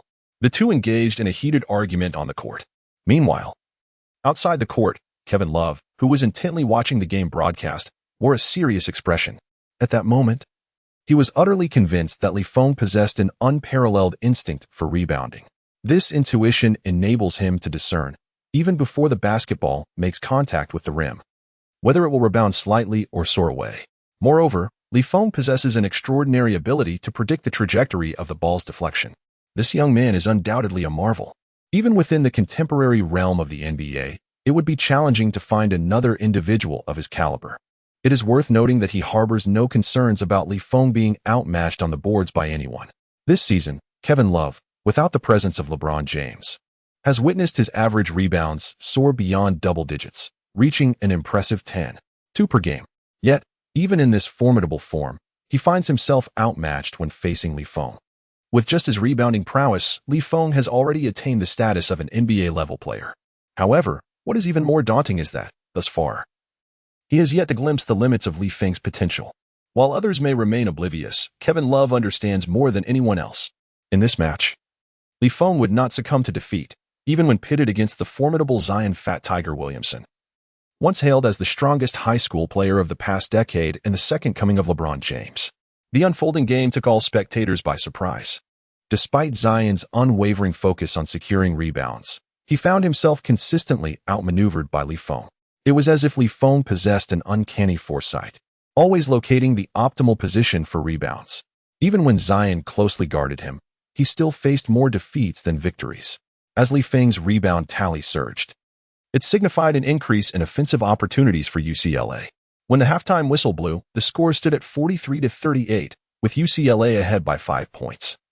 While Li Feng had already amassed double-digit rebounds, at this moment, Li Feng's personal statistics revealed he had achieved 10 points and 10 rebounds, alongside 4 blocks. He was a mere 10 points away from fulfilling the system's requirement of 2010. However, a sudden realization struck him. The system had never explicitly stated that his 2010 had to be 20 points and 10 rebounds. What if he achieved 20 rebounds instead? Pondering this, he stroked his chin, pleased with his innovative thought. Securing 20 rebounds in a single game seemed far more impressive than merely scoring 20 points. With the game still in its early stages, he felt that completing the system's task of 2010 was entirely feasible. Emboldened by this new strategy, Li Feng extended a fist towards Zion, signaling his intent to claim an additional 10 rebounds from above him. However, Zion was momentarily taken aback by the gesture. What does it mean to be overwhelmed on the basketball court, yet still not enough? Are they truly intending to showcase their prowess within the confines of the octagonal cage? How utterly bewildering. Is there truly a limit to such egregious bullying? This is utterly unreasonable. It is a clear case of bullying on campus. At this moment, the fans in the broadcast room slowly began to voice their thoughts. How intriguing. Li Feng has claimed he will achieve 20 points and 10 rebounds over Zion. I truly believe he has a genuine shot at it now. Indeed, Li Feng has already secured 10 points and 10 rebounds. In the forthcoming 20 minutes of the second half, if Li Feng manages to score just 10 more points, he will fulfill his promise. Goodness, I can hardly fathom the uproar that would ensue within the basketball community if Li Feng actually accomplishes this feat. The fans are exceedingly exhilarated. They feel as though they are witnessing history in the making. Simultaneously, discussions surrounding Li Feng have surged on the forums outside the arena, with an increasing number of trending posts featuring his name in the headlines. As the match progresses, the majority of spectators have shifted their perspectives. They now perceive that Duke University may not be invincible after all. Presently, Li Feng is leading UCLA in creating a miraculous narrative. The hottest discussion thread on the entire forum has been pinned, speculating on the potential impact on his draft stock if Li Feng indeed achieves his pre-match prediction of 20 points and 10 rebounds.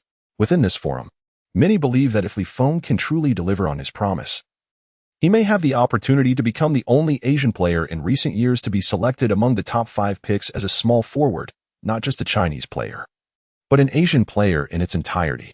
To be frank, many athletes have reached 20 points and 10 rebounds in NCAA games. However, this is akin to padding stats against weaker teams in the NBA. While the numbers may appear impressive, the player's true capabilities are often overstated. For instance, Wood has also managed to amass 20 points and 10 rebounds in the NBA, but does he genuinely possess that level of talent? Not necessarily. However, Li Feng is not up against a weak opponent. He faces the formidable Duke University, a powerhouse that has surged into the finals. If Li Feng can indeed deliver, scouts will undoubtedly provide him with outstanding evaluations in their reports. On the other hand, Zion Williamson and the coaching staff are acutely aware of this reality. While winning the game is undoubtedly the ideal outcome for the team, if victory proves unattainable, Zion must prioritize securing his draft position. He cannot allow Feng to overshadow him. Therefore, regardless of the circumstances, he will ensure that Feng does not score in the upcoming match, at least not to the tune of 20 points and 10 rebounds. Coach, do you believe we can implement a stringent defense against Feng? Zion inquired. At this moment, their head coach nodded slightly. As the head coach, his responsibilities extend beyond merely considering the team's performance. He must also contemplate the future development of his players. Zion's trajectory undoubtedly leads to the NBA. The pressing question now is whether Zion can enter the NBA as the first overall pick. Currently, Feng's performance has instilled a sense of trepidation among them. It is important to recognize that while the differences between the top 3 picks are marginal, the degree of emphasis placed on their development by the team varies significantly. Furthermore, those drafted at the 410th position fall into an entirely different category. Thus, his objective is straightforward: to ensure that Zion retains his current status as the top pick. Consequently, let us deploy our best perimeter defender against him while ensuring that others provide assistance, resolutely preventing him from scoring further. The coach's current strategy leans heavily towards constraining Feng, evoking a sentiment that while the game may be lost, Feng must not be allowed to thrive. Upon returning to the court, Zion Williamson confronted Feng, declaring, "Kid, just wait. You won't score a single point from here on out. Mark my words. By the end of the game, you will certainly not achieve 20 points and 10 rebounds. Prepare to be humiliated." In response, Feng smiled faintly.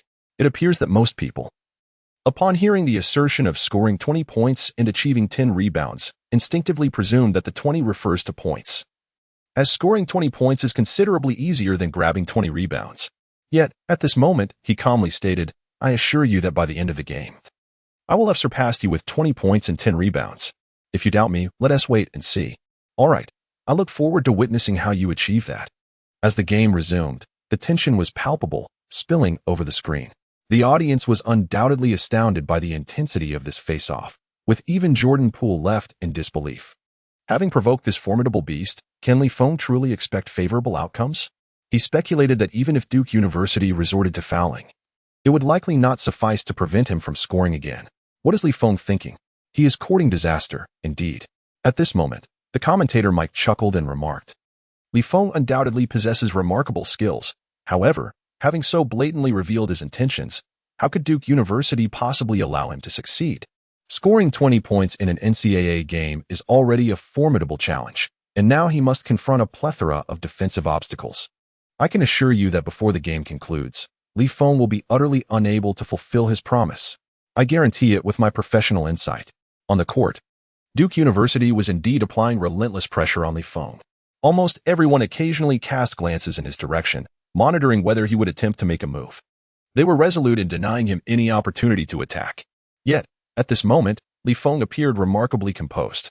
He occasionally feigned a move, teasing the defender with a change of pace, before suddenly darting around the baseline and then retreating back to the three-point arc. This proved to be quite a torment for the defenders of Duke University. Interestingly, their defense was indeed effective. After the commencement of the second half, Feng failed to score a single point. Their defensive strategy was remarkably fruitful. Initially, the players from Duke felt a sense of accomplishment. However, as the game progressed, it became apparent to everyone that Feng was not focused on scoring, nor was he in a hurry to do so. Instead, he was wholeheartedly dedicated to securing rebounds, 11, 12, 13. By the 32nd minute of the second half, Duke University finally recognized something amiss. At that moment, Feng's rebound count had soared to 16.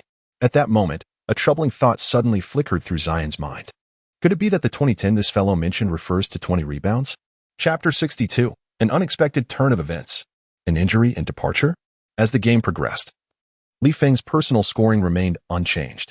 However, his rebounding tally had ascended to an impressive 16. His overall statistics now stood at 10 points and 16 rebounds. At this moment, numerous fans suddenly grasped a significant realization. Wait, when Feng mentioned 2010, could it possibly refer to 20 rebounds? Upon uttering these words, the fans in the ESPN broadcasting booth were left utterly astounded. They had never contemplated the situation from this perspective. After all, achieving 20 rebounds is nearly equivalent to doubling the winning margin. The value of such an accomplishment could rival that of scoring 40 points. Initially, the audience did not foresee that Li Feng would undertake such a feat. However, they have now come to the realization that they were indeed too young and naive. If memory serves correctly, no player has yet managed to secure 20 rebounds in a single game this season, right? Indeed, that is accurate. Could Li Feng be on the verge of setting a record? The current record, held by Zion, stands at 13 rebounds in a single game. But just 3 minutes ago, Li Feng shattered that record. So, you mean to say that Li Feng is now refreshing his own record? As countless fans gradually recognized Li Feng's remarkable achievement, they became utterly exhilarated. A thunderous cheer erupted from the crowd of tens of thousands gathered in the arena. The young woman selling beer at the venue was overjoyed, as the sales of beer soared to more than triple the usual rate thanks to Li Feng's spectacular performance. She even found herself unable to chill the beer fast enough, as it was selling out rapidly. When the atmosphere of the game ignites, nothing can quell the fervor of the passionate fans. All of this is owed to Li Feng. At this moment, Duke University is at a loss for how to respond. On the court, Li Feng is simply unstoppable. Zion has secured 9 rebounds throughout the game. When compared to players of similar caliber, such statistics are indeed commendable. However, in comparison to Li Feng, it pales in significance. Both in terms of statistical performance and the overall experience of the match, Li Feng has completely overshadowed Zion's rebounding efforts. Who could have anticipated this? No one saw it coming. The main players of Duke University have already battled on the court for over 30 minutes. Their condition is undeniably fatigued. After all, while Li Feng is on the court, they are tasked with containing his scoring, and when he is off the court, they must strive to close the gap. This is truly an excruciating ordeal. Yet, the most lamentable aspect is that, despite Zion's tireless efforts, Duke University still finds itself trailing at this moment. With a resounding thud, Li Feng once again secured an offensive rebound.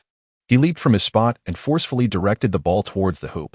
Zion, in a sudden rush, leapt into the air, aiming to swat away Li Feng's shot. At that moment, his singular thought was to prevent Li Feng from scoring at all costs. However, Li Feng's leap was executed with such swiftness that it left Zion with hardly any time to react. Moreover, after 30 minutes of intense competition, even a powerhouse like Zion began to show signs of fatigue. As a result, his attempt to block was precisely miscalculated, striking Li Feng's arm and causing him to lose his balance. Beep. In that fleeting moment, the referee's whistle pierced the air. Undoubtedly, it was a foul for illegal contact.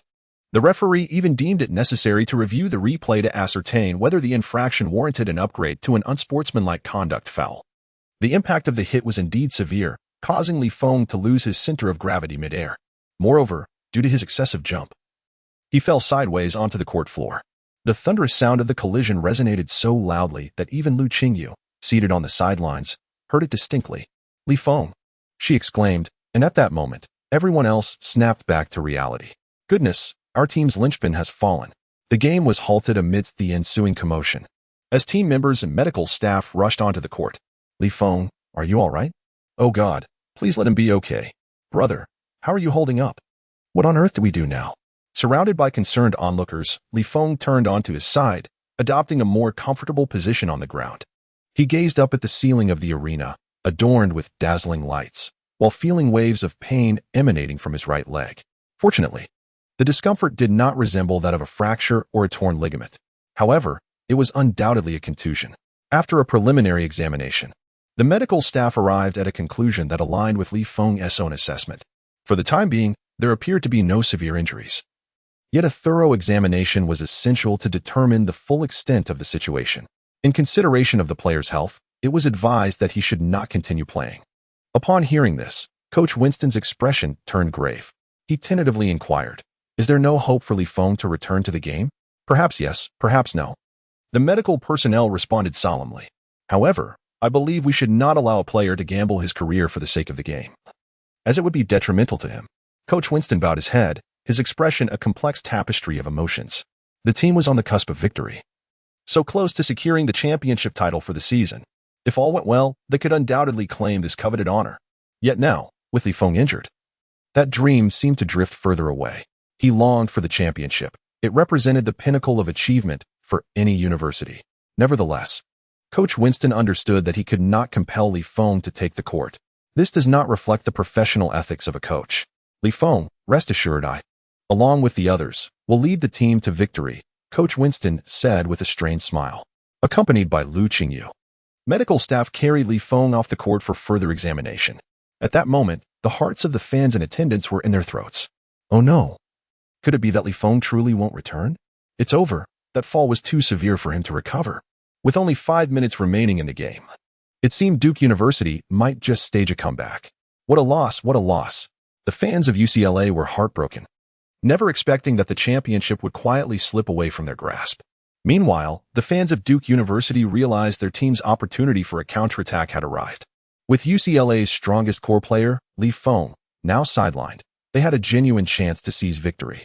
Zion, although feeling immense regret and frowning as he glanced towards the direction Li Feng had exited, understood the value of this hard-earned opportunity for triumph. We must seize this chance. No matter what, we must claim this championship. Chapter 63. With me here, this game cannot be lost. All the fans felt that, barring any unforeseen circumstances, Duke University's counterattack would come swiftly. Alas, the legendary season of UCLA seemed to be drawing to a close. In that moment, being carried off on a stretcher for further medical treatment, Li Feng slowly turned his head and asked the doctor, "Doctor, what is my current condition? Can I return to the game?" The doctor, with a grave expression, replied, "After our assessment, your injury is not too severe. However, if you choose to return to the game without proper rest, it could leave lingering effects on your career. Therefore, I highly advise against it." Li Feng pondered for a moment, remaining silent. He was but a step away from the championship, and he had no reason to surrender. Moreover, he was merely 4 rebounds short of fulfilling the system's 2010 reward. Li Feng gently tested his injured right leg, gauging his current physical state, and then declared, "I have made my decision. I will return to the game." Upon hearing this, Lu Qingyu quickly interjected, "Li Feng, it's all right if we lose this match. Is it worth jeopardizing your future with a potential injury?" Li Feng silently nodded. "It is worth it. After all, the allure of the supergiant skill package rewards is simply irresistible." Subsequently, Li Feng rose from the stretcher and attempted to move a bit.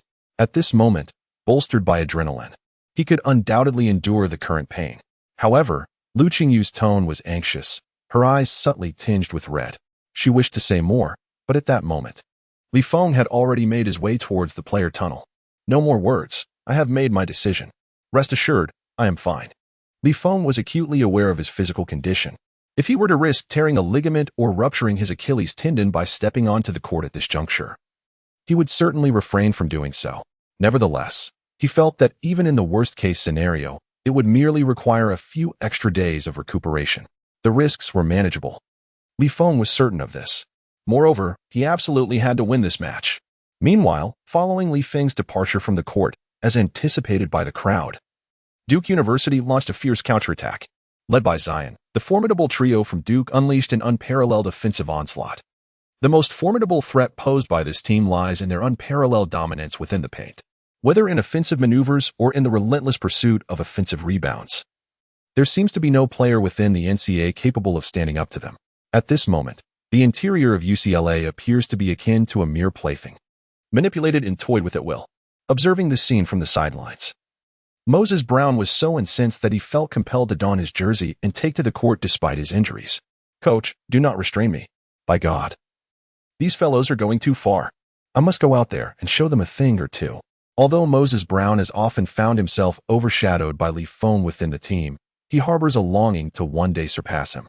Deep down, however, he holds a profound respect for Li Feng.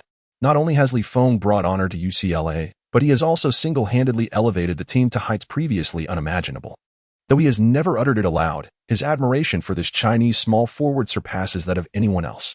Yet now, witnessing Zion inflict such a severe injury upon Li Feng while receiving merely a flagrant foul in return, Moses Brown and his fellow substitutes are filled with fury. It is infuriating to see Zion rampaging through the team's interior without Li Feng to rein him in. This has left everyone feeling exceedingly disgruntled. As Zion once again utilized his physical prowess to secure an offensive rebound and complete a second-chance opportunity, the fans of Duke University erupted in jubilant celebration. Since Li Feng left the court, they had rallied for 6 consecutive points. Zion, MVP, MVP. Although the supporters of UCLA scoffed, all were acutely aware of the age-old adage, "To the victor go the spoils." As long as one emerges victorious, no one cares about injuries or any other concerns. Years ago, Giannis's fateful step shattered Harden's championship dreams, simultaneously precipitating the disbandment of the Nets' formidable trio. Yet, how many still bring up that incident today? The vanquished are scarcely entitled to even lament their fate. "Coach, spare us your words. I am prepared to confront him directly," Moses Brown declared, shedding his casual attire with an air of readiness for confrontation. At that moment, however, as Zion passed by, he calmly remarked, "You might as well save your breath. It is of no use now. You have already lost." Moses Brown, incensed by this retort, erupted, "You son of a—" Yet, before he could finish, a light chuckle echoed from the player tunnel. "Who says we have lost?" The sound was subtle, yet resonated profoundly.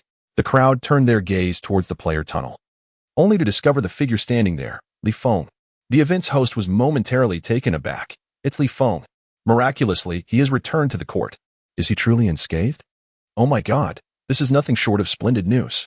Could Feng restore miracles to this arena?" The UCLA fans erupted with excitement. Feng's return signified that finally someone could impose justice on Zion. However, the supporters of Duke University wore expressions of disdain. Does he really consider himself a lone hero? The rivalry between him and Zion has always been a matter of mutual victories. Now that he is injured, defeat is inevitable for him.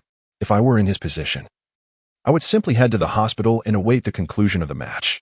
Feng's return is futile. Ultimately, victory will still belong to us. Feng paid no heed to the commotion from the sidelines. He approached the bench, placed a hand on Moses Brown's shoulder, and said, "Are you seeking revenge for me? Just sit tight. With me here, the game shall not turn in their favor." Though these words may seem audacious, the moment they were uttered, an inexplicable sense of reassurance washed over the crowd. Moses Brown donned his attire but still insisted, "Who is seeking vengeance? I am here for the honor of our team." Feng smiled silently and then addressed the coach, "Sub me in. I will conclude this match." Coach Winston hesitated for a moment. Yet upon witnessing the determination in Feng's eyes, he slowly nodded. "Very well. Give it your all."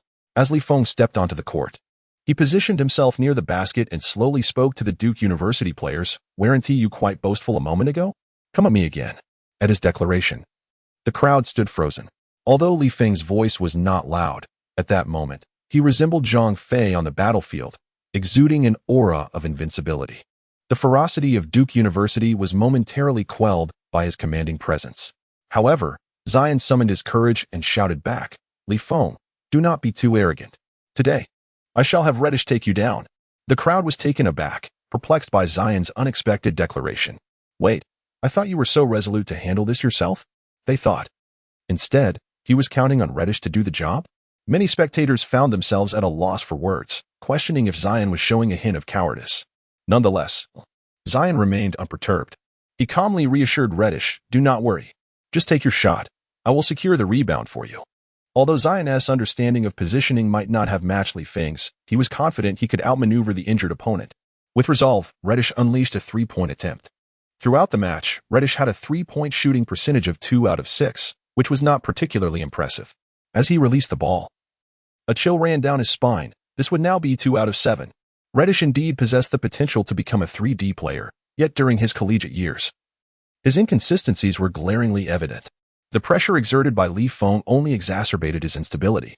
As the ball missed its target and soared away, Zion was certain he would claim the rebound. After all, with Feng injured, his jumping ability could not possibly surpass Zion's. Many shared the same sentiment. However, at that moment, Zion was overwhelmed by immense pressure. He realized that Feng had moved the instant the basketball rebounded. Having experienced this several times before, Zion was already on high alert when facing Feng.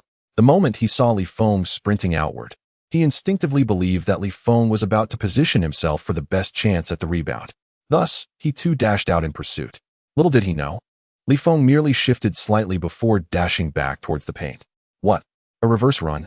It dawned on everyone, but by then, Feng had already leaped once more, swiftly claiming the rebound.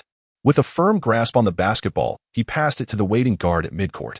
Upon receiving the ball, the latter executed a Euro step layup, successfully scoring.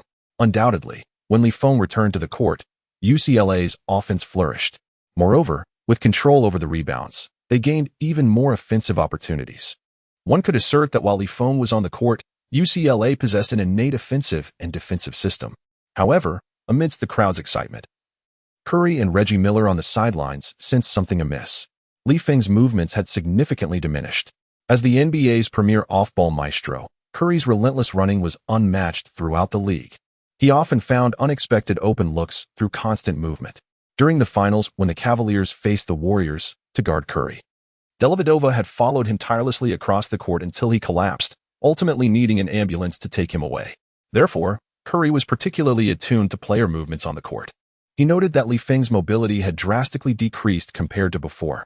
It seemed that the young man had indeed sustained an injury, which was evidently affecting him. Nonetheless, this fighter was remarkably perseverant, managing to carry on. As veterans, the two engaged in a back-and-forth analysis of Li Feng's situation. Yet they couldn't help but feel a twinge of concern for him. Would he endure until the end? Although Li Feng had just showcased his intelligence by securing yet another rebound, how many times could such tactics be employed?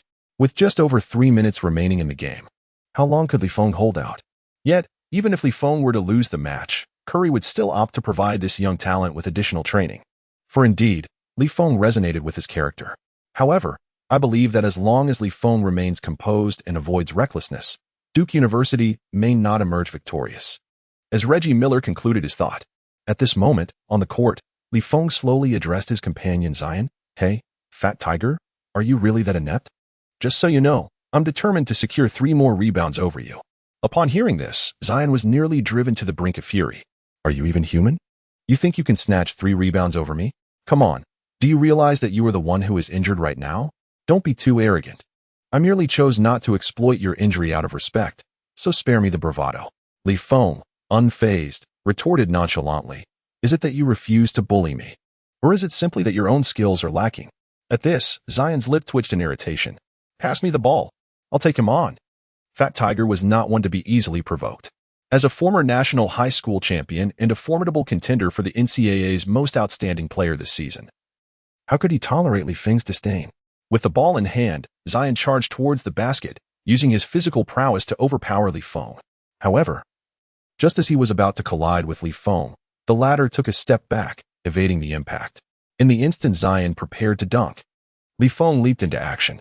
A colossal block awaited. Gasps filled the air as spectators realized Li Feng had anticipated this moment.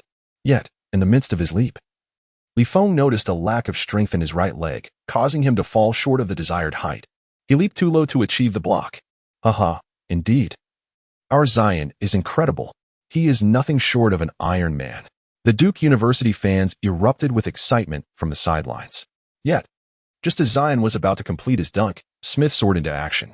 He launched himself from the side and delivered a resounding block to Zion. This moment indeed had a significant impact on Zion. However, his physical prowess is simply extraordinary.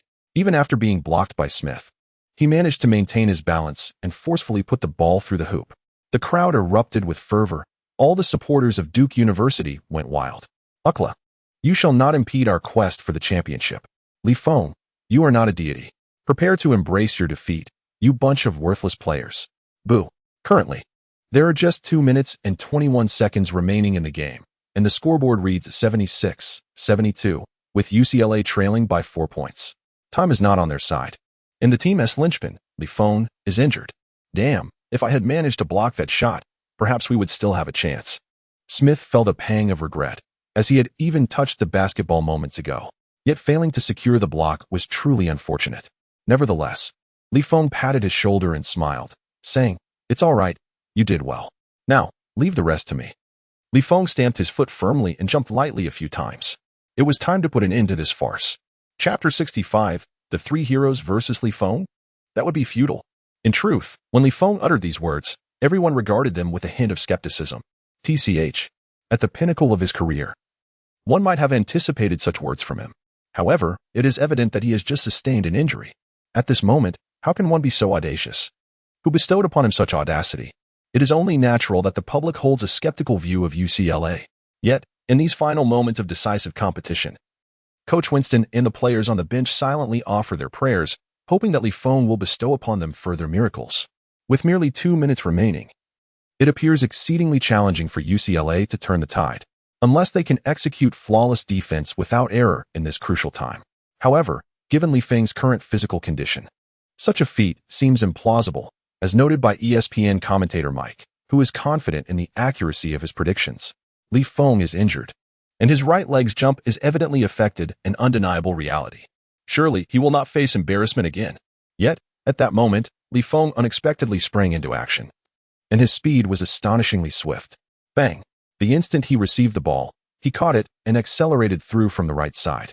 His left leg propelled him with force, akin to a supercar achieving 0 to 60 in a mere 2.8 seconds, his speed remarkable.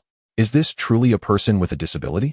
The head coach of Duke University was left utterly astonished. This young man is truly remarkable.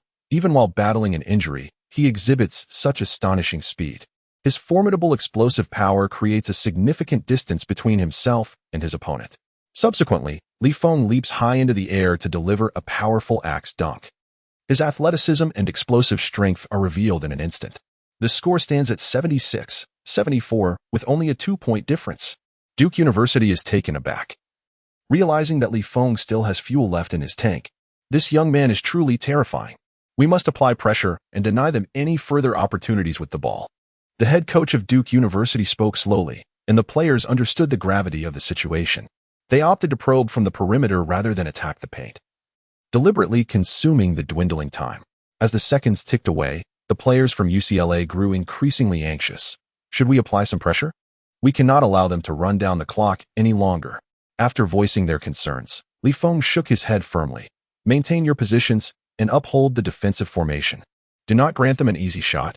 His words carried significant weight. The team abandoned their intentions to press forward, suppressing their anxious sentiments. They adopted a man-to-man strategy, firmly stationed in their defensive roles. With time slipping away, Duke passed the ball to Zion, encouraging him to attack with strength.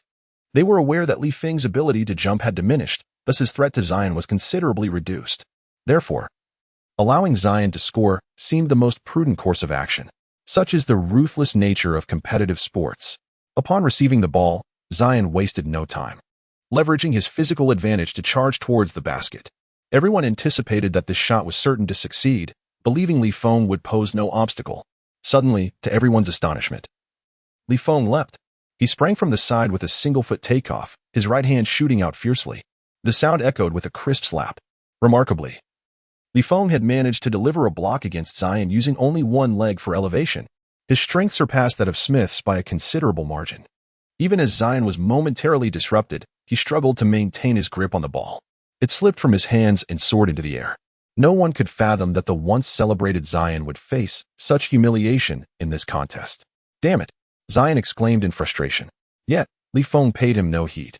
His focus was solely on securing the rebound.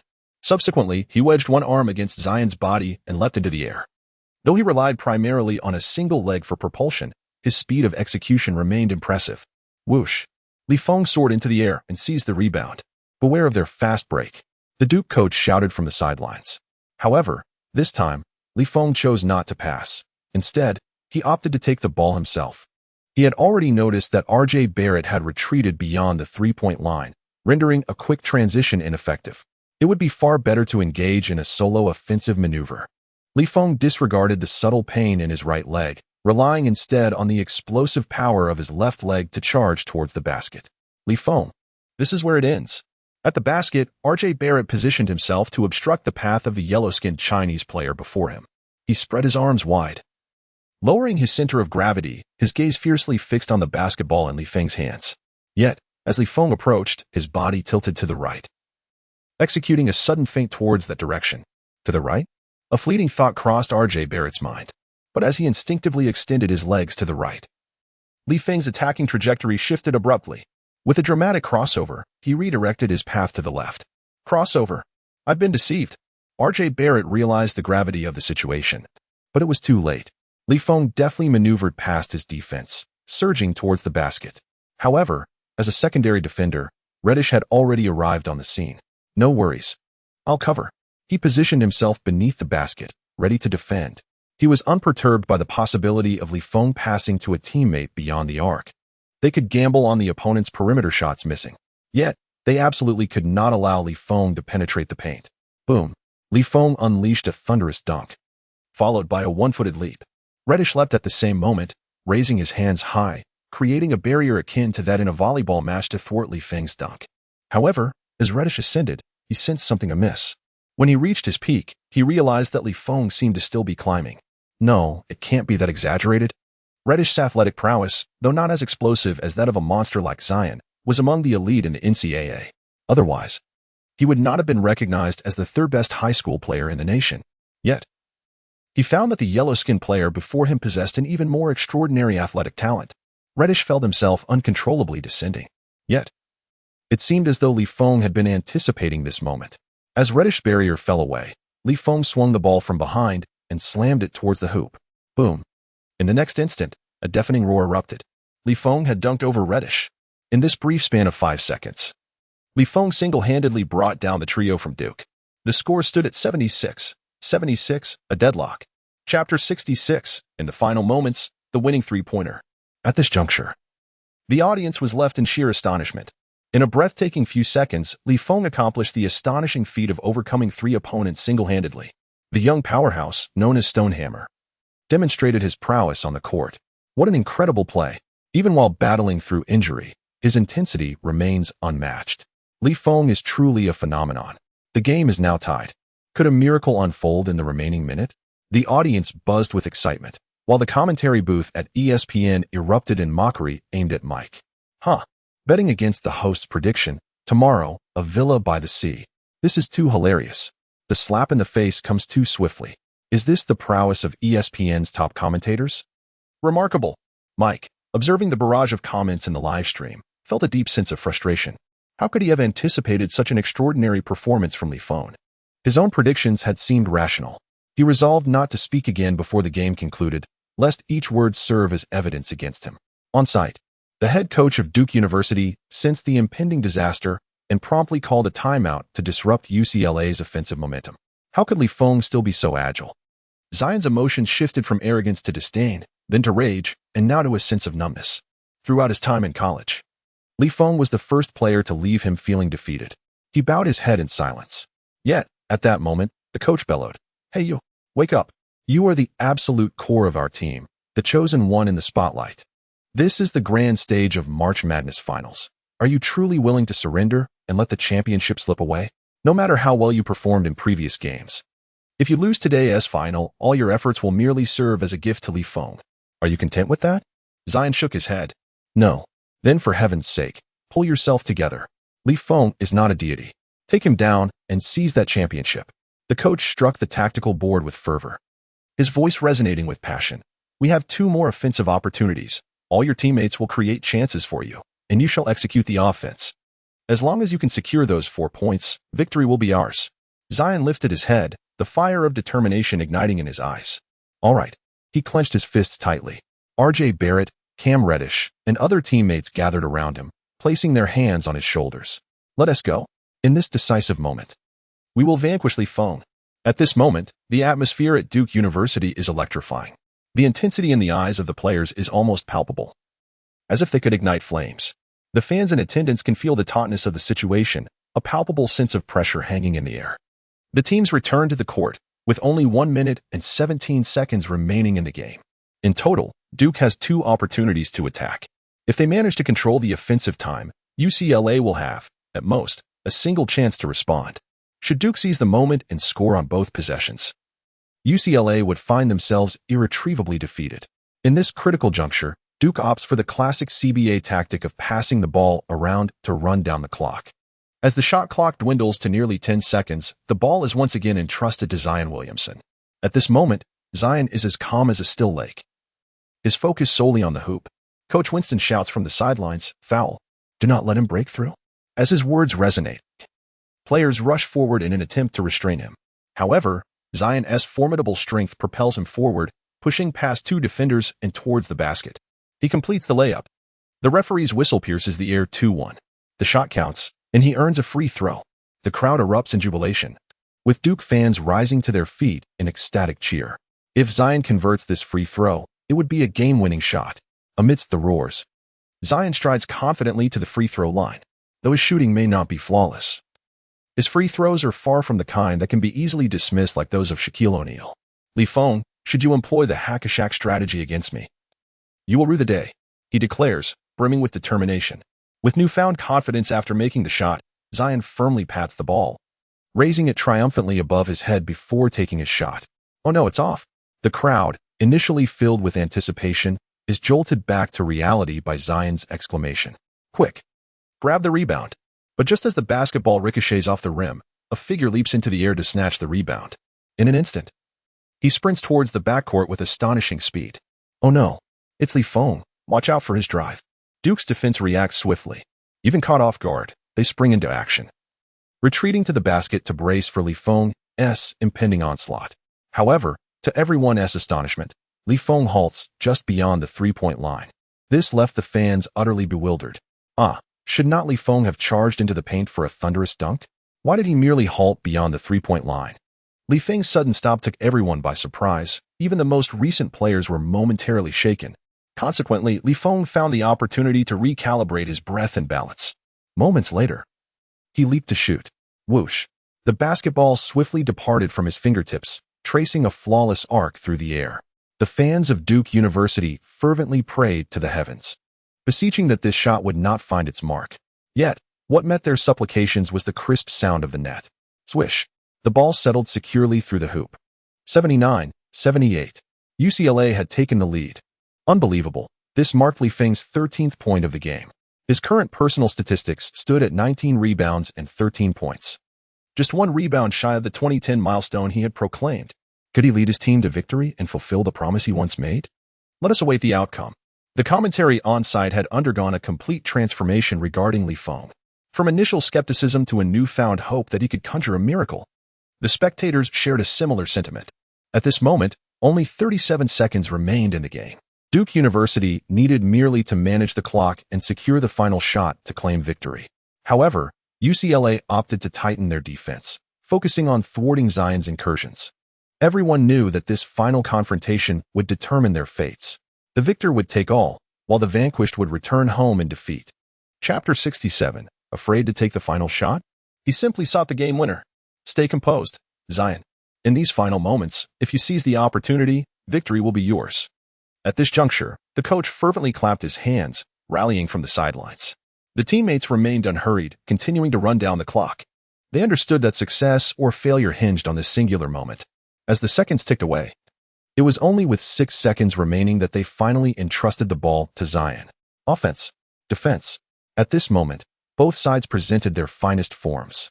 The instant Zion received the ball, he executed a swift pivot, eluding one defender and charging toward the basket. However, the UCLA players were equally quick to respond. To everyone's astonishment, UCLA resorted to a triple team against Zion. Zion had contemplated passing to his teammate lurking along the baseline, but with Feng menacingly positioned. He deemed that a pass would be less effective than taking the shot himself.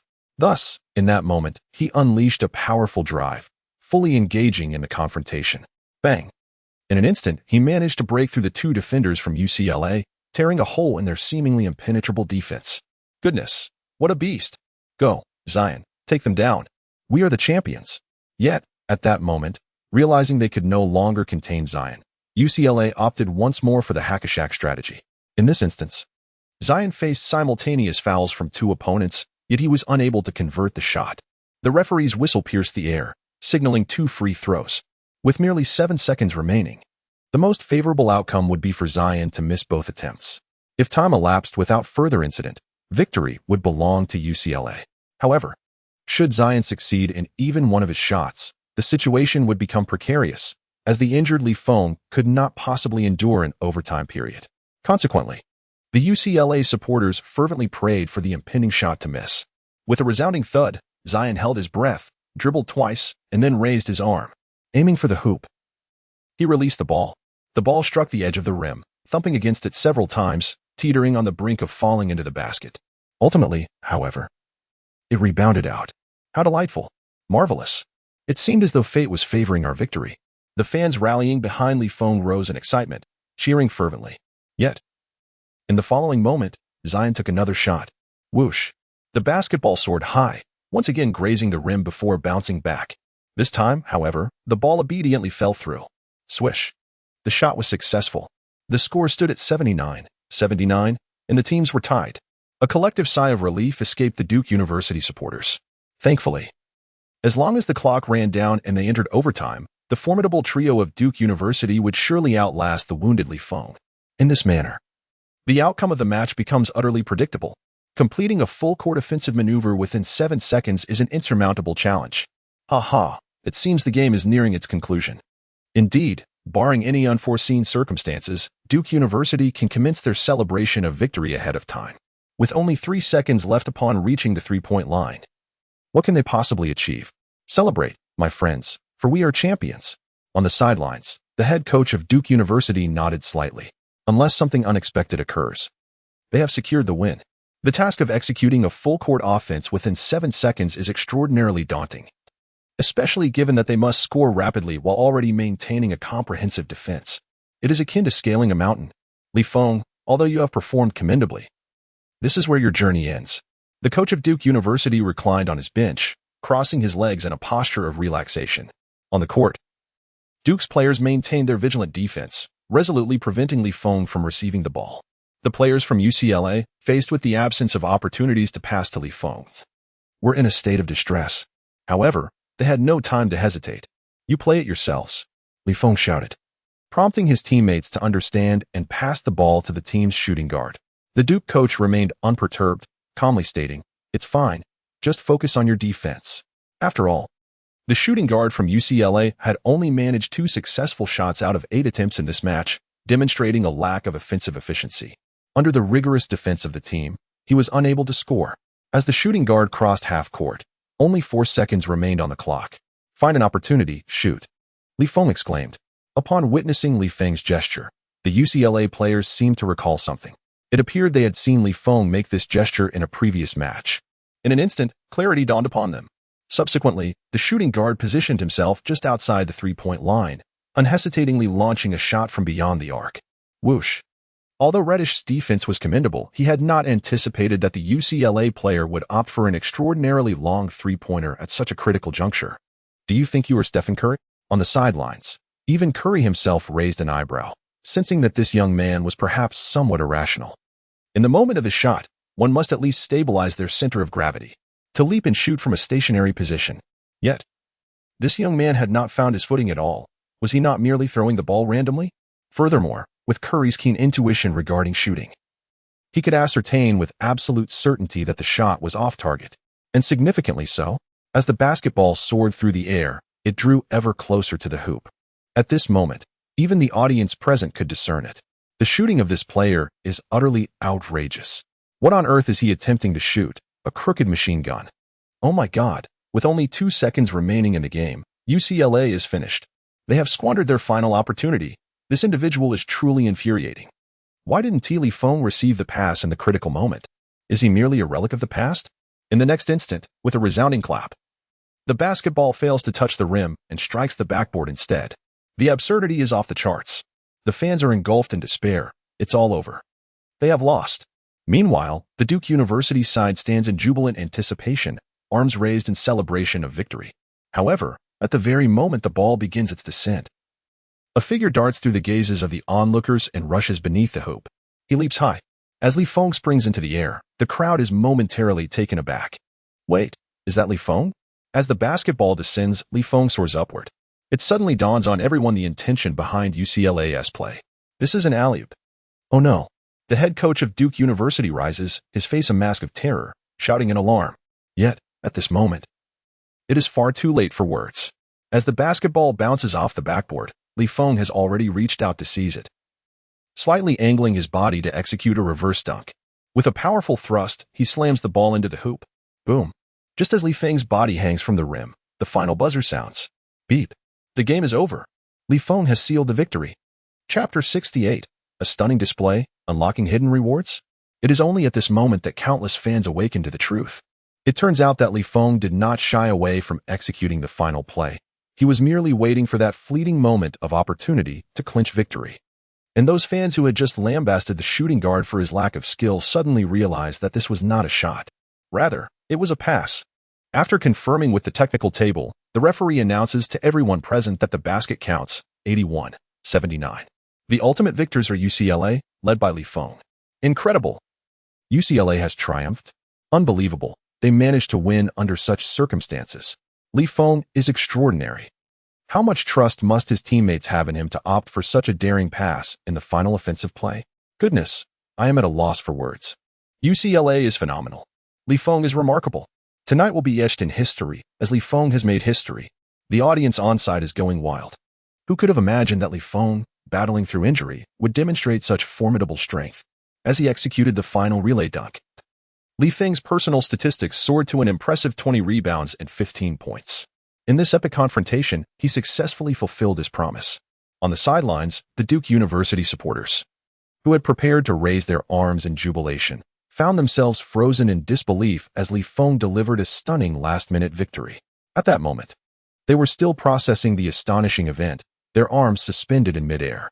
How could this possibly be an alley-oop? The crowd was in shock, unable to comprehend what had transpired. While the expressions of Duke's trio grew increasingly grim, Zion, who had rehearsed his trash talk for the post-game interviews, found himself deprived of that opportunity by Li Feng's remarkable performance. Across the ocean, countless fans glued to their screens erupted in exhilaration. They had never anticipated witnessing an Asian athlete display such extraordinary dominance on the international stage. Even Zion Williamson, hailed as the most formidable superstar in the last decade, found himself overshadowed by Li Feng's brilliance. This is utterly astonishing. In the domestic realm, countless fans spontaneously took to the streets at night, sharing the exhilarating news. We, the Chinese, have triumphed in the NCAA championship. Li Feng is remarkable. The future of Chinese basketball shines brightly. How incredible it is. Li Feng is truly extraordinary. The fervor of the celebration rivals that of IG's championship victory in years past. People were in disbelief as the prodigious young talents, such as the renowned Polish player Zhou Qi and the Memphis Grizzlies' Wang Zhilin, had yet to make their mark. Yet, this young man, named Li Feng, quietly overcame numerous formidable adversaries to claim the NCAA championship. The next step for Li Feng will be to ascend to the hallowed halls of the NBA. For the ardent Chinese fans who have long awaited this moment, it feels as though they are living in a dream. This night is destined to be one of sleepless excitement.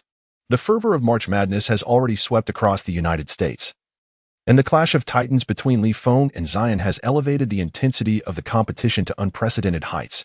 Particularly memorable was Li Feng's breathtaking last-second aerial victory, which has been prominently featured as the headline backdrop by countless media outlets. Meanwhile, back home, Wang Chang from Beijing University has just led his team to victory in the second round of the Cuba tournament, securing the top position in his group. Furthermore, he has shattered his personal record, achieving an impressive tally of 19 points, along with 8 rebounds, 4 assists, 1 block, and 1 steal in a single game. Such statistics are simply astonishing. He was on the verge of achieving a remarkable 20 points and 10 rebounds. Regardless of whether the opponent was a weak team like Shanbei University of Technology, one must acknowledge the sheer dominance displayed on the court. After the game, Wang Chang was initially eager to share his reflections with the media, perhaps speaking of the hardships he had endured along his journey or expressing his determination to strive harder in the future. However, to his surprise, the reporters posed questions that were entirely unrelated to him. Instead, they inquired about Li Feng, who had long since departed from the team. Wang Chang, as a former teammate of Li Feng, how would you describe him? What do you think of Li Feng's abilities? Do you believe he could become the hope of our future national basketball team? Please tell us about your relationship with him. Wang Chang was left bewildered, his expression gradually darkening. Could you ask me something pertinent to my own achievements? The reporters paused momentarily before nodding in agreement. In relation to you, how much more skilled do you perceive Li Feng to be compared to yourself? Confronted by the camera, Wang Chang found himself at a loss for words. He could only respond with frustration. I have already surpassed Li Feng's level. You can see the impressive statistics I am currently achieving in Cuba. Could Li Feng accomplish this? You journalists fail to recognize the raw talent before you while extolling the virtues of a distant Li Feng. Do you even understand the game? After a brief silence, the reporters slowly replied, just an hour ago, Li Feng led UCLA to victory over Duke University, which was captained by Zion Williamson, securing the NCAA championship for the 2019 season. Moreover, he recorded an astounding 20 points, 15 rebounds, and 6 assists. Upon hearing this, Wang Chang's expression soured dramatically. The caliber of the NCAA league is not something Cuba can even attempt to rival. It is home to some of the most exceptional collegiate athletes in the world. Just the presence of a starter from an NCAA Division I team in our homeland would be a significant disparity in skill. Wang Chang attempted to maintain his bravado. 20 points and 15 rebounds is nothing. Our statistics are quite similar.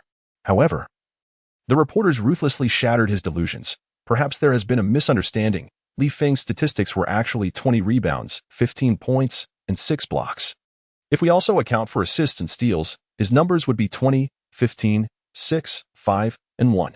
Stunned, Wang Chang could only respond in disbelief. What did you just say?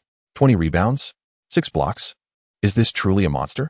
Coach Zhang Mingdong, not far away, finally came to a realization upon hearing those words. No wonder he had received an abundance of fruit baskets. It was all due to Li Feng. At this moment, Coach Zhang was filled with profound emotions. Half a year ago, he almost missed out on a super genius capable of altering history.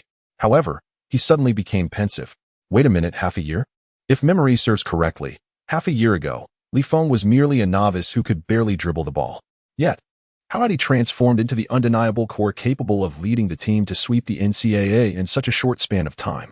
In an instant, an indescribable astonishment surged within him.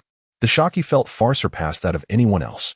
After the conclusion of the match, Li Feng successfully completed the system's mission. Just as he was about to claim his rewards, an abrupt notification sound echoed. Ding! Hidden mission objective achieved. Reward content has been doubled. Chapter 69. Generous rewards, transformative enhancements. Congratulations on achieving the hidden mission objective. 20 rebounds, 10 points. The hidden mission rewards have been unlocked, reward level has been elevated, and the quantity has been doubled. Resetting rewards for you. Reward reset successful. Congratulations, host. You have received an SS level talent, skill, reward package X2.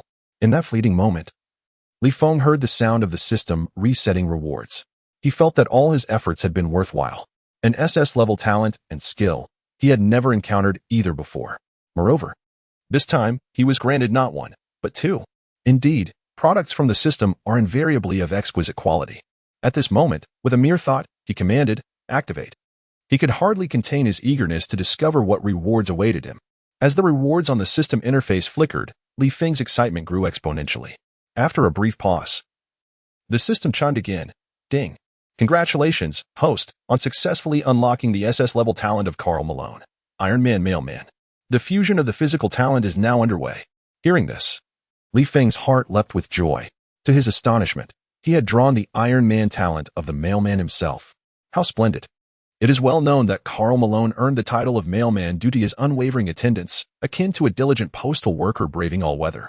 Even LeBron, revered for possessing the most perfect physical talent, cannot match Malone's durability.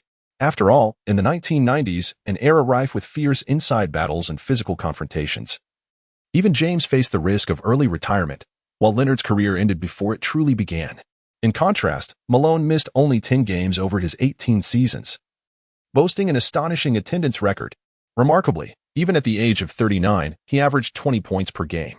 With such extraordinary resilience, who wouldn't exclaim in admiration? Amidst his astonishment, the next moment, Li Feng felt a warm current surging through his body.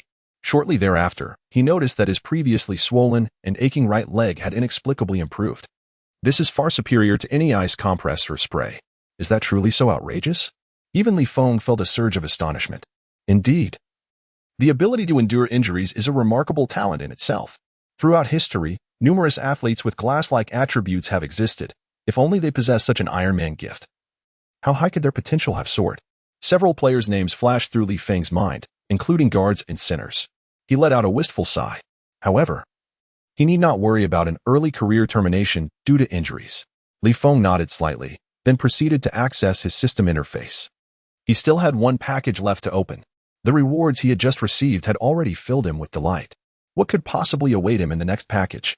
At this moment, Li Feng rubbed his hands together, exhaling in anticipation. Let us open another. Subsequently, the system's lottery interface began to spin once more.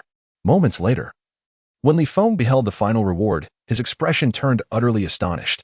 At that moment, the system's notification echoed in his ears. Ding dong.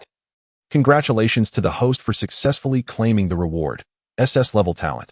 Atobi Kigo's Eye of Insight. Li Feng was rendered speechless. He understood all too well that this Eye of Insight was not merely a skill in the NBA, but rather a formidable technique showcased by the absolute ace of Hyodai Academy in the anime Prince of Tennis, Atobi Kigo. This Eye of Insight possessed a terrifying observational ability. capable of discerning the weaknesses of opponents and seizing upon the slightest openings in mere milliseconds. It was through such an awe-inspiring ability that Itobi Kigo elevated Hyodai Academy to an unparalleled echelon. This skill is not only formidable in the realm of tennis, but also proves to be even more advantageous in basketball. Compared to tennis, basketball is a sport that relies heavily on teamwork. The significance of the insight possessed during one-on-one confrontations is self-evident.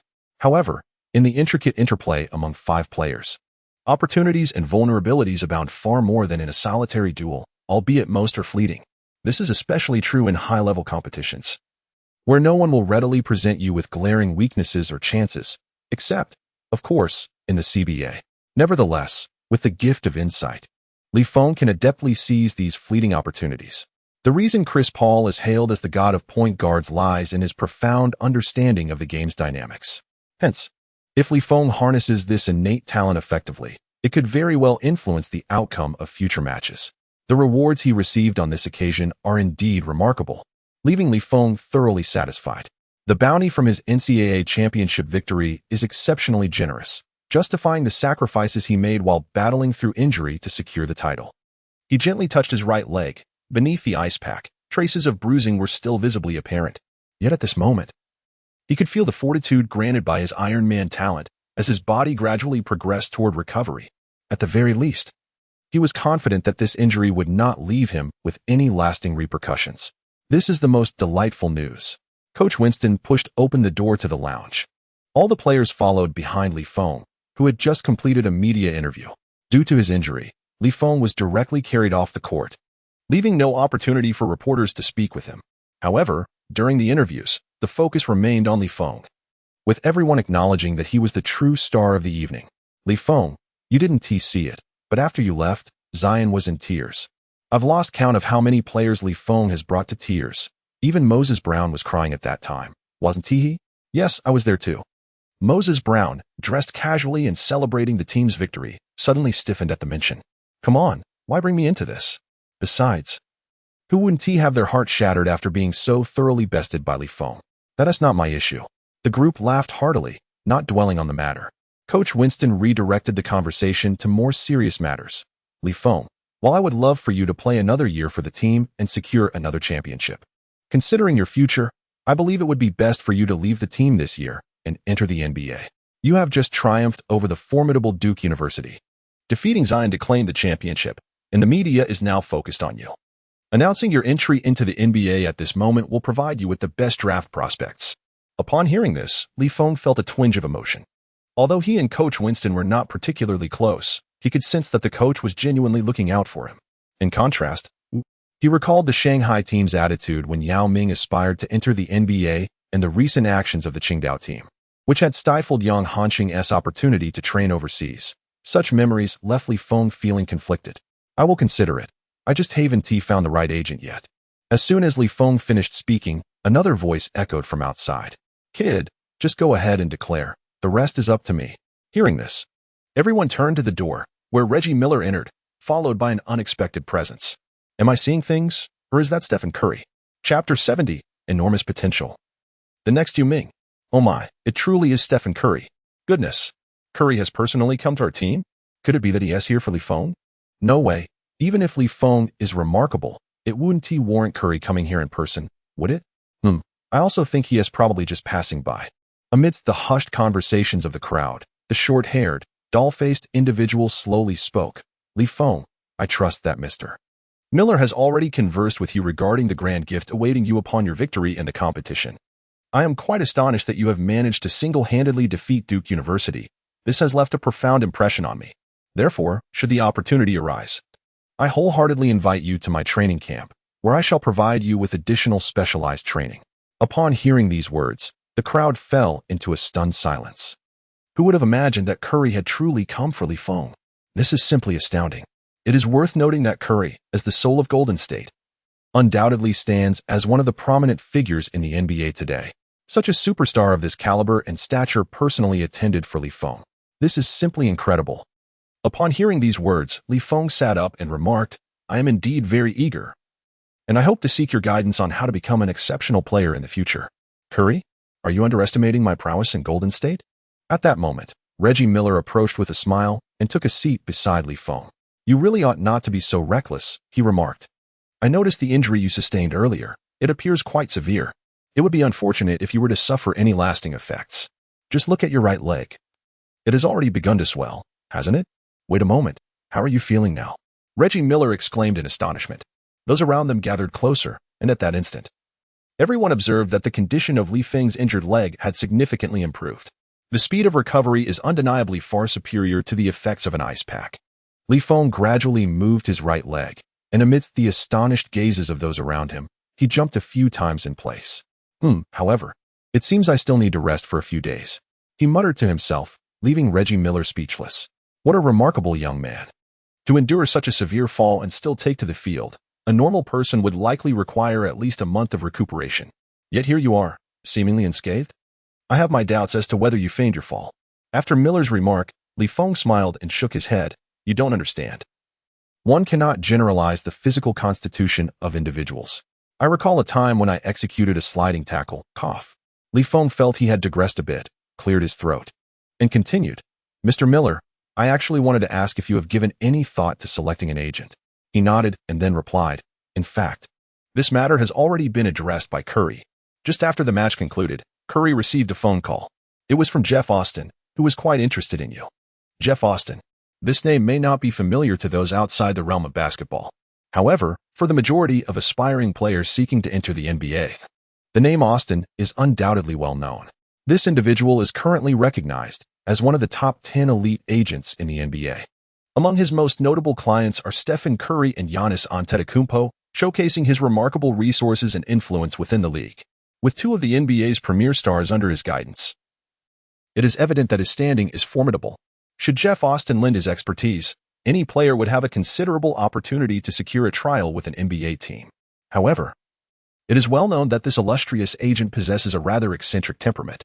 At this level, he seldom engages with rookies.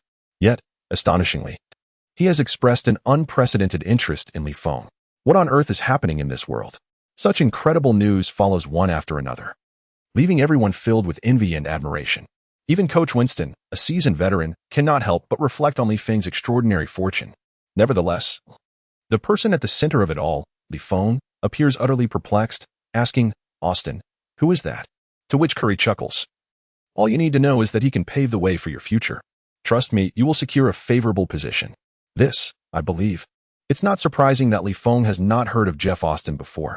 After all, he had been solely focused on defeating the Duke University team led by Zion and had little time or inclination to delve into draft-related matters. Thus, he remains unaware of such details. However, Curry has omitted a crucial point. The primary reason Jeff Austin is interested in Li Feng is that he recognizes the potential for him to become the next Yao Ming in the NBA. Perhaps even surpassing him. Austin sees the immense potential within Li Feng. If all goes as planned, under his guidance, Li Feng stands a significant chance of entering the NBA as the first overall pick. At that point, leveraging Li Feng's identity as a Chinese player, the commercial value would be immeasurable. It could even be said that Li Feng may very well become the player with the highest commercial value to enter the NBA in the past decade. This is precisely why Jeff Austin chose to make such a special exception for Li Feng. Well, take good care of your injury. I hope to see you in training camp soon, Curry remarked, waving farewell to the others. Once Curry and Reggie Miller departed, the team erupted in excitement. Wow, Li Feng, you are absolutely incredible, exclaimed one. Bro, don't forget us when you strike it rich. Another chimed in, Li Feng, if you make it to the NBA, could you possibly get me an autograph? Why bother with others' autographs? Quickly, ask for Li Feng's signature. It could sell for thousands of dollars. Indeed, you make a valid point. In no time, everyone gathered around, presenting their jerseys for Li Feng to sign. Fortunately, Lu Qingyu stepped in front of Li Feng and shooed them all away. These guys are so inconsiderate. Don't they realize you are still recovering? Lu Qingyu said, her beautiful brow slightly furrowed, her tone somewhat irritated. I'm fine. I'm in good health.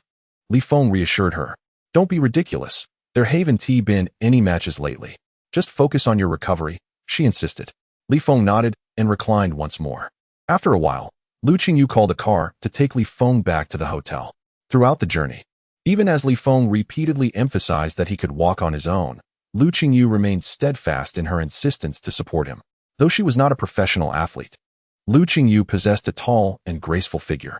Beneath her fitted black athletic shorts, her long, toned legs radiated youthful vitality, evoking a myriad of thoughts. Li Feng's arm rested on her shoulder, his hand naturally falling. The almost imperceptible contact between their skin made even this seasoned straight man blush. Yet, Lu Qingyu seemed utterly oblivious. When Li Feng attempted to withdraw his arm, she unexpectedly grasped it firmly. "Don't move. You are a patient." Li Feng wanted to explain, but couldn't he find the right words. Resigned to the moment, he decided to let it be. After all, he was not the one at a disadvantage. Moreover, he had to admit, the sensation was rather pleasant. Chapter 71, Insanity. One sits at home, and skills naturally improve. Once Li Feng returned to his hotel room and lay down, he finally let out a sigh of relief. Throughout this journey, he deftly evaded the question of why he perpetually hunched over, narrowly escaping a precarious situation. Otherwise, the fragile vessel of friendship would likely have capsized today. Upon returning to the hotel, Li Feng prepared to reflect on the day's gains. Thus, he accessed his system panel. Host, Li Feng, age, 18, height, 201 centimeters wingspan, 215 centimeters insight points, 3,000 athletic talent evaluation, a running, 91 jumping, 114 strength, 90 coordination, 98 dribbling, 86 shooting, 79 total skills, 6, current limit, 10, S-level skill, rebounding instinct, level 1 enhancement, S-level skill, Iverson Crossover, level 1 enhancement, a level skills, spot shooter, level 1 enhancement, colossal block chase, level 1 enhancement, rapid three-point shot, level 1 enhancement, a level skill, triple threat position, level 1 enhancement, total talents, 2, unlimited, SS level talent, Ironman mailman physique. The host possesses a robust physique, making him less susceptible to injury in intense confrontations. SS level talent, Eye of Insight. The host possesses an extraordinary observational acuity, enabling him to detect the most minute vulnerabilities. Unbeknownst to him, he had already acquired 6 skills rated A or higher, along with 2 SS level talents. Although the system's assessment of his athletic capabilities remained unchanged at A, Li Feng was acutely aware that when considering the synergy of his skills and talents, his overall evaluation undoubtedly surpassed S level. He now yearned to rush to the basketball court to experience the efficacy of his Eye of Insight. However, even with the Ironman mailman physique, he understood that one could not defy the principles of science, as a full recovery within a single day was implausible. This is certainly not the kind of basketball novel penned by a mediocre author. Even with a swift recovery, Li Feng would likely require 3 to 4 days, at the very least. However, unable to contain his restlessness, Li Feng resorted to searching the internet for high-definition basketball game footage to indulge in. This is the 6th game of the 1998 NBA Finals, regarded as one of the most iconic and pivotal matches in Michael Jordan's illustrious career. In this confrontation, the Chicago Bulls faced off against the Utah Jazz. The Bulls triumphed with a nail-biting score of 87-86, securing their 6th championship with an overall series victory of 4-2. Thus elegantly concluding Jordan's second three-peat. Li Feng watched the match with rapt attention. This high-level competition truly made Li Feng acutely aware of the ever-changing dynamics of the battlefield. While observing the match, his keen insight activated almost instinctively, as natural as breathing. Prior to this, Li Feng had never undergone professional or systematic tactical training. Yet, during the course of the game, he effortlessly identified the fleeting vulnerabilities that arose between the two teams. To his astonishment, both teams managed to seize approximately 40 of the opportunities presented, despite lacking his discerning vision. In the fourth quarter, Jordan, undeterred by a daunting 13-point deficit, was instead fueled by a surge of competitive spirit. He capitalized on nearly every ephemeral offensive chance that arose. Often, the Jazz's actions could not even be deemed mistakes. Yet Jordan's acute offensive intuition allowed him to exploit these opportunities with a series of audacious fadeaway jump shots, gradually eroding their established advantage. Ultimately, Jordan faced off against Brian Russell near the top of the key, feigning a drive before abruptly stopping, causing Russell to lose his balance and fall. He then pulled back and, with just 9 seconds remaining, made the shot that would clinch the lead, executing the most iconic final shot in NBA history. Li Feng was deeply impressed by Jordan's mastery of the game. It must be said that during this phase of his career, Jordan's command of technique was truly exceptional. Li Feng estimated that about 70 of the vulnerabilities he perceived were also recognized by Jordan, which was crucial in leading the Bulls to a comeback in the fourth quarter. However, amidst his admiration, Feng felt an overwhelming excitement. For even though Jordan had synthesized basketball skills and on-court experience to a pinnacle, he could only exploit roughly 70 of the vulnerabilities. Feng, on the other hand, could capture even the minutest flaw and deliver a punishing blow to his opponents. How effortless would he be on the court in the future? The thought was almost too exhilarating to fathom. Subsequently, he watched several other classic playoff games featuring Jordan. Just as he was engrossed in his viewing, a sudden system notification chimed in his ear. Ding. Congratulations, host. Your extraordinary insight has led you to gain a profound understanding while watching Jordan's game footage. You have unlocked the S-level skill, Eagle Eye Interception. Would you like to learn it? Upon hearing this, Feng was momentarily stunned. What was this? Watching a recording could actually grant him a new skill? Is this what they refer to as the phenomenon of individuals gaining prowess from the comfort of their homes? Moreover, the most astonishing aspect is that this skill is categorized as an S-rank ability. At this moment, Feng was utterly astounded. Well, if this is how you choose to play, then I shall no longer feel drowsy. Time to study. Moments later, Feng immersed himself in an intense viewing session of game tapes. Ding. Congratulations to the host for gaining insights while watching the 1998 Finals Game 4, earning 400 insight points. Ding. Congratulations to the host for gaining insights while watching the second game of the 2003 playoffs, earning 200 insight points. Ding. Congratulations to the host for gaining insights while watching Gary Payton's matches, unlocking the S-level skill of rapid recovery defense. Feng remained engrossed in his viewing until around 8 in the evening, reluctantly closing the game page with a lingering desire for more. After several hours of diligent study, Feng accumulated a total of 1,200 insight points along with 2 S-level skills, Eagle Eye Steal and Rapid Recovery Defense. These 2 skills, combined with his formidable strength and ability to shoot, have significantly enhanced his defensive attributes. Furthermore, with his current mastery of stationary shooting akin to that of a turret, one might say, astonishingly, that his development increasingly resembles that of a 3D player. However, Feng does not mind this evolution. After all, in this era, small forwards possessing 3D attributes are exceedingly sought after. Klay Thompson himself renewed his contract with the Golden State Warriors this year, 2019, signing a 5-year Super-Max deal valued at an astounding $190 million. Although Klay's subsequent injury rendered this contract somewhat less impressive in the context of the NBA landscape in 2019, he undoubtedly merited such a lucrative agreement. Chapter 72. Has America succumbed again, and are the good days resurfacing?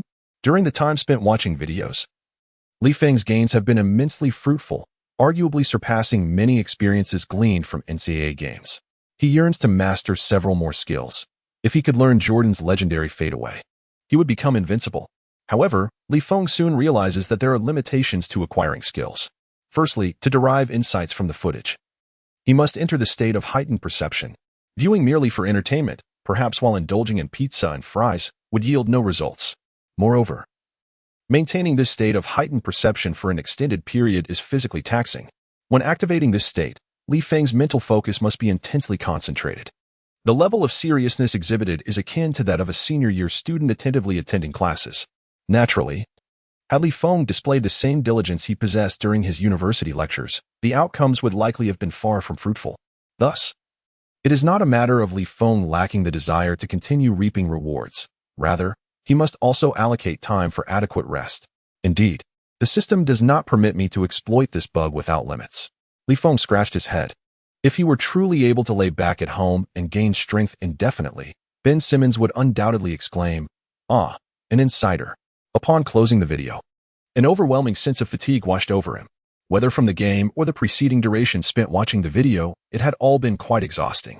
After a restful night, Feng rejoined his team as they returned to Los Angeles. During that one evening of rest, the media from various sectors reported on Feng with fervor.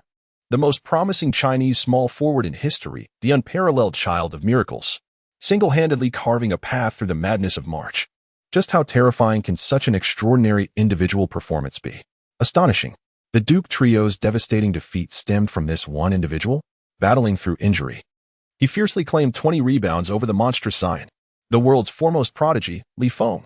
It is difficult to fathom that such extravagant praise was bestowed upon a Chinese player by the American media. Before Li Feng's emergence, this was nearly inconceivable. Even when Yao Ming, who had already dominated the CBA and was invincible across Asia, entered the NBA, he faced considerable skepticism. Many American media outlets and players at the time claimed that Yao Ming merely benefited from a fortunate draft year. Had he been in any other year, he would undoubtedly not have enjoyed such a favorable draft position. This group of arrogant American media does not regard any league, aside from their own basketball league, as possessing significant merit. Even during the 2002 season, when Yao Ming averaged an astounding 32.4 points, 19 rebounds, and 4.8 blocks per game, with an impressive shooting percentage of 72.1, they remained dismissive. In the final match of that year's championship, Yao achieved an unprecedented feat, scoring 49 points, securing 21 rebounds, and registering 7 blocks, having made all 21 of his attempts. Despite such unparalleled statistics, an overwhelming number of media outlets continued to belittle Yao Ming. This embodies the inherent arrogance of this group of Americans who have never held Chinese players in high regard. When Li Feng first made a name for himself in the NCAA, the sentiment was no different. Many believed that UCLA would be eliminated in the first round of March Madness. Yet, after they effortlessly advanced past the initial stage, the skeptics remained unimpressed, convinced that Li Feng would falter before reaching the quarterfinals. Following his triumph over the Elite Eight, the media speculated that he would inevitably be defeated by Kentucky's Tyler Herro and P.J. Washington. When Herro failed to halt Li Feng, they stubbornly held on to the belief that the trio of monstrous talents from Duke would undoubtedly put him in his place. However, the outcome was quite the contrary. Li Feng etched his name in history. Presently, the overwhelming praise from the media for Li Feng is primarily due to the fact that he has emphatically slapped them in the face. He single-handedly triumphed before thousands of spectators, defeating the so-called next chosen one after LeBron James, Zion Williamson. People are inclined to believe only what their own eyes perceive rather than what others tell them. Li Feng's performance in the NCAA has dealt a resounding blow to the prideful American media, leaving them with no choice but to acknowledge his prowess.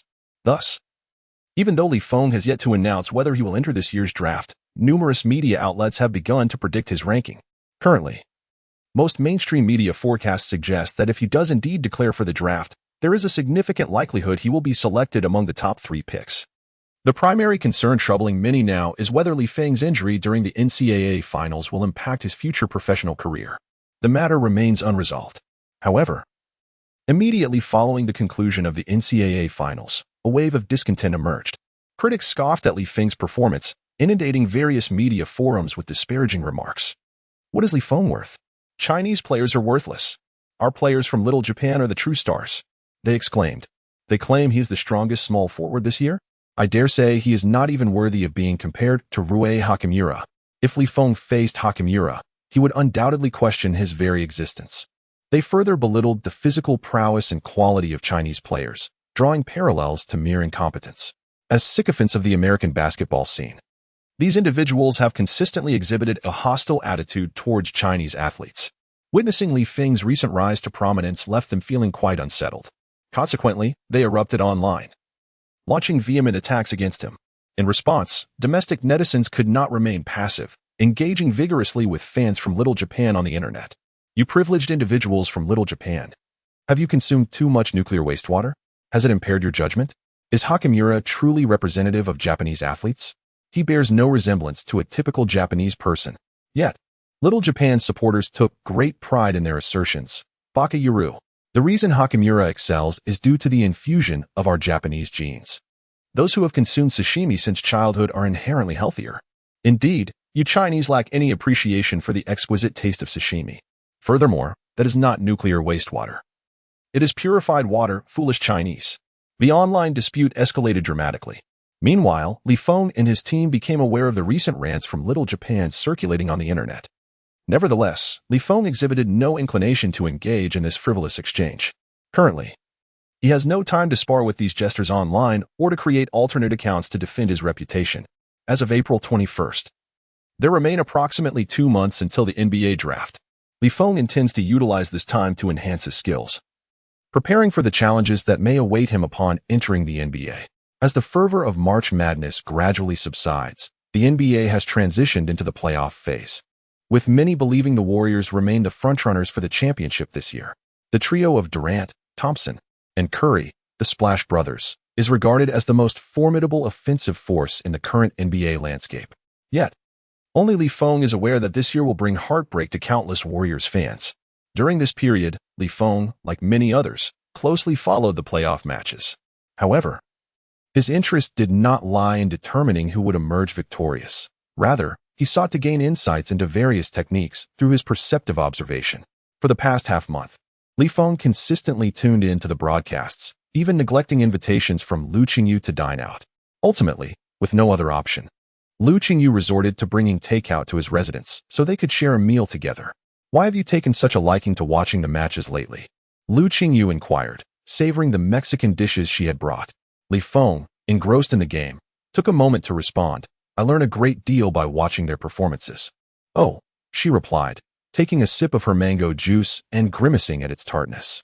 Without hesitation, she handed the drink to Li Feng, simultaneously retrieving the grape juice he had previously sipped, which she consumed without a hint of distaste. "This one's delicious, it's sweet." Li Feng glanced at the straw of the mango juice, noticing a faint imprint of lip balm left behind. He sighed. "Couldn't you find someone else to play with? Why must it always be me? I'm not familiar with them. I prefer to enjoy my time with you." Lu Qingyu nestled into the corner of the sofa, her petite feet swinging playfully above the coffee table. The young girl has truly come to regard this place as her own home. "Very well, then. Do not disturb me while I watch the game." "Oh," Lu Qingyu responded softly, then stealthily cast a glance at Li Feng, making a playful face. Li Feng's perceptive eyes were remarkably keen, and he instantly noticed her antics. However, he chose not to call her out, instead silently taking a sip of the mango juice in his hand. Indeed, it was somewhat tangy, yet still quite delightful. This match marks the second round of the playoffs, featuring a showdown between the 75 Airs and the Raptors. Li Feng initially intended to glean the skill of death entanglement from his encounter with Kaba. After all, his current technical attributes are well-suited for becoming a 3D player. Prioritizing defense is not an unfavorable strategy. However, things did not unfold as he had hoped. Even until the final whistle sounded, Li Feng did not receive the anticipated notification from the system. "This is not right," he sighed. "What's wrong?" Lu Qingyu inquired. "Nothing. It's just that the learning progress from watching the live broadcast is not quite as I imagined," Li Feng replied candidly, sharing his situation. At that moment, Lu Qingyu suddenly smiled, as if a thought had crossed her mind. "What are you thinking?" "Nothing," Lu Qingyu replied mysteriously, shaking her head. "I have something to attend to, so I'll head home now. See you tomorrow." With that, she leapt off the sofa, donned her coat, and hurriedly departed. Li Feng was perplexed, but chose not to dwell on it. At the current pace, it seemed quite challenging to fill all 10 of his skills within this time frame. However, 3 days later, Lu Qingyu arrived at Li Feng's residence with great enthusiasm, pushing the door open. "Let us go. We're going to watch the Raptors game tonight." Li Feng was taken aback by her words. "What? Where to?" He was well aware that they were in Los Angeles, quite a distance from Toronto. Watching live, he mused, might not afford a clearer view than the television. Li Feng had indeed contemplated this issue. If one were seated in the back rows at a live game, it would merely be a spectacle. At most, one could discern who had possession of the ball and whether it went in.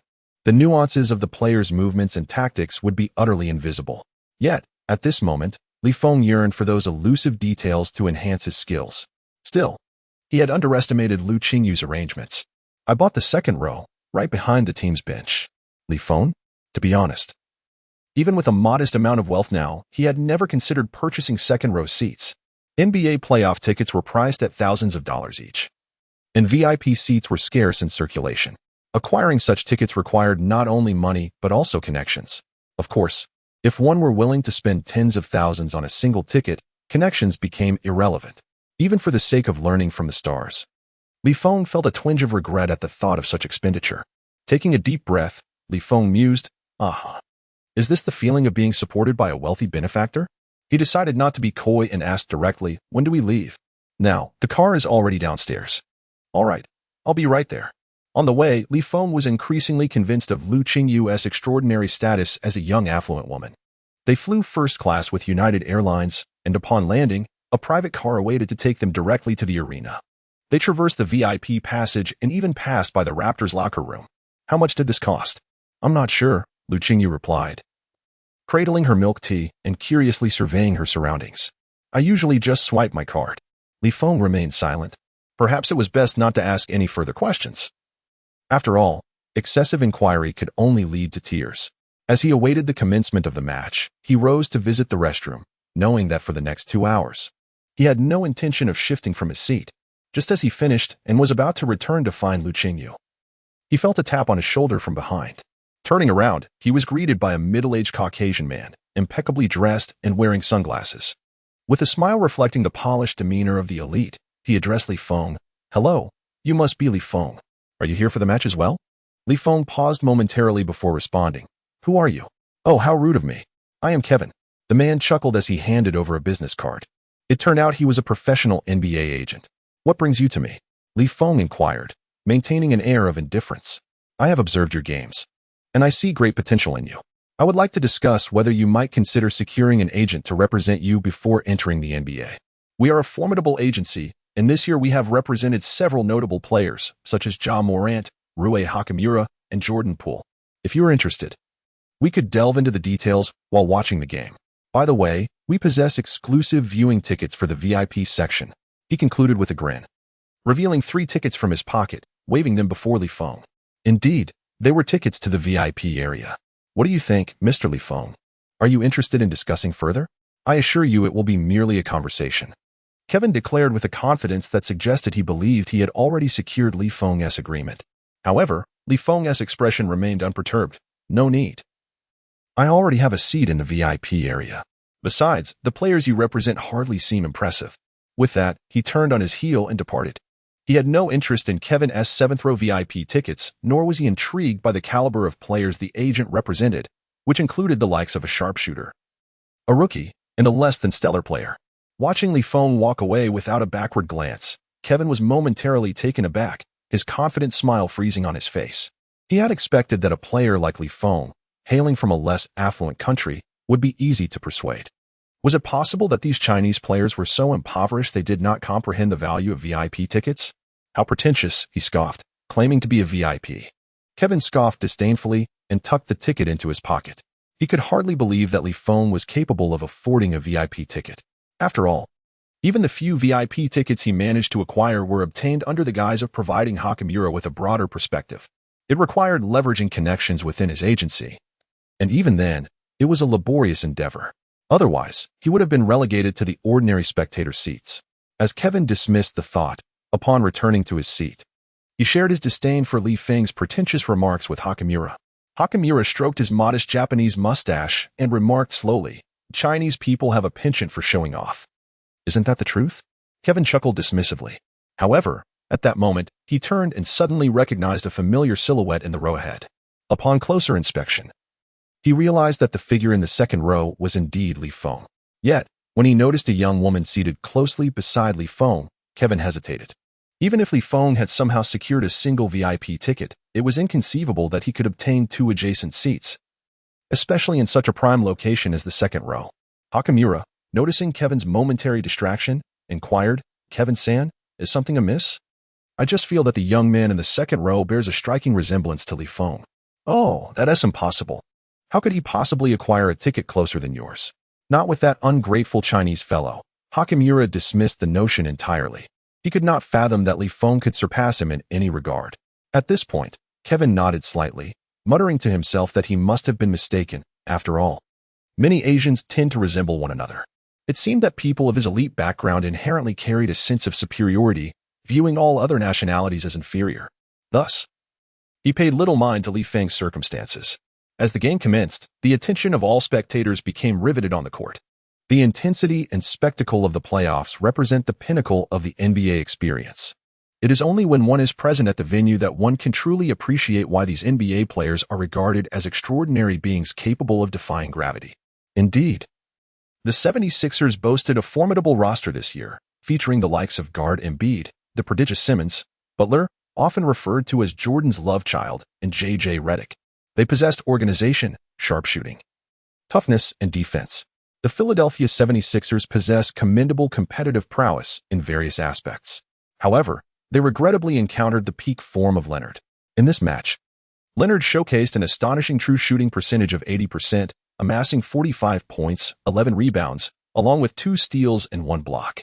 Remarkably, during his 38 minutes on the court, Leonard committed only a single foul, the fewest among all starting players from both teams.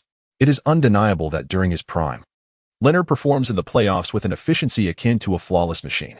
Moreover, Siakam experienced a personal surge in this game, sinking 3 out of 4 attempts from beyond the arc and scoring 29 points. Together, they valiantly secured a home victory for the Raptors. One cannot overlook the formidable presence of a focused Leonard, whose contributions on the court extend beyond what statistics can encapsulate. For instance, his ability to restrict the 76ers' offensive maneuvers is profound once a star player is locked down by Leonard. The likelihood of the opposing team needing to shift the ball to another player significantly increases. Unbeknownst to him, this inadvertently heightened the likelihood of his opponent's errors. His formidable defensive prowess, coupled with that exasperating death grip, undoubtedly renders him a nightmare for all rival players.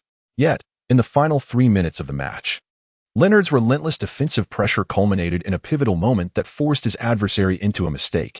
Suddenly, the long-awaited system notification chimed in Feng's ear. Ding.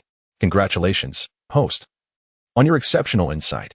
You have acquired the S-level skill, Death Grip, while observing Leonard's gameplay. Would you like to learn it? Is this what it has come to?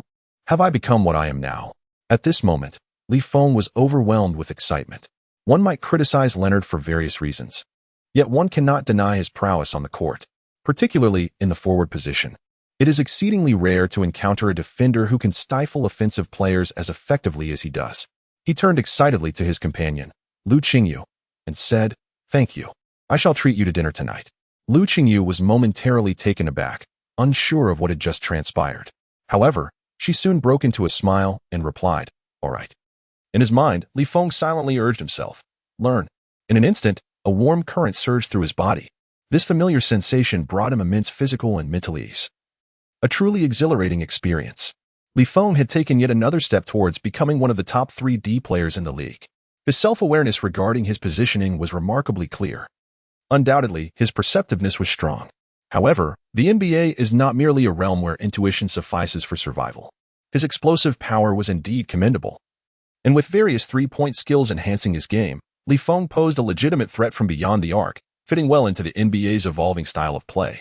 Nevertheless, he was acutely aware of his numerous shortcomings, having only recently embraced the sport. Elevating every aspect of his game to a level sufficient for thriving in the NBA proved to be a formidable challenge. As the saying goes, one cannot bite off more than one can chew. Thus, Feng intended to fully develop his current 3D attributes first. Once he secured his footing in the NBA, he would then bolster other facets of his game. Consequently, elite defensive skills akin to Leonard's were precisely what Feng required at this juncture. After the conclusion of the match, Feng felt a deep sense of satisfaction. His objectives had been achieved. This trip to Toronto was undoubtedly worthwhile.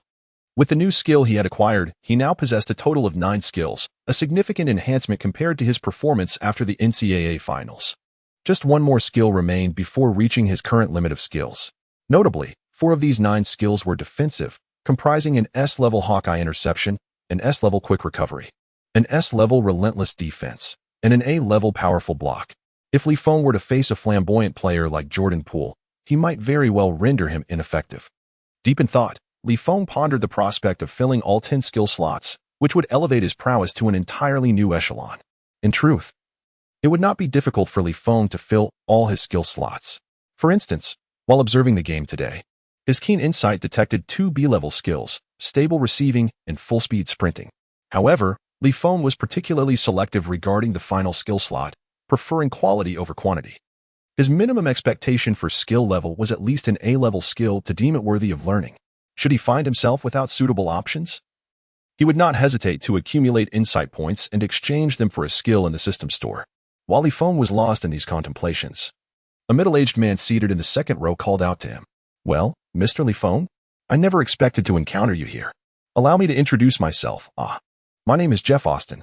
Upon hearing these words, Feng lifted his head and scrutinized Jeff Austin, one of the top 10 agents in the NBA. The middle-aged man before him had graying hair and a beard, yet these features did not diminish the shrewdness that sparkled in his eyes. "I have heard about you from Curry. I never anticipated we would meet here," Feng remarked as the two exchanged friendly handshakes. Austin then spoke slowly, in person. "I must admit, Mr. Feng, You are even more handsome than on television. Truly an accomplished young man. He turned his gaze towards Lu Qingyu and continued.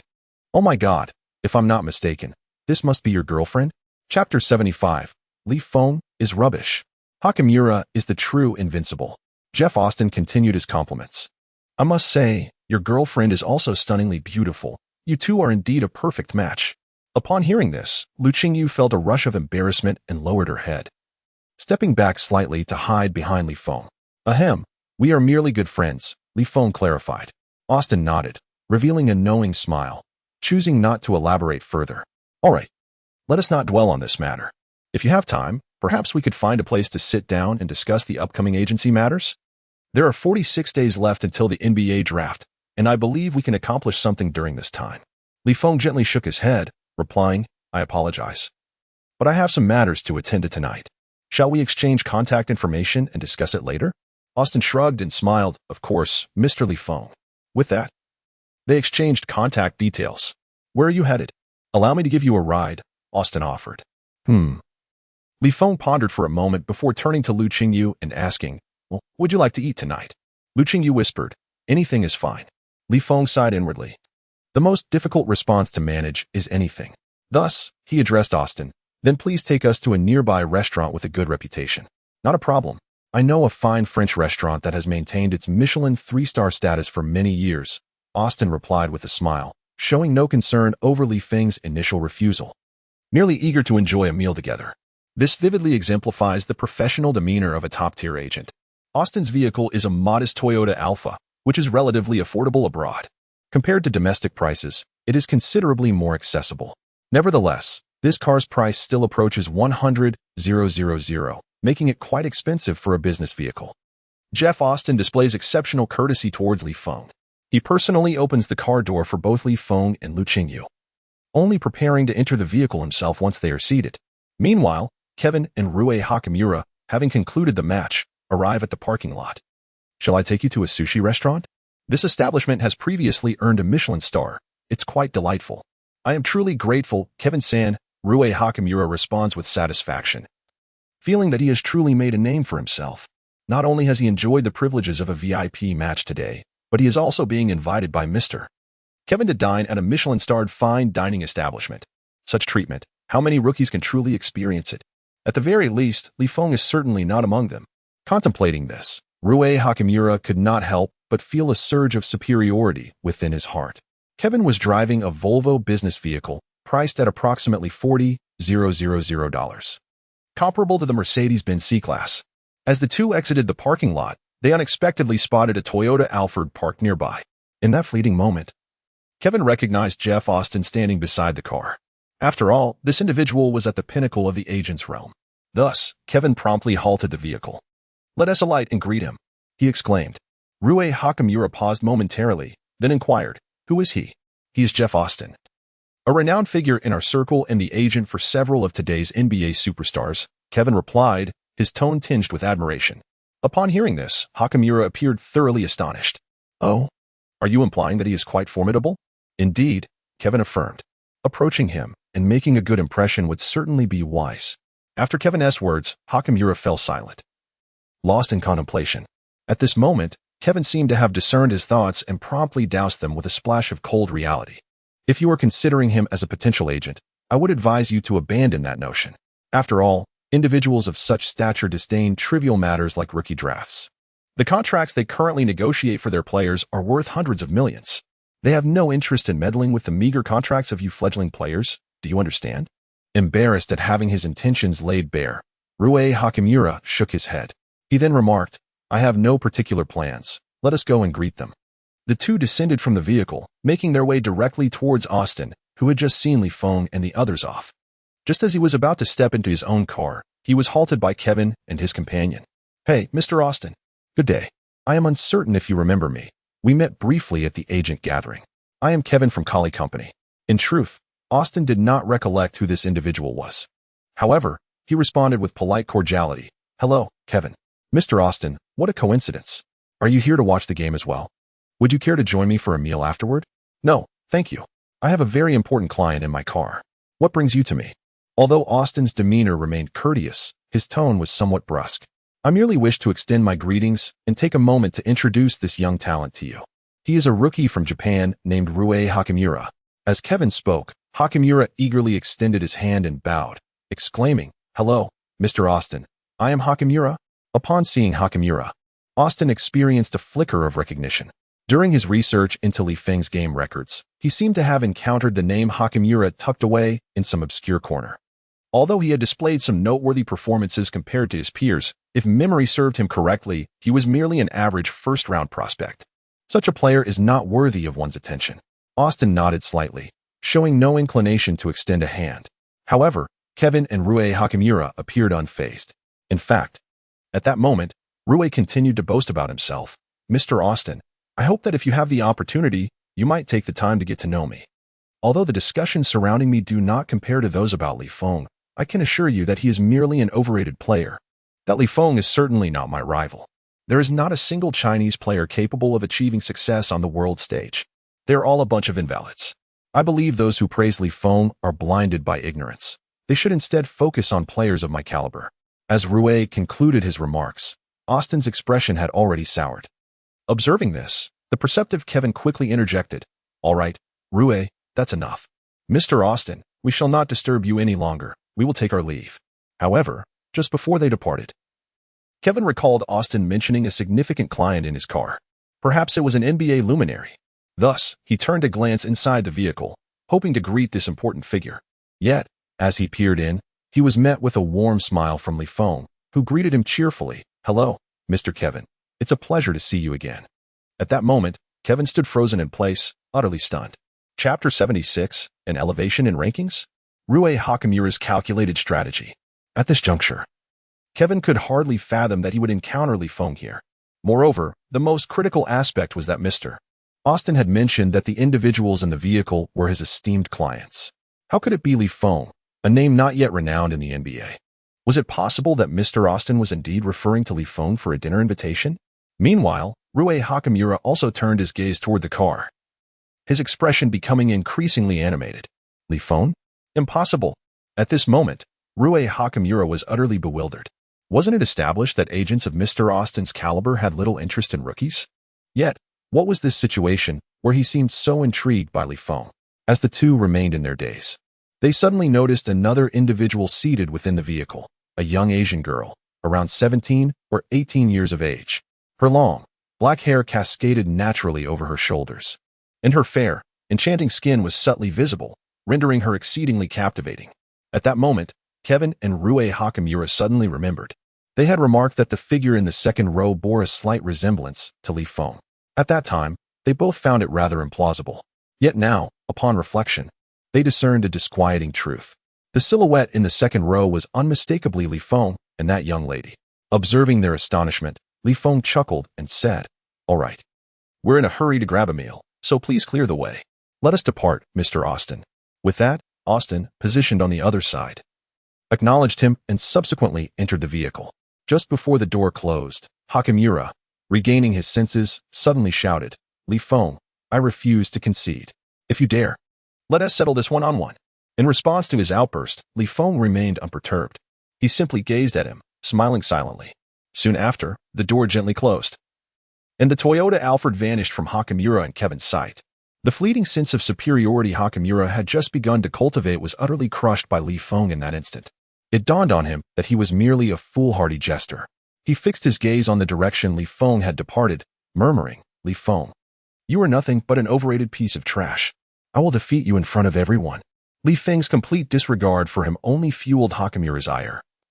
As he felt utterly belittled, it seemed that in Li Feng's eyes, his provocation was wholly insignificant.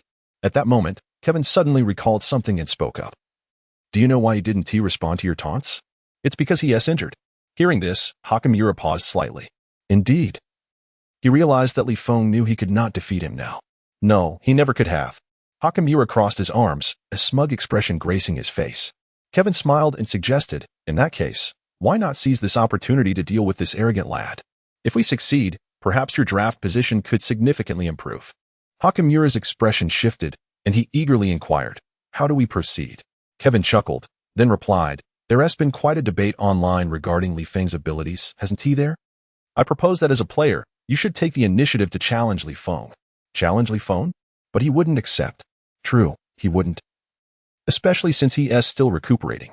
However, the online community would only perceive him as afraid.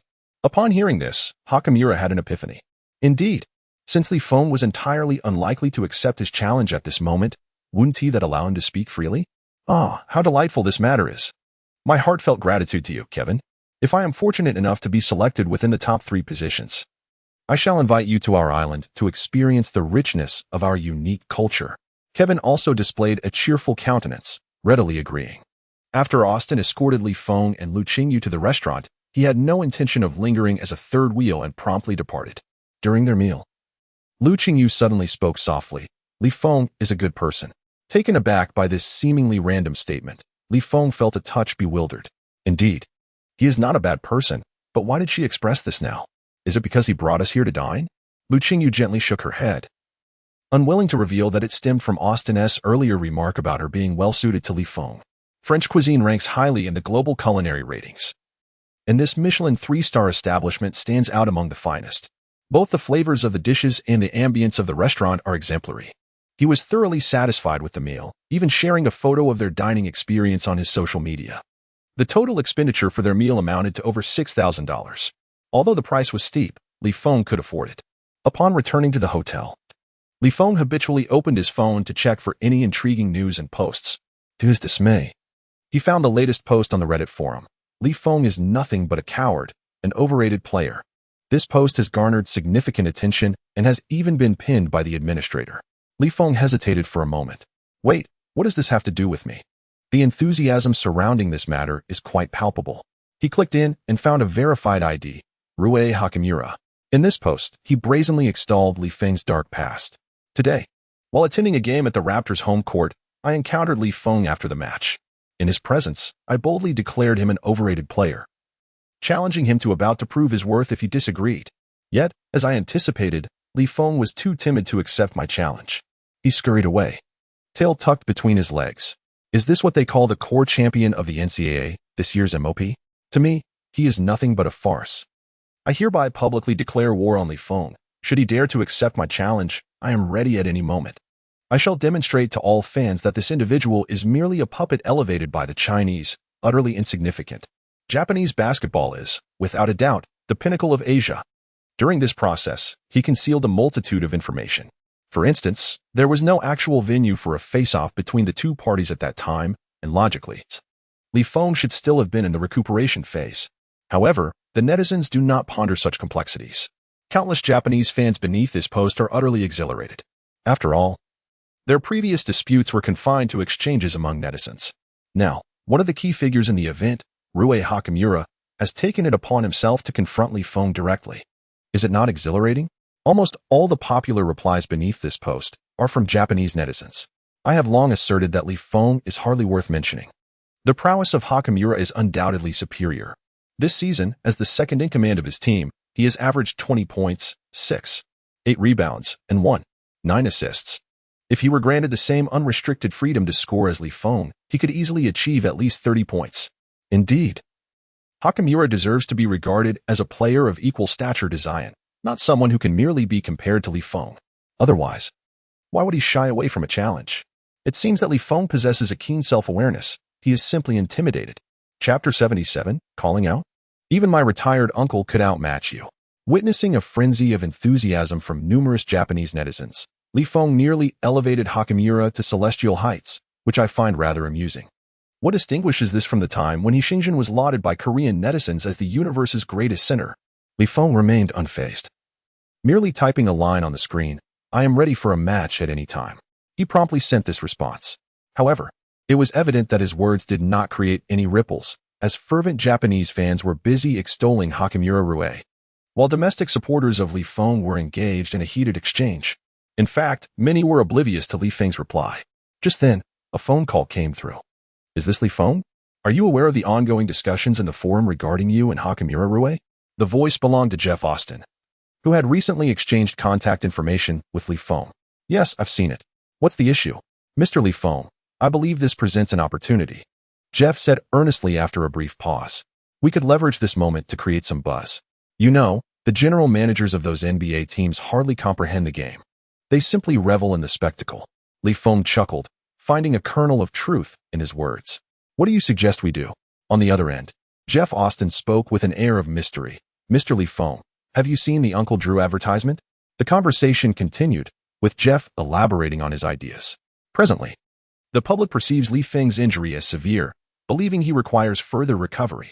In reality, however, Li Feng had nearly recuperated and had even begun training again in recent days.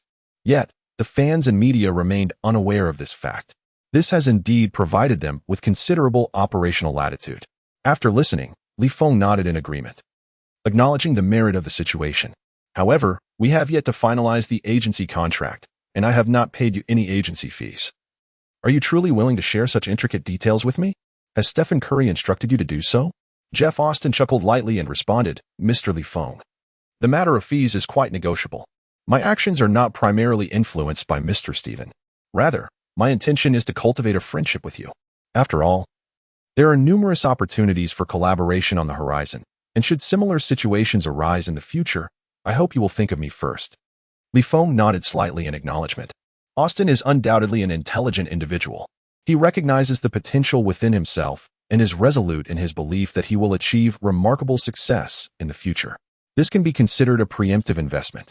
However, if this matter were to be disclosed to others, it would likely evoke incredulity among all. A rookie yet to enter the NBA receiving such esteem from Austin, one of the top 10 agents in the league? This is utterly insane.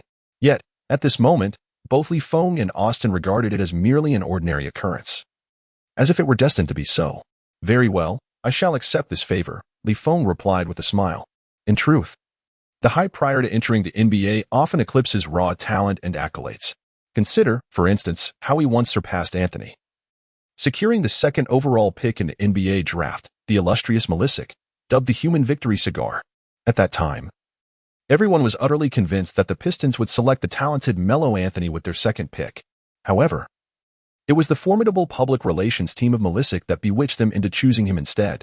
Now, Li Feng's aspirations extend beyond merely increasing his significance in the eyes of NBA scouts. More importantly, he seeks to amplify his influence. After all, how substantial is an NBA rookie contract? Li Feng's ambitions reach far beyond a mere few $1 million annually. His goal is to elevate his commercial value. It is worth noting that back in 2003, James inked a staggering 7-year, $90 million contract with Nike. This sum of money, even when viewed in the context of the present era, is an extraordinarily staggering amount. Therefore, Li Feng believes that these athletic brands are indeed quite willing to part with their funds. After all, it is now 2019. And securing an endorsement contract that surpasses that of the older generation is not unreasonable, is it? At that moment, Li Feng noticed a notification pop up on his phone. Someone had replied to the comment he had just posted. You actually think that Hakamura Rue would dare to challenge you? Who do you think you are, Li Feng? A slight smile graced Li Feng's lips as he, without a moment's hesitation, showcased his verified identity. He then added, apologies, but I truly am. After a brief silence, the netizen was taken aback. Oh my, Li Feng has arrived, they exclaimed. Li Feng, it's really you. You've come to defend our honor. Come on, everyone. Come see. The great Li Feng is here. With the call to arms from this netizen, it did not take long for the fervor surrounding Li Feng's comment to escalate. Countless Chinese netizens felt as though they were children venturing out, finally receiving the backing of their parents. In an instant, they felt empowered. Hey, little Japanese. Don't you love to boast? Look, Li Feng has directly responded. Let us see if Hakamura Rue can compete with Li Feng. If he doesn't knock you out, then you've done a fine job. Ha ha ha. Where are those pretentious little Japanese who were boasting earlier? Why are they silent now? Li Feng had merely responded with a single remark online, yet the impact and feedback were monumental. The tide of the debate shifted dramatically. Chinese fans launched a final, concerted offensive, determined to claim victory in this war of words. Initially, Japanese fans could have argued that Li Feng had backed down. However, with Li Feng stepping forward, that argument was rendered utterly baseless. They found themselves at a disadvantage, awaiting Hakamura Rue to intervene and regain the upper hand. At this moment, upon seeing Li Feng's response, Hakamura Rue smirked, his expression unwavering and calm. All right then, let us arrange a match. You choose the time and place, and I shall be there. Hakamura Rue's words were filled with bravado, as if he possessed absolute confidence in his ability to defeat Li Feng. However, he was well aware that Li Feng was currently injured and could not possibly accept the challenge. Even if Li Feng were to force himself to compete, Hakamura Rue was certain he would prevail. His plan was meticulously laid out. If he could indeed triumph over Li Feng, it would be a tremendous victory. Yet, little did he know, right after he finished speaking, Li Feng slowly replied, "I'm sorry, but dealing with you doesn't even require my intervention. My retired uncle could defeat you with ease." Upon hearing those words, everyone fell into a state of astonishment. Were you speaking metaphorically, or were you in earnest? Surely, he cannot be contemplating summoning his formidable second uncle. Chapter 78, Side Quest, Li Feng's invincible second uncle at this moment. All the fans who encountered this message were utterly shocked. Was Li Feng serious, or merely jesting? Rue Hakamura was also left dumbfounded, his expression a peculiar blend of confusion. And he slowly typed, "Are you joking? If you wish to avoid a challenge, there is no need to resort to such base rhetoric. You only render yourself a subject of ridicule, Li Feng." Japanese fans readily concurred, perceiving Li Feng's statement as a clear indication of evasion. Meanwhile, numerous foreign fans, who were merely spectators, began to agree with Hakamura's perspective. Surely, Li Feng's second uncle could not possibly emerge to face Hakamura in battle. However, Li Feng responded resolutely, "What I stated is true. In 3 days, at New York's Rucker Park, my second uncle will await you. I suggest you prepare yourself, lest you find yourself in a most embarrassing predicament." Upon hearing this, the crowd was momentarily rendered speechless. Was this fellow genuinely serious? After all, he had explicitly indicated both time and place. Such clarity could hardly be construed as mere excuse. Instantly, the discussions online escalated. Everyone was well aware of Li Feng's formidable prowess, boasting an impressive 3-point shot and terrifying explosive power. But what of Li Feng's second uncle? Who is this formidable figure? "This imbecile is insulting me." Rue Hakamura, in the solitude of his chamber, furiously hurled his phone. He had initially intended to provoke Li Feng, to elevate his own draft prospects with a touch of controversy. Yet, to his dismay, this rascal concocted some fictitious second uncle to humiliate him. This individual is truly infuriating. Rue Hakamura was seething with rage, yet Kevin sought to console him, saying, "Haha, what is there to be angry about? Isn't he merely digging his own grave? He cannot possibly conjure up an old man capable of surpassing you. Just allow Li Feng to revel in his moment for a couple of days. After all, in 3 days, it will be he who faces embarrassment." Upon hearing these words, Hakamura regained his composure. Indeed, Li Feng was simply undermining himself. Haha, that makes perfect sense. It seems that Li Feng has indeed made a blunder, digging a pit that will ensnare him. Kevin smiled silently before speaking slowly. "I initially believed him to be a clever individual, yet I never anticipated he would commit such a foolish act." A hint of amusement appeared on both their faces, suggesting they had already secured their advantage over Li Feng. Meanwhile, Austin reached out to Li Feng with a phone call. "Mr. Li Feng, while I suggested you might emulate Uncle Drew to some extent, have you perhaps taken it a bit too far? We can certainly arrange for the finest makeup artist to prepare you for the competition. However, if you still rely on your signature dunks and three-pointers to win, everyone will easily discern your identity." Austin's voice was laden with concern. Initially, he had planned to recruit some actors to follow the Uncle Drew approach. However, Li Feng's immediate decision to go all out was a recipe for disaster. The most critical aspect was that Li Feng had chosen to hold the match at Rucker Park.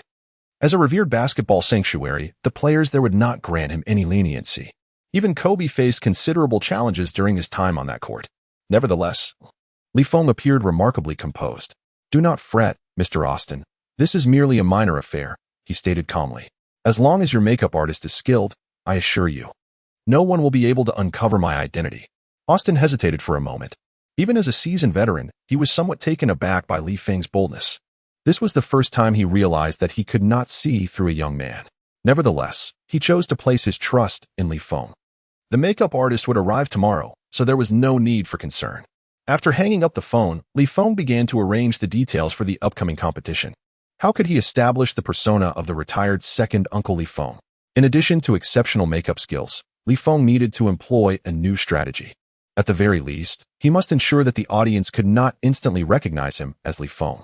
However, he was entirely unconcerned about being unmasked, for during this time, he had mastered 3 S-level defensive techniques. This implies that, even with his formidable defenses akin to an impenetrable fortress, Li Feng can unilaterally dominate the vast majority of players. With this thought in mind, Li Feng posted a new message on his social media. Good night, Lock Park. My second uncle can hardly wait to bring the intensity to you all. Once this statement was issued, it instantly attracted a multitude of comments from netizens. In response to the skepticism circulating online, Li Feng chose not to offer an explanation. His primary focus now is to await the arrival of 3 days hence. The following day, Austin arranged for a professional makeup team to contact Li Feng, who then underwent a brief makeup trial. It must be said, the results were remarkably impressive. Upon seeing Li Feng post-makeup, Austin was filled with a profound sense of admiration. Nearby, Lu Qingyu, who had come to join the excitement, scrutinized him from head to toe and then suddenly smiled, saying, "If this is how you look when you age, it doesn't seem too bad." Li Feng tilted his head in surprise. What is being discussed here again? Is it true that this young girl's focus often leads to problems?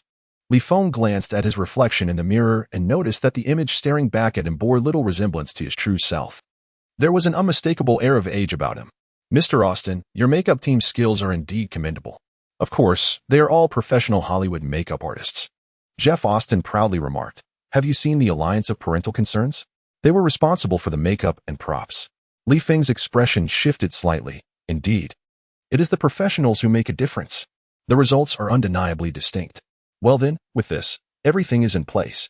At this moment, Li Feng felt a profound sense of reassurance. Just then, a series of system notifications echoed in his ears. Host has successfully triggered the side quest Li Feng's Invincible Uncle, quest details, during the disguise period. The host must not lose any matches. Quest reward. All defeated players will grant you corresponding insight points based on their individual skill levels. Upon hearing this, Li Feng's expression momentarily froze in surprise. He had not anticipated that he would trigger a side quest. This is truly remarkable. The insight points can not only be utilized to acquire items and skills in the marketplace, but they can also be directly employed to enhance one's physical capabilities. Once one has fully mastered their skills, what they most urgently require is the elevation of their physical attributes. This task is indeed a timely boon. Furthermore, in the hallowed grounds of Rucker Park, a sanctuary for basketball, the competition is fierce and formidable. It would not be unreasonable to casually accumulate several thousand points of insight. Would it? With this thought, Li Feng inexplicably began to feel a sense of anticipation. Chapter 79. No way, this old man has lost his mind? Rucker Park in New York is, in itself, a revered sanctuary for countless street ball players. Here, a variety of competitions are frequently held, and it is not uncommon to witness NBA players gracing the court with their presence. This place is renowned as the premier venue for basketball ambience in the world. Recently, a heated debate has erupted between Li Feng and Rue Hakamura. On the eve of their scheduled encounter, countless media reporters flocked to the scene, vying for the optimal vantage points to capture the forthcoming event. They would not let such a remarkable opportunity for an interview slip by. However, the street ball players at Rucker Park were less than welcoming to this intrusive assembly of journalists, especially upon hearing that this match involved some fellow named Li Feng and a Japanese player. Who are these two individuals? Wang Defer exclaimed. If they dare to step onto this court, I shall ensure they are swiftly shown the exit. What audacity these nobodies have to venture into Rucker Park. In the corner of the court, a player adorned in a headscarf and urban-style jersey slowly lifted his head. He was none other than the illustrious streetball maestro, Bone Collector. His playing style was mesmerizing, effortlessly toying with his opponents. Even many key players from NCAA teams had fallen victim to his ankle-breaking prowess. There are those who argue that, at his peak, Bone Collector possessed skills rivaling that of NBA athletes. He spoke with a calm demeanor. If these fellows truly lack respect for this court, I will ensure they leave in tears. At that moment, an aged hand unexpectedly rested upon his shoulder. A voice emerged. Ahem, young man. May I join you for a moment on the court? The crowd turned to behold a frail, gaunt Asian elder, exuding an aura of fragility, seemingly on the verge of collapse. Clad in an old-school Adidas tracksuit, he resembled the typical elderly folks who leisurely stroll through the park, hardly fitting the image of a basketball player. Hey, old man, don't stir up trouble. Do you even know where you are? This is Rucker Park. Not a place for you to linger. You'd best be on your way before you find yourself with broken ribs, the crowd jeered. Their expressions filled with disdain as they sought to dismiss Li Feng. Yet, with a slight smile, Li Feng replied, Are you truly afraid of this old man? Let me assure you, in my youth, I could take on 10 of you at once. The laughter that had once adorned their faces abruptly vanished, replaced by solemnity. They responded cautiously, Old man, Have you lost your mind? I merely speak the truth, he retorted. You youngsters today are enamored with flashy antics, yet they prove utterly ineffective. Li Feng spoke softly, as if merely stating a fact. The street ball players present felt a tinge of condescension. It is worth noting that on this very street, each of them is a figure of some repute. Typically, they are the ones who toy with other players. This was indeed their first encounter, being mocked by an elderly gentleman past his 50s. You have gotten yourself into trouble, old man. If you do not provide us with an explanation today, you shall not leave this court. As he spoke, several burly men had already surrounded him. Yet, Li Feng remained unperturbed and continued. If any of you can score a single point over me, I shall acquiesce to whatever demands you may have. This old man is truly audacious. How dare he speak with such arrogance? I will take care of him. Watch as I awaken this old man with a single shot. The two sides stepped onto the court under the watchful eyes of the crowd. The lively commotion here has drawn the attention of numerous journalists. Indeed, the revered basketball haven lives up to its reputation. Even a gentleman in his 50s can be seen engaging in the sport. Just observe the vibrant atmosphere surrounding basketball. Regardless of the elders' skill, the essence lies in participation. However, as they reflect on this, suddenly, a black player from the perimeter launches an offensive. Without any feints, he accelerates, charging towards the basket from the right side. Thud, thud, thud. He intends to leverage his speed and strength to overpower the elder. Upon reaching the basket, he leaps, preparing for a one-handed dunk. It must be acknowledged that players who make their mark at Rucker Park possess remarkable athleticism. Yet, at that very moment, Li Feng's elder also soared into the air. The onlookers scoffed, thinking, could this gentleman possibly be attempting to block the shot, considering his age? However, before they could finish their thoughts, they were astounded to see that Li Feng's leap surpassed even the height of the rim. The black player, in possession of the ball, was taken aback. He had never anticipated that this elder could jump higher than himself. Is this truly reasonable? In a moment of confusion, Li Feng decisively delivered a resounding block. Boom. The incredible force even sent the opposing player crashing to the ground. Instantly, a notification resonated in Li Feng's ears. Congratulations on successfully executing a block against your opponent. You have earned a reward of 500 insight points. Li Feng felt a surge of joy within. How delightful. Merely achieving a block had yielded such a generous reward. How splendid. He found himself at a bottleneck in enhancing his abilities, and these insight points were precisely what he required. It seems that arriving early at Rock Park tonight to challenge more opponents was indeed a wise choice. At this moment, the audience was utterly astonished. The surrounding reporters were so taken aback that their eyes seemed on the verge of popping out. What on earth is this? You call him an old man. Yet he is merely in his 50s. At this juncture, Li Feng shifted his ankle and sighed softly. I'm getting old, no longer of much use. I can only jump this high now. It's passable, I suppose. His gaze then swept over the crowd as he inquired slowly. Is there anyone else who wishes to join? I shall accompany you to the end. Upon hearing this, a wave of murmurs rippled through the spectators. Goodness, this old man is exceedingly arrogant. Yet, he indeed possesses the credentials to be so. Did you not see how high he just leaped? But what does jumping high achieve? If it comes to shooting, he is utterly defenseless. However, the next adept white street ball player stepped up. Each time he attempted to shoot, Li Feng deftly intercepted the ball. Smack. Congratulations. You have received a task reward, 600 insight points. Smack smack. Congratulations, you have received a task reward, 800 insight points. Smack smack smack. Congratulations. You have received a task reward, 1,000 insight points. Li Feng's eagle-eyed steals were executed with remarkable precision in that fleeting moment. With each successful interception, the system's reminder tone echoed in his ears. This also brought an undeniable delight to Li Feng's heart. This profound realization came too easily. After all, this tactic was once employed by Jordan to confront those NBA stars. For Li Feng to utilize it against these street ball players is akin to using a cannon to swat a mosquito. Effortlessly simple.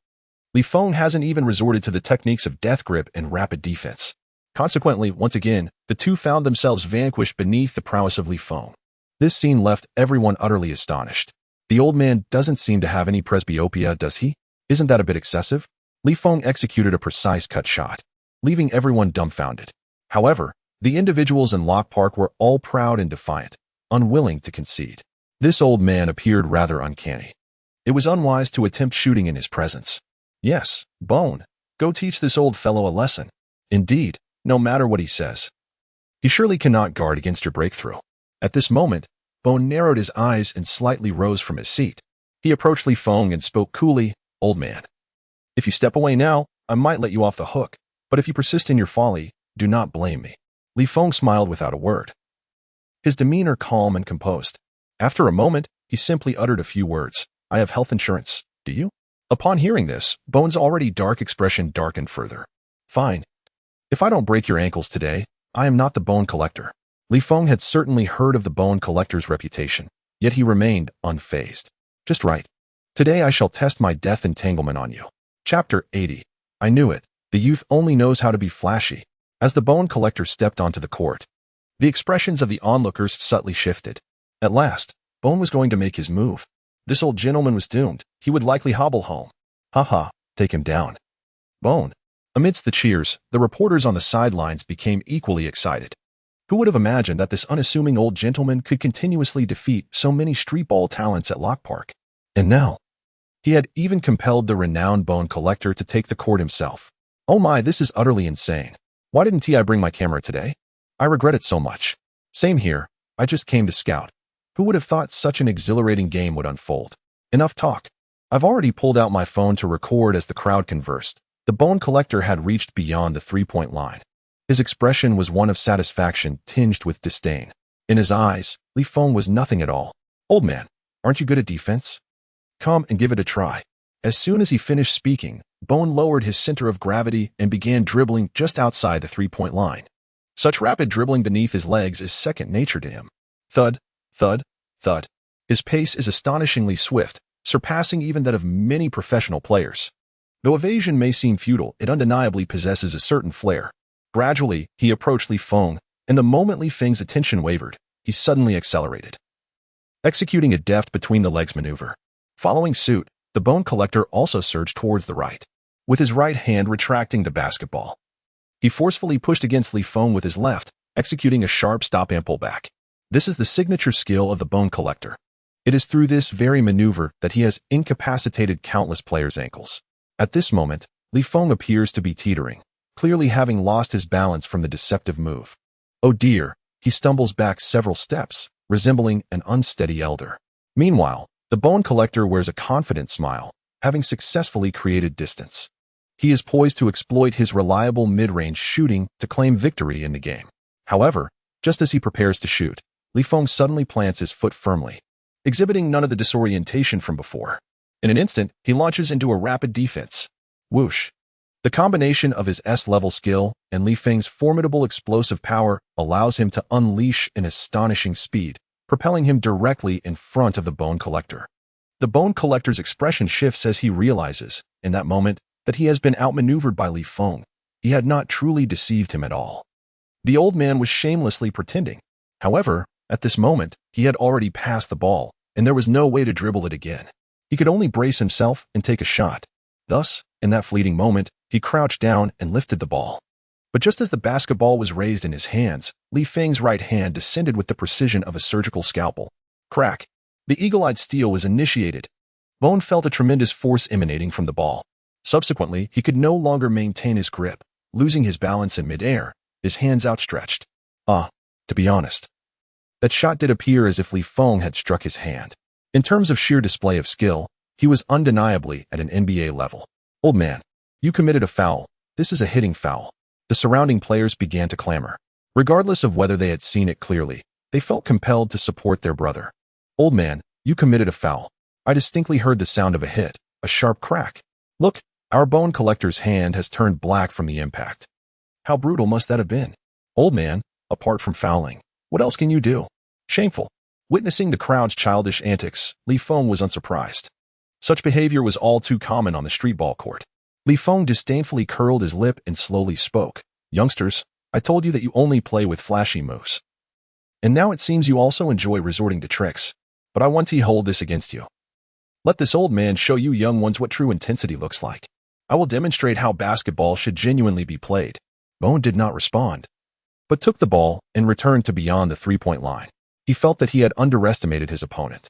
After all, he had nearly 2 million fans on the TK video platform. So many people have acknowledged their own skills on the court. Is it really conceivable that an elderly man cannot surpass his own abilities? This time, He intended to employ all the skills he had acquired throughout his life to thoroughly toy with the old man. However, as he prepared to launch the ball once more, Li Feng altered his defensive strategy. This time, Li Feng charged forward with remarkable speed. Did tight defense prove effective? I fear nothing more than such pressure. The bone collector remained unfazed, his face adorned with an expression of disdain and mockery. Several players familiar with the bone collector also began to deride Li Feng, asserting, "This old man simply does not understand. The bone collector is the finest among us." Indeed, everyone who attempts to apply tight defense against him inevitably ends up being outmaneuvered. Let alone this slow-footed elder. Does this old fellow truly believe himself remarkable? Presumptuous. Yet, just as these words were uttered, the closely guarding Li Feng swiftly reached out and executed a steal. Snap! The bone collector was left dumbfounded. What in the world? How did the ball escape? He quickly turned to obstruct Li Feng and reached out to reclaim the ball. However, just as he managed to grasp it, Li Feng was right there again, swiftly snatching the ball once more. Snap! A crisp sound echoed as the ball flew out again. The bone collector stumbled awkwardly for a couple of steps before regaining possession. Never had anyone made him appear so clumsy by stealing the ball twice in succession. Damn it! At that moment, he finally became vigilant. He reevaluated the elderly opponent before him. It was time to get serious. The bone collector created some distance, beginning to seek his rhythm in dribbling. With a series of swift maneuvers, double crossovers, in-and-out moves, a behind-the-back pullback, and a sudden stop with a back dribble, he unleashed a flurry of attacks as ferocious as a tiger. In that instant, Li Feng even perceived a shadow of Jordan Poole within him. With a helpless smile, Li Feng remarked, "All show and no substance." As he once again closed in for defense, the deadly entanglement skill was activated once more. It must be said, Leonard's skill was particularly effective against all sorts of flashy moves. With a sharp slap, the once flamboyant bone collector found himself utterly flustered by Li Feng's defense. Every step Li Feng took was perfectly timed to intercept the path of his dribble. Coupled with Li Feng's remarkable static talent and his tall stature with long arms, the bone collector was left in a state of discomfort.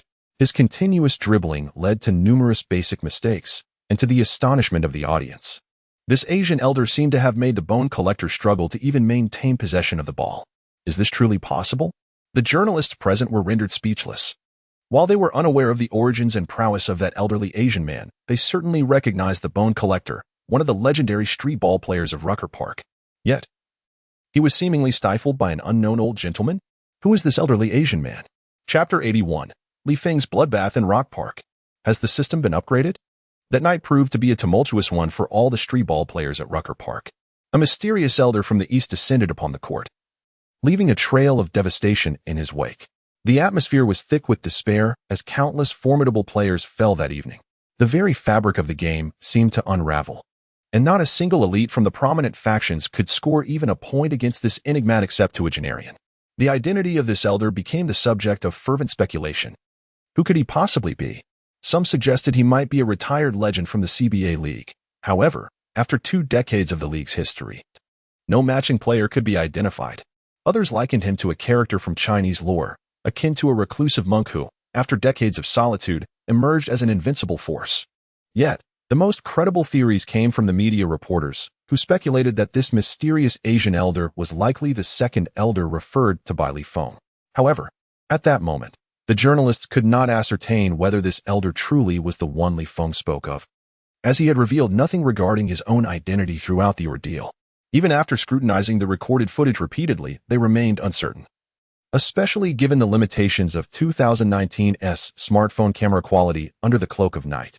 Nevertheless, all conjectures and revelations would be unveiled the following day. Meanwhile, Li Feng found himself quite pleased with his own performance that night.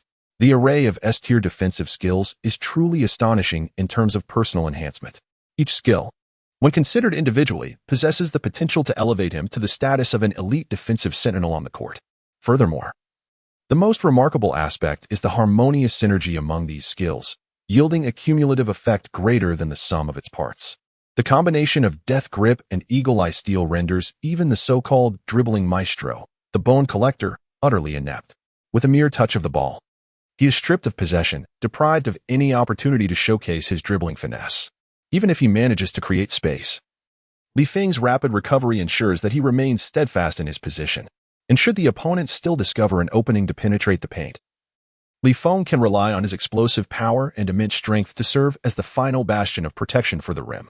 It is undeniable that he is now capable of defending from the point guard to the center position. It seems that this second-tier player might indeed leave a significant impact on the world. However, a slight imperfection remains. Li Feng lacks any new offensive techniques. If he continues to rely solely on his perimeter shooting and explosive scoring ability, even with his exceptional defense, it is easy for others to draw comparisons to him. Originally, Li Feng intended to observe the street ball players at Rucker Park tonight, hoping to glean some valuable offensive skills. Should he come across suitable techniques, he would not hesitate to utilize his final skill slot for learning. Alas, the system's reminders of skill levels whispered in his ear revealed none exceeding AB grade. Moreover, the majority consisted of flashy yet impractical maneuvers. Even the Bone Collector's dribbling technique received merely AB rating from the system. Perhaps this rating is based on practical combat effectiveness. While the Bone Collector's dribbling is indeed fluid and proficient, to a professional defender, it resembles child's play, lacking significance. Thus, despite having absorbed numerous skills throughout the night, Li Feng chose not to adopt any of them. The skill slots are precious, and it is better to remain selective than to be reckless. However, if one wishes to completely subdue Rue Hakamura on the second day, he indeed requires an offensive strategy. After a brief moment, he accessed his system marketplace. Thanks to the accumulation of rewards that night, he now possessed 17,000 insight points. It is worth noting that most S-level skills are priced between 10,000 and 15,000 insight points. This implies that Li Feng could freely choose any S-level skill to acquire from the marketplace. Thus, he began to explore the entire system marketplace. Initially, he dismissed dribbling techniques, as his current dribbling attribute points were relatively low. Some impressive dribbling maneuvers were beyond his current capabilities. He then ruled out various passing and assisting skills, such as White Chocolate's flashy no-look pass and Chris Paul's exquisite passing. After all, in a one-on-one match, if one has honed their passing skills to perfection, who would they pass to? Would he pass to the referee while emulating Embiid? Consequently, Li Feng's options were quite limited. The offensive skills he sought needed to leverage his strengths as well. As he perused the selections, a spark of realization illuminated his eyes. This was it. The S-level skill. Pinnacle Wang Jiji's dreamlike footwork. Priced at 11,000 insight points, it boasted the ability to create varied finishing points under the basket, enabling one to generate shooting space through swift foot movements and changes. The minimum learning standard for this skill necessitates a coordination attribute of no less than 95 points. Remarkably, Li Feng meets this criterion. At his peak, Wang Jiji was renowned for his agile footwork and exceptional bodily coordination. His mesmerizing footwork was, at that time, unparalleled in Asia. As the first Chinese player to enter the NBA, he spent 5 seasons in the league, achieving a notable highlight of scoring 21 points in a single game. Wang Jiji's enchanting footwork shares its roots with that of Yao Ming. However, Yao, benefiting from his height advantage, adopted a considerably more direct style of play. This is something that Li Feng, standing at a mere 2.01 meters, could never emulate. Thus, he meticulously deliberated and chose to adopt Wang Jiji's footwork beneath the basket. With the acquisition of this skill, his offensive threat in the paint has exponentially increased, even without relying on explosive power or slam dunks to score. Li Feng possesses the confidence to effortlessly overpower Rue Hakamura. Learning. As a thought flickered through his mind, he found himself deducting 11,000 points from his comprehension points. Ding dong. Congratulations to the host for having an extraordinary level of comprehension, successfully mastering the S-rank skill, Dreamlike Footwork, Level 1 Enhancement. The system has detected that you have already acquired 10 skills, filling up your skill slots. The second phase of the skill enhancement interface has now been unlocked for you. Subsequently, the system's light screen before Li Feng vanished in an instant, only to reappear in an entirely new format. A small plus sign appeared next to each skill. Li Feng clicked on the small plus sign beside the S-rank Dreamlike Footwork he had just mastered, only to discover that he could upgrade the skill using comprehension points. However, upgrading this Dreamlike Footwork requires a substantial 8,000 points, and he currently lacks 2,000 points. Well, this feature can be explored further at a later time. Although his current comprehension points are insufficient for direct skill enhancement, with the skills he presently possesses, dealing with Rue Hakamura would still be a breeze. The following day, the much-anticipated date arrived swiftly. Rock Park, already bustling with countless basketball players, appeared exceptionally lively on this day. Everyone was eager to witness whether Li Feng was merely boasting. Chapter 82. Are you Li Feng's second uncle? I will crush you. At this moment, Rue Hakamura had arrived at the court early, facing the multitude of reporters. He remained remarkably composed. I don't care if it's Li Feng or his so-called second uncle today. They are finished. Not even Jesus can save them. Mark my words. Surrounding him, countless fans had encircled Rock Park, creating a scene of unparalleled excitement. Yet, amidst the crowd, there stood a group of individuals with weary dark circles under their eyes, silently lingering among the throng. They were the street ball players numbered 1, 2, and 9,527 who had lost to Li Feng the previous night, along with the bone collector. They had spent the entire night pondering, unable to comprehend how that old man could be so formidable. The shock Li Feng had delivered to them the night before was immense, even to the point of being utterly terrifying. Li Feng's defense can aptly be described with the phrase impenetrable. Initially, they held little regard for the matchup between NCAA player Rue Hakamura and some elderly Asian gentleman. However, their sentiments have since undergone a complete transformation. The elite players in the street ball community, including the bone collector, are now eager to uncover the identity of the individual who so decisively outperformed them last night. As the number of spectators in the arena steadily increases, the absence of Li Feng becomes increasingly conspicuous. Many in the audience begin to speculate. Could it be that Li Feng intends to stand us up? Surely, when he claimed that his so-called retired uncle could surpass Hakamura, I could tell he was boasting. I mean, I haven't even encountered a few formidable Asian players, let alone this Chinese elder. Though Li Feng possesses commendable skills, his words are often exaggerated. I would wager that this uncle of his doesn't even exist. Otherwise, I would eat my words upside down. Yet, as soon as these words escaped his lips, a gnarled hand gently settled on his shoulder. Young man, one should not speak so confidently. At this remark, the crowd turned to see a cheerful elderly Asian gentleman addressing them. He was clad in a long-sleeved athletic jacket and a pair of vintage black sweatpants, the latter of which seemed to have been around longer than many present.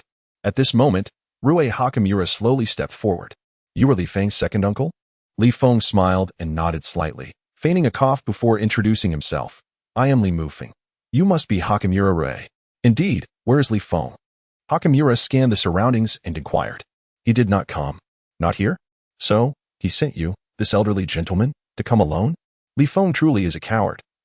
Afraid of confrontation, Hakamura scoffed disdainfully. Though uncertain of where Li Feng had found this actor, the frail appearance of the old man made it seem improbable that he could ever win, with odds even slimmer than a meteor colliding with Earth. Upon the old man's arrival, the immediate reaction from the crowd was astonishment, quickly followed by deep skepticism. His height might suggest the presence of a basketball player. But could such an elderly man truly compete? As the audience remained in shock, the bone collector and his companions, who were also witnessing the scene, wore grave expressions. It's him. The Chinese elder who caused a ruckus at Rock Park last night. It's him. A heavily tattooed youth exclaimed, but was promptly silenced by the bone collector. Sure. Keep your voice down, he urged, glancing around to ensure they weren't drawing attention before continuing. Do you find it honorable that we lost to an old man? Yelling like that, aren't you ashamed? The young man, seeing the bone collector's stern demeanor, quickly lowered his head in apology. The bone collector continued, however. Judging by this old man's strength, he might actually cause Hakamura Rue some trouble. Shouldn't we warn Hakamura Rue then? Another associate asked. Fool, why would we alert him? Let them both fall to Li Mufeng. The bone collector retorted angrily. Last night, reporters captured the match. If it gets exposed that we were the only ones to lose, won't it be utterly humiliating? Upon realizing this, the group of young men came to a sudden understanding. Ah, boss, you mean to use him as a scapegoat? You're brilliant, boss. Yet, one of them hesitated. But boss, are you really that confident that this Li Mufeng can defeat Hakamura Rue? The bone collector fell silent for a moment, then spoke slowly. If it were just the old man, I wouldn't believe it. But what if he is an imposter? An imposter? The group gasped. I merely suspect, but lack proof. We need to observe this young man's offensive techniques to truly ascertain his identity. The bone collector has traversed the street ball scene for many years, and he naturally finds it hard to believe that such an extraordinary elder exists. Upon returning, he conducted an extensive online search and ultimately discovered a young man named Li Feng. In various aspects, this young individual bore some resemblance to the elder. The bone collector is not a fool. He does not believe he could be defeated by an old man. However, after watching Li Feng's game footage, he found himself engulfed in confusion. He had never witnessed Li Feng display such a plethora of formidable defensive techniques during a match. In NCAA competitions, Li Feng's defense primarily relied on his physical attributes, such as height and wingspan, serving more as a secondary defender. In contrast, that elderly gentleman was an absolute paragon of defensive prowess. The disparity in skill and experience between Li Feng and Li Mufeng is nothing short of remarkable. They seem to be worlds apart, almost as if they are not of the same ilk. This, indeed, is the crux of his hesitation. However, once Li Mufeng commences his offensive maneuvers, the truth of Li Feng's authenticity will be unveiled. After all, a player's habitual offensive techniques are inherently limited. Take, for instance, the renowned Uncle Drew, whose signature scoring methods remain as flamboyant as those of Kyrie Irving, characterized by his dazzling dribbling and evasive footwork. On the court, Rui Hachimura continues to regard Li Mufeng with palpable disdain. If Li Feng doesn't show up, then you shall be my target. He quips, "Old man, do not blame me for taking advantage of you. If you must place blame, let it be on Li Feng." The surrounding spectators are in a frenzy. Are the two finally about to clash? Though it seems that Li Feng's esteemed counterpart may face a daunting challenge.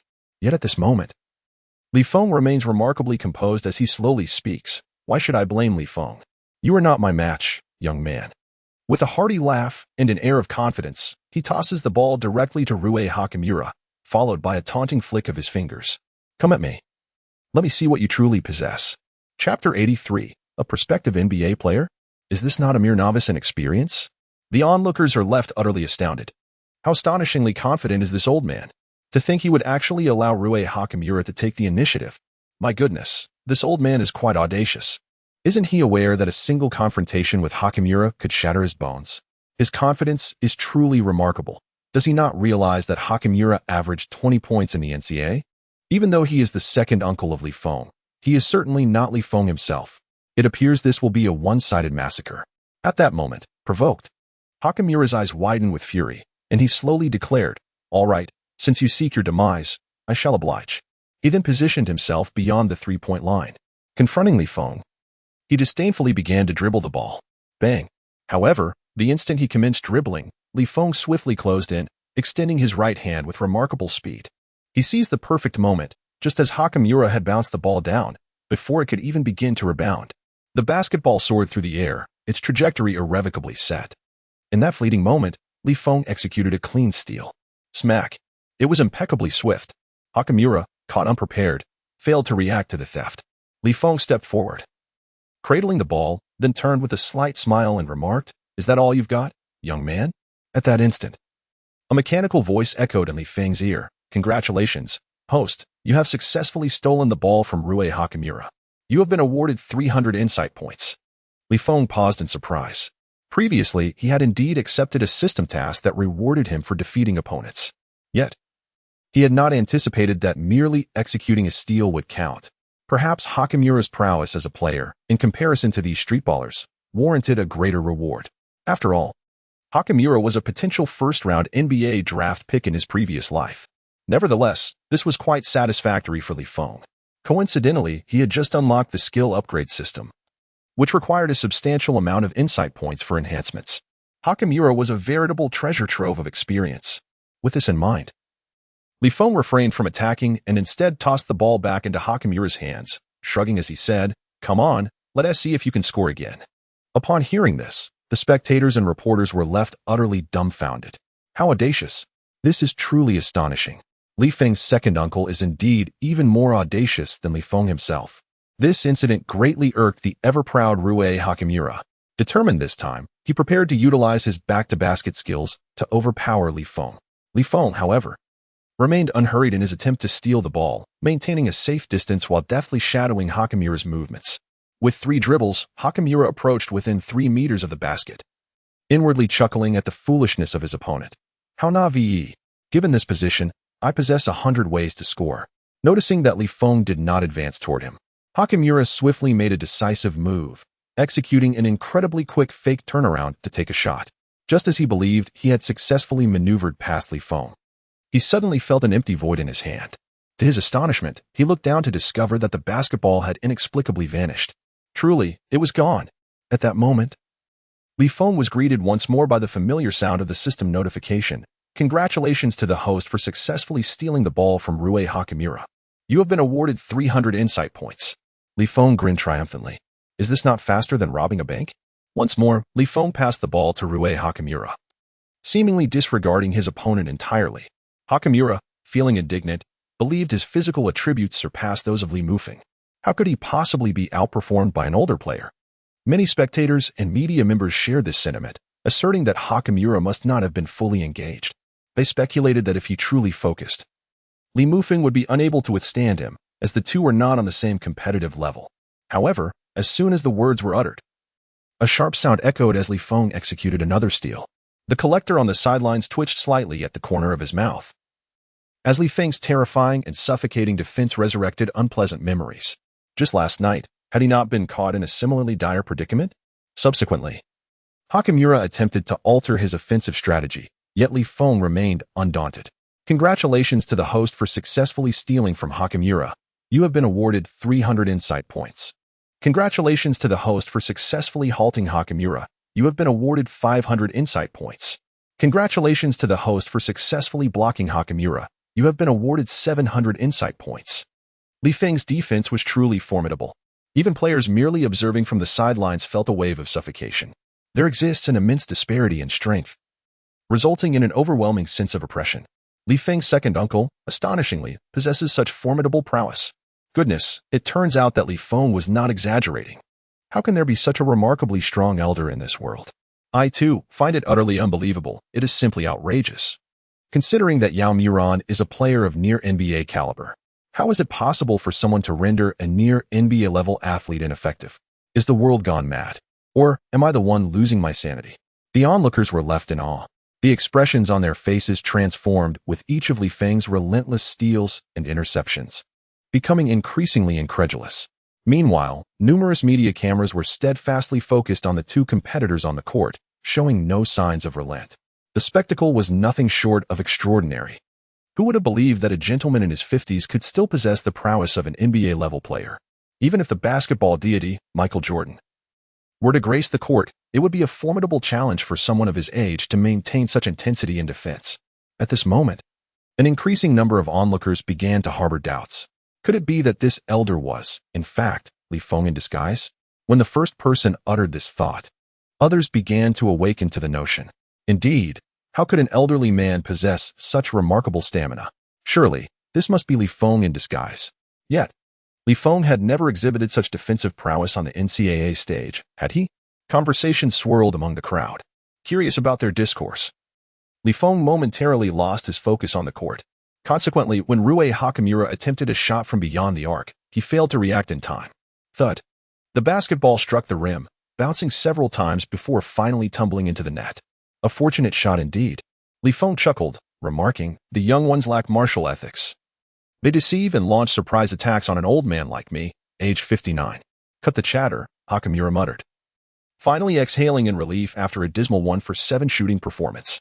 However, he prided himself on his defensive skills. It was time to reclaim his honor on that front. Now, it's your turn to attack, Hakamura said, passing the ball into Li Feng's hands. At this juncture, Bone's expression grew more serious. He addressed the crowd now. We shall ascertain this person's true identity. By observing his offensive play, we will uncover whether he is Li Mufeng or Li Feng. Chapter 84. The Astonishing Footsteps of a New Challenger. As Li Feng received the ball, the journalists on the sidelines felt a surge of excitement. They were finally witnessing this elderly gentleman in possession of the ball.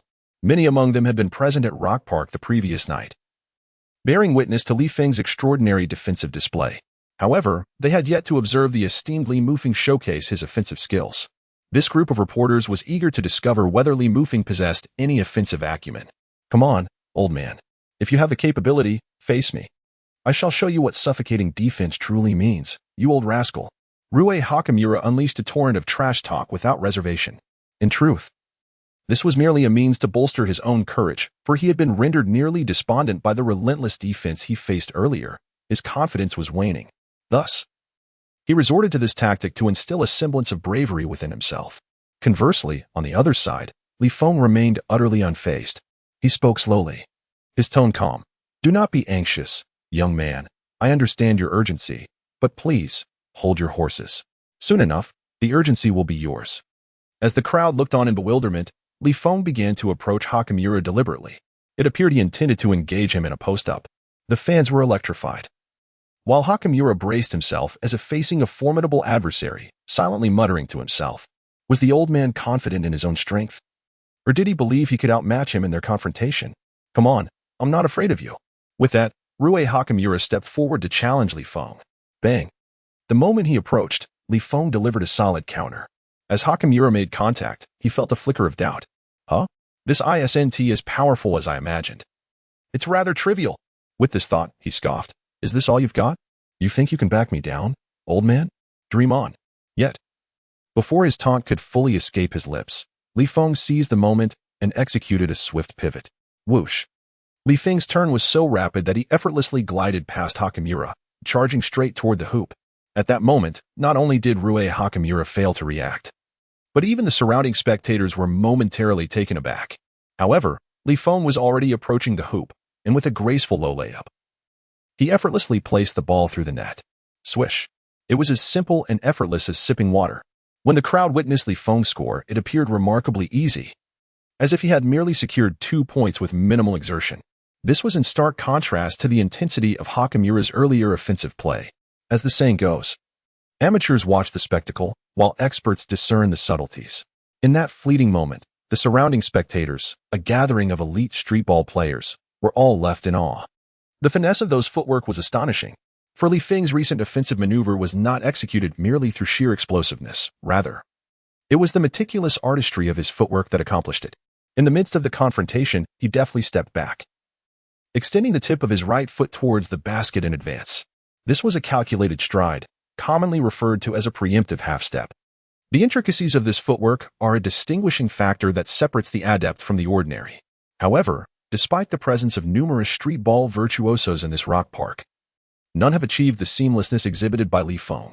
Mastering this movement is not particularly challenging. The true difficulty lies in executing it with such effortless grace. As the street ball experts reflected, they elucidated the hidden doubts harbored within their minds. Could it be that a mere spin encompasses such a wealth of subtleties? Everyone was astonished. Li Feng's prowess was undeniably remarkable. Could he possibly be a professional player? Ding dong. Congratulations to the host for successfully scoring against Yuzuru Hanyu, earning a reward of 1,000 comprehension points. Li Feng smiled subtly, feeling a surge of satisfaction. Indeed, it seems that upon returning home tonight, he will have ample opportunity to enhance his skills. Yet, if a player selected 9th in the first round can yield such substantial rewards, how delightful would it be if higher-ranked players were to challenge him? Should Li Feng aspire to enter the NBA, he would undoubtedly encounter even more formidable opponents. Yet, by that time, such rewards would be a distant memory. The task of the invincible elder has only recently emerged. Li Feng contemplated how to maximize future gains. Meanwhile, Hakamura was still unconvinced, expressing his frustration. Once more, I was merely careless before and didn't evade. With a smile, Li Feng regained his focus. He then once again held the ball at the three-point line, advancing into the paint before executing a powerful drive. Twice. Following this, he swiftly pivoted and glided inside. However, this time Hakamura was more astute. As he observed Li Feng's maneuver, he leapt up, intending to deliver a chase-down block. Yet, he underestimated Li Feng's footwork mastery. Li Feng's perceptive eye discerned Hakamura's intentions almost instantaneously. After all, how could such a keen observer miss such an obvious intent? In that fleeting moment, he lifted the ball, feigning an attempt, while his feet gracefully pivoted, effortlessly depositing the ball into the hoop from another angle. Wow, more tricks? Hakamura was astonished, but still refused to yield. Once more, Li Feng remained composed. After all, who would turn down an opportunity to gain experience? However, this time, his offensive approach became even simpler. With a half-turn feint, he launched an outside shot. The moment he faked Hakamura out, he stepped forward, finishing with a powerful move. Swish. Li Feng chuckled at the bewildered Hakamura, saying, "Youngsters truly love to jump. Impressive." After a brief silence, he shouted again, "Damn it," once more. Li Feng's offensive footwork was extraordinarily versatile, leaving Hakamura utterly lost. Each of his offensive choices adapted to the unfolding situation, unlike Jordan Poole, who relied on a formulaic sequence of moves. Li Feng's exceptional observational ability, combined with his remarkable coordination, allowed him to showcase the elegance and fluidity of S-tier dreamlike footwork to perfection. It could be said that whenever Li Feng penetrated the paint, he could effortlessly secure at least 2 points with each feint. The onlookers were left in awe, astonished by the prowess of this elder. In the presence of Li Feng, Hakamura appeared as a toddler just learning to walk, easily manipulated. It was astonishingly effortless. At this moment, the players on the sidelines, including the bone collector, were completely impressed. This Li Mufeng is undoubtedly not a disguise of Li Feng. The exquisite footwork displayed beneath the basket is truly remarkable. With this singular skill, Li Mufeng undoubtedly qualifies as a professional player of exceptional caliber. Yet, at this moment, the crowd is enveloped in a haze of confusion. If he is indeed not Li Feng in disguise, then who exactly is this Li Mufeng? And how has he attained such prowess? Hakamura Rue appears to have been utterly overwhelmed by Li Feng's prowess. Suddenly, from the throng, a young man with braided hair and an air of arrogance strides forth. He approaches the court and, with a swift kick, sends the basketball soaring away. He then speaks slowly. "So, you are Li Mufeng? I have come to challenge you." As the onlookers turn to face him, many journalists recognize his identity. Isn't that Ja Morant? Chapter 85, one step ahead. Yet this is already the third step. At this moment, even Li Feng could not have anticipated that the King of Guns would make a personal appearance. After all, this is the land of the free, America. Who knows what Ja Morant might be concealing at his waist? On the other side, Rue Hakamura also recognized Ja Morant's identity. After all, the latter is considered one of the star players in the NCAA. Moreover, in terms of the impact and buzz in a single elimination tournament, everyone believes that Morant has a chance to be a top 3 pick in the NBA draft. The distinction between the top 3 picks and the lottery selections is quite pronounced. Morant surveyed the crowd with an air of superiority and addressed Li Feng, saying, "Old man, I'm here to teach you a lesson. Do you dare accept my challenge?" Upon hearing these words, the expressions of those present shifted slightly. They had not anticipated such a delightful surprise. Morant's playing style is entirely different from Hakamura's. The latter leans towards a power-forward approach, whereas Morant is a small guard characterized by explosive speed and agility. Although this old man can handle forwards, he should be utterly helpless against a quick and agile guard like Morant. Many spectators along the sidelines share this sentiment, and Morant himself is of the same opinion. He believes that despite the old man's commendable skills, he certainly cannot defend against him. With an exceptionally swift start and the ability to execute numerous challenging layups in midair, facing an elderly opponent is akin to using a sledgehammer to crack a nut. The crowd has swelled considerably, completely filling the arena. Many female fans, caught in the throng, remain oblivious to the discomfort, as the space is simply too cramped. Meanwhile, the number of viewers tuning into the live broadcasts by various media outlets has reached unprecedented heights. In the streaming rooms, most viewers are astonished that Uncle Li Feng truly exists. However, what they find even more astonishing is the formidable dominance exhibited by Li Mufeng on the court. Though his playing style differs significantly from that of Li Feng, it is difficult to ascertain who possesses greater strength. Some even feel that Li Feng's uncle appears to be even more composed on the court. They remain unaware that, enhanced by the eye of insight, Li Feng's control over the game far exceeds his previous capabilities. Any error made by a player is met with severe repercussions. In fact, many of these cannot even be classified as mistakes. Merely a moment of hesitation or a different choice is enough to be captured and exploited by Li Feng's discerning gaze. As the fervor surrounding the match between Li Mufeng and Rue Hakamura rapidly escalates online, the number of viewers in various streaming rooms continues to break records. With the increase in audience size, many Chinese fans have recognized that Li Mufeng's movements seem remarkably familiar. Wow, isn't that Wang Zhiji's dreamlike footwork? Indeed, there is a striking resemblance. It appears that Li Feng's uncle is quite the seasoned basketball enthusiast. Initially, I had my doubts about whether this person was merely an impersonation of Li Feng, but it seems I was mistaken. Brother, you must be overthinking it. Li Feng is currently injured. How could he possibly compete at such intensity? The comment from above rings true. Li Feng is indeed still recuperating. Moreover, he wouldn't be capable of such dreamlike footwork, would he? If one could both drive, shoot, defend, and possess such skilled footwork, that would be rather absurd. The crowd buzzes with speculation.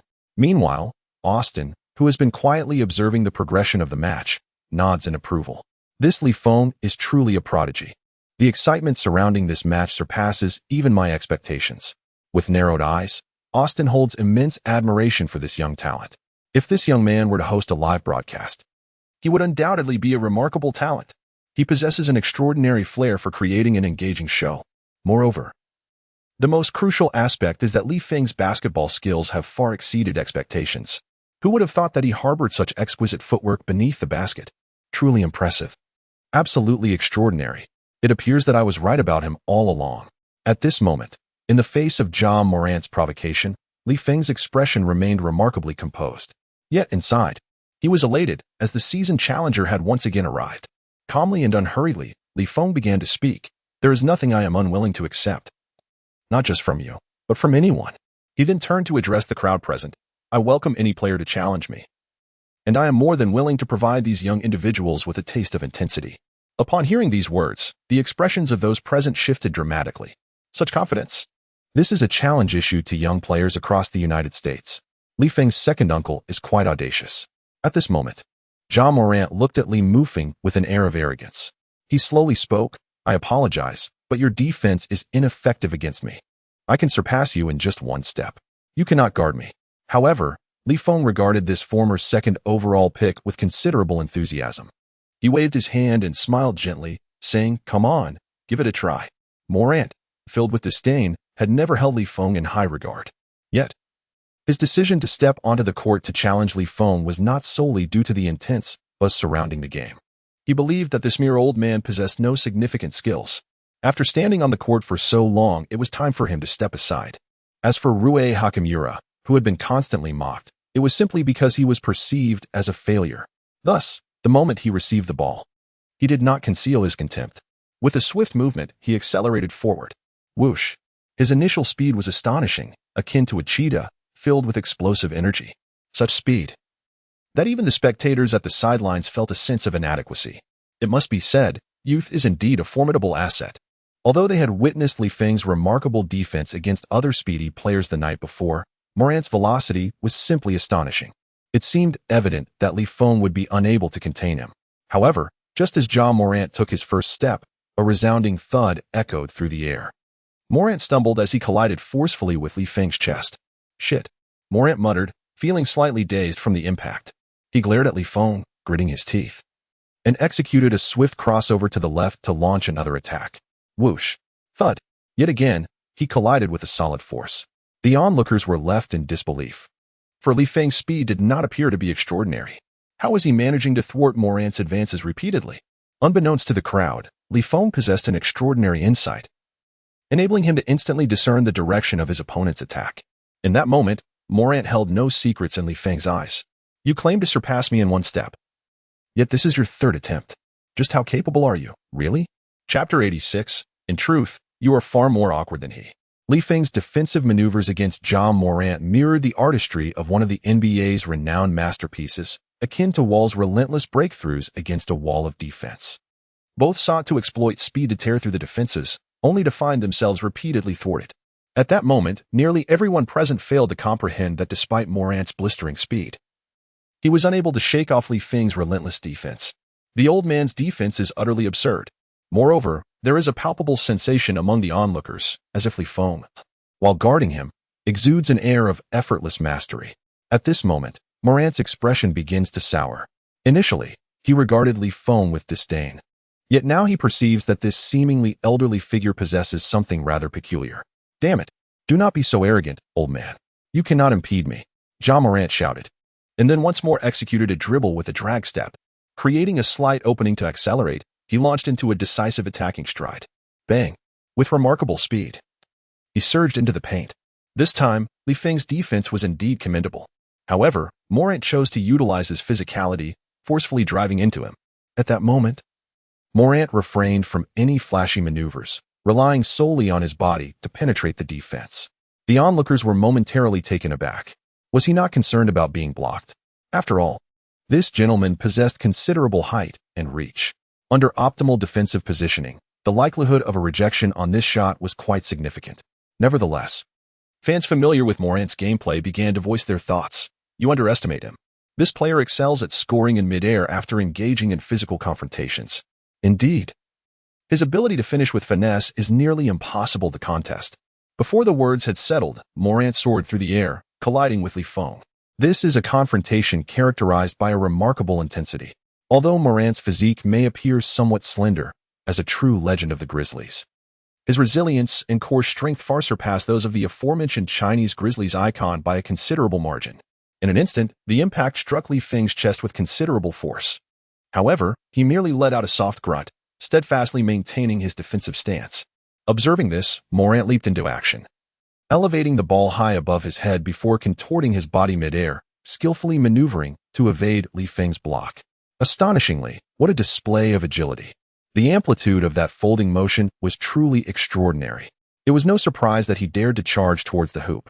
At this moment, it was evident to Li Feng that he would not be able to contest him effectively. Li Feng's expression shifted slightly. It must be said that Morant's move was indeed challenging to defend against. After all, such an expansive motion, if not countered adeptly, could easily result in a 2-1 situation. Yet, one must consider, how could a future second overall pick not possess extraordinary skills? Nonetheless, Li Feng remained unfazed. He understood that when one is struck, they will fall, oh no. Rather, when the ball is blocked, it will soar away. He realized he need not concern himself with Morant's maneuver, but rather wait for the precise moment when Morant would release the ball into the air. At that instant, he focused intently, activating his keen perception. In a heartbeat, every intricate movement on the court was captured within his gaze, transforming the player's actions into a slow-motion replay. Reminiscent of the bullet time in the Matrix. For an ordinary individual, timing the shot of a quick and nimble guard like Morant would be an exceedingly arduous task. After all, exchanges between skilled players occur in the blink of an eye, making it nearly impossible to predict when one would release the ball. Yet, Li Feng was different. His eyes remained fixated on the basketball. Now, he caught sight of the ball as it slipped from Morant's fingertips. With a surge of determination, Li Feng leapt into action. According to Newton's laws of motion, provided no external forces intervene, the trajectory of the ball in midair remains unchanged. Therefore, once he discerned the path of the basketball, Li Feng acted without hesitation. Crack! In that fleeting moment, Li Feng extended his right hand with conviction, delivering a resounding palm strike. A crisp and thunderous sound echoed, leaving everyone present in a state of astonishment. What on earth? Is this even possible? It was evident that he paid no heed to Morant's actions. Li Feng's second uncle had simply awaited that very instant. This fellow was utterly preposterous. What was this? Defensive prowess? Yet, despite Morant's encounters with numerous seasoned defenders during the NCAA, he had never appeared so flustered. My friends, I feel as though I am caught in a dream. In this instance of flawless defense, Li Feng astonishingly garnered a remarkable reward of 2,000 insight points in one fell swoop. This surpasses even the rewards from some tasks I previously undertook. It can only be said that Morant truly lives up to his status as the second overall pick. It seems that, according to the system's assessment, his abilities are formidable. At this moment, Li Feng's comprehension points have accumulated to a remarkable 15,000. Exhilarating, truly exhilarating. Indeed, tonight has yielded abundant rewards. These experience-rich young players were fully cooperating, and Li Feng was equally unfaltering. He approached Ja Morant once more and spoke slowly. Young man, why not play elsewhere and spare yourself the humiliation? Upon hearing this, Morant's anger flared. He was not the type to tolerate ridicule from others. Old man, I refuse to accept this. Come at me again. Li Feng smiled faintly, as it was his intention to provoke his opponent. After all, he could not allow such a valuable source of experience to slip away. His skill enhancement level depended on it. Let us go. As the two prepared for another round of confrontation, the spectators' emotions surged once more, filling the venue with a cacophony of voices. No one anticipated that an elderly man could remain so composed while facing a multitude of elite NCAA players. It was utterly astounding. Moreover, both Ja Morant and Rui Hachimura could easily be considered prospective NBA players. After all, neither was likely to fall out of the first round. Yet here they were, unable to overcome a nameless Asian elder? How absurd. This is truly astonishing. Subsequently, in the presence of countless spectators, Ja Morant indeed managed to solidify his draft position through sheer determination. His signature prowess in attacking the rim faltered unexpectedly, culminating in a rather embarrassing blunder marked by butterfingers. At this moment, Rui Hachimura observed from the sidelines, his brow furrowed in concern. He slowly turned to his agent, Kevin, and inquired, "Was I ever that clumsy?" Kevin sighed in response. "Honestly, you were far more clumsy than he is." Chapter 87. Promised to show him some color. Why has he faltered? Ja Morant possesses considerable strength. Each of his penetrations is as swift as lightning, executed with remarkable ferocity. This includes his final layup, where he utilized his formidable core strength to perform a deft switch and evade the block. This is nearly a nightmare for the defenders. However, today he truly fell short. And to make matters worse, he was bested by an elder. At this moment, he finds himself feeling a tinge of regret, realizing he should not have stepped forward. His intention was to seize this opportunity to garner some attention and elevate his draft position, perhaps even attract the notice of Nike and secure a lucrative contract. Yet, the outcome has starkly contrasted with his aspirations. Ja Morant was thoroughly overwhelmed, and he was not alone in this defeat. Rui Hakamura and others shared the same fate. Li Feng's hammer was indiscriminate, devoid of any personal sentiment. That night was undoubtedly astonishing for everyone present. Not only did they encounter Li Feng's second uncle in the flesh, but crucially, the events unfolded precisely as Li Feng had described. His second uncle astounded all those in attendance. Following the conclusion of the match, this incident swiftly captured the attention of numerous media outlets and fans, propelling it to the forefront of trending topics. It wasn't merely the hot topic on American forums. Even on domestic sports platforms like Hupu, news regarding Li Feng's second uncle surged to the top of the trending charts. Countless domestic fans expressed their astonishment, exclaiming that perhaps the national team should consider having Li Feng's second uncle compete in future matches. Numerous spectators of the CBA playoffs, upon witnessing the contrasting performances, echoed the classic slogan, "Refund." Across major forums in the United States, the stature of Li Feng's second uncle soared remarkably. He was even likened to the likes of Uncle Drew and Shaquille O'Neal's grandmother, being hailed as one of the three illustrious figures in the realm of basketball. Meanwhile, Li Feng seized this opportunity to continue the challenge under his second uncle's persona on the forum. He welcomed young challengers, announcing his intention to remain in New York for some time, expressing a desire for skilled players to confront him. Naturally, he asserted, the outcome would undoubtedly favor him. This declaration ignited a considerable uproar online. Numerous streetball experts and professional players from various basketball leagues voiced their discontent. How dare an Asian person act so arrogantly on our turf? Indeed, are you not aware that historically, Chinese individuals have been referred to as the sick man of East Asia? How could they possess such audacity? Moreover, Chinese basketball has consistently been subpar. Historically, the only notable figure is the lamentably singular Yao Ming. Now, an elderly man dares to challenge our American players? This is an affront, a blatant insult. We must dispatch a representative to thoroughly humiliate him, to make this Chinese elder aware of our prowess. Absolutely. But who shall we send? Once this post emerged, silence enveloped everyone. No one dared to respond. They appeared to be awaiting someone else to address the matter. Yet none were willing to take the initiative themselves. At that moment, an individual inappropriately inquired, "Why has everyone fallen silent?" After a brief pause, the group began to respond in unison. "I cannot participate. As you know, I left home at a young age. Nor can I, for I am a team-oriented player. I specialize in defense, hence I am unable to compete. You all are unaware that I suffered from a bout of stomach troubles at the age of 3, making it impossible for me to partake." At this juncture, everyone began discussing the prospect of competing against the second uncle. Their reactions were surprisingly uniform. While I may condemn this second uncle, the notion of competing against him is simply out of the question. Nevertheless, during this period, a few brave souls did choose to challenge Li Feng, as both he and his second uncle had recently garnered an overwhelming amount of attention. The recent surge in extraordinary traffic has evoked envy and admiration from all quarters. Numerous individuals, confident in their own abilities yet only possessing modest recognition, are willing to take their chances. However, the truly renowned players are seldom inclined to challenge Li Feng, as even they lack certainty in their ability to prevail. Li Feng's uncle has exhibited a phenomenal performance, and videos related to him have been fervently circulating across the internet. Within a mere few days, even the elite stars of the NBA have encountered footage related to him. At this moment, LeBron James finds himself in the pregame locker room, having come across a video of Li Feng dominating the basketball court. Upon viewing it, his expression subtly shifts, revealing signs of astonishment and appreciation. "Did you all see that? This video of the Asian elder," he inquires, turning to his fellow teammates, who nod in agreement. Indeed, this old fellow is truly formidable. It's hard to believe he is over 50. He seems more akin to a youthful athlete. I can hardly fathom that someone at 50 could play like that. Even you couldn't achieve such prowess at that age, could you, LeBron? In response, James offers a non-committal smile. While he considers himself among the elite in terms of talent and discipline, he does not believe he could reach such heights at 50. The individual in the video displays a level of dominance on the court that would place him amongst the finest, even among 20-year-olds. Intrigued, James strokes his beard thoughtfully. Yet as a savvy marketer within the NBA, he astutely senses that there is something peculiar about this situation. Is this old man truly an old man? He does not perceive himself as such.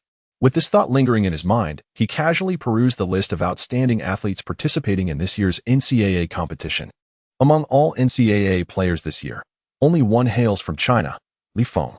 Despite numerous netizens claiming he is injured and asserting that he has not demonstrated the requisite defensive skills or footwork in the paint, they presented ample evidence, seemingly to prove that Feng and the esteemed elder are indeed two distinct individuals.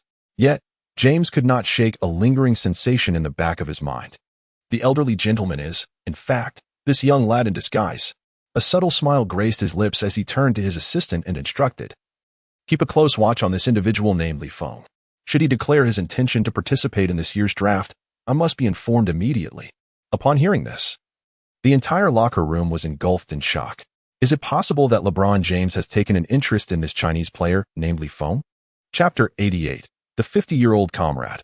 I wish to enter the draft. At this moment, it was not only LeBron James who had noticed Feng.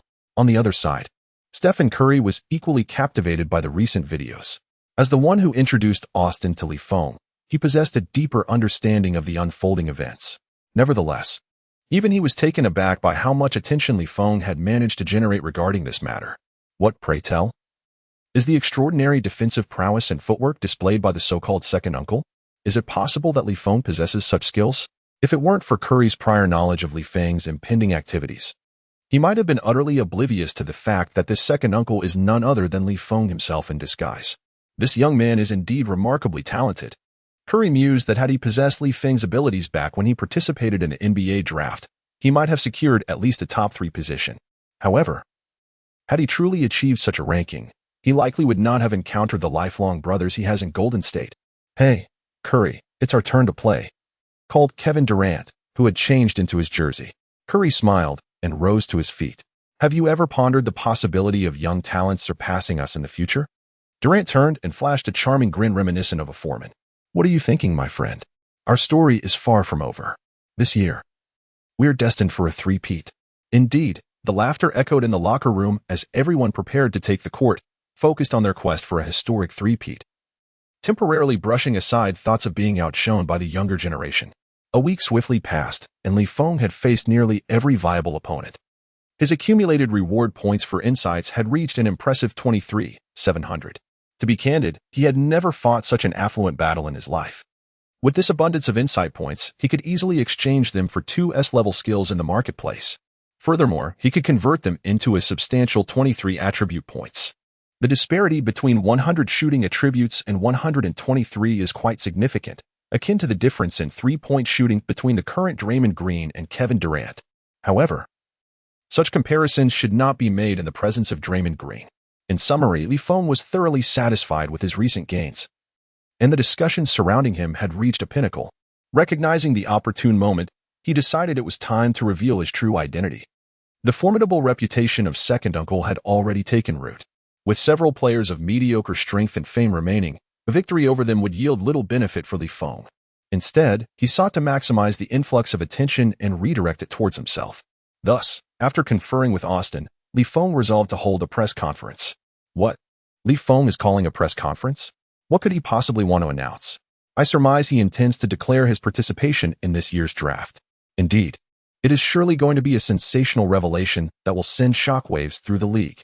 I must secure a prime position. No one should dare to contest it with me. The major sports media outlets were electrified upon hearing that Feng would convene a press conference. Esteemed and venerable organizations such as ESPN and TNT bestowed significant attention upon Feng, demonstrating ample respect for both him and Austin. On the day of the press conference, the journalists had meticulously prepared a plethora of inquiries, eager to delve into Feng's thoughts. However, upon arrival at the venue, the crowd was met not with Feng's presence, but rather with that of his uncle, leaving everyone momentarily taken aback. What does this mean? Could it be that we were mistaken? It is not Feng who has announced his intention to participate in the draft, but rather his uncle? Just as the crowd began to regard their thoughts as somewhat absurd, Feng's uncle boldly addressed the camera, declaring, "I intend to enter the NBA draft this year." Upon hearing this, the onlookers were utterly astounded. Is this for real? Although the NBA imposes no upper age limit, Isn't it a tad outrageous for a gentleman in his 50s to consider such a venture? The journalists responsible for the live broadcast were equally taken aback, and the audience in the streaming room was left in sheer disbelief, jaws nearly dropping. Is this truly not a joke? This 50-year-old individual is serious? At this age, most have already retired. However, one cannot deny that Li Feng's uncle possesses genuine talent for the NBA. Yet, if you were the manager of an NBA team, would you choose such an elderly gentleman? If he were 30 years younger, he would undoubtedly be in high demand. But as it stands, perhaps it is best to forego that notion. Nevertheless, immediately after Li Feng concluded his statement, several professional makeup artists approached, expertly preparing to remove his makeup. This scene unfolded with such suddenness that everyone was left in a state of bewilderment, frozen in place. Wait a moment, is this fellow in disguise? Could it be that he is not an old man after all? No way, could he actually be Li Feng? To their astonishment, it truly was Li Feng. My goodness. As the crowd finally discerned the visage hidden beneath the makeup, shock rippled through them all. They had never anticipated that Li Feng's second uncle was, in fact, a guise donned by Li Feng himself. This meant he was indeed participating in the talent show. It was undeniably Li Feng. At that moment, the journalists present. The media broadcasting live, and the fans watching the live stream from outside were all utterly bewildered. They felt a peculiar itch at the tip of their noses, as if they were about to be transformed into clowns. Indeed, they had been thoroughly deceived during this period. To be frank, they had never suspected that this so-called second uncle was merely an alter ego of Li Feng. After all, there was an abundance of seemingly insurmountable evidence against it. Li Feng had been injured in the NCAA finals, he lacked the footwork under the basket, and he did not possess such exquisite defensive skills. Yet, in the end, everyone realized that nothing was truly impossible. It was indeed fitting, for Li Feng was a player known for creating miracles. Observing the astonished expressions of the crowd, Curry erupted in laughter before the television screen. Oh, just look at those guys' faces. It's absolutely hilarious. That kid Li Feng is truly a spectacle. I've completely fallen for him. Clay, come over and see.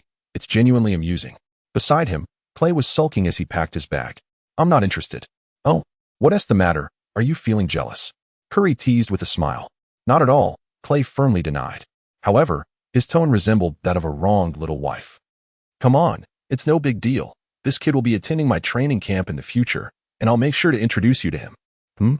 Upon hearing this, Clay suddenly broke into a wide grin. Great. I can't wait to get to know him better. Clay Thompson was eager to find out more.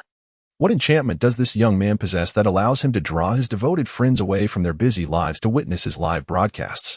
Li Feng, is it? I shall remember you. Chapter 89. The bold declaration of Barkley on the eve of the draft. The situation unfolds thus. I shall participate in the NBA draft this year. Li Feng's proclamation detonated like a bombshell within the basketball realm. Firstly, it is undeniable that Li Feng possesses formidable talent. He led his team to triumph over the extraordinary Zion Williamson, achieving a remarkable series of victories and securing the NCAA championship. Furthermore, Li Feng's marketing prowess is remarkably adept. Not only has he attracted a substantial wave of attention, but during this period, he has also revealed a completely different facet of his game on the court. His exceptional defensive awareness and skills, along with his ethereal footwork beneath the basket, have proven to be formidable assets. With these two skills alone, he has outperformed notable competitors such as Rui Hachimura and Ja Morant. This has made everyone realize that Li Feng's prowess is likely far beyond their expectations. Mr. Li Feng, I must say, your promotional efforts are nothing short of exquisite. I am confident that countless teams will vie for your talents. After the press conference concluded smoothly, Jeff Austin expressed his profound sentiments. The exhilaration coursing through Austin at that moment was beyond mere words. Even he, who prides himself as a marketing mogul, found it impossible to compare to the immense influence Li Feng has generated. Truly remarkable. The impact of Li Feng's actions is simply astonishing. The astonished expressions on the faces of others were unmistakable. Meanwhile, Li Feng remained remarkably composed, as if this outcome was entirely anticipated. We will have many more contracts and documents to handle moving forward, and I will need your assistance then. Not at all. This is simply my duty. Austin replied with a smile. Initially, his favorable attitude towards Li Feng stemmed from recognizing the young man's potential. However, his current regard for Li Feng is rooted in his complete admiration for the latter's performance. After the conference, Curry also called Li Feng. Kid, you did well. Thank you. It's primarily due to Mr. Austin's reliable recommendation. Don't be modest, kid.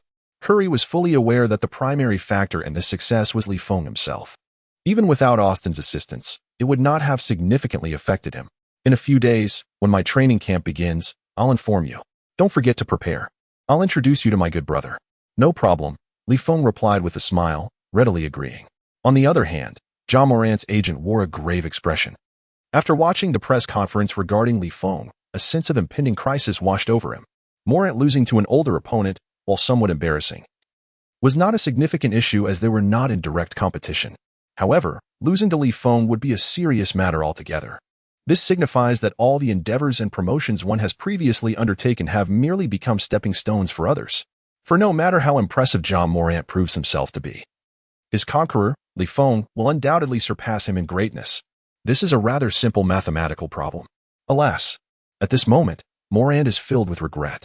However, he never anticipated that competing against an elderly man on the basketball court would ultimately lead to his entanglement with Li Feng.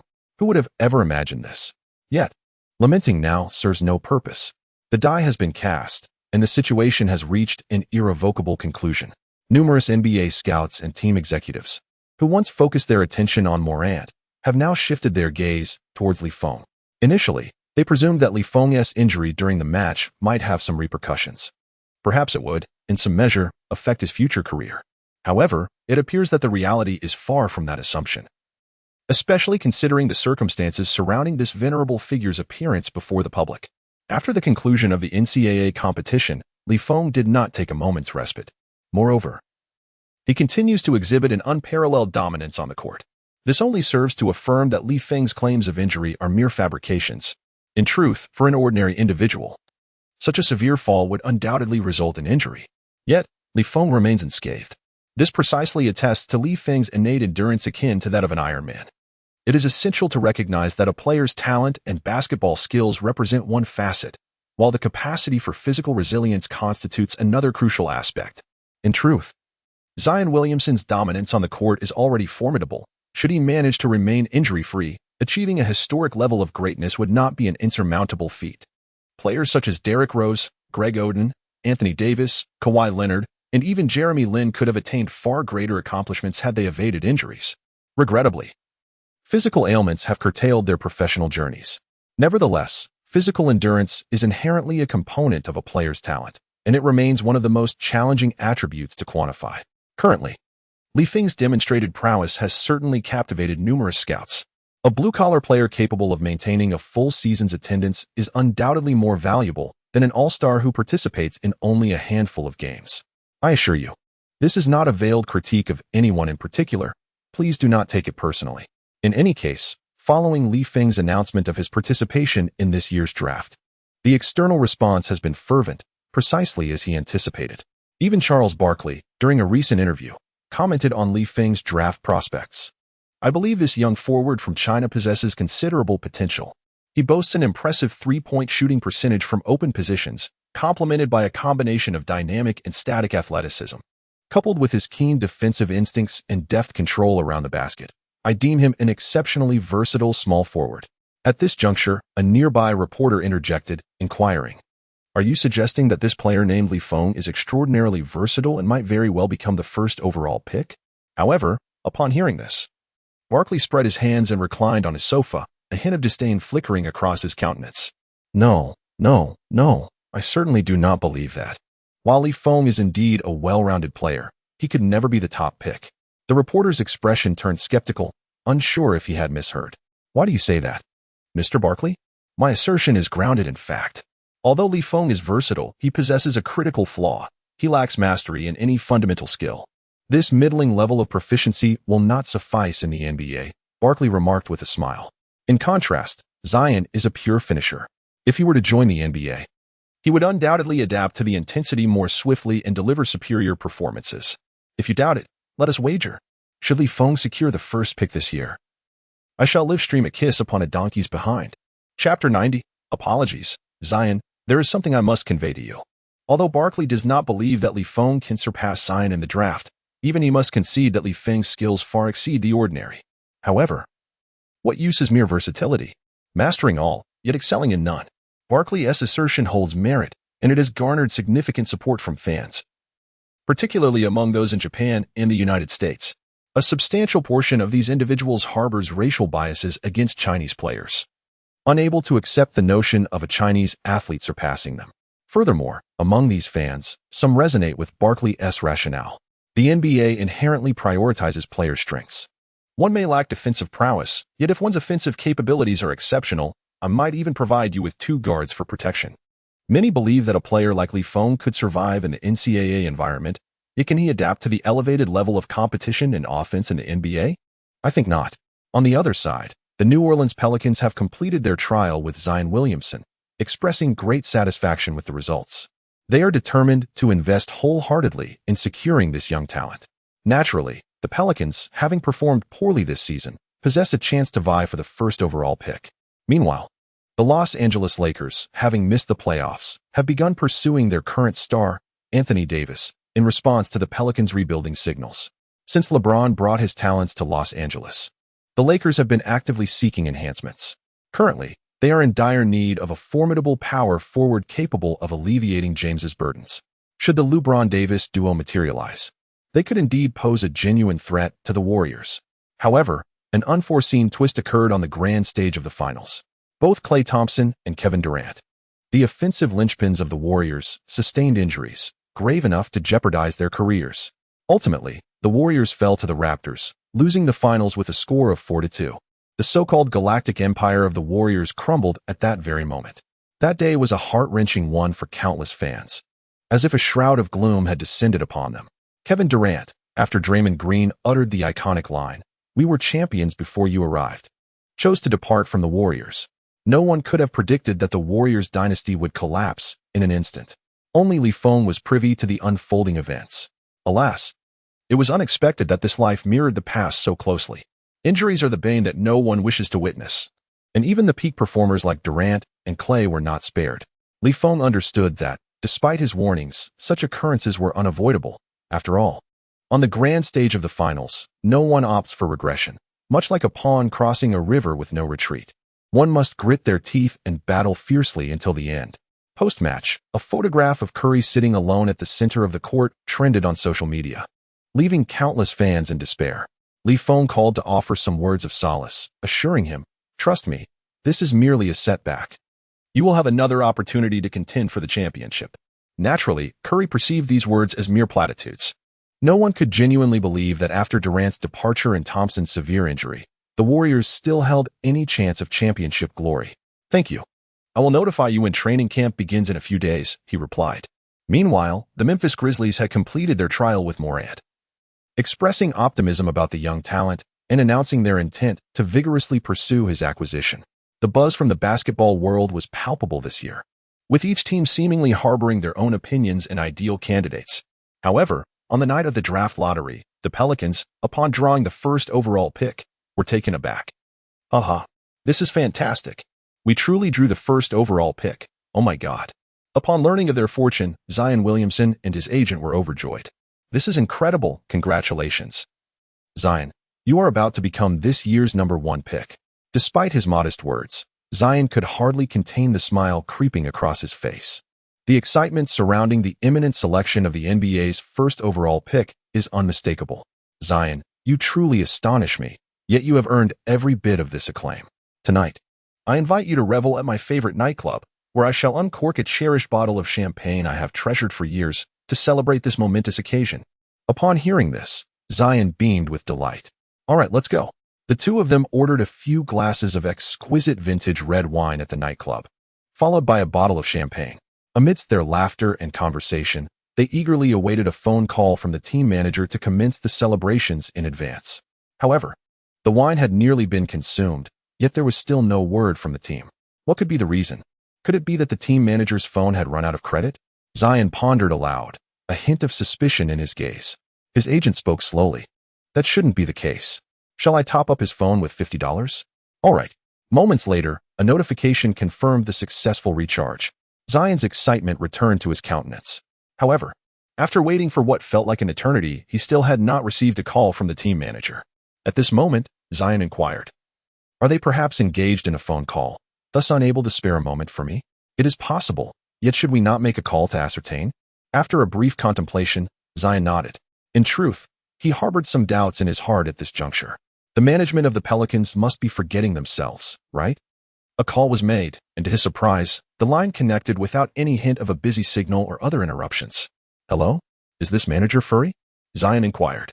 Manager Furry chuckled and replied, Yes, it is I. You must be Zion. Indeed, Manager. I just saw that you secured the first overall pick.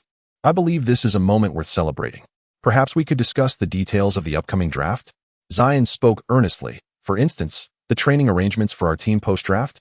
I could even join the team for training right now. However, at that moment, Coach Furry interrupted Zion, saying slowly, by the way, we were just about to discuss this matter with you. I understand we initially promised to pursue your addition with utmost diligence. But now that we have acquired the first overall pick. Upon hearing this, Zion fell into silence, although a sense of foreboding had begun to settle within him. He still inquired, Are you implying? We intend to select Feng with the first overall pick. At this revelation, both Zion and his agent were left utterly dumbfounded. They were as if struck by lightning, their previous excitement dissipating. What did he just say? They planned to choose Feng with the first overall pick. What on earth? Meanwhile, the Grizzlies had also secured the second overall pick. The initially jubilant Ja Morant and his agent were preparing to celebrate their impending selection when yet another piece of disheartening news arrived. Sorry, Morant. There's something I need to tell you. Chapter 91. I'm sorry, LeBron. You are a good person. Upon hearing the tone of the caller, Ja sensed something was amiss. What is it that you need to say? After a brief pause, the manager finally spoke. What I mean is, since we secured the second overall pick, we are inclined to select Feng with this pick.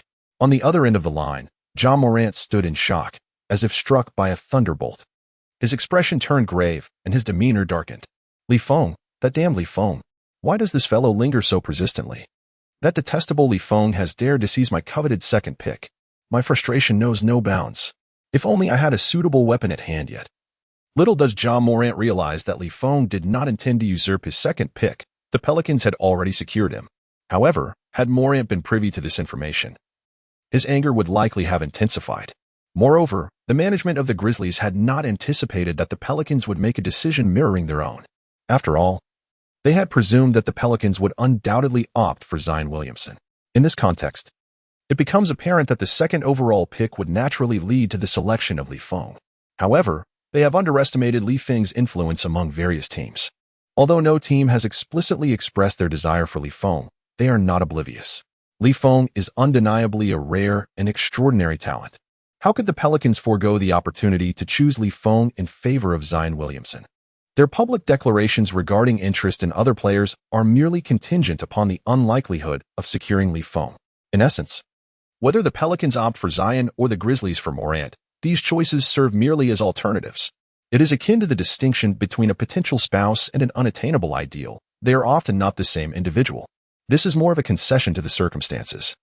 It resembles the saying from Uncle Benchin's skit, just make do, what's the harm in that? On the other hand, the Los Angeles Lakers merely secured the seventh pick, leaving them without the opportunity to select Feng. Upon learning of this development, James felt a slight tinge of disappointment, albeit only a modest one. This fleeting emotion barely affected him. After all, Feng was merely a young man under 20.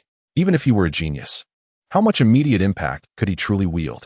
His good friend Wade, during his rookie season, averaged only 16 points per game, which was already considered a remarkable achievement among that year's newcomers. It was unlikely that, regardless of Feng's performance in his rookie year, he could surpass his dear friend. At present, his primary focus remained on recruiting Davis. In James's eyes, brotherhood transcended all else. The essence of basketball lies in camaraderie. The pivotal factor in the transaction with the Pelicans hinged on Anthony Davis's own willingness.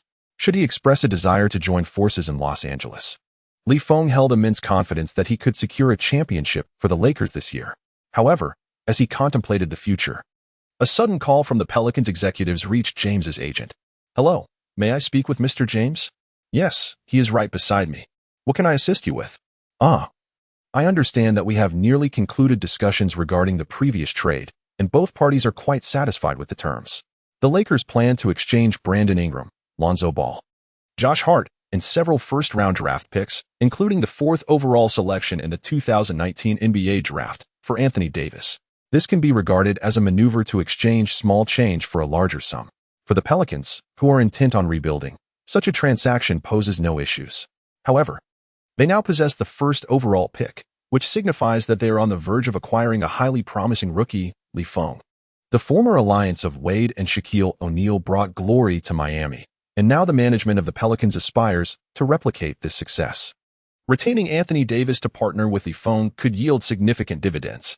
Should Feng adeptly acclimate to the rigors of the NBA, they might well have a chance to contend for the championship within 3 years, even if Feng fails to realize his potential. Davis will still command considerable trade value 3 years hence. Thus, in any scenario, they face no losses. Were it not for the urgency to rebuild, the team would not have contemplated trading Davis at this juncture. "Oh no, LeBron, we have some unfortunate news," his assistant said after hanging up the phone. LeBron furrowed his brow and inquired, "What is it?" "It pertains to Feng." "Oh, I was already aware of that. We cannot sign Feng," LeBron replied nonchalantly. Shrugging his shoulders, he casually picked up the stirrer from his coffee cup and took a composed sip. "No, that's not the issue," his assistant began, his expression grave. "What I meant is that the Pelicans plan to sign Feng, which means they are not inclined to part with Anthony." At this revelation, LeBron was momentarily taken aback. His expression turned slightly blank as he questioned whether he had misheard.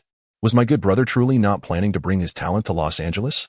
The dream of a LeBron Davis partnership was on the verge of shattering. At this moment, James could no longer maintain his composure. He spat out a mouthful of coffee, coughing violently. His assistant promptly offered him a towel. Nevertheless, amidst his coughing fits, James exclaimed, "Quick, cough, call Anthony." Meanwhile, Anthony Davis had just exited the Pelicans front office after a meeting with the team's executives. Shortly thereafter, he received a call from James's assistant. "What's the matter?" Upon connecting the call, James seized the phone and said, "Anthony, my brother, I've heard you're considering staying in New Orleans. What is it that captivates you there?" After a brief pause, Anthony replied thoughtfully, "My brother, LeBron. I've spent some time here and am familiar with many aspects of this place. Most importantly, they will select a young talent with the first overall pick. I believe that if we join forces, we might have a chance to achieve something remarkable." James retorted, "But, after all, he is merely a rookie, isn't he?" The implication of his words was clear. As the GOAT, how could he possibly be less appealing than a mere novice? However, as Anthony Davis pondered the various monikers bestowed upon Durant by fans, he felt a flicker of doubt. If he could secure a championship without leaving New Orleans, that would undoubtedly be the superior choice for him. Moreover, in New Orleans, he was the team's leader. Feng's presence was merely to support him. Why should he settle for being someone else's second in command? With this in mind, Anthony resolutely stated, "I'm sorry, LeBron. You are a good man." Chapter 92. Did the host read the wrong script? Is this referring to Zion? On June 15, 2019, on the day of the draft, all players preparing to enter the NBA gathered at the venue. Feng, accompanied by his agent Jeff Austin, was also invited. Each player was permitted to bring along a maximum of 2 companions. Feng chose to bring along the young girl Lu Qingyu. After all, during this period, Feng had been preoccupied with matters related to the draft, and much of the logistical arrangements concerning his accommodations had been managed by Lu Qingyu. Although she insisted that such responsibilities fell under the purview of the team manager, in truth, the favors Feng sought from her were of a more personal nature. Thus, in a strict sense, it could be considered overtime. Therefore, Feng decided to bring her along today as a gesture of gratitude. The organizers of the NBA event had categorized all players into different tiers. Those players anticipated to be selected within the top 10 were seated at the forefront, while those expected to be chosen in the first round were placed in the adjacent second area. As for those projected for the second round or undrafted players, they found themselves relegated to the far corners or inconspicuous spots. Some players were not even afforded a seat. At this moment, Feng was directly assigned to a small round table situated in the front row. Here, it is one of the 3 tables closest to the host. Seated beside him are Zion Williamson and Ja Morant. The 2 individuals cast displeased glances at Feng, as if silently threatening, "I could easily eliminate you." Unfazed, Feng boldly met their gaze and inquired directly. In response, they merely snorted and turned away. Feng was indifferent, as long as they ceased their scrutiny. He was content. The atmosphere grew tense as the lights dimmed, and the host gradually began to speak. "Ladies and gentlemen, the talent showcase of this year is about to commence. Now, let us welcome the New Orleans Pelicans, who hold the coveted first overall pick, to the stage to make their selection." The live camera slowly focused on the Pelicans team manager, Griffin, as he ascended the platform. It was evident that a radiant smile adorned Griffin's face. After all, securing the first pick was a cause for celebration. Striding confidently onto the stage, he elicited a wave of chuckles from the reporters present. Griffin was elated, for they were on the verge of acquiring the formidable Zion Williamson. Indeed, this would significantly bolster their competitive prowess. If Zion were to join forces with Anthony Davis, their strength would be formidable.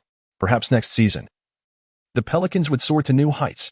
Given prior external reports, it was clear that the Pelicans had a keen interest in Zion. It could be said that their intentions were mutual. However, when the cameras turned to Zion, his expression was anything but joyful. How perplexing. What could be the matter? The crowd was left in confusion. In the live broadcast, many of Zion's fans shared the same bewilderment. Could it be that there was discord between Zion and the team's management? Yet, observing Griffin's jubilant demeanor only deepened their uncertainty. It seems that the situation is not as they had surmised. At that moment, Furue ascended the stage and promptly handed the name of his chosen player to the host. The host accepted the slip of paper and glanced at the name inscribed upon it. He paused momentarily, taken aback, but quickly regained his composure with professionalism. Addressing the eager media present, he announced, "Let us extend our applause to this extraordinarily creative and talented rookie. His performances are nothing short of spectacular, showcasing unparalleled athleticism that frequently results in breathtaking dunks. Furthermore, he exhibits an astonishing level of dominance at both ends of the court, a level of prowess atypical for someone of his age." At this juncture, all the journalists were led to believe that the individual in question was Zion Williamson. Even Barkley, in that very moment, was brimming with confidence. He chuckled in the broadcast studio, playfully teasing his fellow guest, Shaquille O'Neal. "What did I tell you? It appears that NBA teams possess a keen eye for talent. Regardless of the circumstances, Zion's dominance far surpasses that of Feng. His selection as the first overall pick does not come as a surprise to me." After all, the host's description regarding athletic talent, electrifying dunks, and court dominance aligns perfectly with the persona of Zion Williamson. This individual was once heralded as the second coming of James. However, O'Neal remained unconvinced. Shaking his head as he remarked, "I once held a similar disdain for Yao, but you know how that turned out. Therefore, I still believe that Feng will emerge as the second Chinese #1 pick following Yao Ming." No, O'Neal, shall we wager?" Barkley interjected with a confident smile. "Haven't we already placed our bet? I brought the donkey, and it's waiting backstage. Haha, I trust you won't live to see that opportunity." Meanwhile, the host continued. "This player possesses a comprehensive skill set, excelling in shooting and footwork. His experience and technique leave even seasoned professionals in awe. It can be said that this player has flawlessly amalgamated his innate talent with exceptional basketball skills, elevating his prowess to an unprecedented level." At this moment, many fans of Zion displayed expressions of mild discontent. It is customary for hosts to indulge in a bit of flattery during draft introductions. Yet one must ensure that such praise is grounded in reality. To assert that Zion is adept at shooting and footwork is rather perplexing. Are we extolling his virtues or casting aspersions upon him? Beyond his proximity to the rim, Zion's shooting poses little threat. His percentages for both mid-range and three-point shots fail to meet the league's average. As for his footwork beneath the basket, it is hardly worth mentioning, as his predominant offensive strategy revolves around overpowering opponents to create opportunities for three-point plays. Thus, one must question whether the host has misused their terminology. It is truly unprofessional. How could a host be so careless with their words? After all, Zion is a first overall pick. Why is there such a lack of respect? It is no wonder that Zion is agitated. It is undoubtedly due to the host's lack of professionalism. Indeed, we must call for an apology from the NBA host. At this moment, many Chinese fans stood from an objective perspective, cautioning, "Do not be overly confident." Perhaps the host mispronounced every word simply because the Pelicans did not select Zion. Upon hearing this, international fans erupted in outrage. "Damn it, you foolish Chinese. If the first pick isn't Zion, could it possibly be your Feng?" Indeed, it seemed these individuals were prone to whimsical fantasies. Oh, the foolish Chinese fans, forever lost in dreams. Have you no mirror to reflect upon your own selves? This year, the first pick could only be our Zion. However, at that moment, the host in the center of the arena had completed his introduction and surveyed the audience before announcing the final result. This year's draft first pick. Let us congratulate Feng from China. Chapter 93, Draft First Pick Feng. The misfortunate Barkley, upon hearing this announcement, The entire venue fell into a hushed silence. After a brief pause, the arena erupted into fervent applause. What? It is actually Li Feng. Li Feng has become the first pick in the live broadcast. Countless comments flooded the screen. Speak, haters. All those foreign critics who had just been shouting about the Chinese being overconfident were left utterly dumbfounded, their faces betraying disbelief. Eyes wide open. It turned out the host had not mispronounced. He had, from the very beginning, been referring not to Zion but to Li Feng. The shock was not limited to the fans. Even Barkley on the other side was taken aback. He sat in stunned silence, slumped in his chair, while Shaquille O'Neal erupted in laughter. Ha. Barkley, oh my God, I'm laughing so hard it hurts. Ahem, this was merely an unforeseen event. Barkley managed an awkward smile, attempting to lighten the mood. Actually, I have always believed in Li Feng. I am a fan of his, just kept it under wraps. Thus, he hoped to avoid any mention of the donkey incident. Yet, O'Neal was not about to let his old friend off the hook. He straightened up, adopting a serious tone. Oh, no, my dear Barkley, I much prefer your earlier defiant demeanor. Staff, bring forth the donkey I brought along. Let us treat our dear Mr. Barkley to a dessert. At this, Barkley's expression darkened. Oh God, who knows how long it took me to recover from that nightmare with Yao Ming. You have no idea of the flavor, the sourness of it. Moments later, the donkey was led in. Here you go, my esteemed Sir Barkley. O'Neal executed a graceful, bending motion, yet what transpired next was anything but elegant. It must be said that Barkley is quite the sport, despite his evident reluctance. He ultimately opted to pucker his lips and lean forward. His vision darkened, and he held his breath. What occurred thereafter was a blur, leaving him only with an overwhelming sense of humiliation. Who could have imagined that a past humiliation inflicted by Yao Ming would resurface in the guise of Li Feng? Oh, dear God. Within the live stream, Chinese viewers erupted in laughter. Ha, a double triumph, my friends. This will undoubtedly become one of the most iconic moments. Let us capture this screenshot for posterity. It must be noted that Li Feng is truly remarkable. Even before entering the NBA, he has already made Barkley suffer. Li Feng has indeed brought pride to us Chinese basketball fans. What a delight. Ha, particularly for those detractors in the live chat, who have suddenly fallen silent. Indeed, who does he think he is pretending to be impressive before us? Perhaps he should reconsider who the true #1 draft pick really is. The laughter resounded throughout the live stream. Li Feng has secured the top spot. This marks an epic-making event for Chinese basketball. Since the retirement of Yao Ming, the sport in China has languished. Now, with Li Feng's entrance into the NBA and his selection as the first overall pick, he has undoubtedly dealt a significant blow to many critics. Under the gaze of numerous cameras, Li Feng gracefully rose to his feet. Beside him, Austin and Lu Qingyu wore broad smiles. Although they had anticipated that Li Feng would undoubtedly become the top pick, witnessing the moment unfold before their eyes elicited an uncontrollable surge of excitement. Li Feng ascended the stage and donned the coveted cap of the first overall pick. Let us applaud this prodigious Chinese talent. Li Feng, welcome to the NBA.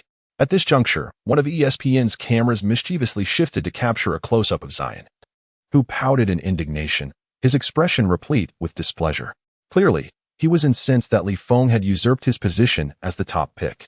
In the live broadcast, numerous female fans of Ja Morant reveled in the moment. Zion, with his apparent lack of intellect, reminiscent of a character from an animated series, could only secure the third spot, while Morant rightfully claimed the second. However, it was not long before the general manager of the Grizzlies took the stage, his demeanor filled with regret and indignation. How could that wretched fury have stolen Li Feng away? Hadn't they agreed to select Zion? Nevertheless, with the situation as it stood, lamentations proved futile. He handed a note to the host, and the arena erupted in applause. Let us congratulate this year's second overall pick, Zion Williamson. Fans of Ja Morant were left bewildered. Meanwhile, Morant cast a resentful glance at Li Feng, cursing the twist of fate. Had it not been for Li Feng's unexpected interference, he would surely have been the second pick. Subsequently, Morant slipped to the third position, and R.J. Barrett and others also saw their rankings decline sequentially. Such is the nature of the world. Regrettably, there are no what-ifs. The draft concluded in an unforeseen manner. Notably, Jordan Poole was selected by the Golden State Warriors at the end of the first round, while other players who had opposed Li Feng experienced varying degrees of impact on their draft positions. The young man is indeed fortunate. Li Feng speculated that this is due to the Golden State Warriors not having high expectations of him. Thus, even after Jordan Poole's numerous nonsensical remarks off the court, the Warriors still chose him. Once everything settled, the familiar sound of the system echoed in Li Feng's ears. Ding! Congratulations, host, on successfully completing the hidden achievement of the Chosen One. You have unlocked the reward for this hidden achievement, SS Level Insight I Phase 2 Talent. Upon hearing this, Li Feng was both astonished and elated. Shortly thereafter, the system's voice resonated again. Ding! Upgrading for you is in progress. Upgrade complete. Your SS Level Insight I has now unlocked its second phase functionality. This news sent waves of excitement through Li Feng. From his current experience, the power of the Insight I was extraordinarily formidable, especially when the disparity in strength between him and his opponents was minimal. The ability of the Insight I became remarkably pronounced. Thus, Li Feng eagerly prepared to test the new capabilities of the Insight I. With a focused thought, he activated the Insight I talent. In an instant, as he gazed upon the crowd, enlightenment struck him. The newly unlocked function was indeed this? When Li Feng turned to look at Zion Williamson beside him, a massive attribute panel appeared before his eyes. Name, Zion status, extremely enraged. Harboring an impulse to harm the host athletic evaluation, S-level detailed attributes, mastered skills. Chapter 94, Anthony has recently announced he will remain with the Pelicans. Li Feng was astounded to discover that the second phase of the Insight Eye's power allowed him to see the attributes panel of others. More importantly, he could perceive their status and thoughts. How intriguing. He turned his gaze to John Morant beside him. Name, John Morant status, feels a void at his waist. Sensing something is missing, desires to challenge Li Feng to a solo match. Athletic evaluation, S-level detailed attributes, mastered skills. Not only could he see the system's comprehensive evaluation of their athletic abilities, but also their detailed attributes. However, what on earth was this void at the waist? It seemed that this young man, should he have a suitable weapon, was preparing to execute a dramatic move and send himself to meet his maker. Oh, no, I am Chinese, and I am not under the purview of divine authority. Li Feng retracted his insightful eye, and then a flicker of realization stirred within him. Although this second-stage ability appeared to hold no substantial significance, Li Feng discerned its most crucial application. When executing the final decisive shot on the court, by activating the insightful eye, he could unveil the opponent's intentions. He would foresee which player the coach designated to make the last attack and from what position the final blow would be struck. Would this not allow me to replicate the legendary moment when Rondo left Cousins defending thin air? No, that is not entirely accurate. Rondo could only anticipate the opponent's tactics. But if they were to change their strategy mid-play and attempt a star move, he would be unable to account for that. However, I would not be burdened by such uncertainty. Even if the opponent sought to unleash an unexpected change of plans or a surprise attack, Li Feng would leave them no opportunity whatsoever. This ability is truly akin to mind reading. How marvelous! Today has been a day filled with abundant harvests. Following the conclusion of the draft, the media erupted in a frenzy. No one anticipated the magnitude of Li Feng's influence. Initially, it was widely believed that once the Pelicans secured the first overall pick, Zion Williamson would naturally become the top selection. After all, it was highly probable that Anthony Davis would be lured away by LeBron James. Signing Zion could easily be seen as cultivating the next core player for the team. Yet, the shocking outcome revealed that the first overall pick turned out to be Li Feng. Oh, my heavens! Moreover, the most amusing aspect was that when the Grizzlies learned of the Pelicans' choice of Li Feng, their disappointment seemed to eclipse even that of Zion. Coupled with their subsequent decision not to select Morant as previously speculated, one cannot help but wonder, did the Grizzlies initially intend to choose Li Feng? Goodness, the world has gone mad. Later that evening, following the draft, Li Feng received numerous congratulatory calls, including one from Stephen Curry and Reggie Miller. Even Kevin Love, whom Li Feng had once bested, reached out to extend his congratulations. After all, they were both alumni of UCLA, and Kevin Love displayed remarkable grace. However, what truly took Li Feng by surprise was an unexpected call from a stranger. Li Feng? Hello, this is Anthony Davis. Li Feng was momentarily taken aback. This was indeed unforeseen. After all, they had no prior connection, and it was unlikely they would have any in the future. Li Feng was well aware that in his previous life, Davis had left the Pelicans to embrace the Los Angeles Lakers. In 2019, LeBron was still at the pinnacle of his career, making him an alluring prospect for many aspiring champions. Thus, Davis's decision at that time was entirely justifiable. Yet, Li Feng could not comprehend why a departing superstar would call him. At that moment, Anthony Davis spoke slowly. Li Feng, my brother. I am very much looking forward to collaborating with you in the new season. Should you have any questions upon entering the league, do not hesitate to call me. Li Feng was momentarily stunned by this statement. What? Collaborate in the new season? Aren't you heading to the Lakers? Anthony Davis slapped his forehead, slightly apologetic, and replied, Oh no, I forgot to mention this. I just held a press conference, and I do not intend to leave this place this year. I will still be playing as a member of the Pelicans in the upcoming season. Therefore, we will still be teammates. Upon hearing this, Li Feng was indeed taken aback. The progression of events seems to diverge from my initial impressions. Have you no intention of departing from the Pelicans? Indeed. Upon receiving Anthony's affirmative response, Li Feng fell into a brief silence. This is indeed delightful news. Although Anthony may not be the primary leader, his exceptional shot-blocking ability undoubtedly ranks among the finest in the NBA today. Should one aspire to make a notable impression during their rookie season, Anthony would undoubtedly serve as an invaluable ally. Let us reconvene in the upcoming season. In a few days, we shall partake in a preseason rookie training commencing on July 10th, at which point we will finally meet. Anthony's tone conveyed a genuine interest in Li Feng, almost as if he were more eager than Li Feng himself. Li Feng contemplated the timeline. By July 10th, he would likely have just concluded his training camp with Curry. With this in mind, Li Feng readily consented. No problem. Excellent. That is wonderful. I eagerly anticipate our meeting, my brother. With that, Anthony Davis cheerfully ended the call, chuckling to himself. It seemed the new season promised to be quite intriguing. Meanwhile, the media remained abuzz with the results of today's draft. Many felt that Li Feng's potential to become the first overall pick was a testament to his profound influence on various teams, reaching heights beyond what many could fathom. Yet, a considerable number of commentators and fans remained skeptical. Li Feng's influence may be notable, but he can only compare himself to these rookies. Once in the NBA, he is merely a novice. Allow me to provide a rational, neutral, and objective assessment. Li Feng's influence is trivial when contrasted with the majority of NBA stars and even ordinary players. Whether he can establish himself in the NBA remains uncertain.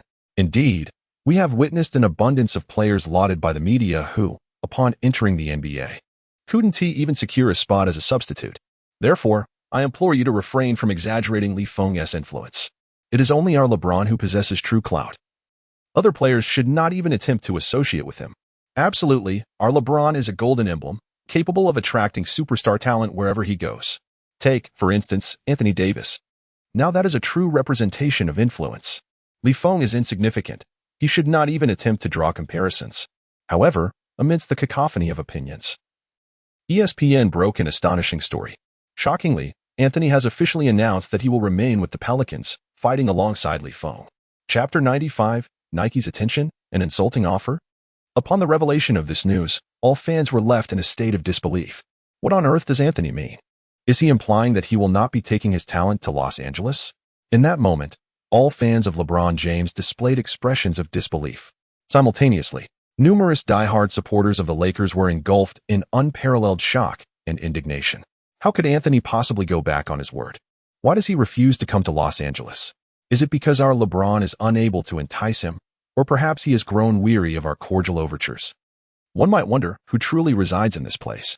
What is so appealing about New Orleans? It could very well be that this is merely a tactic by the Pelicans to inflate their asking price, seeking to negotiate for additional assets. Yet, it seems implausible. The Lakers have already offered considerable incentives. If Davis wishes to depart, there is little they can do to prevent it. At that moment, confusion reigned among the crowd. Suddenly, someone had a flash of insight and remarked, could it be that he is influenced by the recent entry of Li Feng into the NBA? Upon hearing this, the fans of the Los Angeles Lakers were left utterly perplexed.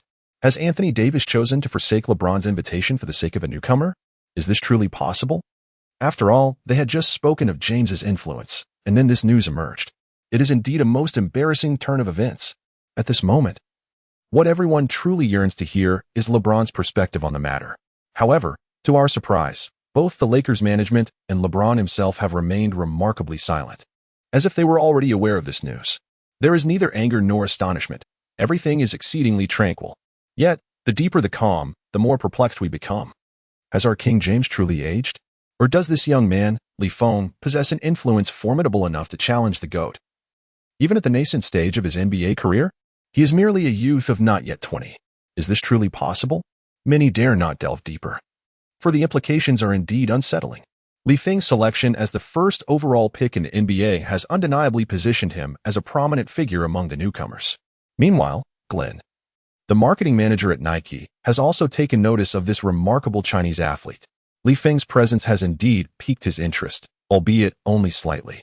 As a marketing manager, Glenn is acutely aware of the types of players that resonate with the market and consumers: powerful, explosive forwards, and dazzling, aesthetically pleasing guards. For instance, the sneakers endorsed by LeBron James, Kobe Bryant, and Kyrie Irving have all enjoyed tremendous sales success. This has been validated by the market. However, Li Feng, an Asian player endowed with explosive capabilities and both offensive and defensive prowess, is unparalleled in the world thus far. Consequently, there exists a certain uncertainty regarding whether enlisting Li Feng as a spokesperson would yield favorable results. If only this lad could dribble with a touch more flair. Although Yao Ming enjoyed a commendable reputation and secured a place in the NBA Hall of Fame, his sneakers failed to gain traction in the market.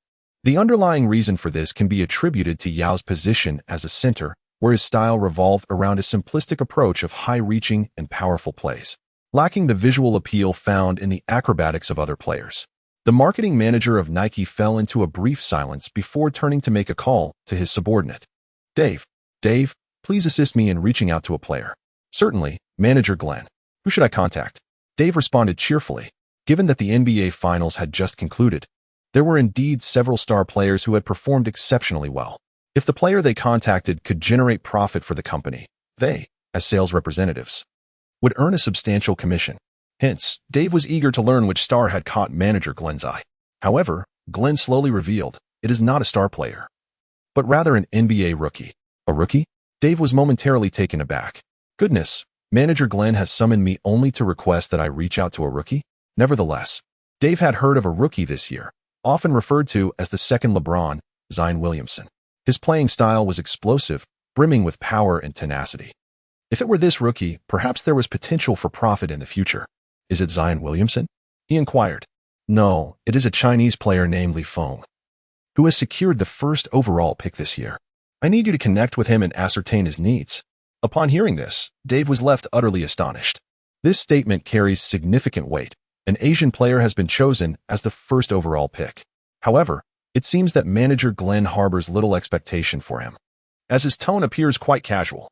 This realization dawned upon Dave, making him acutely aware that this endeavor would likely yield little financial reward, a fruitless exertion indeed. I comprehend this and shall reach out to him.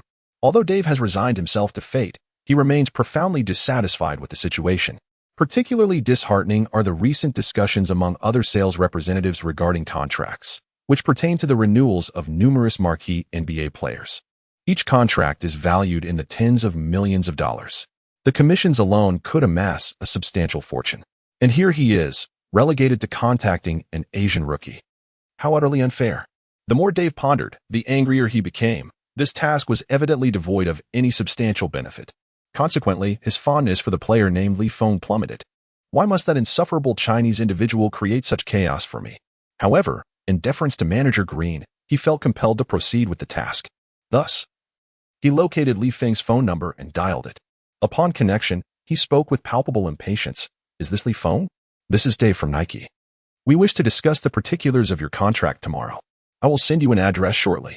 Upon hearing this, Li Feng's expression shifted to one of mild skepticism. I don't have time tomorrow. Your availability is of no concern to me. Do you think I have an abundance of leisure? Let me make this clear. I represent Nike. Should you miss this opportunity, there shall be no second chance. Upon hearing these words, Li Feng squinted, oddly finding the man somewhat amusing. So, you believe that I am the one begging? It is you who should be pleading. Dave, already in a foul mood, became even more irritable after being challenged by Li Feng. At that moment, Li Feng was amused by the other party's inexplicable confidence. With a half-smile, he inquired, Very well. If you expect me to plead with you, what compensation do you intend to offer? $2 million per year, my young friend. I advise you to graciously accept this offer, for tomorrow the price will dwindle to $1.5 million. Although this price merely represents the most basic entry-level offer, Nike often utilizes such contracts to acquire potential prospects. There may be instances throughout the contract period where they do not even provide the counterpart with a single pair of shoes. This is merely a gamble or a tactic to prevent competitors from securing the player. However, at this moment, Dave believes that the contract he has extended to Li Feng should elicit a sense of gratitude. After all, Nike is the most formidable sports company in the world. Moreover, they have not signed an Asian player in a decade. Li Feng should feel honored to receive such an invitation. What do you think, young man? This offer is quite favorable for you. Please respond promptly regarding your acceptance. Yet, on the other end of the line, Li Feng muttered, "Fool. Damn it." Just as Dave was about to erupt in anger, he only heard the sound of Li Feng hanging up the phone. Chapter 96. I still have an opponent to face. And that is you. Li Feng found the insulting offer utterly unacceptable, leaving no room for negotiation. There was no need to waste his breath on such a fool. After all, they would not comprehend the pain until it was too late. Li Feng possessed a clear understanding of his commercial value. Even without considering his influence in the American market, his performance in the Chinese market would undoubtedly rival that of Klay Thompson. By extending such a derogatory contract, Nike has nearly extinguished any possibility of future collaboration. It remains uncertain whether Dave is simply foolish or if the entire Nike corporation is imbued with such arrogance. Li Feng shrugged off the thoughts and moved on. Meanwhile, Dave was infuriated, contemplating calling Li Feng back to unleash his fury. However, when he attempted to call again, he was met with the message, "The number you have dialed is temporarily unavailable." Good heavens, Li Feng has actually blocked him. Damn it, this audacious young man is utterly insufferable. It is infuriating. With this thought, Dave placed a call to manager Glenn. "Glenn, I have just communicated with Li Feng regarding the contract matters." Glenn inquired, "What was the outcome?" "Not good. This young man has no regard for us. He even had the audacity to mock us." Dave expressed his frustration passionately. "Is he really that arrogant?" Glenn was momentarily taken aback. "Of course, manager. He went so far as to say we are nothing but a bunch of trash. He looks down on us, and despite my courteous and patient attempts to explain, this fellow named Li Feng refused to engage with us." Dave continued, his anger palpable. "He not only hung up on me, but when I attempted to call him back, he had the gall to block me. Manager, do you think it is even worth our time to negotiate with such a despicable individual?" Glenn, upon hearing this, also felt a surge of anger. He had initially thought that Li Feng would be somewhat reasonable, at least not excessively arrogant.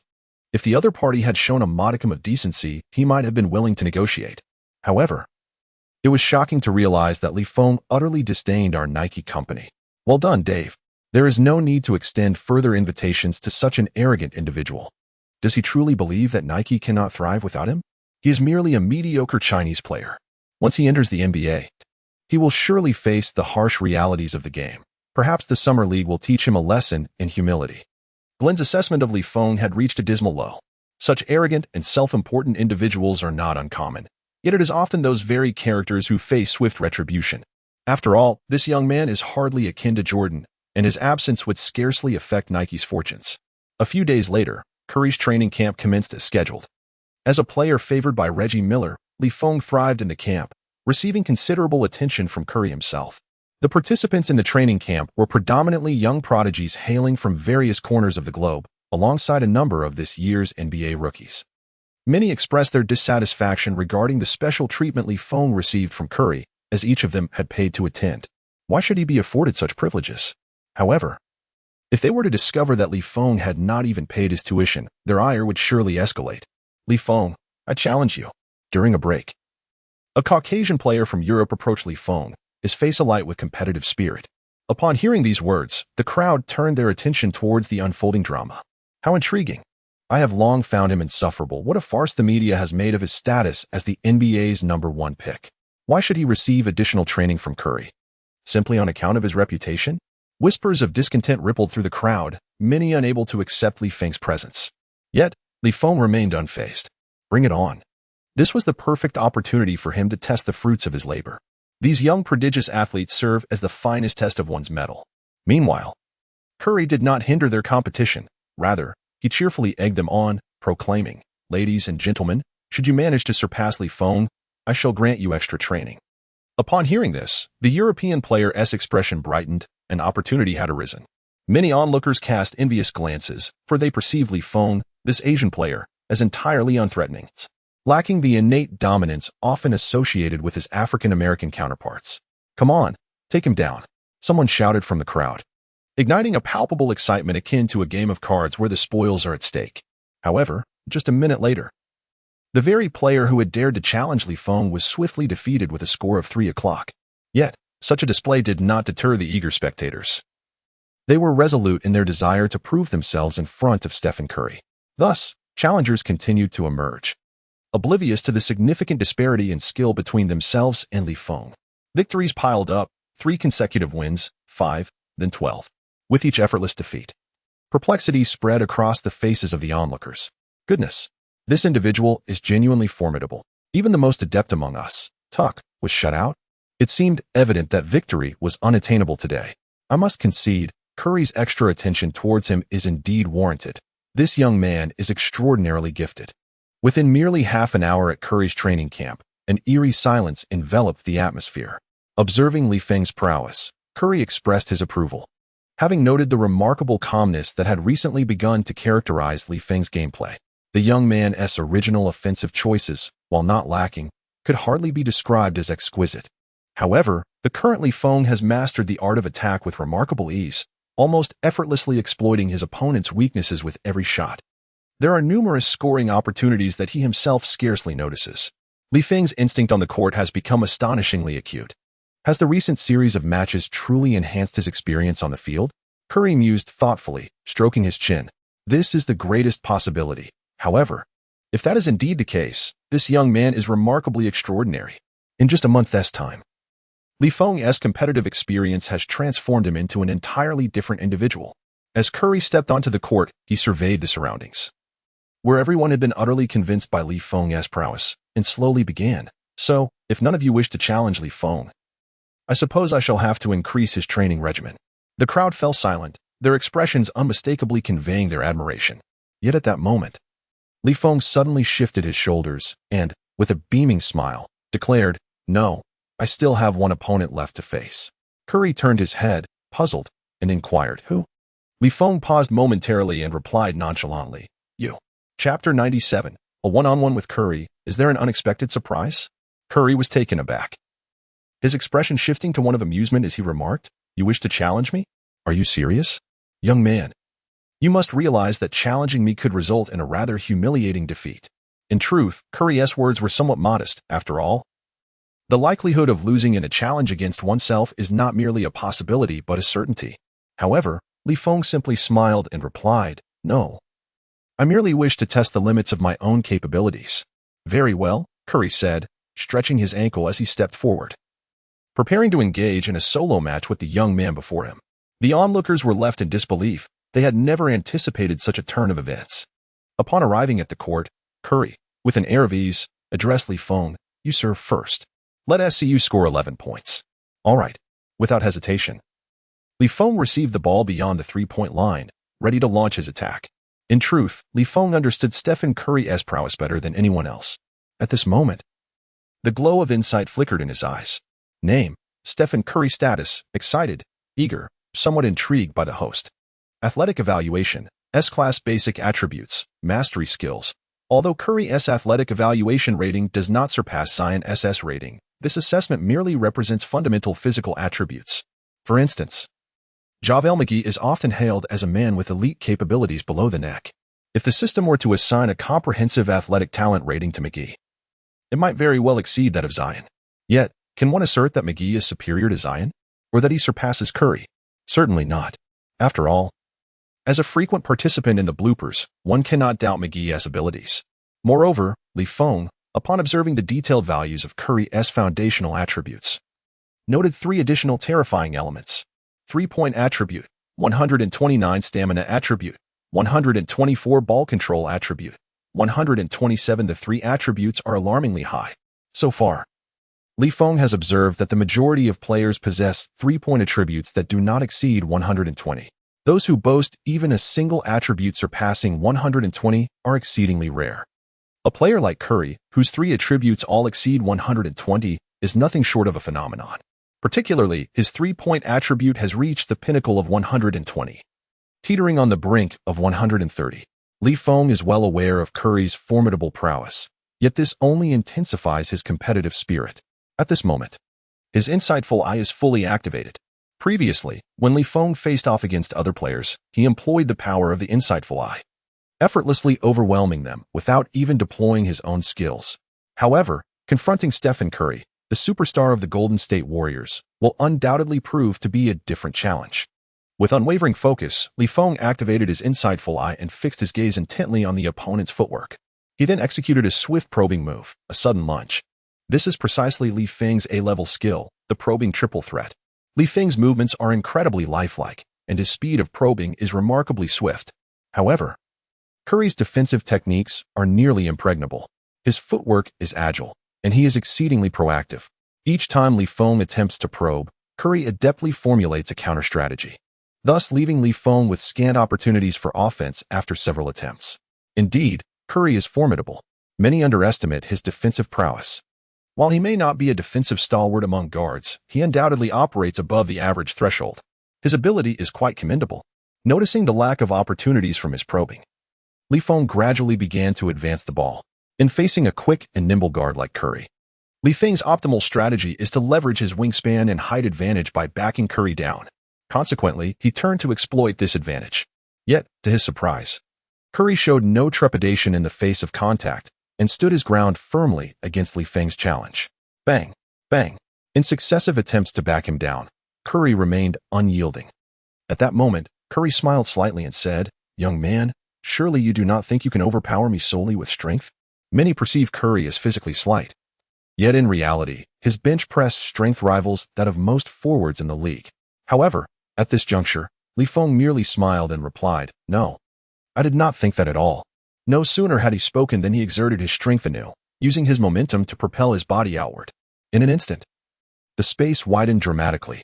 Upon noticing this, Curry swiftly altered his footing, transitioning into a cross step to pursue upward. However, Feng was precisely awaiting this moment. It has arrived. In that fleeting moment, Feng made his decisive judgment. He accelerated, driving towards the paint. Bang! With a swift dribble, Feng surged into the lane. Although Curry was quick to react, he had already altered his footing to charge forward.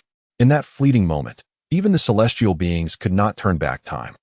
Feng deftly maneuvered past Curry, executing a powerful and thunderous axe dunk. Boom! The score stood at 2-0. At the outset, no one anticipated that Feng would effortlessly score against Curry. However, it was evident that Feng's performance surpassed everyone's expectations. His timing was impeccable. Curry nodded appreciatively, acknowledging, "Not bad. Let us continue." Subsequently, Feng once again leveraged his remarkable observational prowess, seeking opportunities to break through. Yet, after he swiftly accumulated 6 points, Curry seemed to alter his defensive strategy. He began intentionally giving Feng space for shots while shifting his defensive focus inward to guard against Feng's drives. Feng, with his keen insight, understood that the optimal offensive approach was to shoot. Thus, he firmly planted his feet beyond the three-point line, adjusted the basketball to the right position, and launched a three-pointer. Whoosh! But in that very instant, Curry, with astonishing speed, lunged forward. Feng was taken aback by Curry's rapid advance, closing the distance in a heartbeat. Although Feng leaped swiftly and reached a considerable height, such an exceptional dunker as Curry was not one to allow a block easily. Nonetheless, indeed, this moment disrupted Feng's shooting rhythm. His proficiency in three-point shooting relies heavily on his ability to seize open opportunities. However, under the duress of an opponent's interference, his shooting percentage would inevitably revert to its original level. Consequently, the ball clanged against the rim. The possession changed hands. As Curry stepped beyond the three-point line, a subtle smile played upon his lips. "You little rascal, such a steady heart." Feng smiled in silence and passed the ball to his opponent. Yet, in an astonishing display, the young player received the ball and executed a swift step-back jumper. The speed was breathtaking as he released the shot. Whoosh! Almost instantaneously, the basketball swished through the net. 6-3. The entire arena marveled at Curry's performance. However, at that moment, a mechanical voice echoed in Feng's ear. "Ding! Congratulations, host. Your comprehension has reached an extraordinary level. In your recent encounter with Curry, you gained a fleeting insight. Current comprehension progress. 10. Chapter 98. Can he match Curry? He can devour me." Feng's eyes sparkled. Indeed, his speculation was confirmed. He realized that during his exchanges with Curry, he could effortlessly attain new insights. After all, he was acutely aware of his own dilemma, the challenge of reconciling stable three-point shooting with rapid shots. These remain two distinct skills. In the past, Reggie Miller also trained himself, yet even he acknowledged the considerable difficulty involved. It is likely that years of diligent practice would be required to master them. This is not mere boasting. It is indeed the truth. Li Feng has attempted numerous times, and his shooting accuracy during rapid shots remains disappointingly low.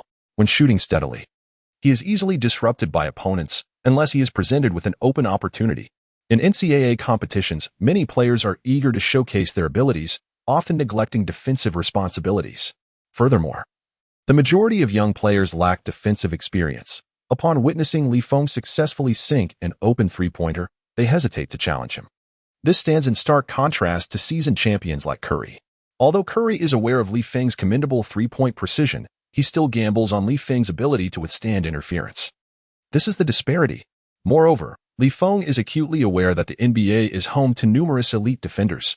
If he struggles so against Curry, one can only imagine the challenge posed by others. This is precisely why Li Feng chose this moment to engage in a one-on-one duel with Curry. He aims to amalgamate his three-point shooting speed with stability. Let us proceed. Observing Li Feng's determination, Curry nodded slightly. How intriguing. The young man's attitude is indeed commendable. In his youth, he too was an indomitable spirit. Curry took the basketball from Li Feng and lowered his center of gravity to probe Li Feng's defense. At this moment, Li Feng's perceptive instincts were fully activated. He could discern the most intricate details of every offensive maneuver Curry executed before him. A feint. In an instant, Li Feng recognized that Curry's movement was merely a test. However, what caught him off guard was the swift transformation of Curry's intent from probing to a genuine offensive attack. Bam! Almost in the blink of an eye, Curry lowered his center of gravity and accelerated through the defense. Simultaneously, Li Feng sprang into action, effectively obstructing Curry's path and leaving him with scant opportunities for a successful offensive play. At this moment, it was Curry's turn to be astonished. Oh, just moments ago, this young man had clearly not intended to defend himself. Thus, he chose to accelerate and break through. But how was it that in an instant, Li Feng altered his strategy? Intriguing. Indeed very intriguing. Seeing his breakthrough thwarted, Curry executed a swift behind-the-back pullback. Relying on his low center of gravity and remarkable speed, he stepped back beyond the three-point line with impeccable timing. Then came a rapid release. Whoosh. On the sidelines, Klay Thompson had just entered the arena and witnessed this spectacle. Having recently undergone surgery, he was still in the rehabilitation phase. However, upon hearing of Curry's recent training camp, he hastened to the venue to support his good friend. To his surprise, upon arriving, he found Curry engaged in a match against a young Asian player with yellow skin. Klay instantly recognized the identity of this young man before him. Li Feng. Kid, you are still a bit inexperienced if you think you can challenge Curry one-on-one. Curry's quick stop and behind-the-back pullback, seamlessly transitioning into a step-back shot, showcased his unparalleled ball handling and coordination, executed with astonishing speed.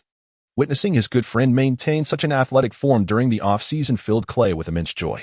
In this manner, once he recuperates, the Golden State Warriors may yet have a chance to vie for the championship. Within Klay Thompson's mind, he firmly believed that Curry would undoubtedly make that shot. As for Li Feng, a mere novice, he could only aspire from afar. Yet, who could have anticipated that, at that very moment, Li Feng would suddenly leap into action. With an S-level rapid defense and his extraordinary explosive physicality, combined with his keen insight, he propelled himself upward with an astonishing force. In that fleeting instant, he inverted his backward motion and soared forward. Moreover, his jump was executed with remarkable speed and height. The onlookers around him were left agape, their faces etched with disbelief. Meanwhile, Klay Thompson, who had previously exuded confidence, was suddenly taken aback. A trace of astonishment appeared on his face. This young lad could actually keep pace with Curry's speed. It is worth noting that, in the current league, there are few players capable of matching Curry's movements. Even the most elite defenders often find themselves bewildered by Curry's elusive and varied dribbling, creating space. Yet, Li Feng was somehow able to keep up. This is utterly astonishing. Just as Curry was poised to take his shot, he was taken aback to see Li Feng leap into the air, positioning himself directly in the path of his shot. In that moment of surprise, he swiftly made a decision to elevate the arc of his shot. As one of the league's premier sharpshooters, Curry instinctively adjusted the trajectory of the ball. Whoosh! The basketball was released from his fingertips. At that very moment, Klay on the sidelines observed it with clarity. The ball soared past the fingertips of Li Feng's block, launched with an astonishingly high arc, tracing an incredible trajectory before ultimately finding its way into the hoop. Swish! The astonishment of the onlookers was palpable, as they were not only astounded by Curry's seemingly unreasonable shooting prowess, but equally awed by Li Feng's defense that had managed to corner him so effectively. It was a celestial clash, utterly beyond comprehension. How did I muster the audacity to challenge Li Feng? Was he not exerting his full strength when he faced me? It was preposterous. Had I been in his position, I would likely have been left in the dust by Curry's dazzling maneuvers. Who could argue otherwise? Two titans indeed. On the sidelines, Klay Thompson swallowed hard. As one of the NBA's premier 3D players, he fully grasped the immense difficulty of Li Feng's defense just displayed. Even in his prime, prior to injury, he might not have achieved such a feat originally disinterested in the match. Klay now found himself curiously seated in a corner, eager to witness who would ultimately emerge victorious. After sinking the shot, Curry exhaled in relief, astonished that a contest with a young adversary could evoke such a heart-pounding sensation. Is this truly the playoffs? Yet at this moment, Li Feng, with a face full of regret, softly remarked, "What a pity, I had clearly grasped it just moments ago." He slightly shook his head, but his gaze swiftly regained its composure. Once more, he lowered his center of gravity, resembling a famished tiger poised to pounce, ever ready to seize its prey. In that fleeting moment, even Curry sensed a hint of threat emanating from Li Feng. At this juncture, the familiar chime of the system's notification echoed in Li Feng's ears. Ding.